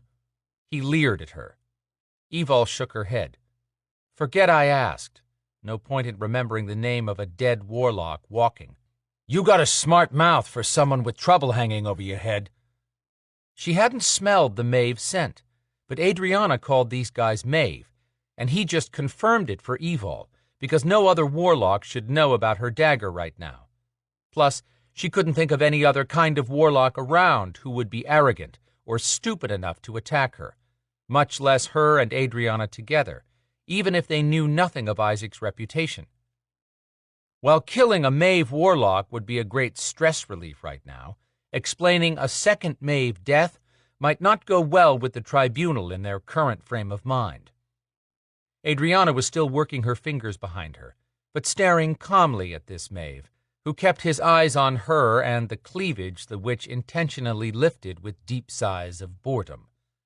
Don clearly dismissed Isaac as a threat because he was human. To pull the Maeve's gaze to her and confirm a guess, Evol said, "I bet someone thought that was a slick trick, changing one of your warlocks into a demon, then sticking a glamour on him. But it didn't work." "Looks like it did from where I'm standing." Don found that highly amusing. Damn, she had the guy she needed right in front of her. Adrianna and Isaac had no idea what this Don would mean for clearing Evol's name. She scoffed. "You don't really expect me to believe that you could have done that. If you were that powerful, Queen Maeve wouldn't have you out here doing grunt work." That pissed off the warlock. Perfect. Don stepped over and got in Evol's face. "Believe it, bitch. I'm the one who handed the corpse to Cathbad. I saw you kill my demon up on Stone Mountain." Why change a Maeve warlock into a demon? That makes no sense at all. She tried to sound so unimpressed. Adrianna helped out by chuckling. "I was building an army, but I won't need one now." Evol said in all honesty, "Once the tribunal finds out what you did, you'll be lucky if Queen Maeve and Cathbad only kill you." "That's never going to happen, and those two are no longer my problem. I don't answer to that witch or Cathbad." He was serious. When he turned away, looking for his truck, Evol twisted fingers on her left hand that was on the side angled away from the warlock. She fed her kinetics into the fingers and pushed at the invisible wrap around the middle of her body, feeding more power and straining to keep it isolated while she experimented. She felt it stretch, then give. Her finger poked through. After all that, she'd only managed to punch a hole. The sound of a large truck engine slowing meant Evol and her friends were out of time. The warlock standing with them waved his truck in. Twisting her wrist into a painful angle, Evol called up her warrior form where muscles expanded and cartilage popped up under the skin. That upped her kinetic power, but more than that, Her expanded body size stretched her binding until she could move her wrist. She whipped her fingers fast at the warlock and slapped him in the back of the head. The blow knocked him off his feet and face down on the floor. Evol gave Adrianna and Isaac a look. "Time to make our move." Using her kinetics, she called Don's knife to her. The blade flew from his sheath to her hand, grip first. She pushed the blade between her and the binding, hoping a Maeve knife would cut Maeve magic. She sawed through an inch. It was working, not fast enough. Isaac shouted, "Code 9! Code 9!" What did that mean? Adrianna leaned her head forward and chanted, "Black clouds of night and lightning strikes. Heed my will." The sky exploded with thunder and lightning, drowning out her words. The truck pulled into the garage and stopped. Thunder boomed and boomed and boomed. Vicious electrical strikes slashed all around the building, coming closer, then merging into one that struck at the side of Adrianna and Isaac. He cursed a blue streak, but they broke free.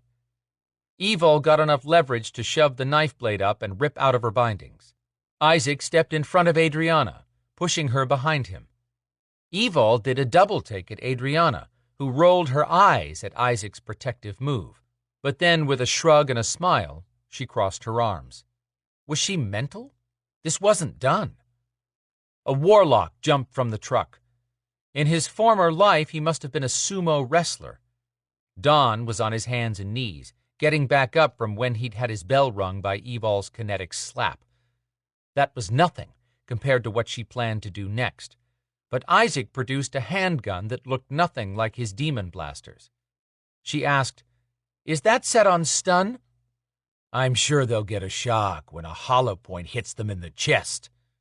"I need that Don guy alive, Isaac." "You take all the fun out of fighting non-humans." Isaac might just be mental, too. Don and his sidekick stood back, waiting. What were they waiting on?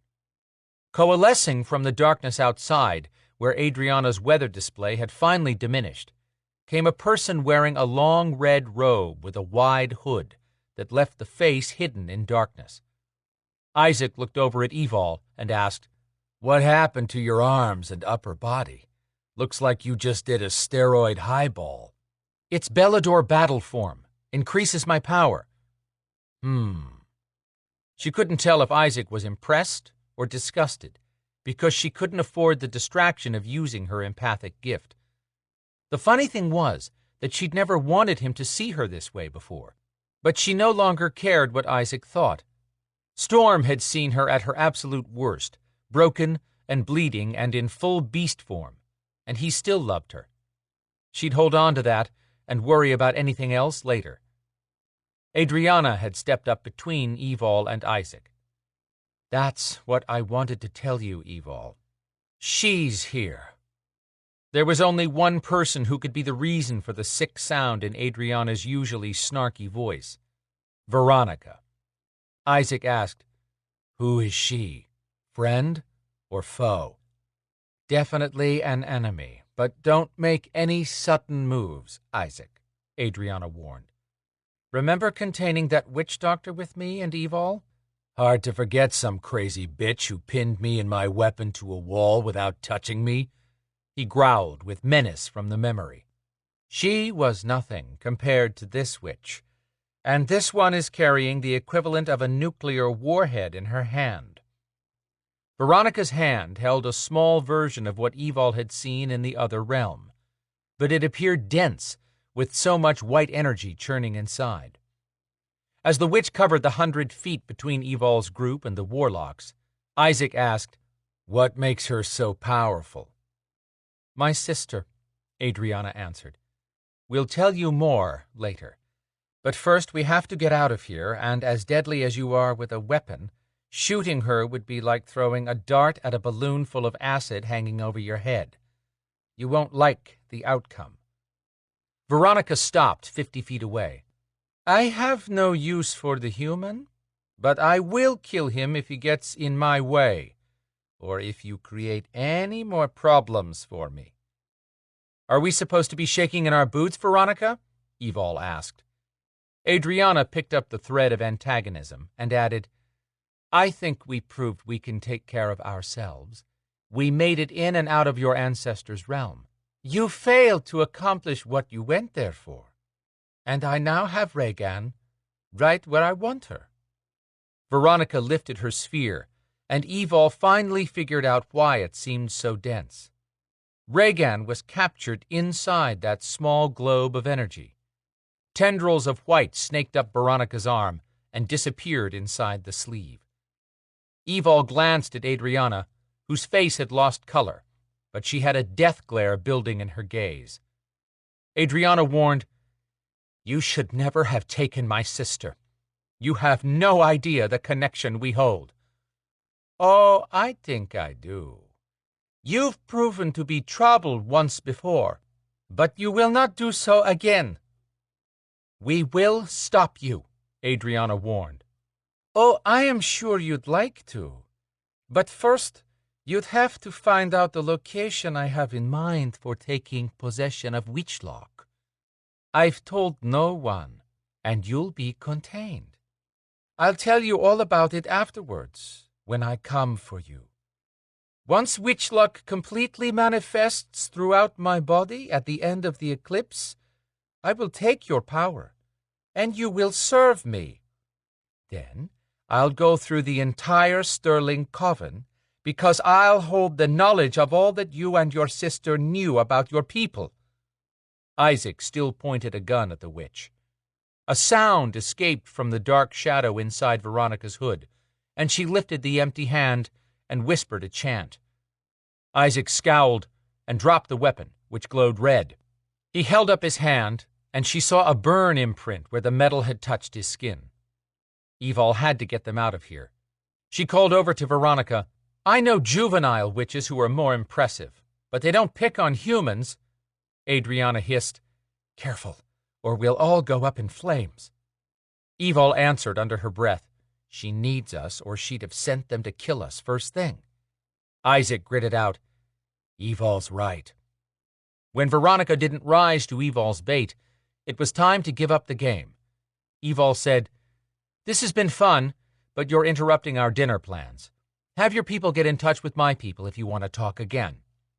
Veronica said, I had planned on taking control of Adrianna first, but I would enjoy watching you move as my puppet even more.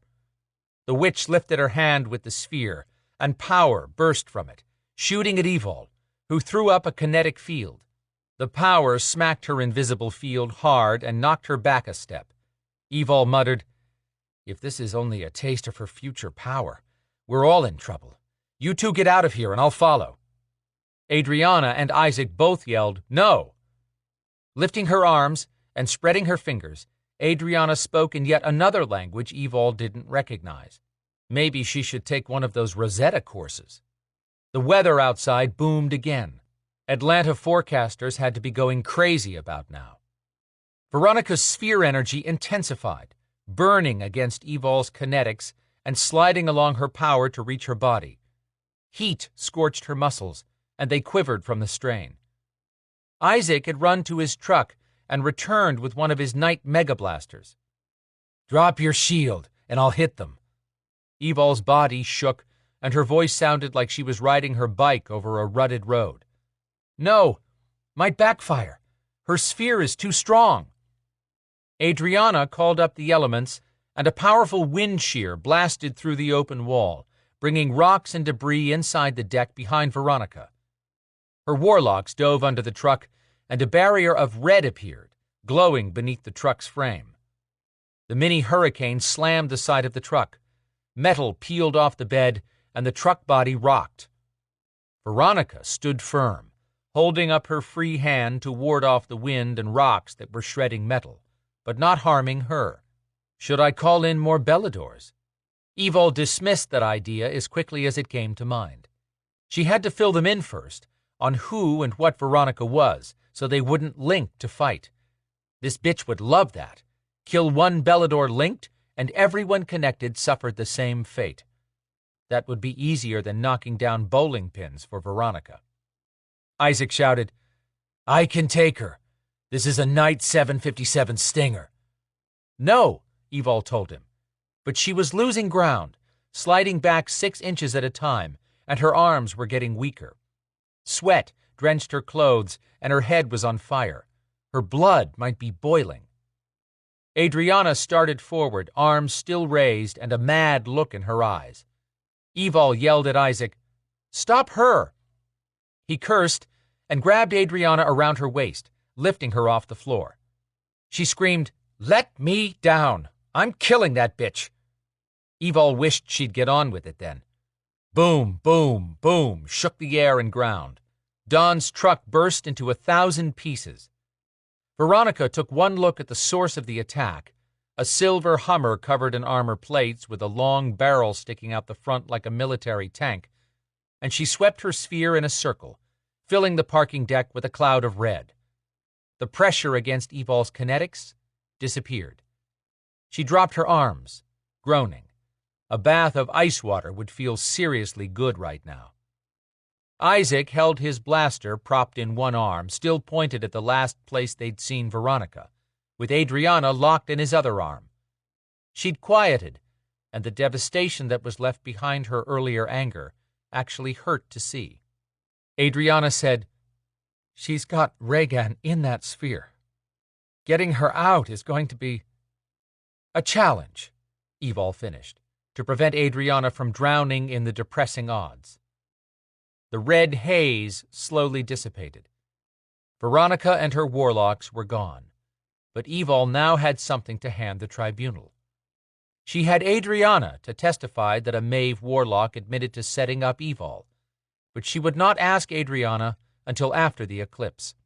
"You can put me down, Isaac," Adrianna announced. "I could." Evol choked back a laugh at the incredulous look on Adrianna's face. Isaac didn't appear to be finished protecting the witch, and wasn't that interesting? "Don't make me hurt you," the witch warned. Isaac grinned. "You won't." "I hate you," Adrianna muttered. "That's not an unsurmountable problem." Evol sat down hard and laughed out loud as Isaac's men spilled out of the Hummer tank, locked and loaded as they searched the parking deck for any remaining threat. Nope, the threat had taken off, but Evol now knew what they were up against. A sobering thought. Veronica hadn't been bragging. She'd merely stated the facts, and the facts were daunting. One of Isaac's men hurried over. Evol recognized the supersized operator as Laredo Jones, who had led a team to kidnap her for dinner with Isaac one night. "Hi, Laredo." "Evol."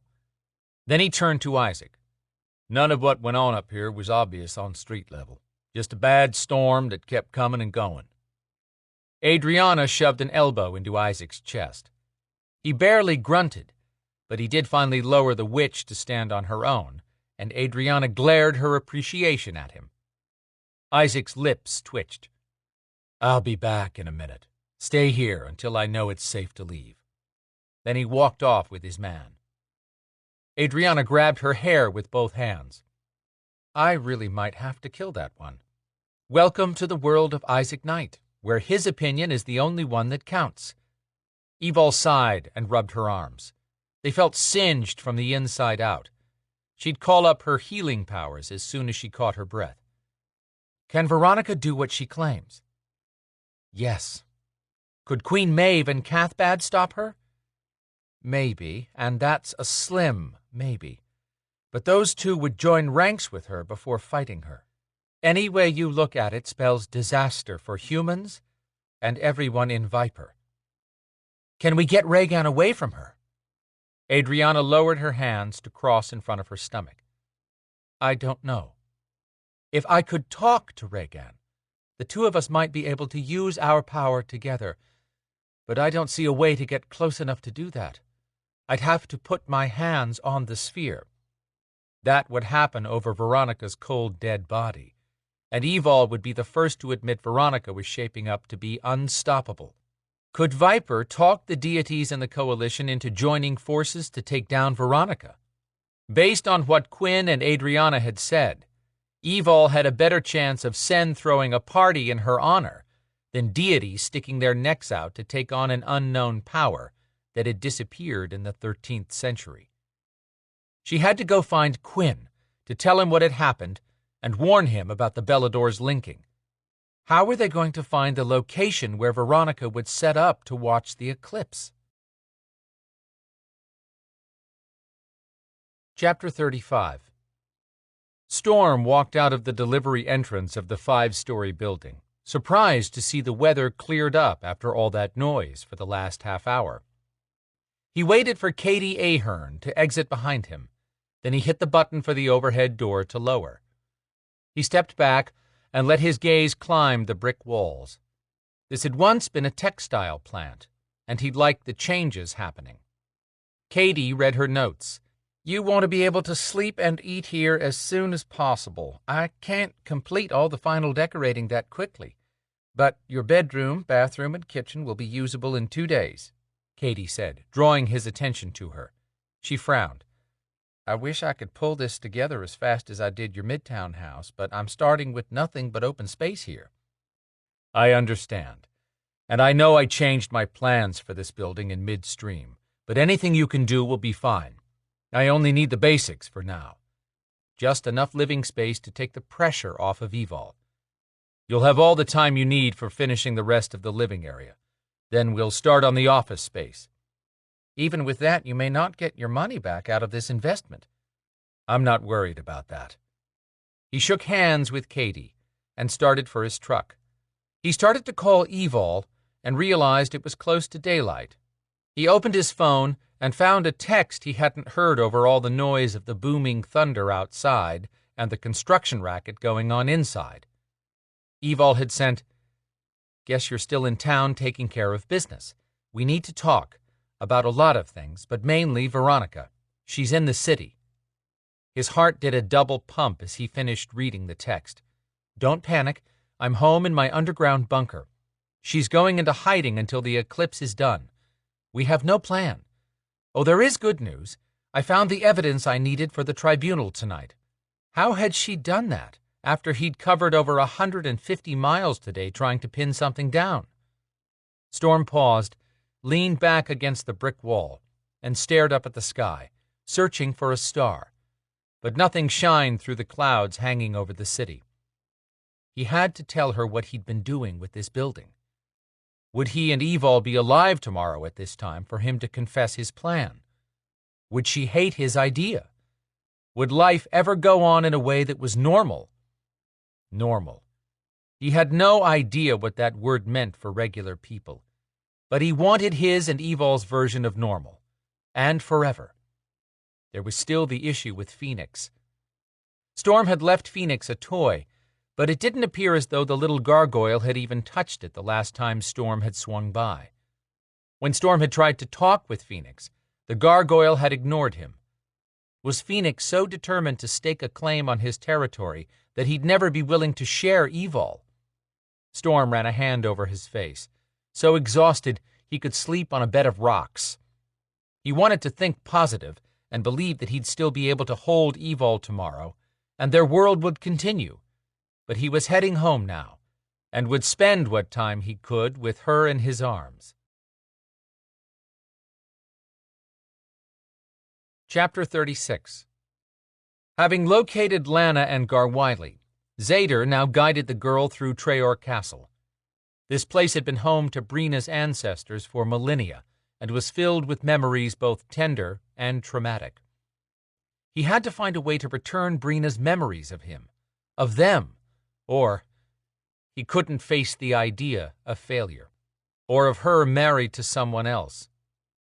Lana cupped one of her tender hands against her chest.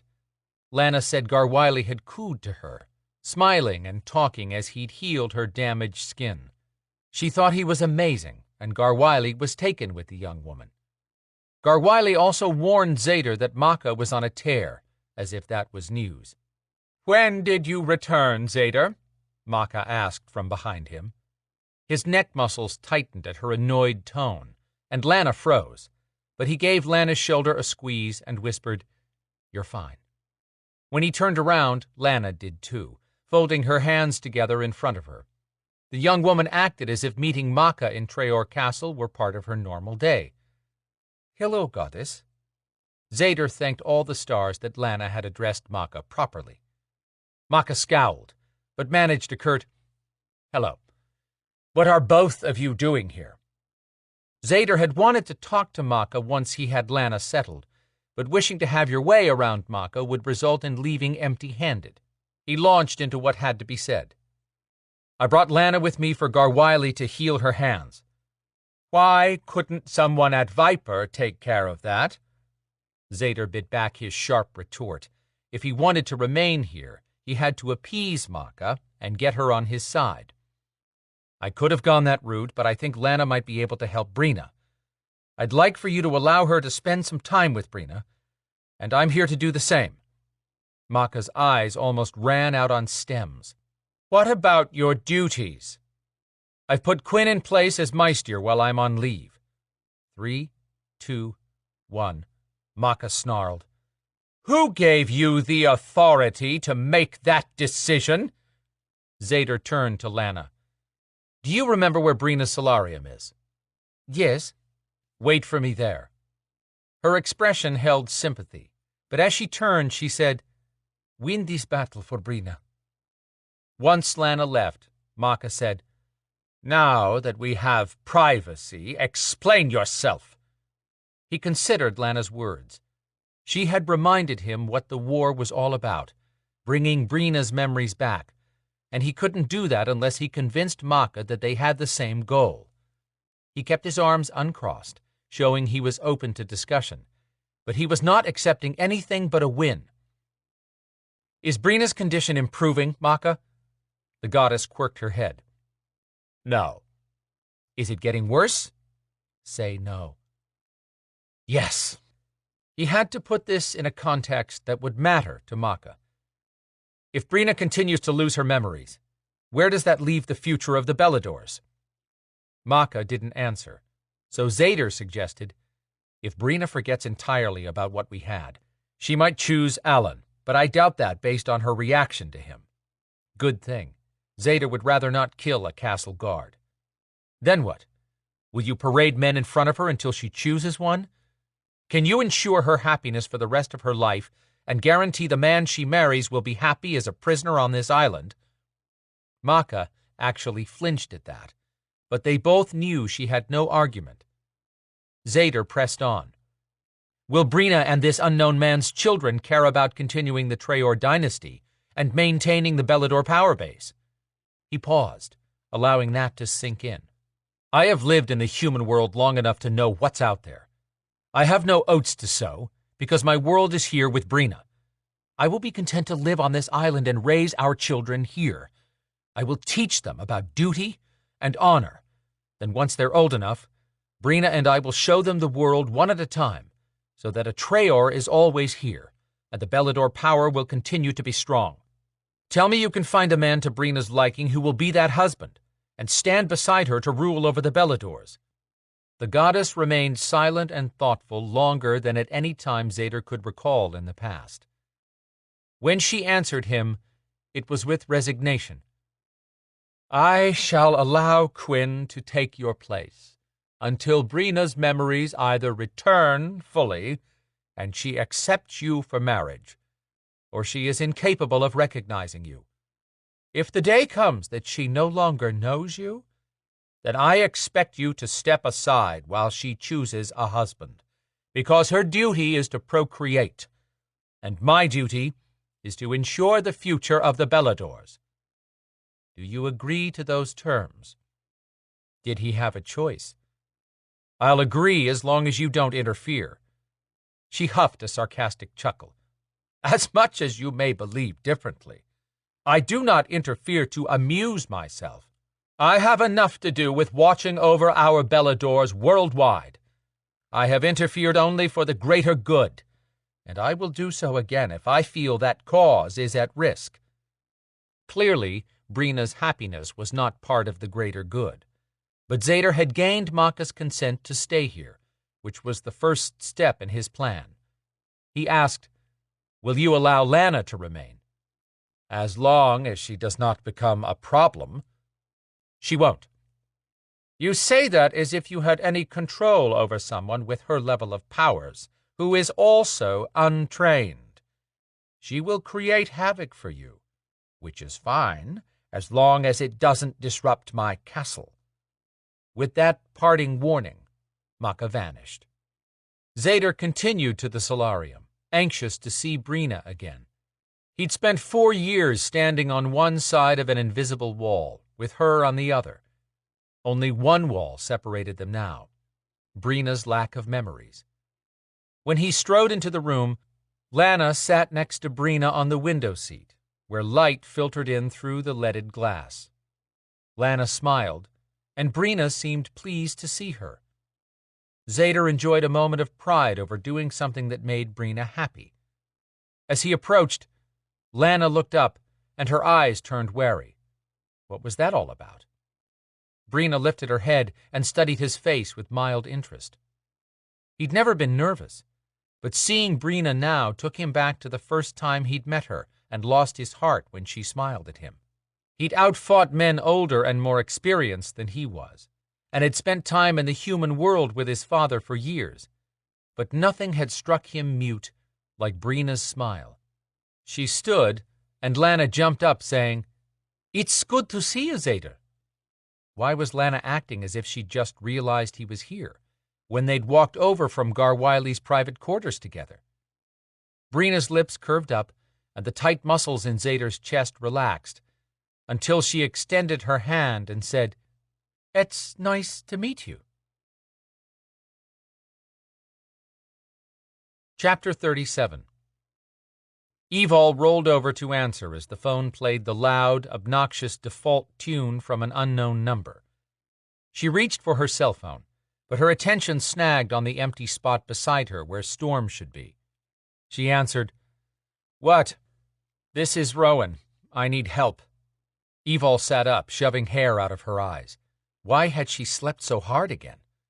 Storm must have used magic to influence her sleep. That had to be the only answer. She'd felt him crawl into bed and curl his body around hers. "Are you there, Evol?" Shaking off the grogginess, Evol said, "Yes, I'm just trying to wake up. What time is it?" 2:30. "What?" That had to be 2 in the afternoon, again. "We found Veronica last night." Adriana called and told me. Since Rowan knew the details, Evol moved on. "Veronica says she's going to some secret place for the eclipse, so we have no way to find her or stop her." "You're right. All we can do is prepare for the battle once she shows up with her new powers. That's why I called you. I just heard that Coven Nicoletta, that's the band of solitary witches, has rallied their supporters and told them to meet in Noonan to decide who will lead all witches." "They have a right to meet, don't they?" Evol walked to the bathroom and washed her face with her free hand to clear out the cobwebs. "Of course they do, but their meeting is set to coincide with the eclipse. Hermia has waited until the last minute to send out a message that Witchlock will be their salvation." Now Evol got the panic in Rowan's voice. "Oh, crap." "Exactly. This can't be a coincidence with Veronica in Atlanta. I've seen someone she turned into one of her robotic minions, Rowan. Veronica might have done that to Hermia." "If Veronica is behind this, Hermia and her coven of over 200 will be her first victory, because Hermia is calling them all into one spot. It will be a slaughter. Hermia is young and mouthy, but she's got raw, impressive power that will be dangerous in the wrong hands. I'd hoped to create the council first, then bring Hermia in to discuss a position on the council as my intern, so I could show her the benefit of encouraging her followers to break into normal-sized covens that would have their own leadership, then have each send a representative when it was time for a new vote. But she's power-hungry. She's taking advantage of so many young witches by turning them against what she calls the outdated old order." Evol estimated Rowan as being in her early 30s at the oldest. If so, Rowan was far from old, but she had a point. What do you want to do? Evol hunted for her shirt and jeans, tossing them on the bed. I called off the council meeting because there is no time for that right now. I've asked the ruling witches of all the other covens supporting the council to join me in trying to disperse Hermia's group. We have no idea how far away Veronica will be, but if Hermia is already in league with Veronica, then she will hold them until Veronica arrives. Our best bet is to break up the gathering and get as many of them out of that valley as possible. Evol kept getting dressed with the phone under her chin, hopping on one foot, pulling on her jeans. I can call Quinn and have him— No. If you bring in the Beladors, you open the door for Sen to join us because it involves witches, which means it's not a purely Belador issue. You don't want to give Veronica a chance to get her hands on Quinn, especially. I told Quinn about finding Veronica last night. That's fine, because he needs to know, but knowing and facing her are two different things. Plus, as the Belador Meister, Quinn must uphold the Belador agreement with Viper, which would involve alerting Sen about Hermia's meeting. Sen's so unpredictable that he's the last person we want anywhere around this bunch. I don't trust him, and I'm not sure he isn't in league with the Maeve after what happened with you and the Tribunal over that demon body. She had a point, but it limited Evol's choices. Can we bring in Lucian? No, he only agreed to be security at the council meeting because I would have been in charge, and there would have been fewer than 20 people there. He wouldn't have had to interact with any of them because he knows I'm more powerful. Having him close by was to prevent Hermia from crashing our vote. But hundreds of witches. Lucian hates witches in a way that even I don't understand. He doesn't hate you. The words were out before Evol could stop them. Lucian and I have an understanding, but he really avoids anything to do with witches as a rule, and if one provokes him, I'm not sure how he'd react. He's a lot more powerful than any of you realize. That didn't surprise Evol. She'd wondered about Lucian for a long time, and respected Rowan's opinion enough to let that go. Can Trey help? Yes. He understands why he can't get near Veronica, and why it would be disastrous for the Beladors if Quinn and the others showed up. You can't get near her either, Rowan warned. Evol had no interest in being turned into a winged pet for Veronica. I'll get in touch with Storm and see if— Trey moved Sasha and their baby to a bunker I warded in advance, just in case this happened. I can't stop Trey from coming because he's family, but he won't call in other Beladors. There's no way they can fight this unless Maka shows, and Quinn said Maka will not leave Brina unprotected. That was true. If Maka left Treor and Brina was taken again or killed, that would destroy the Belador power base. Rowan continued. Trey told me that Quinn asked Storm to help them scout areas that Veronica might be using close to the city. Storm said he consulted a shaman in town who told Storm that he would receive a sign of where to find Veronica. Evol had just sat down to pull on her socks when a piece of paper caught her eye. Hold on a sec. She lifted a note off the nightstand that repeated what Rowan had just said, plus, I didn't want to wake you. Call me when you get up. I know it's been strained between us, but for today, please, be careful. I need to know you're safe. I need your love. I need you. Her heart did a crazy gymnastics workout in her chest. Evol clutched the paper in one hand and the phone in her other. I'll meet you. Plus I'll call Storm. But what about Adriana being there? I'm good with Adriana, but keep her out of view because the rest of our covens want nothing to do with a sterling witch. If she'd agreed to meet with us, I had hoped to change their opinion of her, but she didn't. Evol understood Rowan's frustration, but had to hang up soon and get dressed. Okay, that gives us Trey, maybe Adriana, Storm, and me, if she could find Storm and convince Adriana. Give me the address and I'll be on my way as soon as I can. Thanks. Clothes on, hair brushed into a ponytail, and backup boots buckled, Evol picked up her phone and texted Storm. "Where are you?" Storm. "At Kennesaw National Battlefield with a shaman who's trying to help us find Veronica." Evol. "Rowan needs help with a coven meeting. Can you meet me there?" The phone rang, and she hit the talk button. "What, Storm?" "Why do you have to go?" "Because they need help in case it gets out of hand. Rowan has a rogue group of 200 witches claiming they're all in one coven.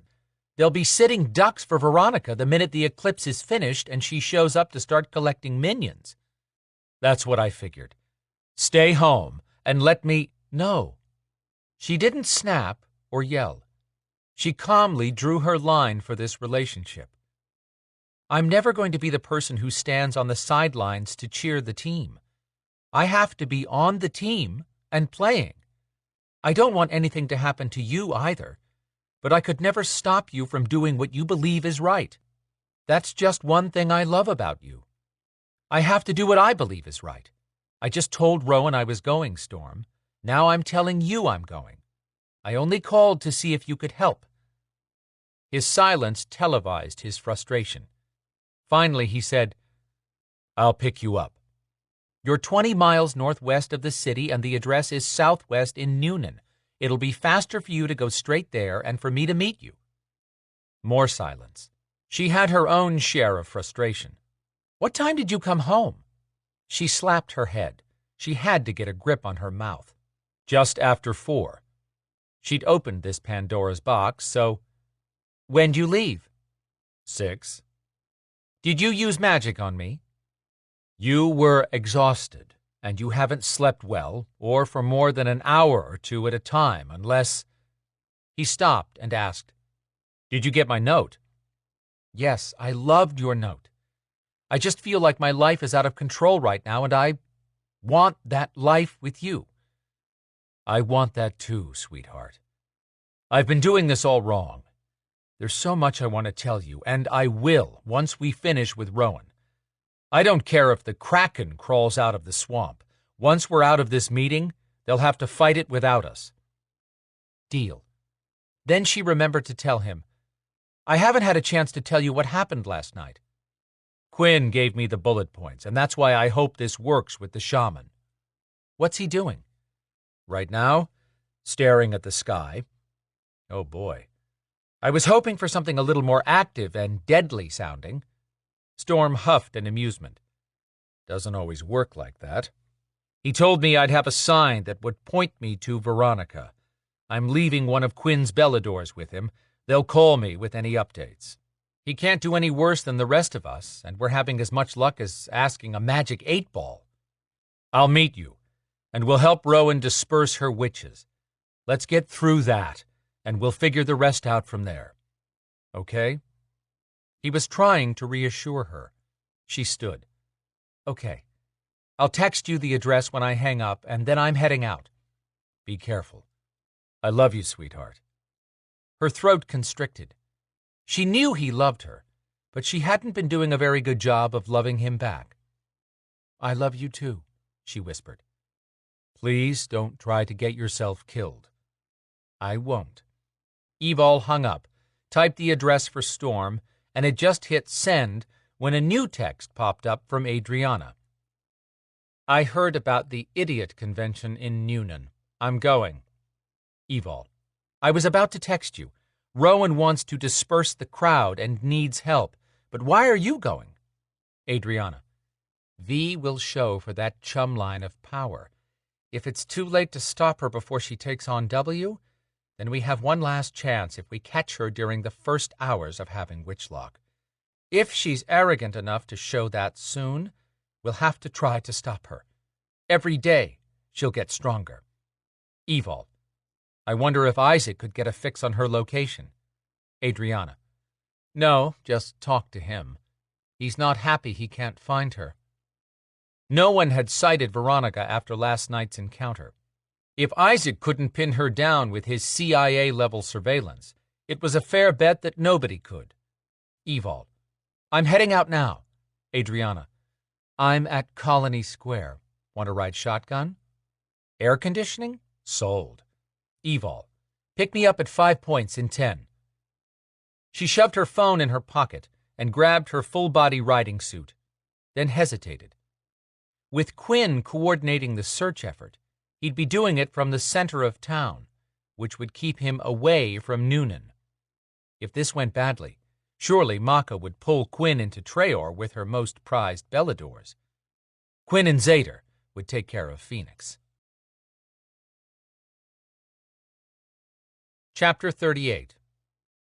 Quinn searched the lawn at Piedmont Park for any signs of Maeve, but all he found were runners, dogs playing catch, a toddler practicing a wobbly walk, and lots of sunbathing on an unusually warm day for November.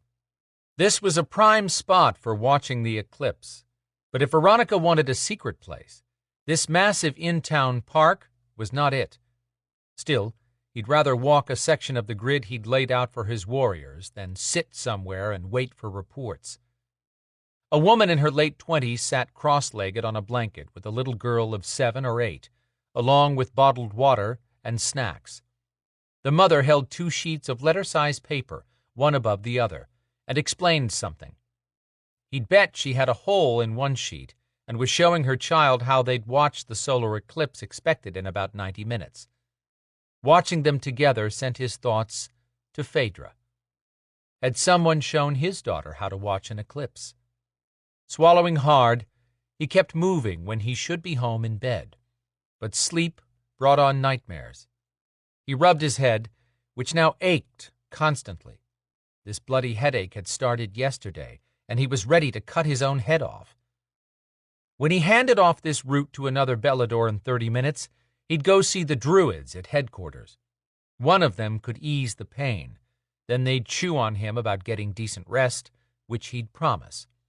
Maybe he could convince one of them to put him into a deep sleep for 10 minutes, and then pull him out.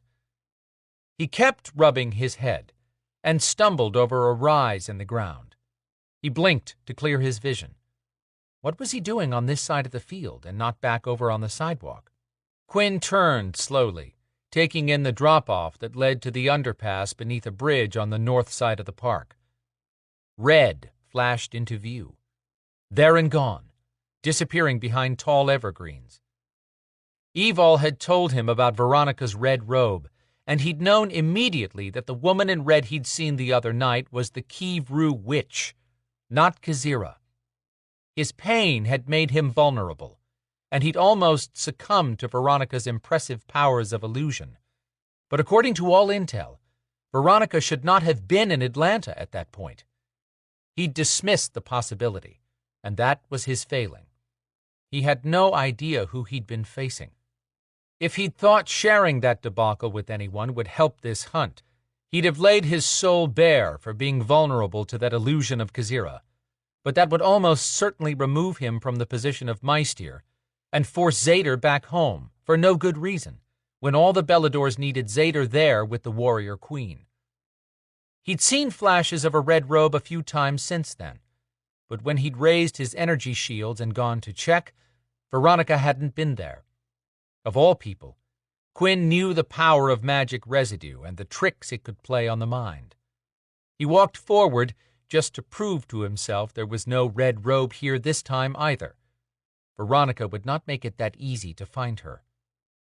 If she was here, Quinn would take control of that evil mind and show her the mistake of threatening his people and this city. He would hold her until Sen arrived and let Sen deal with her. He'd put Sen on notice that a deadly power had entered the city, and Quinn expected Sen to come the minute he was called. If Veronica gained Witchlock, there might be no stopping her. But Quinn had the power to reach out and grasp a mind. He'd never failed when he'd made an attempt, and the most powerful monks in the world had said his mind was strong. She'd shown her hand and played her trump card too soon when she'd fooled him by pretending to be Kazira.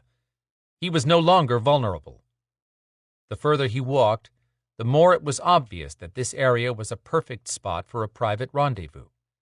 If there was indeed a red dress, it was a woman likely meeting her boyfriend.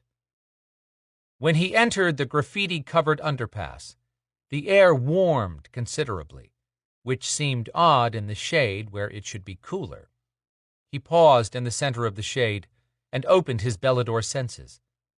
Energy buzzed, and he pivoted, searching for the source. She stood with her side to him, the red robe flowing to the ground. This is it. His heartbeat picked up speed as adrenaline surged through him. He sent power to his energetic shields, preparing his mind for battle. She turned toward him, her robe billowing gently around her, and she extended her hand with the glowing sphere in her palm. The energy around him buzzed even louder. He reached out his mind and his power tangled up. Bloody hell. He withdrew and reinforced his effort. He had to. He couldn't finish the thought. He took a step back as his head pounded harder, and the pressure built until he wanted to wrench his own head off and throw it against the stone underpass. That damned buzzing swept over his skin. She pushed her hood off, and there was Kazira again. No, screamed inside his head. Kazira was dead. He gritted his teeth and forced that thought through the bees humming in his brain. I won't let her do this to me. I miss you, Gwyn, she whispered, the sound echoing again all around him. Pressure built in his head. Dear Goddess, that is not her. He grabbed his head and backed up farther. You're not Kazira. That didn't stop him from drinking up every second of the vision. She extended an arm, reaching for him. No, no, no. Grab her mind. Now. Forcing himself backward to avoid her touch caused him to physically hurt, but that was not Kazira. The monks had never been wrong in the past. Why can't I grasp her mind? Come to me, Gwyn. I want you. But her lips weren't moving. His mind battled through the confusion. He roared in his head, That vision is not Kazira. He wiped at moisture trickling from his nose, and it was blood. He grabbed his head. He had to use his mind lock and stop whatever was happening. Gathering power and opening his mind, he mentally lunged out for her. Blinding light burst inside his head. His knees buckled, and he hit the ground. The world dimmed and disappeared. He was on his way to join Kazira. Chapter 39. Next time we take my Jixer, Evol grumbled, one hand on the doorframe and the other clutching the center console. Or your Lexus. What happened to that? Adriana fishtailed on the dirt road, kicking up a dust storm behind her fire-red Ferrari. She smirked and cut her eyes at Evol. I was already in this one when I called. I trained in a 430 Scuderia just like this one with a professional instructor at Atlanta Speedway. That didn't mean Evol trusted the crazy witch out here, where if they hit one bad rut, this thing might go airborne. Pretty land, Adriana mentioned, glancing around while handling the car. So Grady had the same intel as the Night Stalker I found? In spite of Evol expecting to get a mouthful of airbag any minute, she rewound her conversation with Grady at 5 points before Adriana had arrived. She could not recall another time he'd been so agitated that he'd told Evol his intel without asking for a shake. She couldn't have given him one right then anyway, because they were out in the open. Evol rubbed her neck, thinking out loud. Pretty much. He heard a 30-ish woman, presumably a witch, trying to talk 2 other younger women into making this meeting. Sounded like what Rowan told me about Hermia. This woman kept telling the other 2 that this was a one-time opportunity. Adriana snorted. Ignorance will get you killed. True. Evol continued. Grady said the 2 women seemed hesitant until the one doing all the talking said they wouldn't have to answer to Rowan and a council, that the witch who would lead their coven liked the idea of the large number, and that they would be more powerful than Rowan and her council put together. Grady also said he followed that same woman who said those exact words again to another female, like someone had hit a replay button on her. Adrianna slowed for a deep dip in the road, then motored into a dense forest. That's a bad sign. Sounds like Veronica has been testing her abilities, and now that I think about it, Aymar sounded like a robot. Yep, but we don't know if that woman going around with the sales pitch is a witch or just someone trying to be a witch. True, but the closer Veronica gets to the zenith of the eclipse, the stronger her power will be. The one thing I got from her when we met is that she's got a huge ego. She might be getting impatient. The difference is that it should take major effort to claim a powerful person now, but after she fully takes possession of Witchlock, she'll do the same thing with little effort. Still, even without Witchlock, between her Kivru magic and Rhaegan's power, she could get a hold of anyone if she finds a way past that person's shields. Without Witchlock, though, she doesn't completely own that woman yet, which means the connection can be broken before the eclipse. How would we do that when we don't know where Veronica is? Evol asked. Adrianna puttered slowly now, on what had turned into a trail instead of a road. There's a chance she'll come for me to bind my power to my sisters before she takes possession of Witchlock. Why would she do that? With Rhaegan's power fueling Witchlock, Veronica would need about 10 years to take over this world, and maybe even a pantheon. If she combined my power with my sister's, she might only need a year. You really think no one could kill her? Only because pantheons won't work together. They'll barely support the tribunals. They'll never show each other their entire strengths or weaknesses. So while Veronica is stripping this world of every ounce of power, the deities will shut the gates to their own personal kingdoms and wait for someone else to deal with her. If Veronica does come looking for you, we might still have a chance to save Rhaegan. I can only hope. Evol added, that's if Veronica doesn't kill you first. If she does and takes my power. You should pack up Phoenix and leave with Storm. If anyone could hide all three of you, it would be Storm. Because I meant what I said. Deities with enough sense will pull up stakes and prevent any opening Veronica could use to enter their pantheons. I thought deities needed worshippers to fuel their power. True, but non-deities have found ways into the secret worlds of pantheons before and caused all kinds of problems. I'm telling you they won't risk it. Gulveig was never really known as a deity, but she had power, and she found her way in. Then she wreaked havoc among the Aesir until someone finally figured out how to kill her. No pantheon will risk that Veronica could really be a descendant of Gulveig, because she could possibly enter their world in disguise and bring a god-killer power with her. The deities will pack up shop until they find a way to kill her. Evol tapped the doorframe. That would solve our problem. Oh, sure, if not for the fact that 100 years is nothing to an immortal, so they may not deal with her for centuries. Adrianna stopped the car and shoved it into park. She must have caught Evol's thoughts because she said, Maka and the other immortals haven't made it this long by putting themselves in jeopardy for lesser beings. I'll make a wild guess that Maka doesn't have enough room for all the Beladors and their families on her island. No.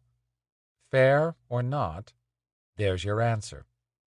Let's go break up a party. Adrianna got out and had no trouble traversing the rough terrain in black jeans, short boots, with low heels for once, and a lightweight black jacket over a black sweater. Evol pulled on the leather head covering she'd had made that hid all of her face, including eye holes shielded with the same dark lenses she had in her sunglasses, specially created for her unusual vision. When she reached Adrianna, the witch gave Evol a once-over and joked, Is that your ninja outfit? Hey, I'm not running around in an FBI jacket missing 3 yellow letters on the back. Adrianna muttered, Should have made you ride your bike. Evol heard voices and motioned for Adrianna to come her way. They stepped through the trees to the edge of a ridge overlooking a bowl-shaped clearing that was wider than a football field once it leveled out at the bottom. The sides stretching down from the ridge were gentle slopes covered in knee-deep grass, now turning brown for the winter. This place would make a nice amphitheater. Adrianna whispered, "I didn't believe Hermia could pull together that many witches." "You don't have to whisper. There must be close to 300 down there, and they're all yammering." Evol swung to Adrianna. "You know about Hermia?" "I've known about her for a long time, well before Rowan did." "Why wouldn't you meet with Rowan when she asked? Why is it you don't choose a side?" Adrianna's expression iced over. "You really want to know?" "Yes." "White witches have been no better to me than Sterlings. My mother was the youngest of 3 ruling Sterling witches, and the one slated to take over once the others stepped down. For that reason, her future husband had been chosen from the Maeve Coven." "Seriously?" Evol's jaw dropped. "The Maeve intermarry with other covens?" "Not as a practice, but this was a very special arrangement that would be advantageous to the Maeve. The Sterlings intended to use my mother to gain a foothold in the Maeve Coven and ensure Sterlings would continue as a dynasty. My mother, however, fell in love with the only son of the Spanish witch who ruled the Viaje de la Luz Coven. You already know they're white witches. The name translates into Journey of Light, and that should tell you how well her choice in men went over with the Sterlings." "Lead balloon?" "Pretty much." Evol cringed over the fallout that must have caused, and kept an eye on the field, where a trickle of new arrivals continued to join the crowd via what must be the front entrance to the property, through a break in the trees on the far side. Adrianna had bypassed that entrance and opted for the dirt road, not exactly the kind of racetrack a Ferrari was built to traverse. Adrianna kept scanning the group as she finished explaining, "When the Sterlings realized my mother carried their future leaders, they put her inside the Coven compound for her protection, as they called it." Adrianna made quote marks with her fingers in the air, and her mouth twisted in a mean smile. "Sounds like the kind of protective facility Sen would put me in if he could. Almost that bad. When they realized she carried twins, they were even more determined to keep us out of the hands of a white coven. My father had the same battle on his end, and walked away to get back to my mother, but he was found dead 1 mile from the Sterling compound. No one ever admitted what happened, but I've been around Sterlings long enough to know. They sent out witches who led him to his death. His mother wanted to start a war until she realized his 2 children would be at risk, and backed off." "When you left the Sterlings, why didn't you go to your father's coven for help in saving Regan?" "Because his mother made the same deal with Veronica as the Sterlings." "You've got to be kidding. The White Witches agreed to that?" "Yep. They didn't have to turn over another witch, but she agreed that even though we were half Viaje de la Luz, she wouldn't lift a finger to stop Veronica from taking Regan, as long as Veronica left her coven alone. I don't trust either side. No matter who runs a coven, they'll only watch after their own, and none would lift a finger to help me save Regan." Evol wanted to tell Adrianna that Rowan would help her, but mere words would not erase the betrayal the witch had experienced on both sides. Evol knew that firsthand. Shouting erupted in the center of the field. Evol and Adrianna moved as close as they could to the edge of the tree line, and still remain out of sight. Rowan stepped from the woods on the far side of the ridge. Guess there must be a third access into this property, but with over 200 acres surrounded by residential developments, that made sense. 15 women followed Rowan down the hill. Rowan had brought the leaders of the covens that had been discussing joining the council. Evol asked, "Why don't I see any male witches out here?"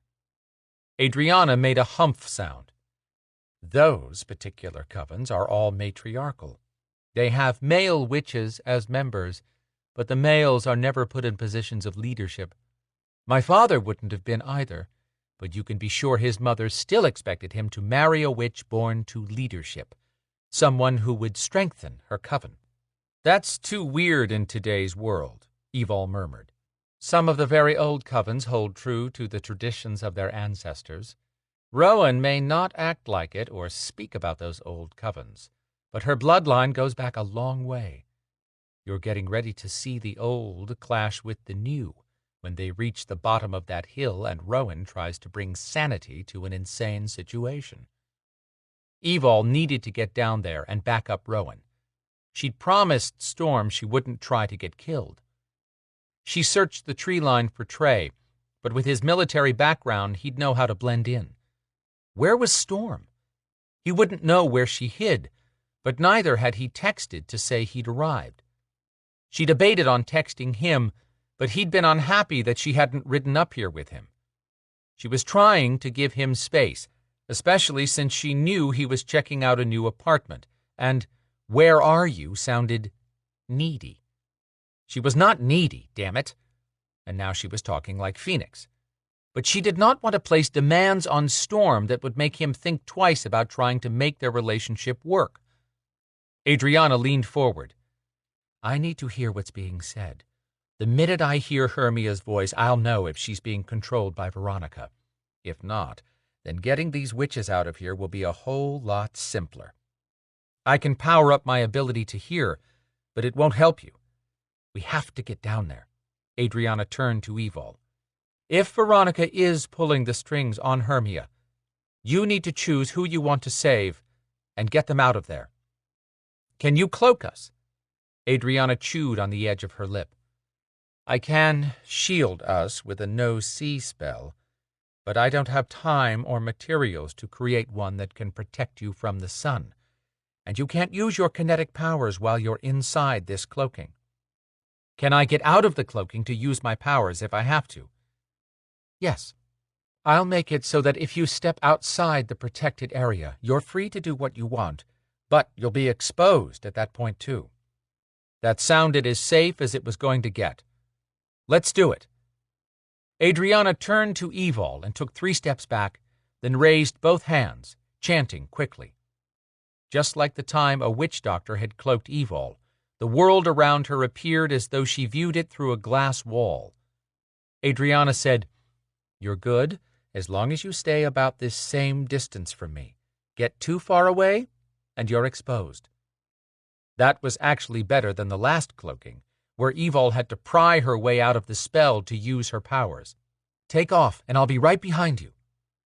To Adrianna's credit, she covered ground quickly, running downhill, and they reached the fringe of the crowd in time for Evol to hear Rowan shout, "You have been brought here as sacrificial lambs for Veronica. She will not care for you. She will not protect you. She will take all of your powers and use them to rule you and to destroy all that you care for. The best chance you have to live a life of freedom is by walking out of here now. Do not follow Hermia to her death." Hermia lifted her hands and called out a string of words. Before Evol could ask Adrianna if she understood them, Adrianna spun around and said, "That's a Kivru spell. See how blurry the grass and trees beyond this area look now? Hermia's chant has just flipped the switch on a spell that was already in place to enclose everyone here. She literally just shut the doors on Veronica's trap." Chapter 40. Storm moved as quickly as possible through the dense forest, watching around him for any sign of non-humans. The woods began to thin as he reached the ridge indicated on the map for the valley site of the gathering Rowan needed to disperse. Now where was Evol? He checked his phone, but still no reply to the text he'd sent 2 minutes ago. She had to be here. Evol was mule-headed stubborn when it came to protecting those she cared about. Storm passed a bush and caught a whiff of a Belador, one he knew and who'd been in this spot recently. He might not have recognized it if he hadn't been working so closely with Zader's team for the past week. He moved with stealth, tracking the scent that led him closer to the tree line, where he could see the crowd responsible for all the shouting going on. That was one heck of a witch-bitch fest. He didn't see Evol. Even with the throng of hooded robes down there, because of her height, she'd stand out in her full protective gear, which was all black. He'd have to look into having full-body protection custom-made of something lightweight. Maybe Mylar for just walking around. Stick that on the mental list of things she needs that will allow her more of a real life. First, he'd have to talk to her about Phoenix and that underground apartment, which he could have discussed on the way here, but she'd been right about him losing too much time going back into the city to pick her up. Besides, riding out here on her Gixxer might have given her a chance to unwind and feel free. Tough to feel free when she was boxed in between duties to the Beladors, duties to Viper, a forced nocturnal life, and now adjusting to a full-time relationship. And, oh yeah, trying to clear herself from a murder rap. Evol needed a break. He'd wanted to finish his downtown project before broaching the subject of everything, but waiting was only causing her more grief. Trey stepped out from behind an old oak tree 2 feet in diameter. It grew right on the edge of the ridge where they stood. He wore dark aviator sunglasses. Storm had on a pair of Oakley wraparounds. You couldn't have heard me. I could feel your energy. Note to self, keep your mind off Evol while in a potentially hostile environment. Easier said than done when she was foremost in his thoughts all day and night. Storm angled his head toward the open field. Evol asked me to come help Rowan. What's going on? Trey scratched his scruffy hair, his signature bedhead look that actually made sense now that he had a new baby. Hermia was here when I arrived. She had about 150 at that point, but at least another 100 have shown up, maybe more. And Hermia has talked non-stop like a broken record. Sounds like a robot. I'd have stuck a sock in her mouth by now for no other reason than not hearing the same message repeated over and over. Have you seen Evol or Adrianna? Nope, not a sign of them. Rowan just arrived and marched into Hermia's arena leading the ruling witches of 15 other covens. All of them support the idea of a council. Rowan just gave Hermia's bunch a smackdown talking to, then everything went quiet. I was moving forward when I felt your energy. I can't hear anything now, and that's not right. I should be able to pick up any normal conversation by using my Belador hearing. Let me give it a try. Storm dropped onto his stomach and crawled to the edge while Trey mimicked his motion 6 feet to his left. When he stopped, Storm's sharp jaguar vision could see mouths moving, but not a word reached him. He told Trey, "Someone has dropped a privacy shield around the group. That'd be a hell of a shield to power. Maybe Rowan did that, but it would have taken a while for her and a few more of the witches she brought to cast a spell that would wrap that crowd." Storm agreed. Even so, why would she do that knowing you're up here and expecting Evol to show? I don't know. Storm checked his watch. The eclipse would start soon. He didn't like anything about this. Can you reach Rowan by text and find out if she's behind the spell? If she is, why shut down the sound and not the visual? But Storm was glad to have eyes on them. If Veronica showed up here, this would look like an all-you-can-eat buffet for a shark. Trey grumbled, not getting a reply. Maybe she's ignoring it. Nope, I sent a 666 code. We agreed on that. It means to respond immediately. Storm looked at his phone. Evol hasn't responded either. He sent another text, telling Trey, I sent you a test. Trey checked his phone. Got it. Shit. What? If Rowan isn't getting a text and Evol isn't getting a text, that means they're both inside that invisible barrier. Storm shoved to his feet, not giving a damn who saw him. Trey popped up next to him. Where is she? Evol's hard to miss since she's taller than most of those women and has to be covered from head to toe. And she's with Adrianna, so we ought to be able to see a tall woman clad in black next to all that screaming blonde hair. Storm wheeled on Trey. Evol is with Adrianna? Yep. Adrianna texted Rowan earlier. Said she'd be here, but that if Veronica showed, not to count on her for anything. Shit. Storm sent a text to Adrianna, and a minute later had no answer. "Evol's with Adrianna, and she's cloaked them with shielding." "You're sure?" "As sure as I can be. I can see Evol and Adrianna deciding to move in close to be in the middle of things. Damn it, she promised me she'd stay safe." Trey chuckled. "Evol wouldn't lie to you, but she isn't going to stand back and just watch everyone she cares about if they're in trouble." "Tell me about it." "What's the plan? I can't watch Rowan's back from up here." Storm's watch vibrated. He turned off the timer. "The eclipse starts in 4 minutes and lasts just over 7 minutes. We have to—" Veronica appeared in her red robe at the far side of the outdoor arena. She had 2 men with her. "Fuck!" Trey's tension burst from him so fast, it slapped Storm's empathic senses hard. Storm snapped, "What?" "That's got to be Veronica. The crazy bitch has a Maeve Warlock with her. And Quinn." Storm looked more closely and identified one of the men Evol considered a brother. What the hell was Quinn doing with Veronica? Chapter 41. Evol whispered, "Quinn? That can't be him. And what's Veronica doing here before the eclipse?" Adrianna stopped short in front of her. "It is Quinn. Veronica has him under her control. Her pet Maeve Warlock, Dawn, is here too, but he's probably more gopher than protection. She's insanely confident." Evol had directed Adrianna to move closer to Rowan, who'd positioned herself at the front of the crowd. Now Evol and Adrianna stood between Veronica, who approached from the front entrance, and everyone else. "What do you mean she has Quinn under her control? What has Veronica done to him? I'll kill her." "Don't kill her until I get Rhaegan out of her hands. Veronica wouldn't have the ability to take full control of Quinn yet. She found a vulnerable spot."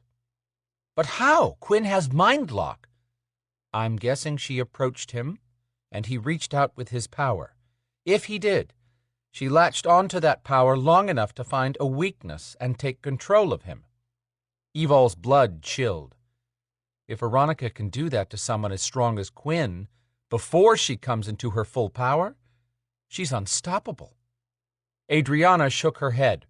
All she has at this point is a temporary leash on Quinn. It can be broken if we break it before the eclipse ends. Evol cast a look up to see the moon moving closer to the sun. "We still have like 3 minutes until it starts. Back to my original question, why is Veronica here before the eclipse? It takes 7 minutes to complete." "My guess is that she found Hermia and arranged all this so she could have a throwdown with Rowan before the eclipse, and before the witches here take their vote to show how powerful she is in front of them all." "Why?" "Knock down the most powerful leader in view, and the others will bow to Veronica without a fight.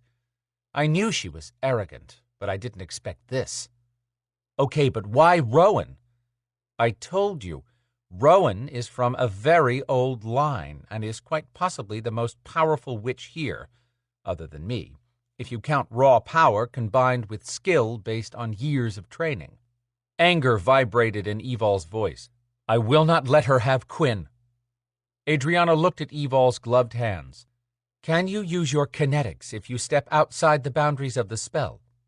"Not while the sun is out. I need to have my hands uncovered to use my power. But Quinn would walk into a fight with one arm if it meant my life. I would do the same for him." Adrianna froze for a second. Then she met Evol's gaze. "I've never had anyone willing to lift a finger for me, except my sister." "Then let's take her back from that bitch and save Quinn. As soon as the moon covers the sun, I'll use my kinetics and try to break Quinn free or distract Veronica as a minimum. Pull out your baddest mojo and lay it on her. Make her fight more than one of us at a time. I promise you, Rowan will step up to the plate. She'll do whatever she can to help."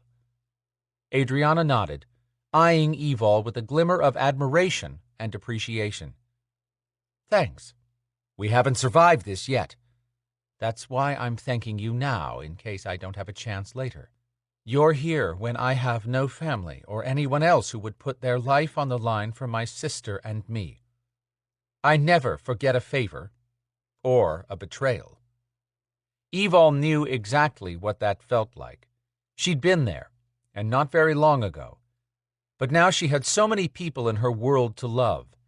She couldn't imagine life now without Storm, Phoenix, Zader, Quinn, Nicole, and Lana in it. She wouldn't give up even one of them. Guess I'll have to add one annoying Sterling witch to that list if we live through this. Her heart ached. She could die without the chance to say goodbye to Storm. She'd put off their talk for too long. If she got out of this mess alive, she'd never let anger or fears stop her from talking to him when it was important. Rowan turned to face Veronica, who continued moving forward with her entourage. Evol stood 2 steps to the side of Rowan, but the witch had no idea she was there, which was a weird feeling. And it was also evidence that Adriana had some seriously awesome mojo. Rowan held up a hand, but did not point a finger at Veronica, which could be taken as an act of aggression since witches used fingers to throw all kinds of power. She shouted, "You are not welcome in our land, Veronica. Withdraw from here, with your minions and your magic, and return to the realm from whence you came." Rowan's words sounded as though she weren't just from a very old line of witches, but that she was a much older witch than the contemporary woman Evol knew. Veronica didn't even slow until she was 50 feet away. She lifted her hand where the sphere burned bright in her palm and warned, "This is my coven and my people. They have come to witness the return of Witchlock. Bow to me now, or suffer the consequences." Rowan roared, "Never!" Then she raised both hands and called out, "Earth to sun, wind to—" Veronica boomed a word in the same language Hermia had used, and Rowan went flying backwards, knocking down 20 women like bowling pins.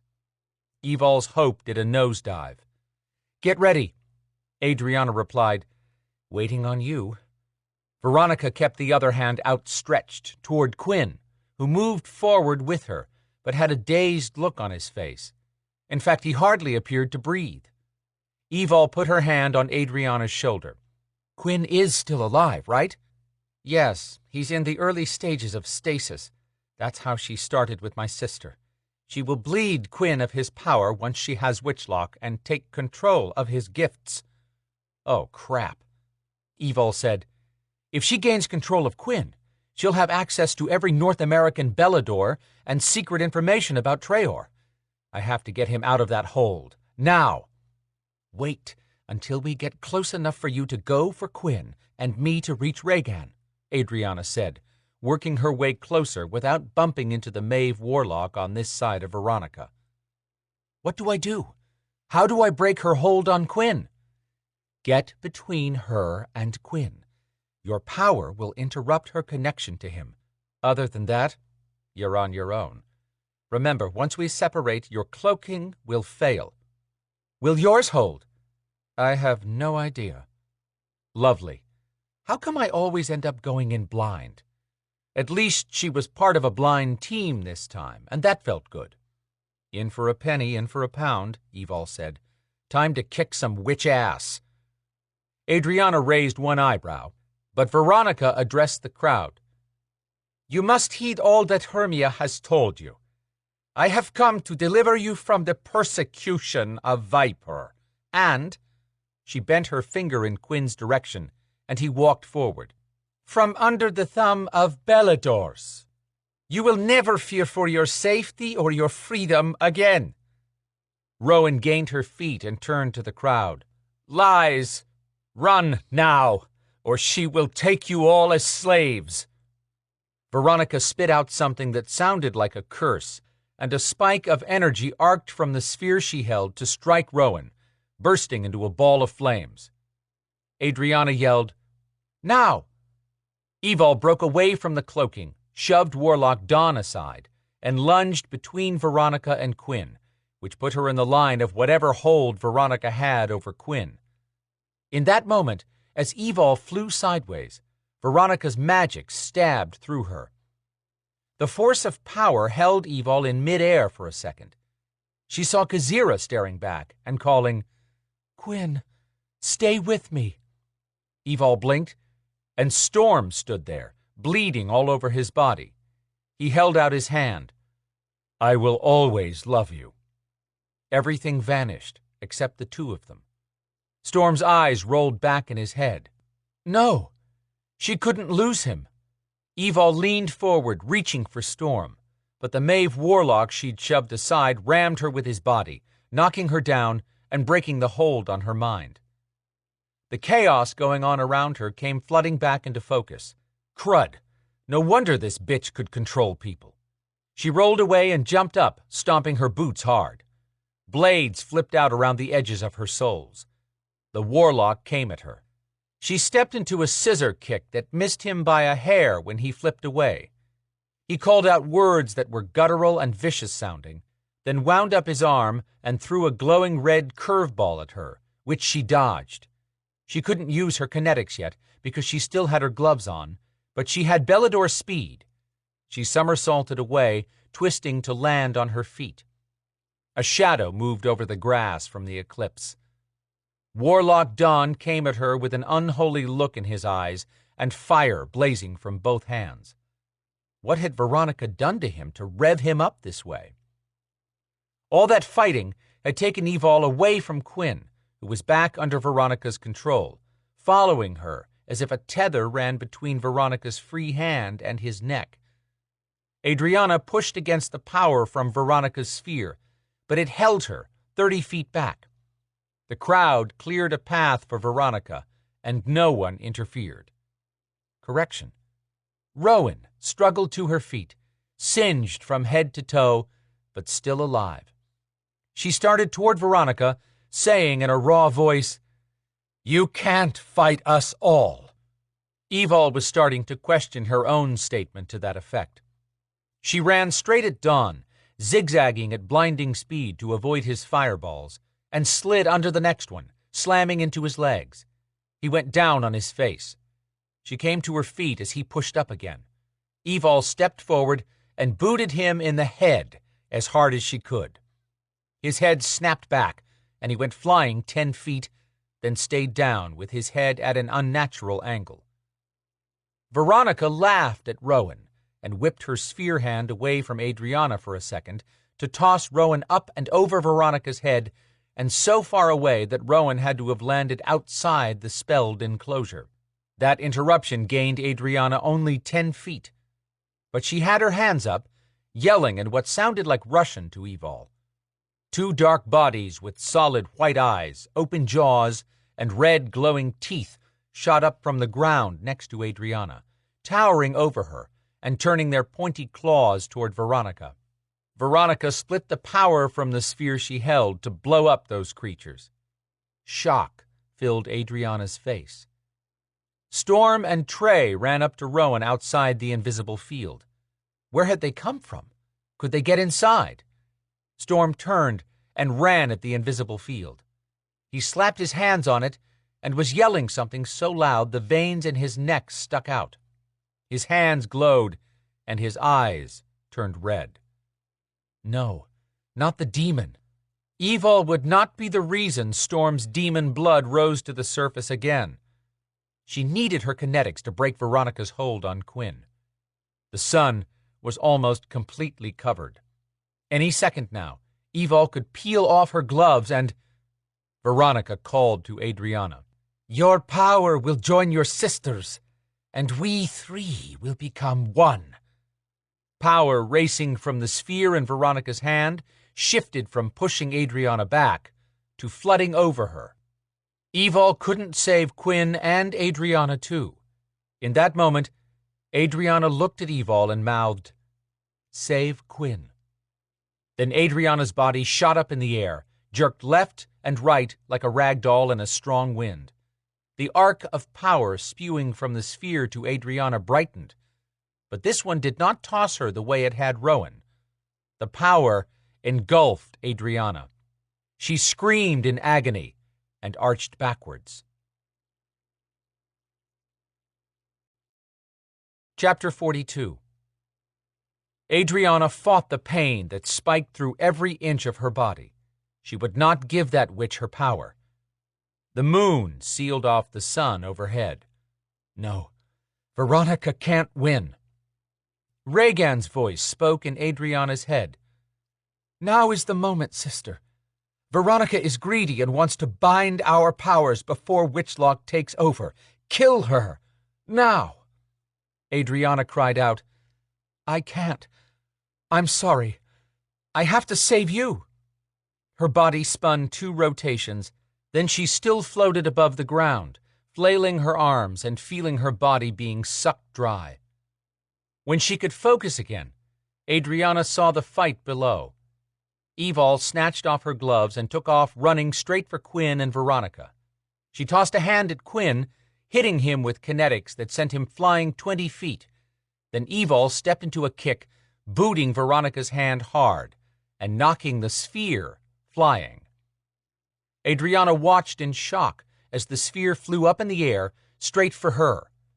Rhaegan's panicked face came into focus, white eyes glowing. Adrianna reached out and grabbed the sphere as it passed her, laughing and crying at catching it, until she realized her horizontal body still hung suspended in the air. Rhaegan's voice shouted, Stop her, Adrianna! Stop her now! I'll give you my power! No, I'm getting you out of there. You can stop Veronica! Take my power! Adrianna shook her head. You'll die. I'm already dead, sister. She fed my power into this sphere. The sphere and I are one. I will never have a life or a death as long as she controls Witchlock. Evol was pushing a kinetic wall at Veronica, whose hood had fallen away to show the vicious gaze that would kill 1,000 as easily as it would step on an ant. But she wasn't looking at Evol. She stared up, speechless at the sight of the sphere in Adrianna's hands. Then Veronica screeched in a blood-curdling cry. Mine! A black tornado of smoke spiraled down from the eclipse, spinning faster the closer it came to the ground. Rhaegan begged, Open our bond, Adrianna, and I will send you my power. Take it and kill her. Free me, please. Don't leave me to suffer anymore. Open the bond on your side. Adrianna's eyes flooded, and the tears poured. She stared at Rhaegan and tried to breathe. After all this time, she'd thought she could do the right thing to free Rhaegan, but she didn't have it in her to kill the one person she loved in this world. Rhaegan looked up. Veronica rushed the process bringing me from the realm. She made a mistake and opened herself up. I've gained Veronica's innermost thoughts. The second that tornado touches down, someone has to take control of Witchlock, or it will kill everyone here. Storm still hadn't broken through Hermia and Veronica's spelled wall. Rowan wasn't moving. Evol continued to shove her kinetics at Veronica, but Evol slid another foot backwards. She was losing ground, and the sun would come out any second and burn her to a crisp. Rhaegan sobbed and begged, Please, you can do this. Adrianna had no choices left. She looked at her sister and said, I'm sorry. I love you. I love you, and I know you love me. Stop, Veronica. Do it for me. Squeezing her eyes shut, Adrianna opened the bond they'd had from birth, and Rhaegan's power flooded her. The burst of power washed across her skin and soaked into her body. She opened her eyes, and the sphere expanded until it engulfed both Adrianna and her sister. She reached for Rhaegan, whose fingers extended to hers. The second they touched, Rhaegan gasped and began shrinking. Rhaegan! Rhaegan turned into a tiny spark that blinked out. Adrianna's heart tried to climb out of her chest and grab her sister. The sphere had vanished, but Adrianna's prone body was still suspended 30 feet above the ground. The tornado spun tighter into a narrow, twisting funnel, heading for Veronica. Adrianna stared in horror. Veronica would gain both her and her sister's power. What do I do? Storm crashed through the invisible wall, leaving it smoking. His eyes glowed demon red. Rhaegan's voice whispered in Adriana's mind. Call Witchlock to you. That's all you have to do. Now! As if on autopilot, Adriana's mouth opened and her voice called out, I command Witchlock to obey me. Veronica's eyes rounded. She shook her head, reached toward the tornado, and screamed, No! The tornado tip hovered 10 feet above the ground, just out of Veronica's reach. Chapter 43. Evol's body shook. She wouldn't be able to hold this kinetic field against Veronica's power much longer. A freaking tornado had spun down from the eclipsed sun and headed straight for Veronica. No, no, no! As Evol watched, the tornado paused, then curled away from Veronica, leaving the dark-haired witch slack-jawed as the spinning tip turned up at an angle toward Adriana, who was glowing bright gold. A blur flew by Evol, and Storm hit Veronica so hard he knocked her 50 feet, where she landed and slid across the ground in a pile of billowing red. The pressure from Veronica's magic evaporated, and Evol fell forward on her face. Grace beat a maca. Her arms were shot from muscle fatigue. Someone rolled her over, and she tensed, ready to slam a power shot into whoever was touching her. But then she heard Storm's voice. Are you okay, sweetheart? She looked up, smiling, even though he couldn't see her face beneath the ninja head covering. Then she saw the full eclipse. Sun! Gloves! He grabbed her hands and shoved them inside his coat as the first rays of sunshine struck the ground around them. He had her hands against his chest, and she could feel his heart slamming like an engine in overdrive. Hers was no calmer. All of a sudden, the air cooled around them. Adriana dropped to her knees next to Evol, with the gloves in her hands. She told Storm, I've got you both shielded from the sun right now. It's safe to let her move her hands. That would explain the temperature drop, even with the late-day sun coming back to full force. Storm said to Evol, You haven't answered my question. I'm good. Help me sit up. Once she was upright, she carefully pulled her hands out, and when they didn't fry, she lifted her ninja headgear. Storm kissed her. She was alive. The people she cared about were alive and well. She was kissing the man she loved. Living arrangements were small bubbles. You two are nauseating, Adriana chided, trying to sound light, but her voice held so much pain it hurt Evol's heart, hearing her try to be chipper. People were in chaos, running all around them. Wannabe witches had changed their minds, imagine that, and ran for the exit path. Rowan looked like she'd been fighting a wildfire, covered in black soot from head to toe. But she had Hermia off to one side, unloading on her. Hermia had crossed the wrong witch, because after today, there was no question that there would be a council of 5, or that Rowan would lead it. Storm sat down with his arm around Evol's shoulders. His eyes were their normal brown again. Adriana stared off into the distance. Evol said, We didn't save Rhaegan, did we? No. I'm sorry, Adriana. Adriana swallowed and took a moment, clearly gathering herself back to the contained woman she always presented to the world. It's okay. She's free. She asked to be released.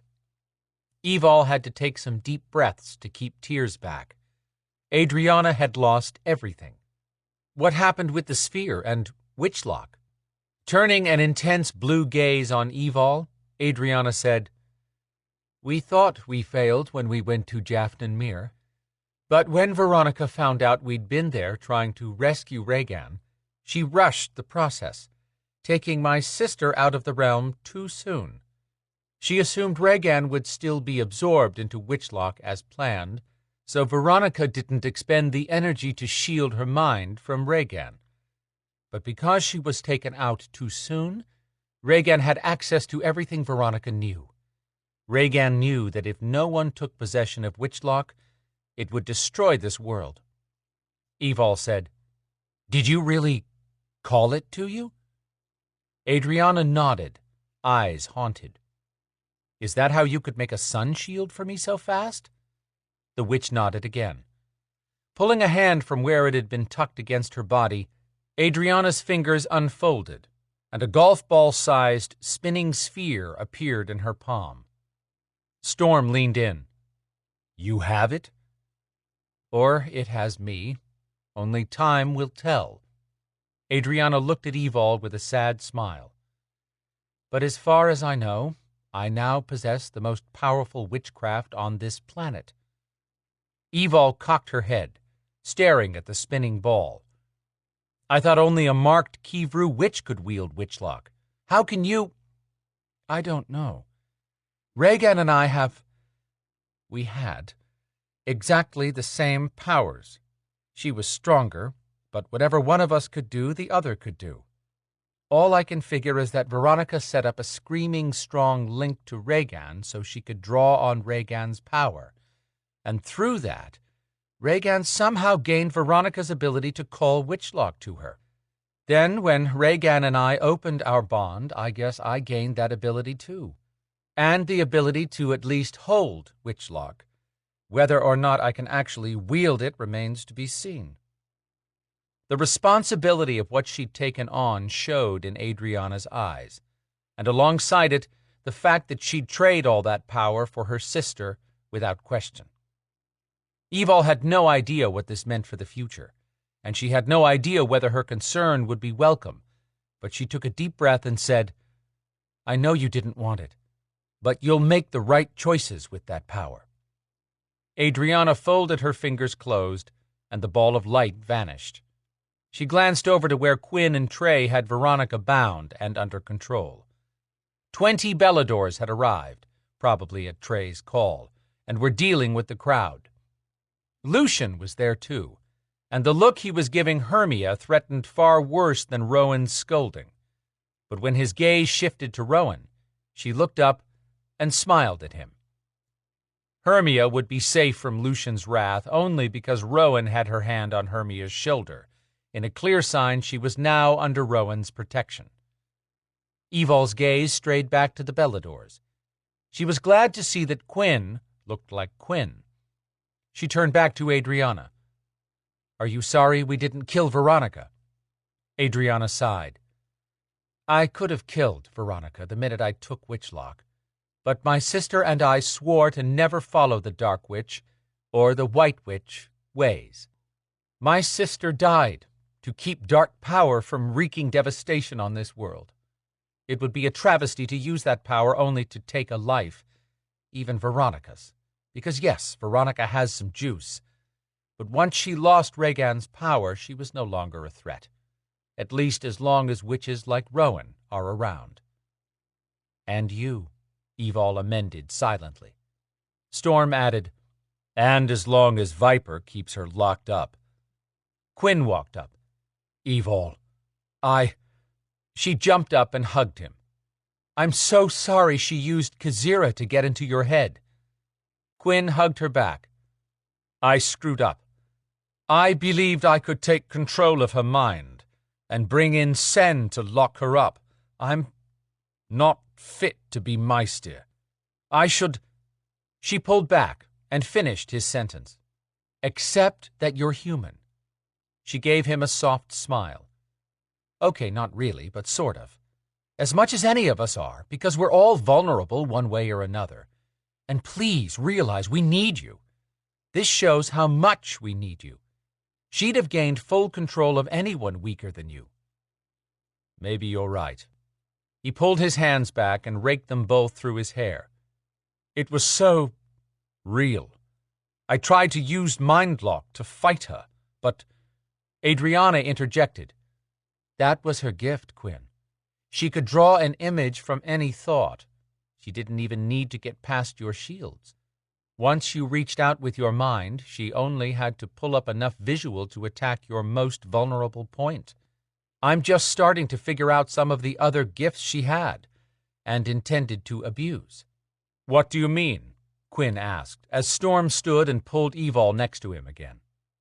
The men in Evol's life were protective and possessive. She'd just have to accept that. Adrianna stood too. She looked around and leaned in, keeping her voice down. "I think Rhaegan's power brought me a mirror of Veronica's consciousness." "Like a backup hard drive?" Storm asked. "Something like that." Adrianna looked around again and added, "Veronica had some truly ambitious goals." "What else did that egomaniac want?" Evol asked. "I told you she'd need maybe 10 years to take over this world unless she gained my power. But she planned to go up against Queen Maeve first thing." "Wow, she was more mental than I'd have thought possible." Quinn shook his head and said, "Evol, I hate to bring this up, but we have to meet the tribunal in 8 hours." Storm's arm tightened. "See if you can get an extension." Adrianna broke in. "He doesn't have to because we found out the truth last night." Storm stopped. "You said a warlock confessed last night. Who is he?" Evol supplied the answer. "Over there on the ground with his head hanging at the wrong angle. While we were on our way to dinner, Veronica and that Maeve warlock, Dawn, she tossed her thumb in the direction of the dead one, admitted making the demon from another warlock and adding the glamour. Dawn is the one who took the body and gave it to Cathbad. But then our enterprising warlock, Dawn, moved up to the big leagues with Veronica. Whatever he'd been up to sounded as if it hadn't been sanctioned by the Maeve, believe it or not." "Too bad he's dead. What are we giving the tribunal for evidence?" Quinn asked. Adrianna answered, "Me. I'll testify, and they'll accept that since I can't lie in a tribunal." Evol thought on that. They wouldn't accept her not lighting up red as evidence, but the tribunal wanted an end to the Maeve and Belador issues. When Adrianna didn't light up, they should take that testimony as truth. Evol recalled Zader's comments at the tribunal and asked, "You think Cathbad will end up sanctioned?" Quinn sighed. "Probably not. The Maeve will find some way to prove their warlock was either rogue or coerced into doing this, and testify that Cathbad knew nothing. As long as he doesn't light up, he'll get away with it by offering to call it all done." Quinn glanced around. "I've been through a few legal battles in my time. You have to think like your opponent." Stepping back, Quinn said, "Please excuse me. I need to speak with my Beladors." "Wait, how did the Beladors know about this? Did Trey call them?" "Yes. When he and Storm determined that the shielding around this gathering was of hostile origin, Trey called for any Beladors who could get here, and told them not to link." Evol nodded, and when Quinn walked away, she asked Adrianna, "Why would Veronica go after Maeve first?" "I'm not sure. All I've picked up was an obsession with a dragon that belongs to the Maeve." Storm said, "That's new. Why would Veronica want a dragon?" Adrianna tapped a long red nail against her chin. "I don't know, but I intend to find out. I know Rhaegan wants me to—" She paused. "I can't explain it, but I can feel when she's gently pushing on a thought." She drew a deep breath, and her voice lost the thickness when she spoke this time. "I suppose since Storm is here, you don't need a ride home?" "Thanks, but no," Evol replied. "I've had all the terror I can take for one day." This from the maniac on a Gixxer. Evol narrowed her eyes at Adrianna. "Let me know when you want to see what it's like to take curves laid over close enough to touch the ground." "Pass." Adrianna told Storm, "Her sun shield will follow her to your truck, but you only have about 90 minutes left to worry about." Then she gave Storm the words he'd need to break the spell. "We'll be home in half that time," Evol said, then extended her hand to Adrianna, something she'd done only once before. That first time had surprised the witch, because you didn't touch a witch unless you had no choice. When Adrianna took her hand, Evol said, "Thanks for taking Witchlock, and, if you need me." Adrianna glanced at Storm, then back at Evol. "I know. I hope Rhaegan's at peace." Adrianna nodded, then walked away. Evol searched the area for Rowan, who wasn't hard to find since only Rowan, Hermia, Veronica, and the Beladors were left. "I don't know how Rowan didn't turn into charcoal after Veronica torched her." Storm explained. "I'm thinking she saw it coming and called up a protection spell that minimized the damage." Evol called over, "Rowan, are you okay? Your clothes are smoking." Rowan met Evol's gaze and answered, "I'll be fine. Come by this week, and we'll talk about the council." "I will. Thanks for being here." Evol smiled and shrugged. Then Rowan's sweet look vanished, and her don't piss off Rowan face returned when she started in on a humble-looking Hermia again. Storm turned Evol around to face him. He stared at her so long she fidgeted and started talking. "I didn't get a chance to tell you about last night because you didn't wake me up, and I know we could have talked on the way here, but—" "Stop." She didn't. "I want you to be happy, and I want Phoenix to be happy, and I want—" He shook his head and sighed. Then he kissed her, and kissed her again until she forgot about talking. Chapter 44. Wake up, sweetheart. Evol blinked and shook off the dregs of deep sleep. She looked around, orienting herself. She was inside Storm's truck, with Storm. All was good in her world. She sat up and looked around as Storm drove north on the interstate toward downtown Atlanta. She stretched and ran her fingers through her hair that had to be scary by now. "Did I sleep the whole way?" "Yes. For the first time this week, you slept without nightmares. Or magic," he said, mouth tight from some unhappy thought. "You can be angry with me for using my magic, but I can't watch you struggle, even in your sleep." "I'm okay with that. I've just been—" "A bitch?" "Grumpy." "Stressed and worried is more like it," he amended. Then he changed the subject. "Tell me all of what happened last night with Isaac." Might as well get this done. "I met him at 6 feet under, but he didn't want to eat there." "Of course not," Storm growled. "It was fine. Adrianna showed up." Evol smiled at him. "She said you sent her." "I told you I wouldn't leave you alone with Isaac. I don't trust that bastard." She shouldn't be smiling even bigger over that, but she could admit that Storm's possessive side sometimes warmed her heart. Sometimes it made her want to pull her hair out, but she could live with that too. She had to put this whole Isaac issue behind them, because she doubted Isaac was going away completely. And to be honest, she wanted him in her life, just not between her and Storm. Evol cared about Isaac and Kit, and she still wanted their friendship. "I don't think Isaac is focused on me anymore."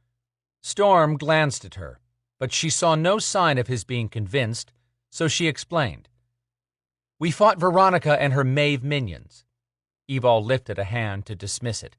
"I'll tell you more about that later." When Storm gave her a nod, she said, "When Isaac stepped in to help, he shoved Adrianna behind his back to protect her." The look of amusement on Storm's face brought a chuckle from Evol. "Yeah, I know. Adrianna found it hilarious, but didn't let Isaac know." "I don't care who he goes after, as long as he stays away from you. But that sounds like an unlikely pair." "Don't discount Adrianna. She's more likely to make it work with Isaac than I ever could." Evol snapped her lips shut. That had sounded better in her head. She'd just given Storm a reason to continue questioning her relationship with Isaac, when that had been meant as a statement of her own lack. After an uncomfortable silence, Storm asked, "Does the possibility of those two together bother you?" Evol turned quickly to face him. "No. Not even a little. I never wanted Isaac.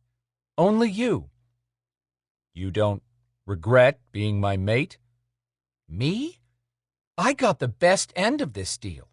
I can't cook, or do anything like other women, or look like a normal woman.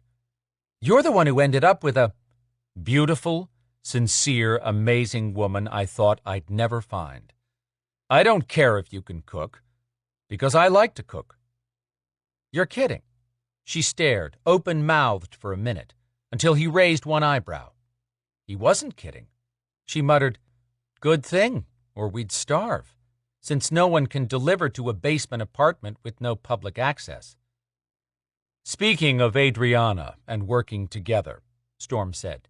His tone was smooth and even, but she could feel his tension jack up a notch. "She told me she tried to go with you when you followed the glamour demon at Stone Mountain Park.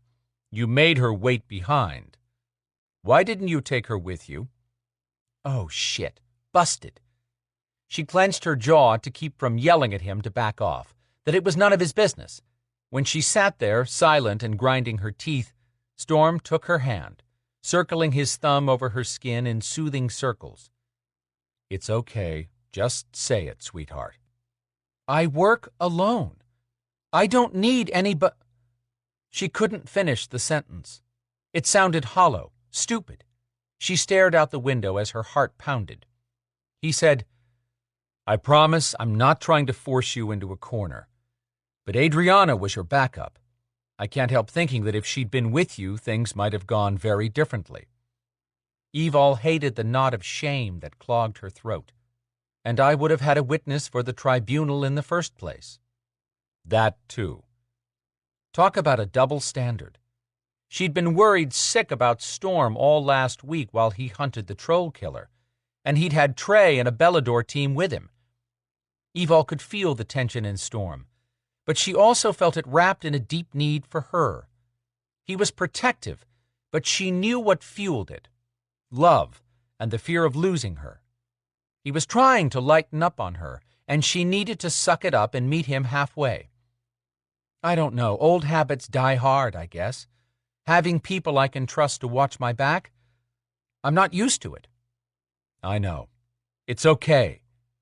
Storm tightened his grip on her hand, but said nothing for a while, and she wondered what he was thinking as he drove through downtown. As for her, if she wanted to make this work, she needed to figure out why she dumped Adrianna at the park when they both knew she might be going after a demon. She sat up. "You missed our exit." "I know. I have somewhere to stop first." Sighing, she reached down to the floorboard for her gloves since she still had just over half an hour until the evil sun disappeared. Storm caught her arm. "You won't need them." That meant wherever they were going, she'd have to stay in the car like a kid who couldn't be out where it wasn't safe. A simple stop on the way home, and she couldn't even step out to go with him without looking like some ninja from hell. Then they'd have to go home to a place that didn't feel like a real home. She had to ask, "Do you miss your house?" No. He didn't say anything else, so she hit the topic straight on. "Living underground will get old. I'm used to it. I know I have to be there. But even I have a limit to how much I can stand being there. I've been finding it confining lately." "You wouldn't have to stay hidden during the day if—" She lifted a finger to his lips before he apologized again. "I do not regret losing my ability to walk in the sun, only that I'll never be able to do normal things other women can do with the men in their lives." She blinked back the sting in her eyes. Tears would only make him feel worse. He kissed her finger and took her hand in his, moving their hands to the console. "I'm sorry for being an ass lately, but I'll make it up to you." Evol couldn't believe he was apologizing. Sure, he'd been testy, but he never complained. She said, "The friction is not your fault. I asked you to move into a basement with a territorial gargoyle and live in the dark." Holding tight to her hand, which prevented her from stopping his words this time, he said, "Not just about that. But I told you I'd live anywhere as long as you're there. And it is my fault you can't walk in the sun. Not true. I was born this way. That only changed when I evolved into a griffin. I only had the ability to be in sunlight for a day, so I didn't lose something I'd had a long time. Not like Storm, who had grown up in a world filled with daylight. She'd started on this, and now the truth pushed its way out. It's not that I need to spend every day in the sun, but... What? Nothing. It's silly. Tell me. He rubbed his fingers over her hand. He'd pulled off the interstate and was still driving one-handed, weaving his way through the city. Where was he going? When he squeezed her fingers, she got the message he wanted her to finish. Bearing her soul this way felt risky, but it was looking like Nicole was right. That came along with the whole relationship package. Storm was the only one she'd allow to see her vulnerable. I can watch the sunset from inside this warded truck, but with the heavy tinting on the glass, it just isn't the same as watching the sun set for real through a clear window. I just want to share little things like that with you. He lifted her hand and kissed her palm. I understand, and it's not silly to want to experience the world like any other woman. But she'd never be just like any other woman, and the sooner she accepted that, the sooner she'd figure out how to be a better mate. He made a couple of turns that circled closer to her apartment. They entered an area of Atlanta being reclaimed from years of neglect after industry and businesses had moved to new locations. Reaching up, Storm pressed the button on a small remote clipped to his visor. She hadn't noticed it before. She took in the building and her pulse tripped into high gear. This was the building she'd seen Storm visiting with some woman when she'd watched the video display in Isaac's Hummer. Storm had said he would make everything better. She prepared herself to pretend this was a great idea. She could do this for Storm. He'd clearly gone to trouble to find a place to live near her. She would not let this come between them. Storm pulled his truck inside the dark space lit only by the late-day sun. It covered half a city block in both directions. Construction for the commercial area on the street level had begun. He'd originally planned offices for every floor but the top level. He changed his mind about that a week ago. Evol had grown quiet the minute he drove through the garage door opening. He clicked the button, closing the overhead door so that no sunlight reached inside. He gave her fingers a little squeeze. Wait for me to open your door? Sure. She said that with a perky look, but she was not happy. He started to reconsider this stop as premature, but the tension would not ease for Evol until he showed her what he had in mind. When he reached her door, she'd pulled off her jacket and was down to her shirt, black jeans, and boots. She stepped out and looked around at where old walls had been ripped out and new ones were now being constructed. She said, "I know you were here with that blonde." Storm's only thought jumped from his lips. How? Way to go, moron. That sounded guilty as hell, and he hadn't done anything wrong. Isaac had elaborate surveillance equipment and tapped into the traffic cam that must be on a pole outside this building. It filmed in real time last night. Isaac would be lucky to see his next birthday if he didn't stop interfering in Storm and Evol's life. Did you think... What did you think? Evol took a moment. I do not think you're seeing someone else. Give me more credit than that. I trust you, and I trust your love. He reached for her, and she came to him, returning his kiss with the passion that always simmered just beneath the surface with her. This woman owned him inside and out, and if he let this kiss go any further, he'd forget about why he'd brought her here now. He paused, then kissed her cheeks and nose. She laughed. What brought that on? Not that I'm complaining.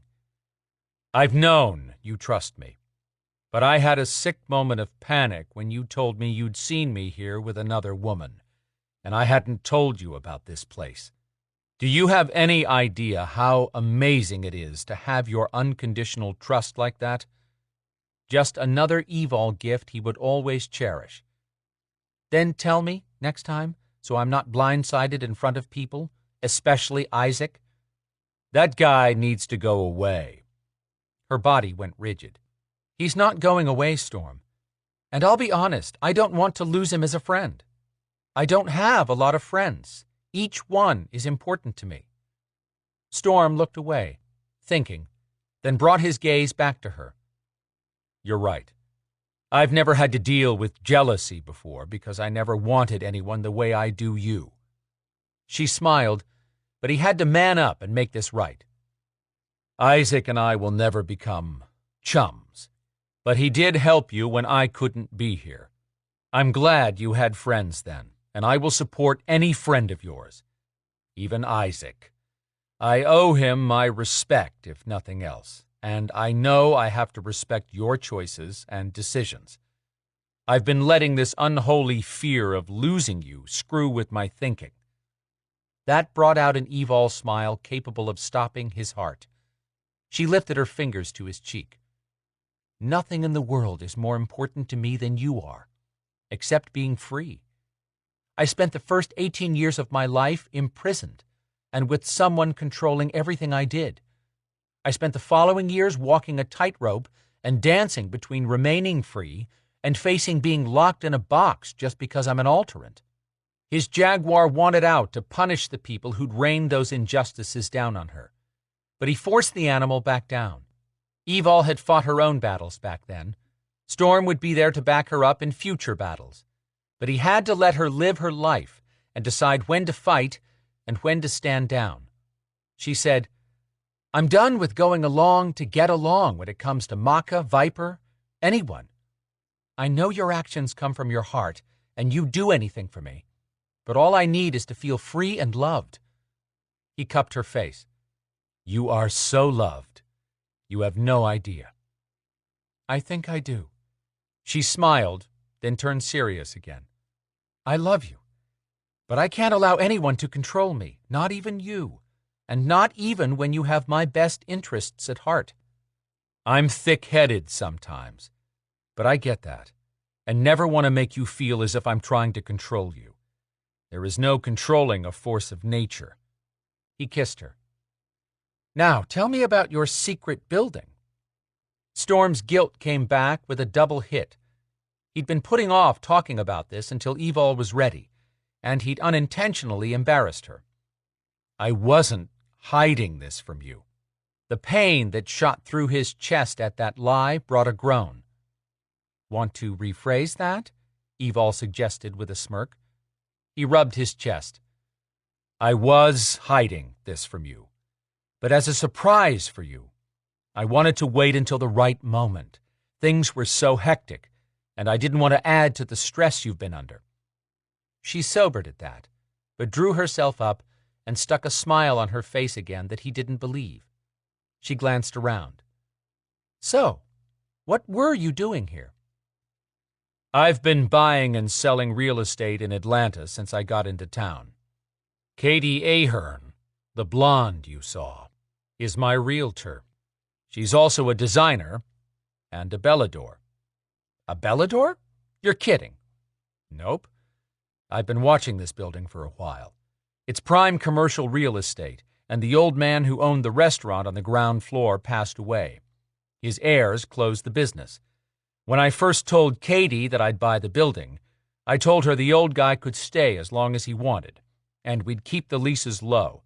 But when he died, I just let his family out of the lease, which they were happy about. He waited for Evol's reaction. She still had that phony grin in place. Nice. Storm would get to the bottom of this pseudo-enthusiasm later. He had to show her why he'd brought her here. Want to see it? Sure. He sighed at how hard she seemed to be trying and took her hand, leading her to the stairwell. The elevator has to be remodeled and certified. I'd like to know more about what you do with investing and just more. She followed him up, still talking as if they were on a first date, and she was determined to impress him. When had Evol ever thought she had to do that? Just watching her wake up in the mornings took his breath away. On each floor, Storm explained what the crews were doing. On the third floor, He bypassed the door, explaining, "That's not ready to be seen yet." She didn't comment until they entered the top floor, where plumbing had been completed and many of the walls were up. Furniture had been delivered that was stored on one side, and the kitchen was underway. Evol froze. She stared at the furniture, her throat moving, but not saying a word. Storm caught her hand. "Are you okay?" "Oh, sorry." She looked around, eyes hunting for something. "The windows. I was glad to see they're covered with black tarp since sunset isn't for another 20 minutes. She tried to sound light-hearted, but she was breaking his. There came that empty smile again when she asked, "Is this one apartment?" "Yes." He tugged her over to a wide spiral staircase a few feet away. "Want to see the last floor?" I thought this building had 4 floors. "It sort of does. I've had work being done on the roof that I want you to see." Evol couldn't keep up this level of happy much longer. She needed to go out tonight and find a demon to kill. Storm's excitement and trepidation kept brushing her empathic sense. The conflict had to be due to him picking up her emotions, which she figured weren't matching her expressions at all. She could smack-talk a troll, but trolls were stupid. Truth was, she had a lousy poker face, and Storm was not fooled. She tried to envision what he'd built on the roof, and it must be some 4-walled room since the sun was still out and he wouldn't risk frying her to a crisp. When he opened the door at the top landing area, she stared at the bright glow outside and snatched her hand back. "Storm, this is a bad idea." "Trust me?" "Of course." "Then take my hand." She pulled in a deep breath, heart hammering away, and accepted his hand the way she'd accepted his love, scared as hell, but determined. As she stepped through the door, she flinched at the first thing she saw. The sun still hovered just above the horizon. Nothing burned her skin. She looked around where every wall had a wide view of the city in all directions. Words weren't possible. How was she standing in the center of a room filled with sunlight? Tears burned her eyes, and she stood awestruck as the sun slowly dropped toward the horizon. Storm nudged her forward until they stood in the center of the room. Then he wrapped his arms around her, pulling her back to his chest. She kept waiting for the sun to burn a hole through her. He held her quietly as she soaked it in. When she could speak, her throat was raw with emotion. How can I be standing here?" He kissed her hair, and his deep voice rasped across her senses. "I chose this property right after I met you to put me closer to you than my Midtown house, and the construction started the day I went with you to your apartment for the first time." He hugged her to him again. "It's not that I don't like it, or that I won't live down there. I'll live in a hut if it makes you happy. But being in that apartment reminds me of how much you've given up for everyone, especially for me." She swallowed hard, fighting tears. "I offered an incentive to the construction company last week, and they've been running crews around the clock. Katie helped me get the roof enclosed with a material that's similar to a bulletproof one-way plexiglass, with no more tinting than a standard window that looks clear. I brought in a shaman from my father's tribe and told him what I wanted." "The one who went to Kennesaw with you?" "Yes. He said I'd receive a sign when it was time to find Veronica. Now I realize that you calling me to meet you was the sign. I wouldn't have left his side for any reason other than you." She said nothing, but she felt his love wrap around her like a safe blanket. He continued explaining. "The shaman had spent the last 2 days and nights performing an ancient ritual that basically wards this area on the inside so that you can see the sun, but it can't touch you. And he blessed it for us." "Us?" "I told you. I go where you go. You can watch all the sunrises and sunsets you want." Tears streamed down her face. Storm had brought the world to her. Thank you. The first floor of the building beneath us will be our living quarters, with the same kind of windows, and it's being finished out for me, you, and Phoenix. He'll be better, and I promise. Storm pulled her around and kissed her. She could give up everything in life to feel his kiss. When he stopped, he said, "Phoenix is fine." "But he ate your buckle." "I'll get another one." "That one was from your dad." "There's enough left for me to have it remade." He used his thumbs to wipe away her tears. "I spent some time with Phoenix. He knows I'm not taking you away from him." She thought she loved Storm. What she'd felt for him had been nothing compared to this moment. "We'll get him more toys and lug nuts." Storm continued explaining. "I've got plenty of things planned for Phoenix's entertainment. He needs company when we're away, and more room, too." "You'll spoil him." "Not as much as I plan to spoil you." He hugged her tight to him. "I'm so sorry for making you unhappy. He swallowed. "Never expected to find someone I couldn't survive losing. But I have nothing in this world without you. Living together will work out, and I need you to accept that you are everything I could ever want in a mate." She looked around as the sun sank lower, then back at him. She brushed black hair off his forehead. "What can I ever do to make you happy the way I am right now?" He dipped his head and almost kissed her, pausing to say, "I've never made love with you as the sun set. That would make me very happy." "Then prepare to be euphoric." This concludes the reading of Witchlock by Dianna Love. Copyright 2015 by Dianna Love Snell. This book was read by Stephen R. Thorne. This unabridged recording was produced in 2016 by Silverhawk Press, which holds the copyright. Neither this recording nor any portion of it may be reproduced or used for any purpose without prior written authorization from Blackstone Audio, Inc. If you would like to obtain a monthly update telling you about new releases, call 1-800-SAY-BOOK. That's 1-800-729-2665. For a complete listing of our titles, visit our website at www.downpour.com. Thank you. Audible hopes you have enjoyed this program.